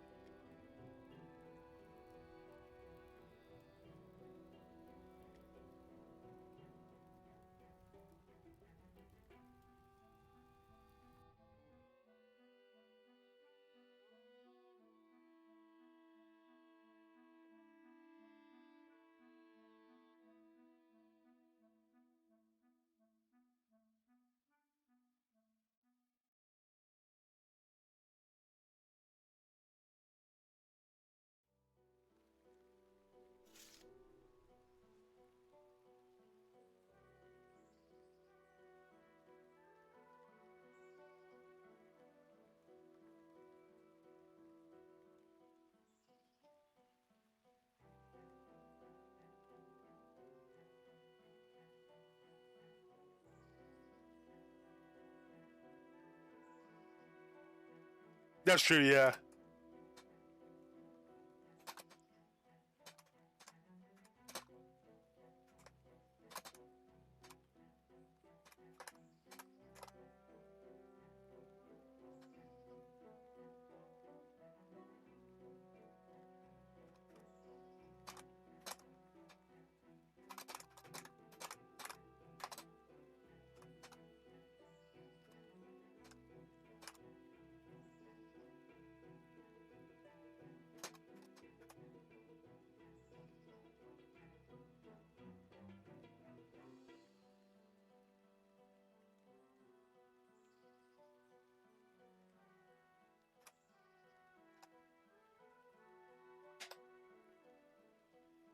Now let's try it, but I'll put my corpus gear. Yeah, fair enough. I mean, as long as the pet gets hit and not you, you're good to go. I'll post in the Templars Guild Discord and stuff.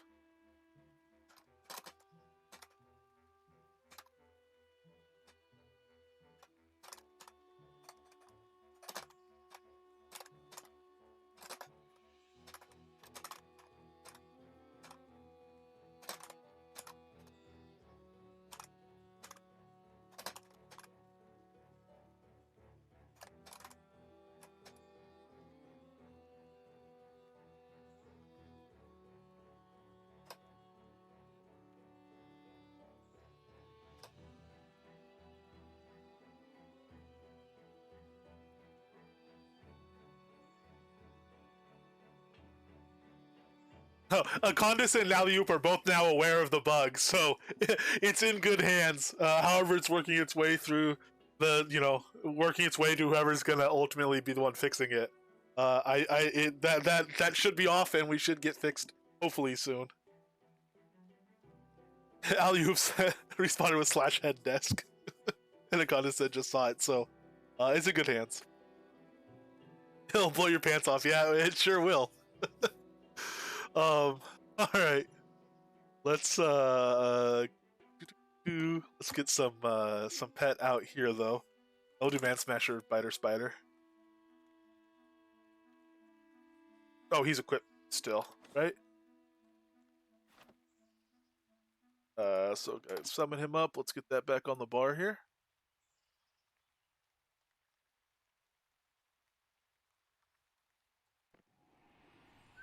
I should be chopping this through pretty quickly on this stuff. I think we could probably both go through it to solo about as fast as we could go through it together, or at least really close to it, I would think.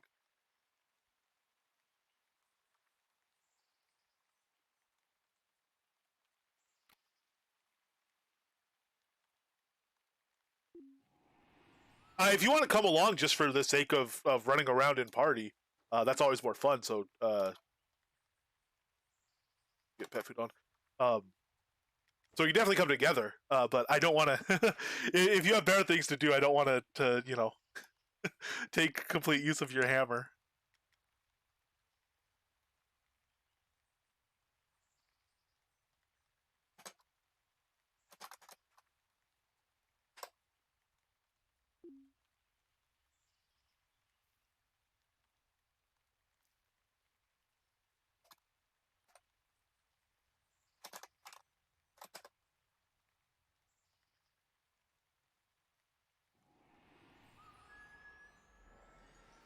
All right, so what do you have? We put dragon kibble on him. We'll do pate and venison, and I will make sure he is also ungeared. He is. Whatever gear you have equipped should equip to any pet you summon, so you change it.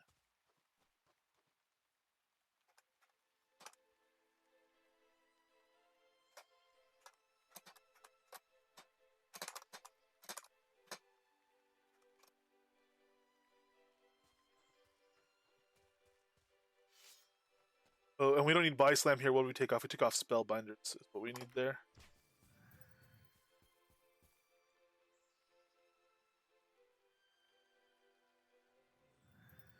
Hey, don't attack me.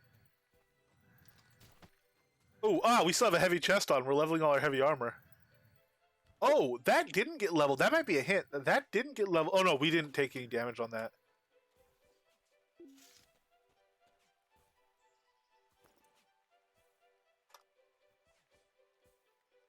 Actually, here, we have a common. Let's equip this common ringmaster.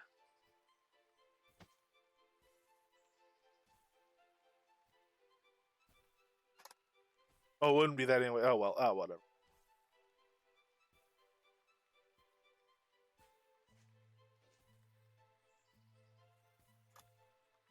Let's equip this heavy chest.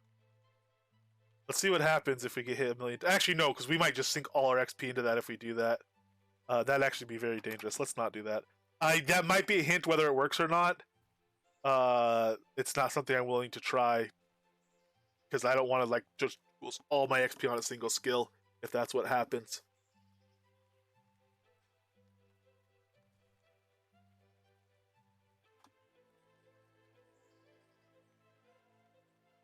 Because it's patterned.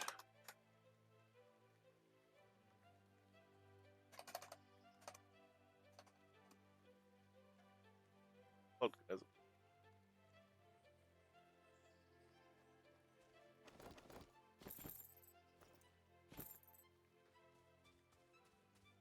Where are you, pet? There's a teleport pet to you. I need to teleport me to pet. There we go.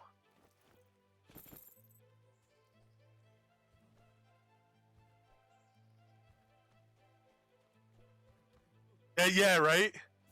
I mean, that's what we were talking about. How whoa, what? Oh, I didn't take the gear off. I changed the sweat chest, but didn't take the gear off. Good lord. Oh, that one took me by surprise. All right. Um, I really should know better by now. In my defense, we've already been doing this 8 hours. I'm starting to lose my ability to think. Period. It's not. I don't have a great ability to think at the best of times. Um, after so long a stream, it's starting to get even worse.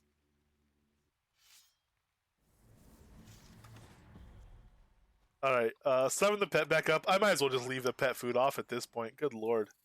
Uh, examine. Take that off. That. Alrighty.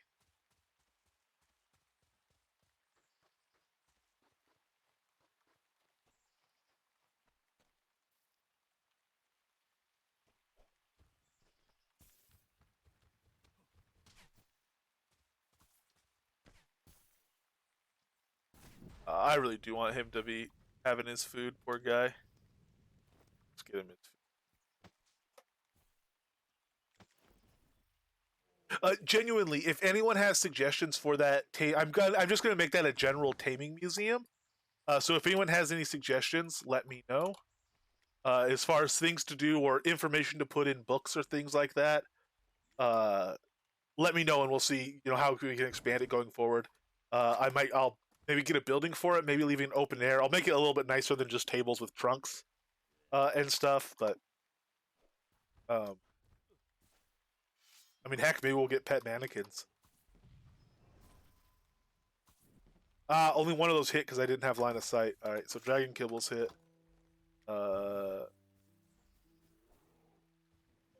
Let's do pate and well.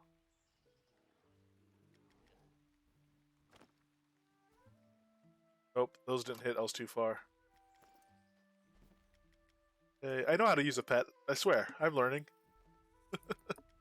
This isn't a reflection of incompetence at all. There you go. Potion, but not the one we want. That was the regeneration imbued. Wolf speed potions. These are just general potions. General recipes we're getting so far. Start dropping some stuff that's gonna help the pet out a little bit.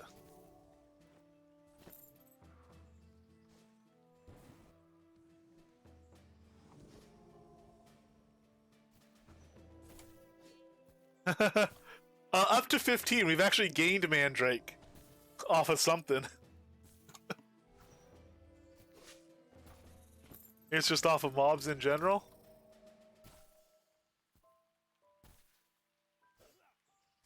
Your auto attack back on. You use blink. There you go. Enough for a blink, most definitely. Let's get the air tree up. We'll replace our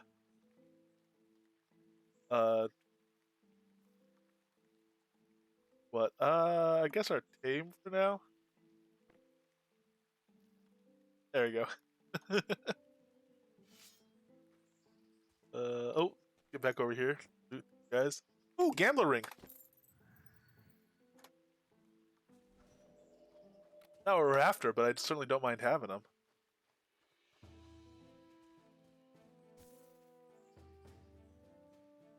So I should really work my way towards a grove, which I'm actually going the opposite direction, I think. Yeah. We ported it in here because there's this nice grove right down here. And here I am working my way north. Let's head south instead. Oh no, there's a mysterious grove right here. Okay. East entrance is the way to go. This one is not spawned or to be seeing mushrooms here. So, we need to go to the other mysterious grove to the south now.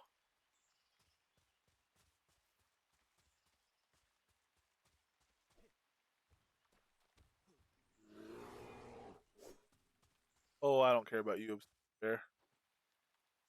After myself some outlaws.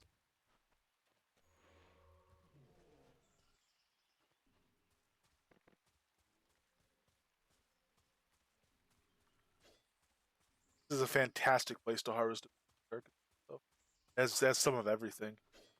It beats Ulfheim. It beats Deep Ravenswood. If you only want bears, Deep Ravenswood might be better. Uh, well, bears and wolves, I guess. But as far as just strictly number of obsidian carcasses per hour, but I kind of doubt it. Um, and it beats Ruins of Ulfheim, I believe, as well. It's just you get everything, every type of obsidian carcass. They're spread out there pretty much everywhere. You can run around all day harvesting. Really nice. This is not spawned either, so we will check the third grove, which should be definitely spawned. But it's all the way over here, so we'll just go all the way to the northwest, I guess.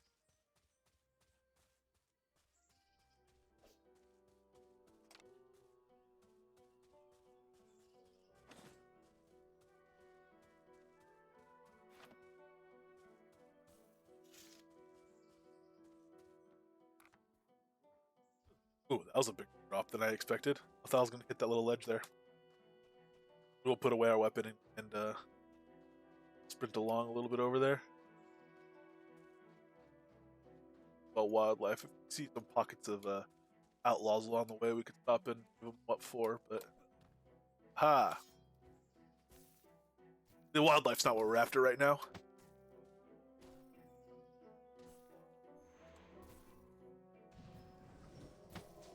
I need a non-stack deck for stuff like this.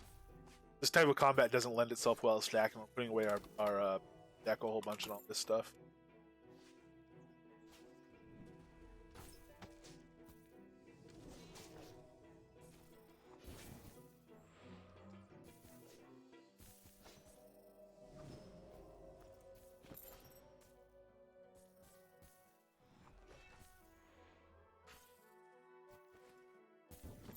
Supply bundle. We gotta open some of these supply bundles too. I want to clear out my inventory because I want to see what comes out of them.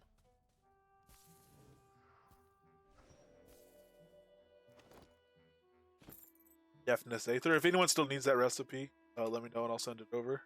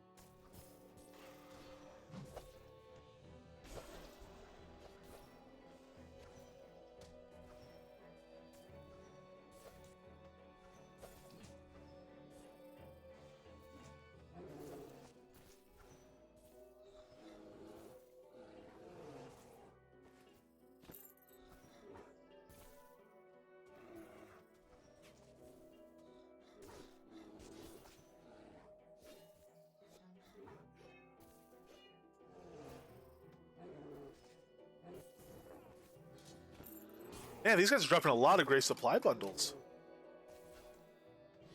which is good because gray supply bundles uh, they're not hard to come by. It's just a lot of people. By the time you get to T8, a lot of mobs weren't dropping them, and didn't like the overall server drop rate for grays and yellows was pretty much the same. Because a lot of people were level past the point they were getting grays, and a lot of especially a lot of like the really hardcore farmers were. Uh, and you spend once you yellows drop off everything. Once you get past like T5, you start getting fewer and fewer grays, and then yellows you never stop. You never level to a point where you stop getting yellows. You just get more and more yellows. So seeing all these grays is really nice and a really good way, again, getting those recipes out there. That's why I started opening them instead of selling all my bundles. I need more recipe vendors stocked.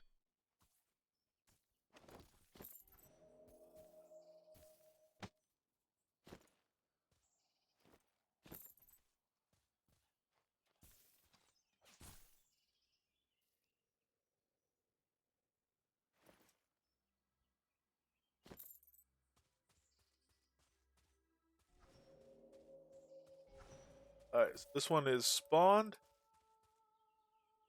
And I think what I'll do for this is actually pull out a bow. Oh, they're gonna hit. Hey, don't want to use the crossbow of accuracy comment, but we want to cross. Oh no, we don't. We want a longbow. There we go. Rock maple longbow. And the reason I'm going to use this is so that as I tab around, I'll be able to get the little guys that might be hiding towards the end.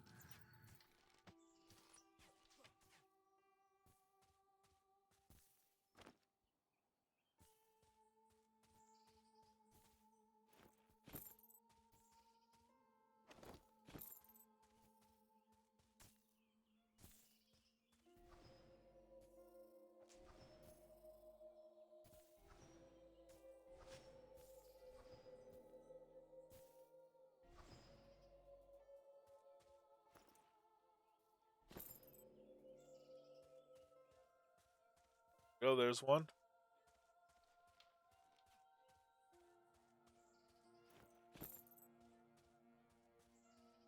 Tab target others. Green wolf, no. I think that's. I think the next wave will spawn in a moment. Yeah, there it goes. Sweet.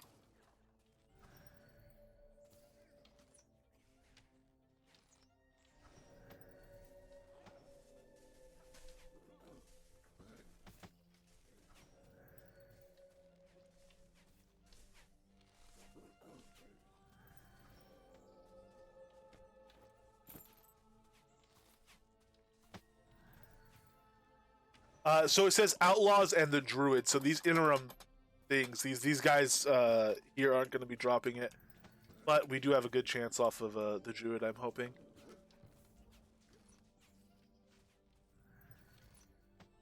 I'll block that. Draw strength to 120 for now.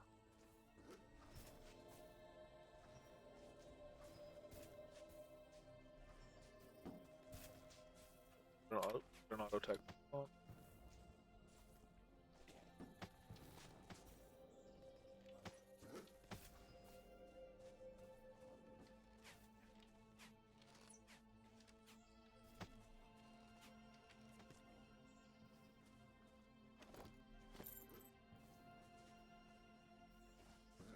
Dr. H is doing a XP troll run as well. I kind of want to go along. That might not be. Oh, whoa, whoa, whoa, whoa, whoa, whoa, whoa! We need to use our mandrake. Good lord. Uh, don't interrupt me. Don't interrupt me. Don't interrupt me.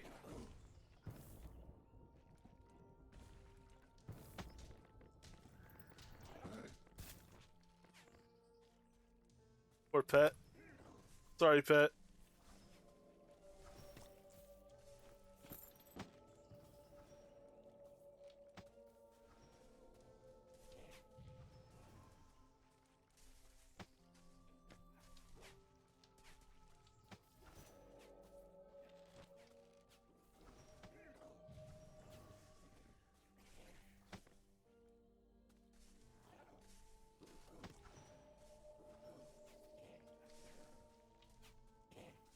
Oh, get off me! Get off me! Go back to the pet.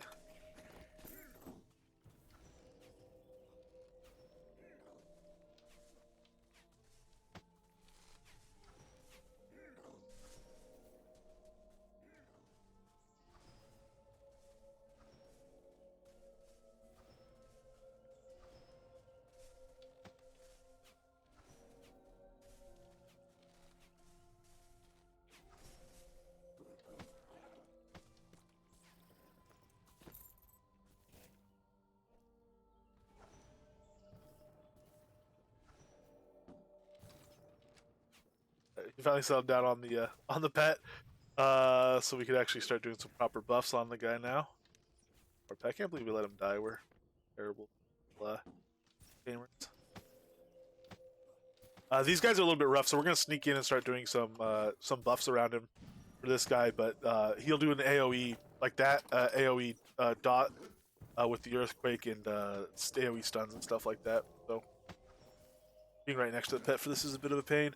Actually, on him, because he's lower level, I might be able to get to the point where I could buff the pet and be out of his range, like standing here.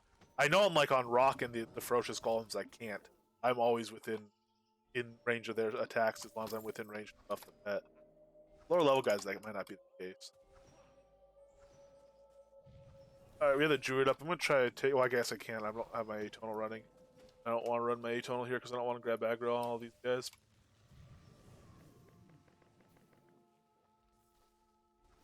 That munches through him plenty quick though. They're on a nice, neat line for him too. How kind. He'll munch through them all. We got slight confusion on this.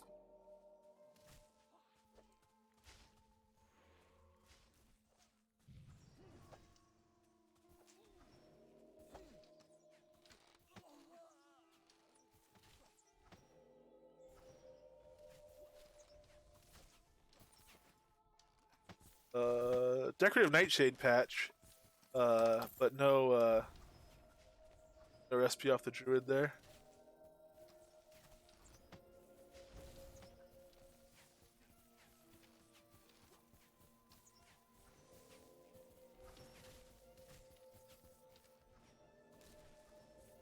Oh, I could spawn a level 6 in that dungeon because I could put an L6 troll there for now. I need another room. I need another. If you have a Rise blueprint with spawns, or a non, as long as it's a blueprint without spawns, let me know. Especially if you want the deco version, I have an entire deco room, like already constructed with the granite and everything, that I would trade for just the blueprint for the spawned version. If anyone wants to make that trade or anything, I need one more in there to have enough rooms to do literally 1, 2, 3, 4, 5, 6. Do every totem example in a row. And I would just need totems. There wouldn't be a number 5 in it yet, and there's not going to be a number 1 in it yet because the number 1 doesn't spawn. But I could put the level 6 down for now, the troll version, until I have the elf version, or actually until we pull the troll version and go in a different dungeon. I just talk to people and see if they want to house it for a while we're doing stuff.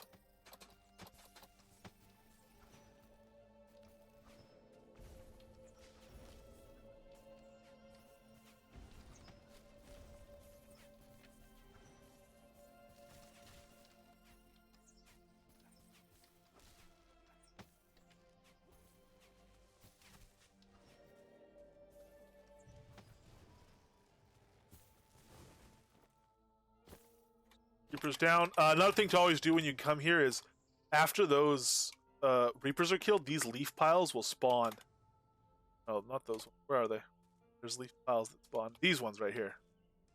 And they have extra Reaper food in them. And the seeds, if you've not cashed in the seeds, should be 2 wave event. There we go. We already have our seeds, so we didn't get seeds out of that one. Never enough Mandrake, yeah.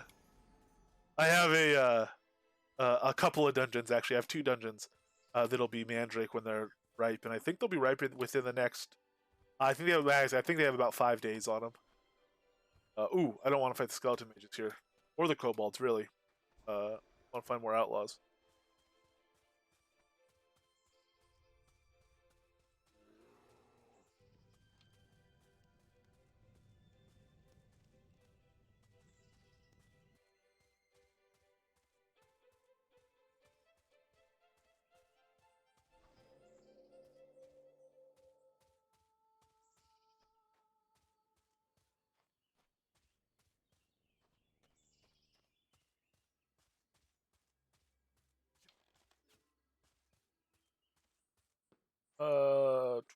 Outlaws down here. Oh, is this the main? Oh, I don't. Oh, this is outlaw camps. Okay, sorry. I don't know my way around here without like using a map yet.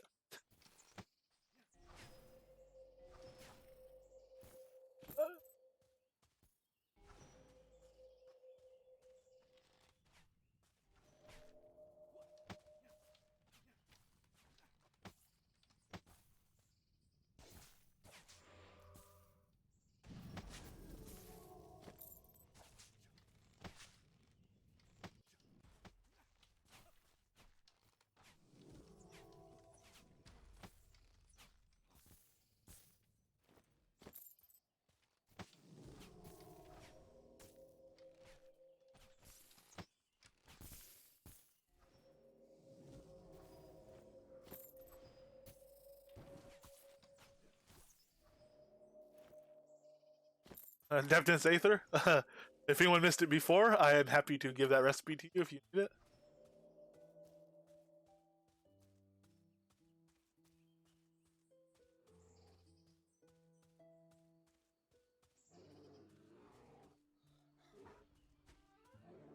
Here. Boars fighting bears.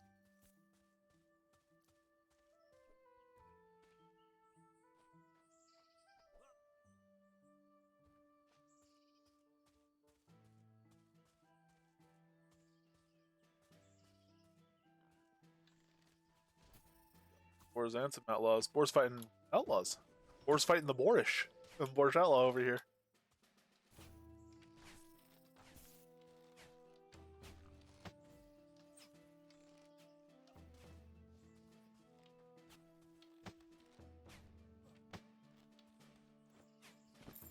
Gold. No, not if you have any use for it or anything like that. Or even want to just, further, whatever. I don't need it back. I could do more for folks.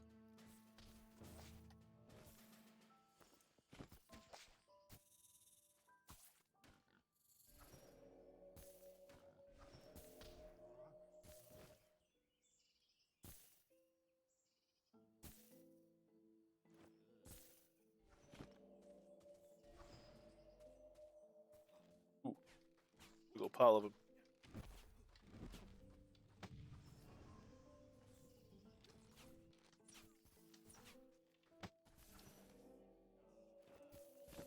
Oh, recipe! Got it! Collar of haste. Or no, leather ball of haste. Alright. I don't need that ball. This is the ball I need. Alright, we're gonna have a ball because we're gonna go make them. Do leather ball of haste. Studded strip of leather times 3, roll of leather times 1. Yard exactly like the other one. Oh no, the Darjing uses an extra yard of leather. And extra cotton thread. That's interesting. Same wax though.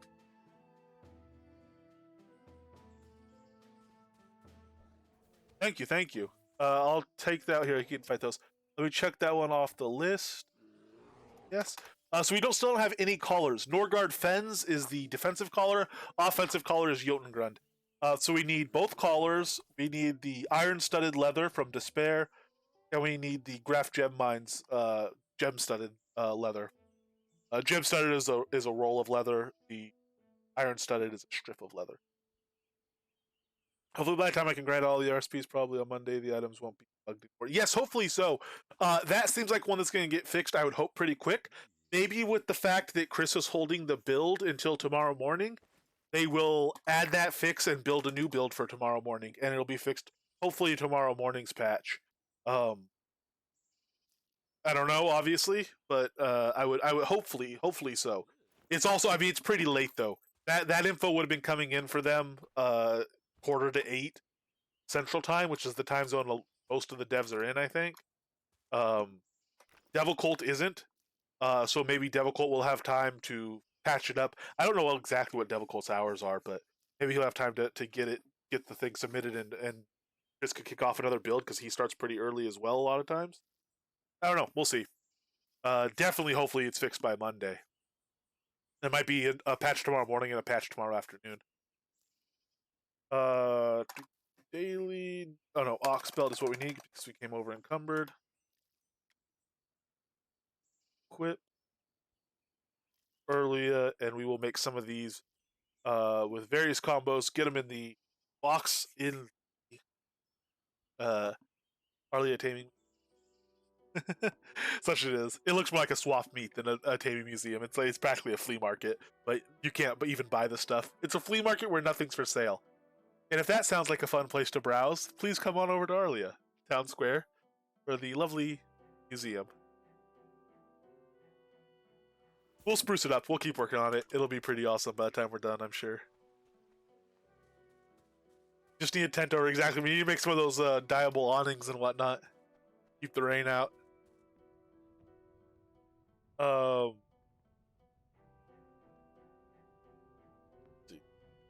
Tools.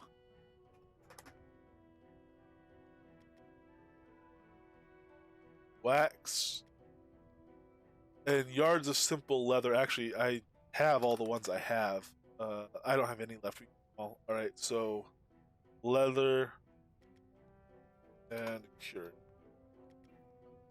I'll have to make a few more yards of simple leather here.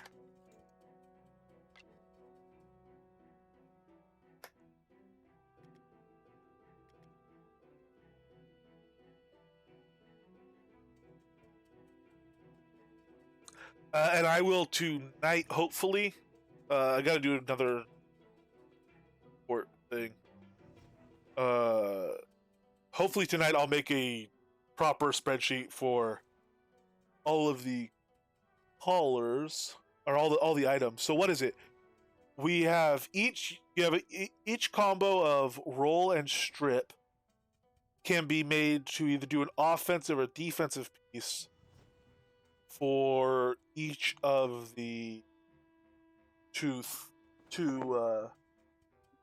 styles, or for each of the three, pet slots. 2 artifact, nice, very well done, Meneliki. What were they? If one is like a ring or a Tamer glove or something like that, it's even better.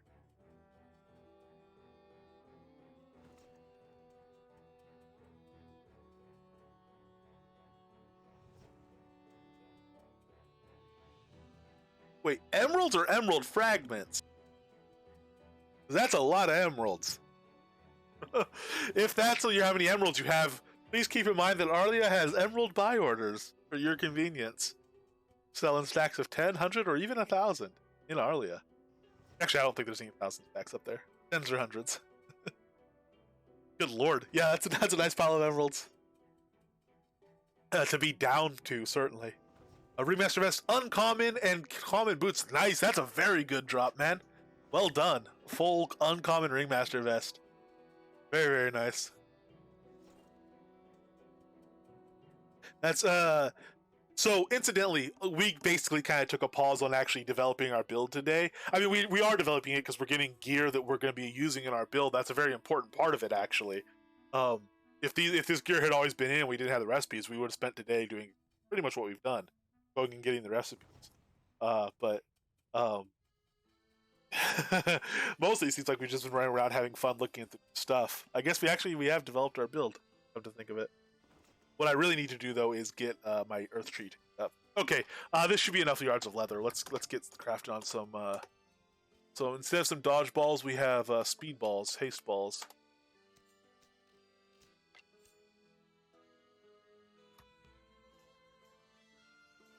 So what combos can we make? We can make gem studded and bronze. We have the recipe for, so that's okay. We can make one of these.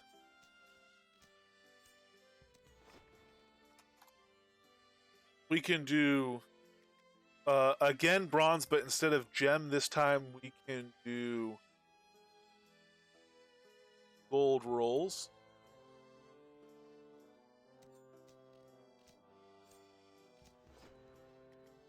And we do the same thing with bronze, but instead of gold rolls, we could do silver rolls.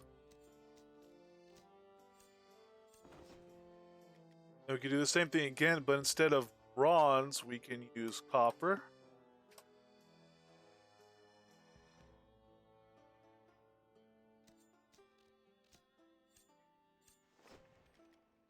Same thing again, but instead of bronze, we use copper. And instead of gem, gold. 310 troll. Good lord, you're sitting on a gold mine. That's a lot of troll heads, man. That's a very coveted thing of troll heads. Yeah, for sure, it's on. Thank you, man. And again, speaking of fun stuff, there we go. Paxlayer fishing tournament all month long. Paxlayer is in the catnip contest, and they have all month long contests throughout the week, and then throughout the month. So there's a link to that. Make sure to check that out. Did we just do gold? We did copper and gold. We'll do copper and silver now, I think.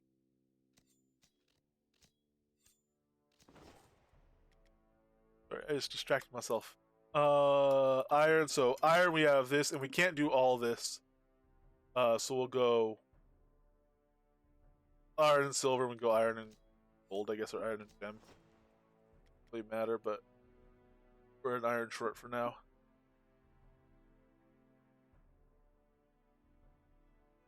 Or those later.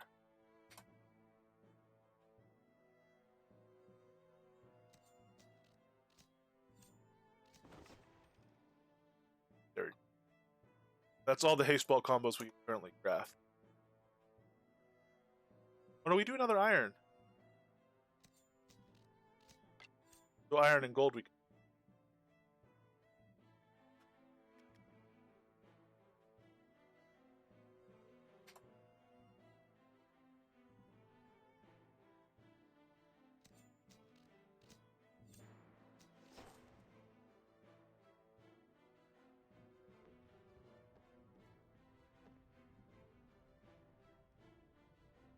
And let's go ahead and do our heavy stuff away. We'll just sort by weight.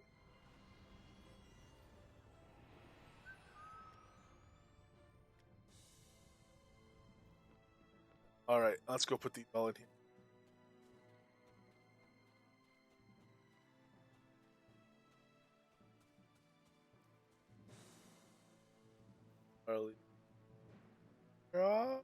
Let's go town square jobs. All right, town square, cave museum.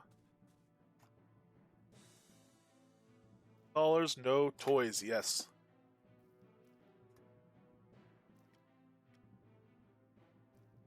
Nine new varieties. Nice.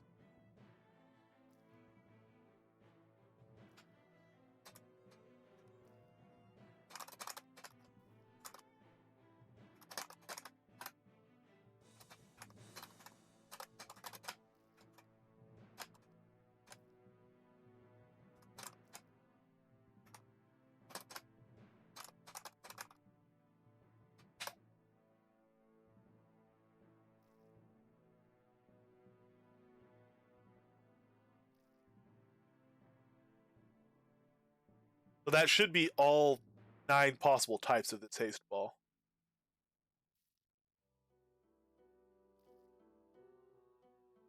Yeah, exactly. Yeah. So we have the materials for that. Leather Ball of Dodging will do the same thing. And then we'll obviously do the same thing. I don't have any collar recipes yet. We'll do the same thing for collars and the same thing for harnesses as well as we get more recipes and get more materials made and everything. So in total, we'll be doing whatever that is, 56 different varieties for the 3 slots. And then all 6 of the mats we have an example of already as well. It really is. There's a lot of combinations. Like anything, there'll be some that won't make a whole lot of sense, and other ones that really do make sense. Stacking defense with defense, stuff like that, will make more sense. Or stacking, whatever, whether defense or offense, people might always want crit, whatever does the most DPS, that sort of thing. So they'll all 56 probably won't see common use, but all 56 will probably have some at least plausible use case. And certainly each individual tamer will get to decide what they want to prioritize.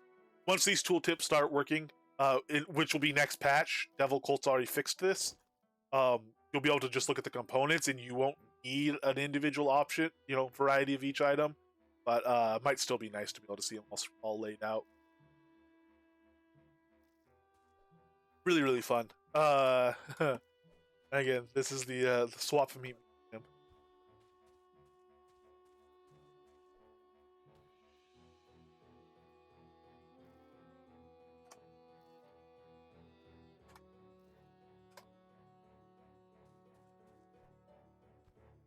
Oh man. All right.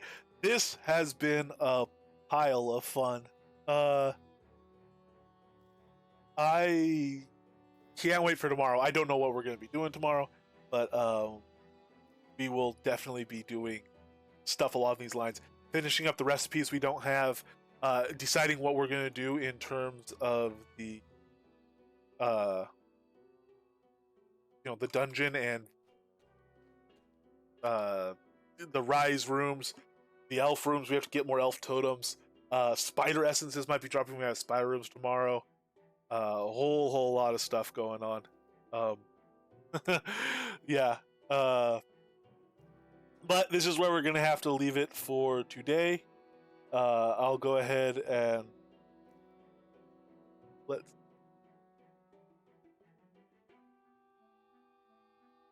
You have the Twine, Serpent Twine himself. I don't know if he's currently at keyboard. He's at least standing though. Oh, you don't sit anymore. You can't tell. All right, we'll check him out. I'm not sure how present he is or not, but we've not been able to raid him in a while. Away we go to Serpent Twine. Thank you very much, everyone. Everyone that sent stuff in for the museum and for my own personal use, I'll also be using it. Thank you very much. If anyone I didn't get to on gear needs any gear or pet toys or components for crafting, send me a message in game or in Discord, and I'll get it to you. I can get you some right now. Or as soon as I can, or let me know tomorrow or whatever. But if anyone still needs stuff in pet stuff and I can help in any way, let me know. And it'll be coming as soon as I can get it in the mail to you. And yeah, awesome. Thank you guys very much, and I will see you again tomorrow. Take care.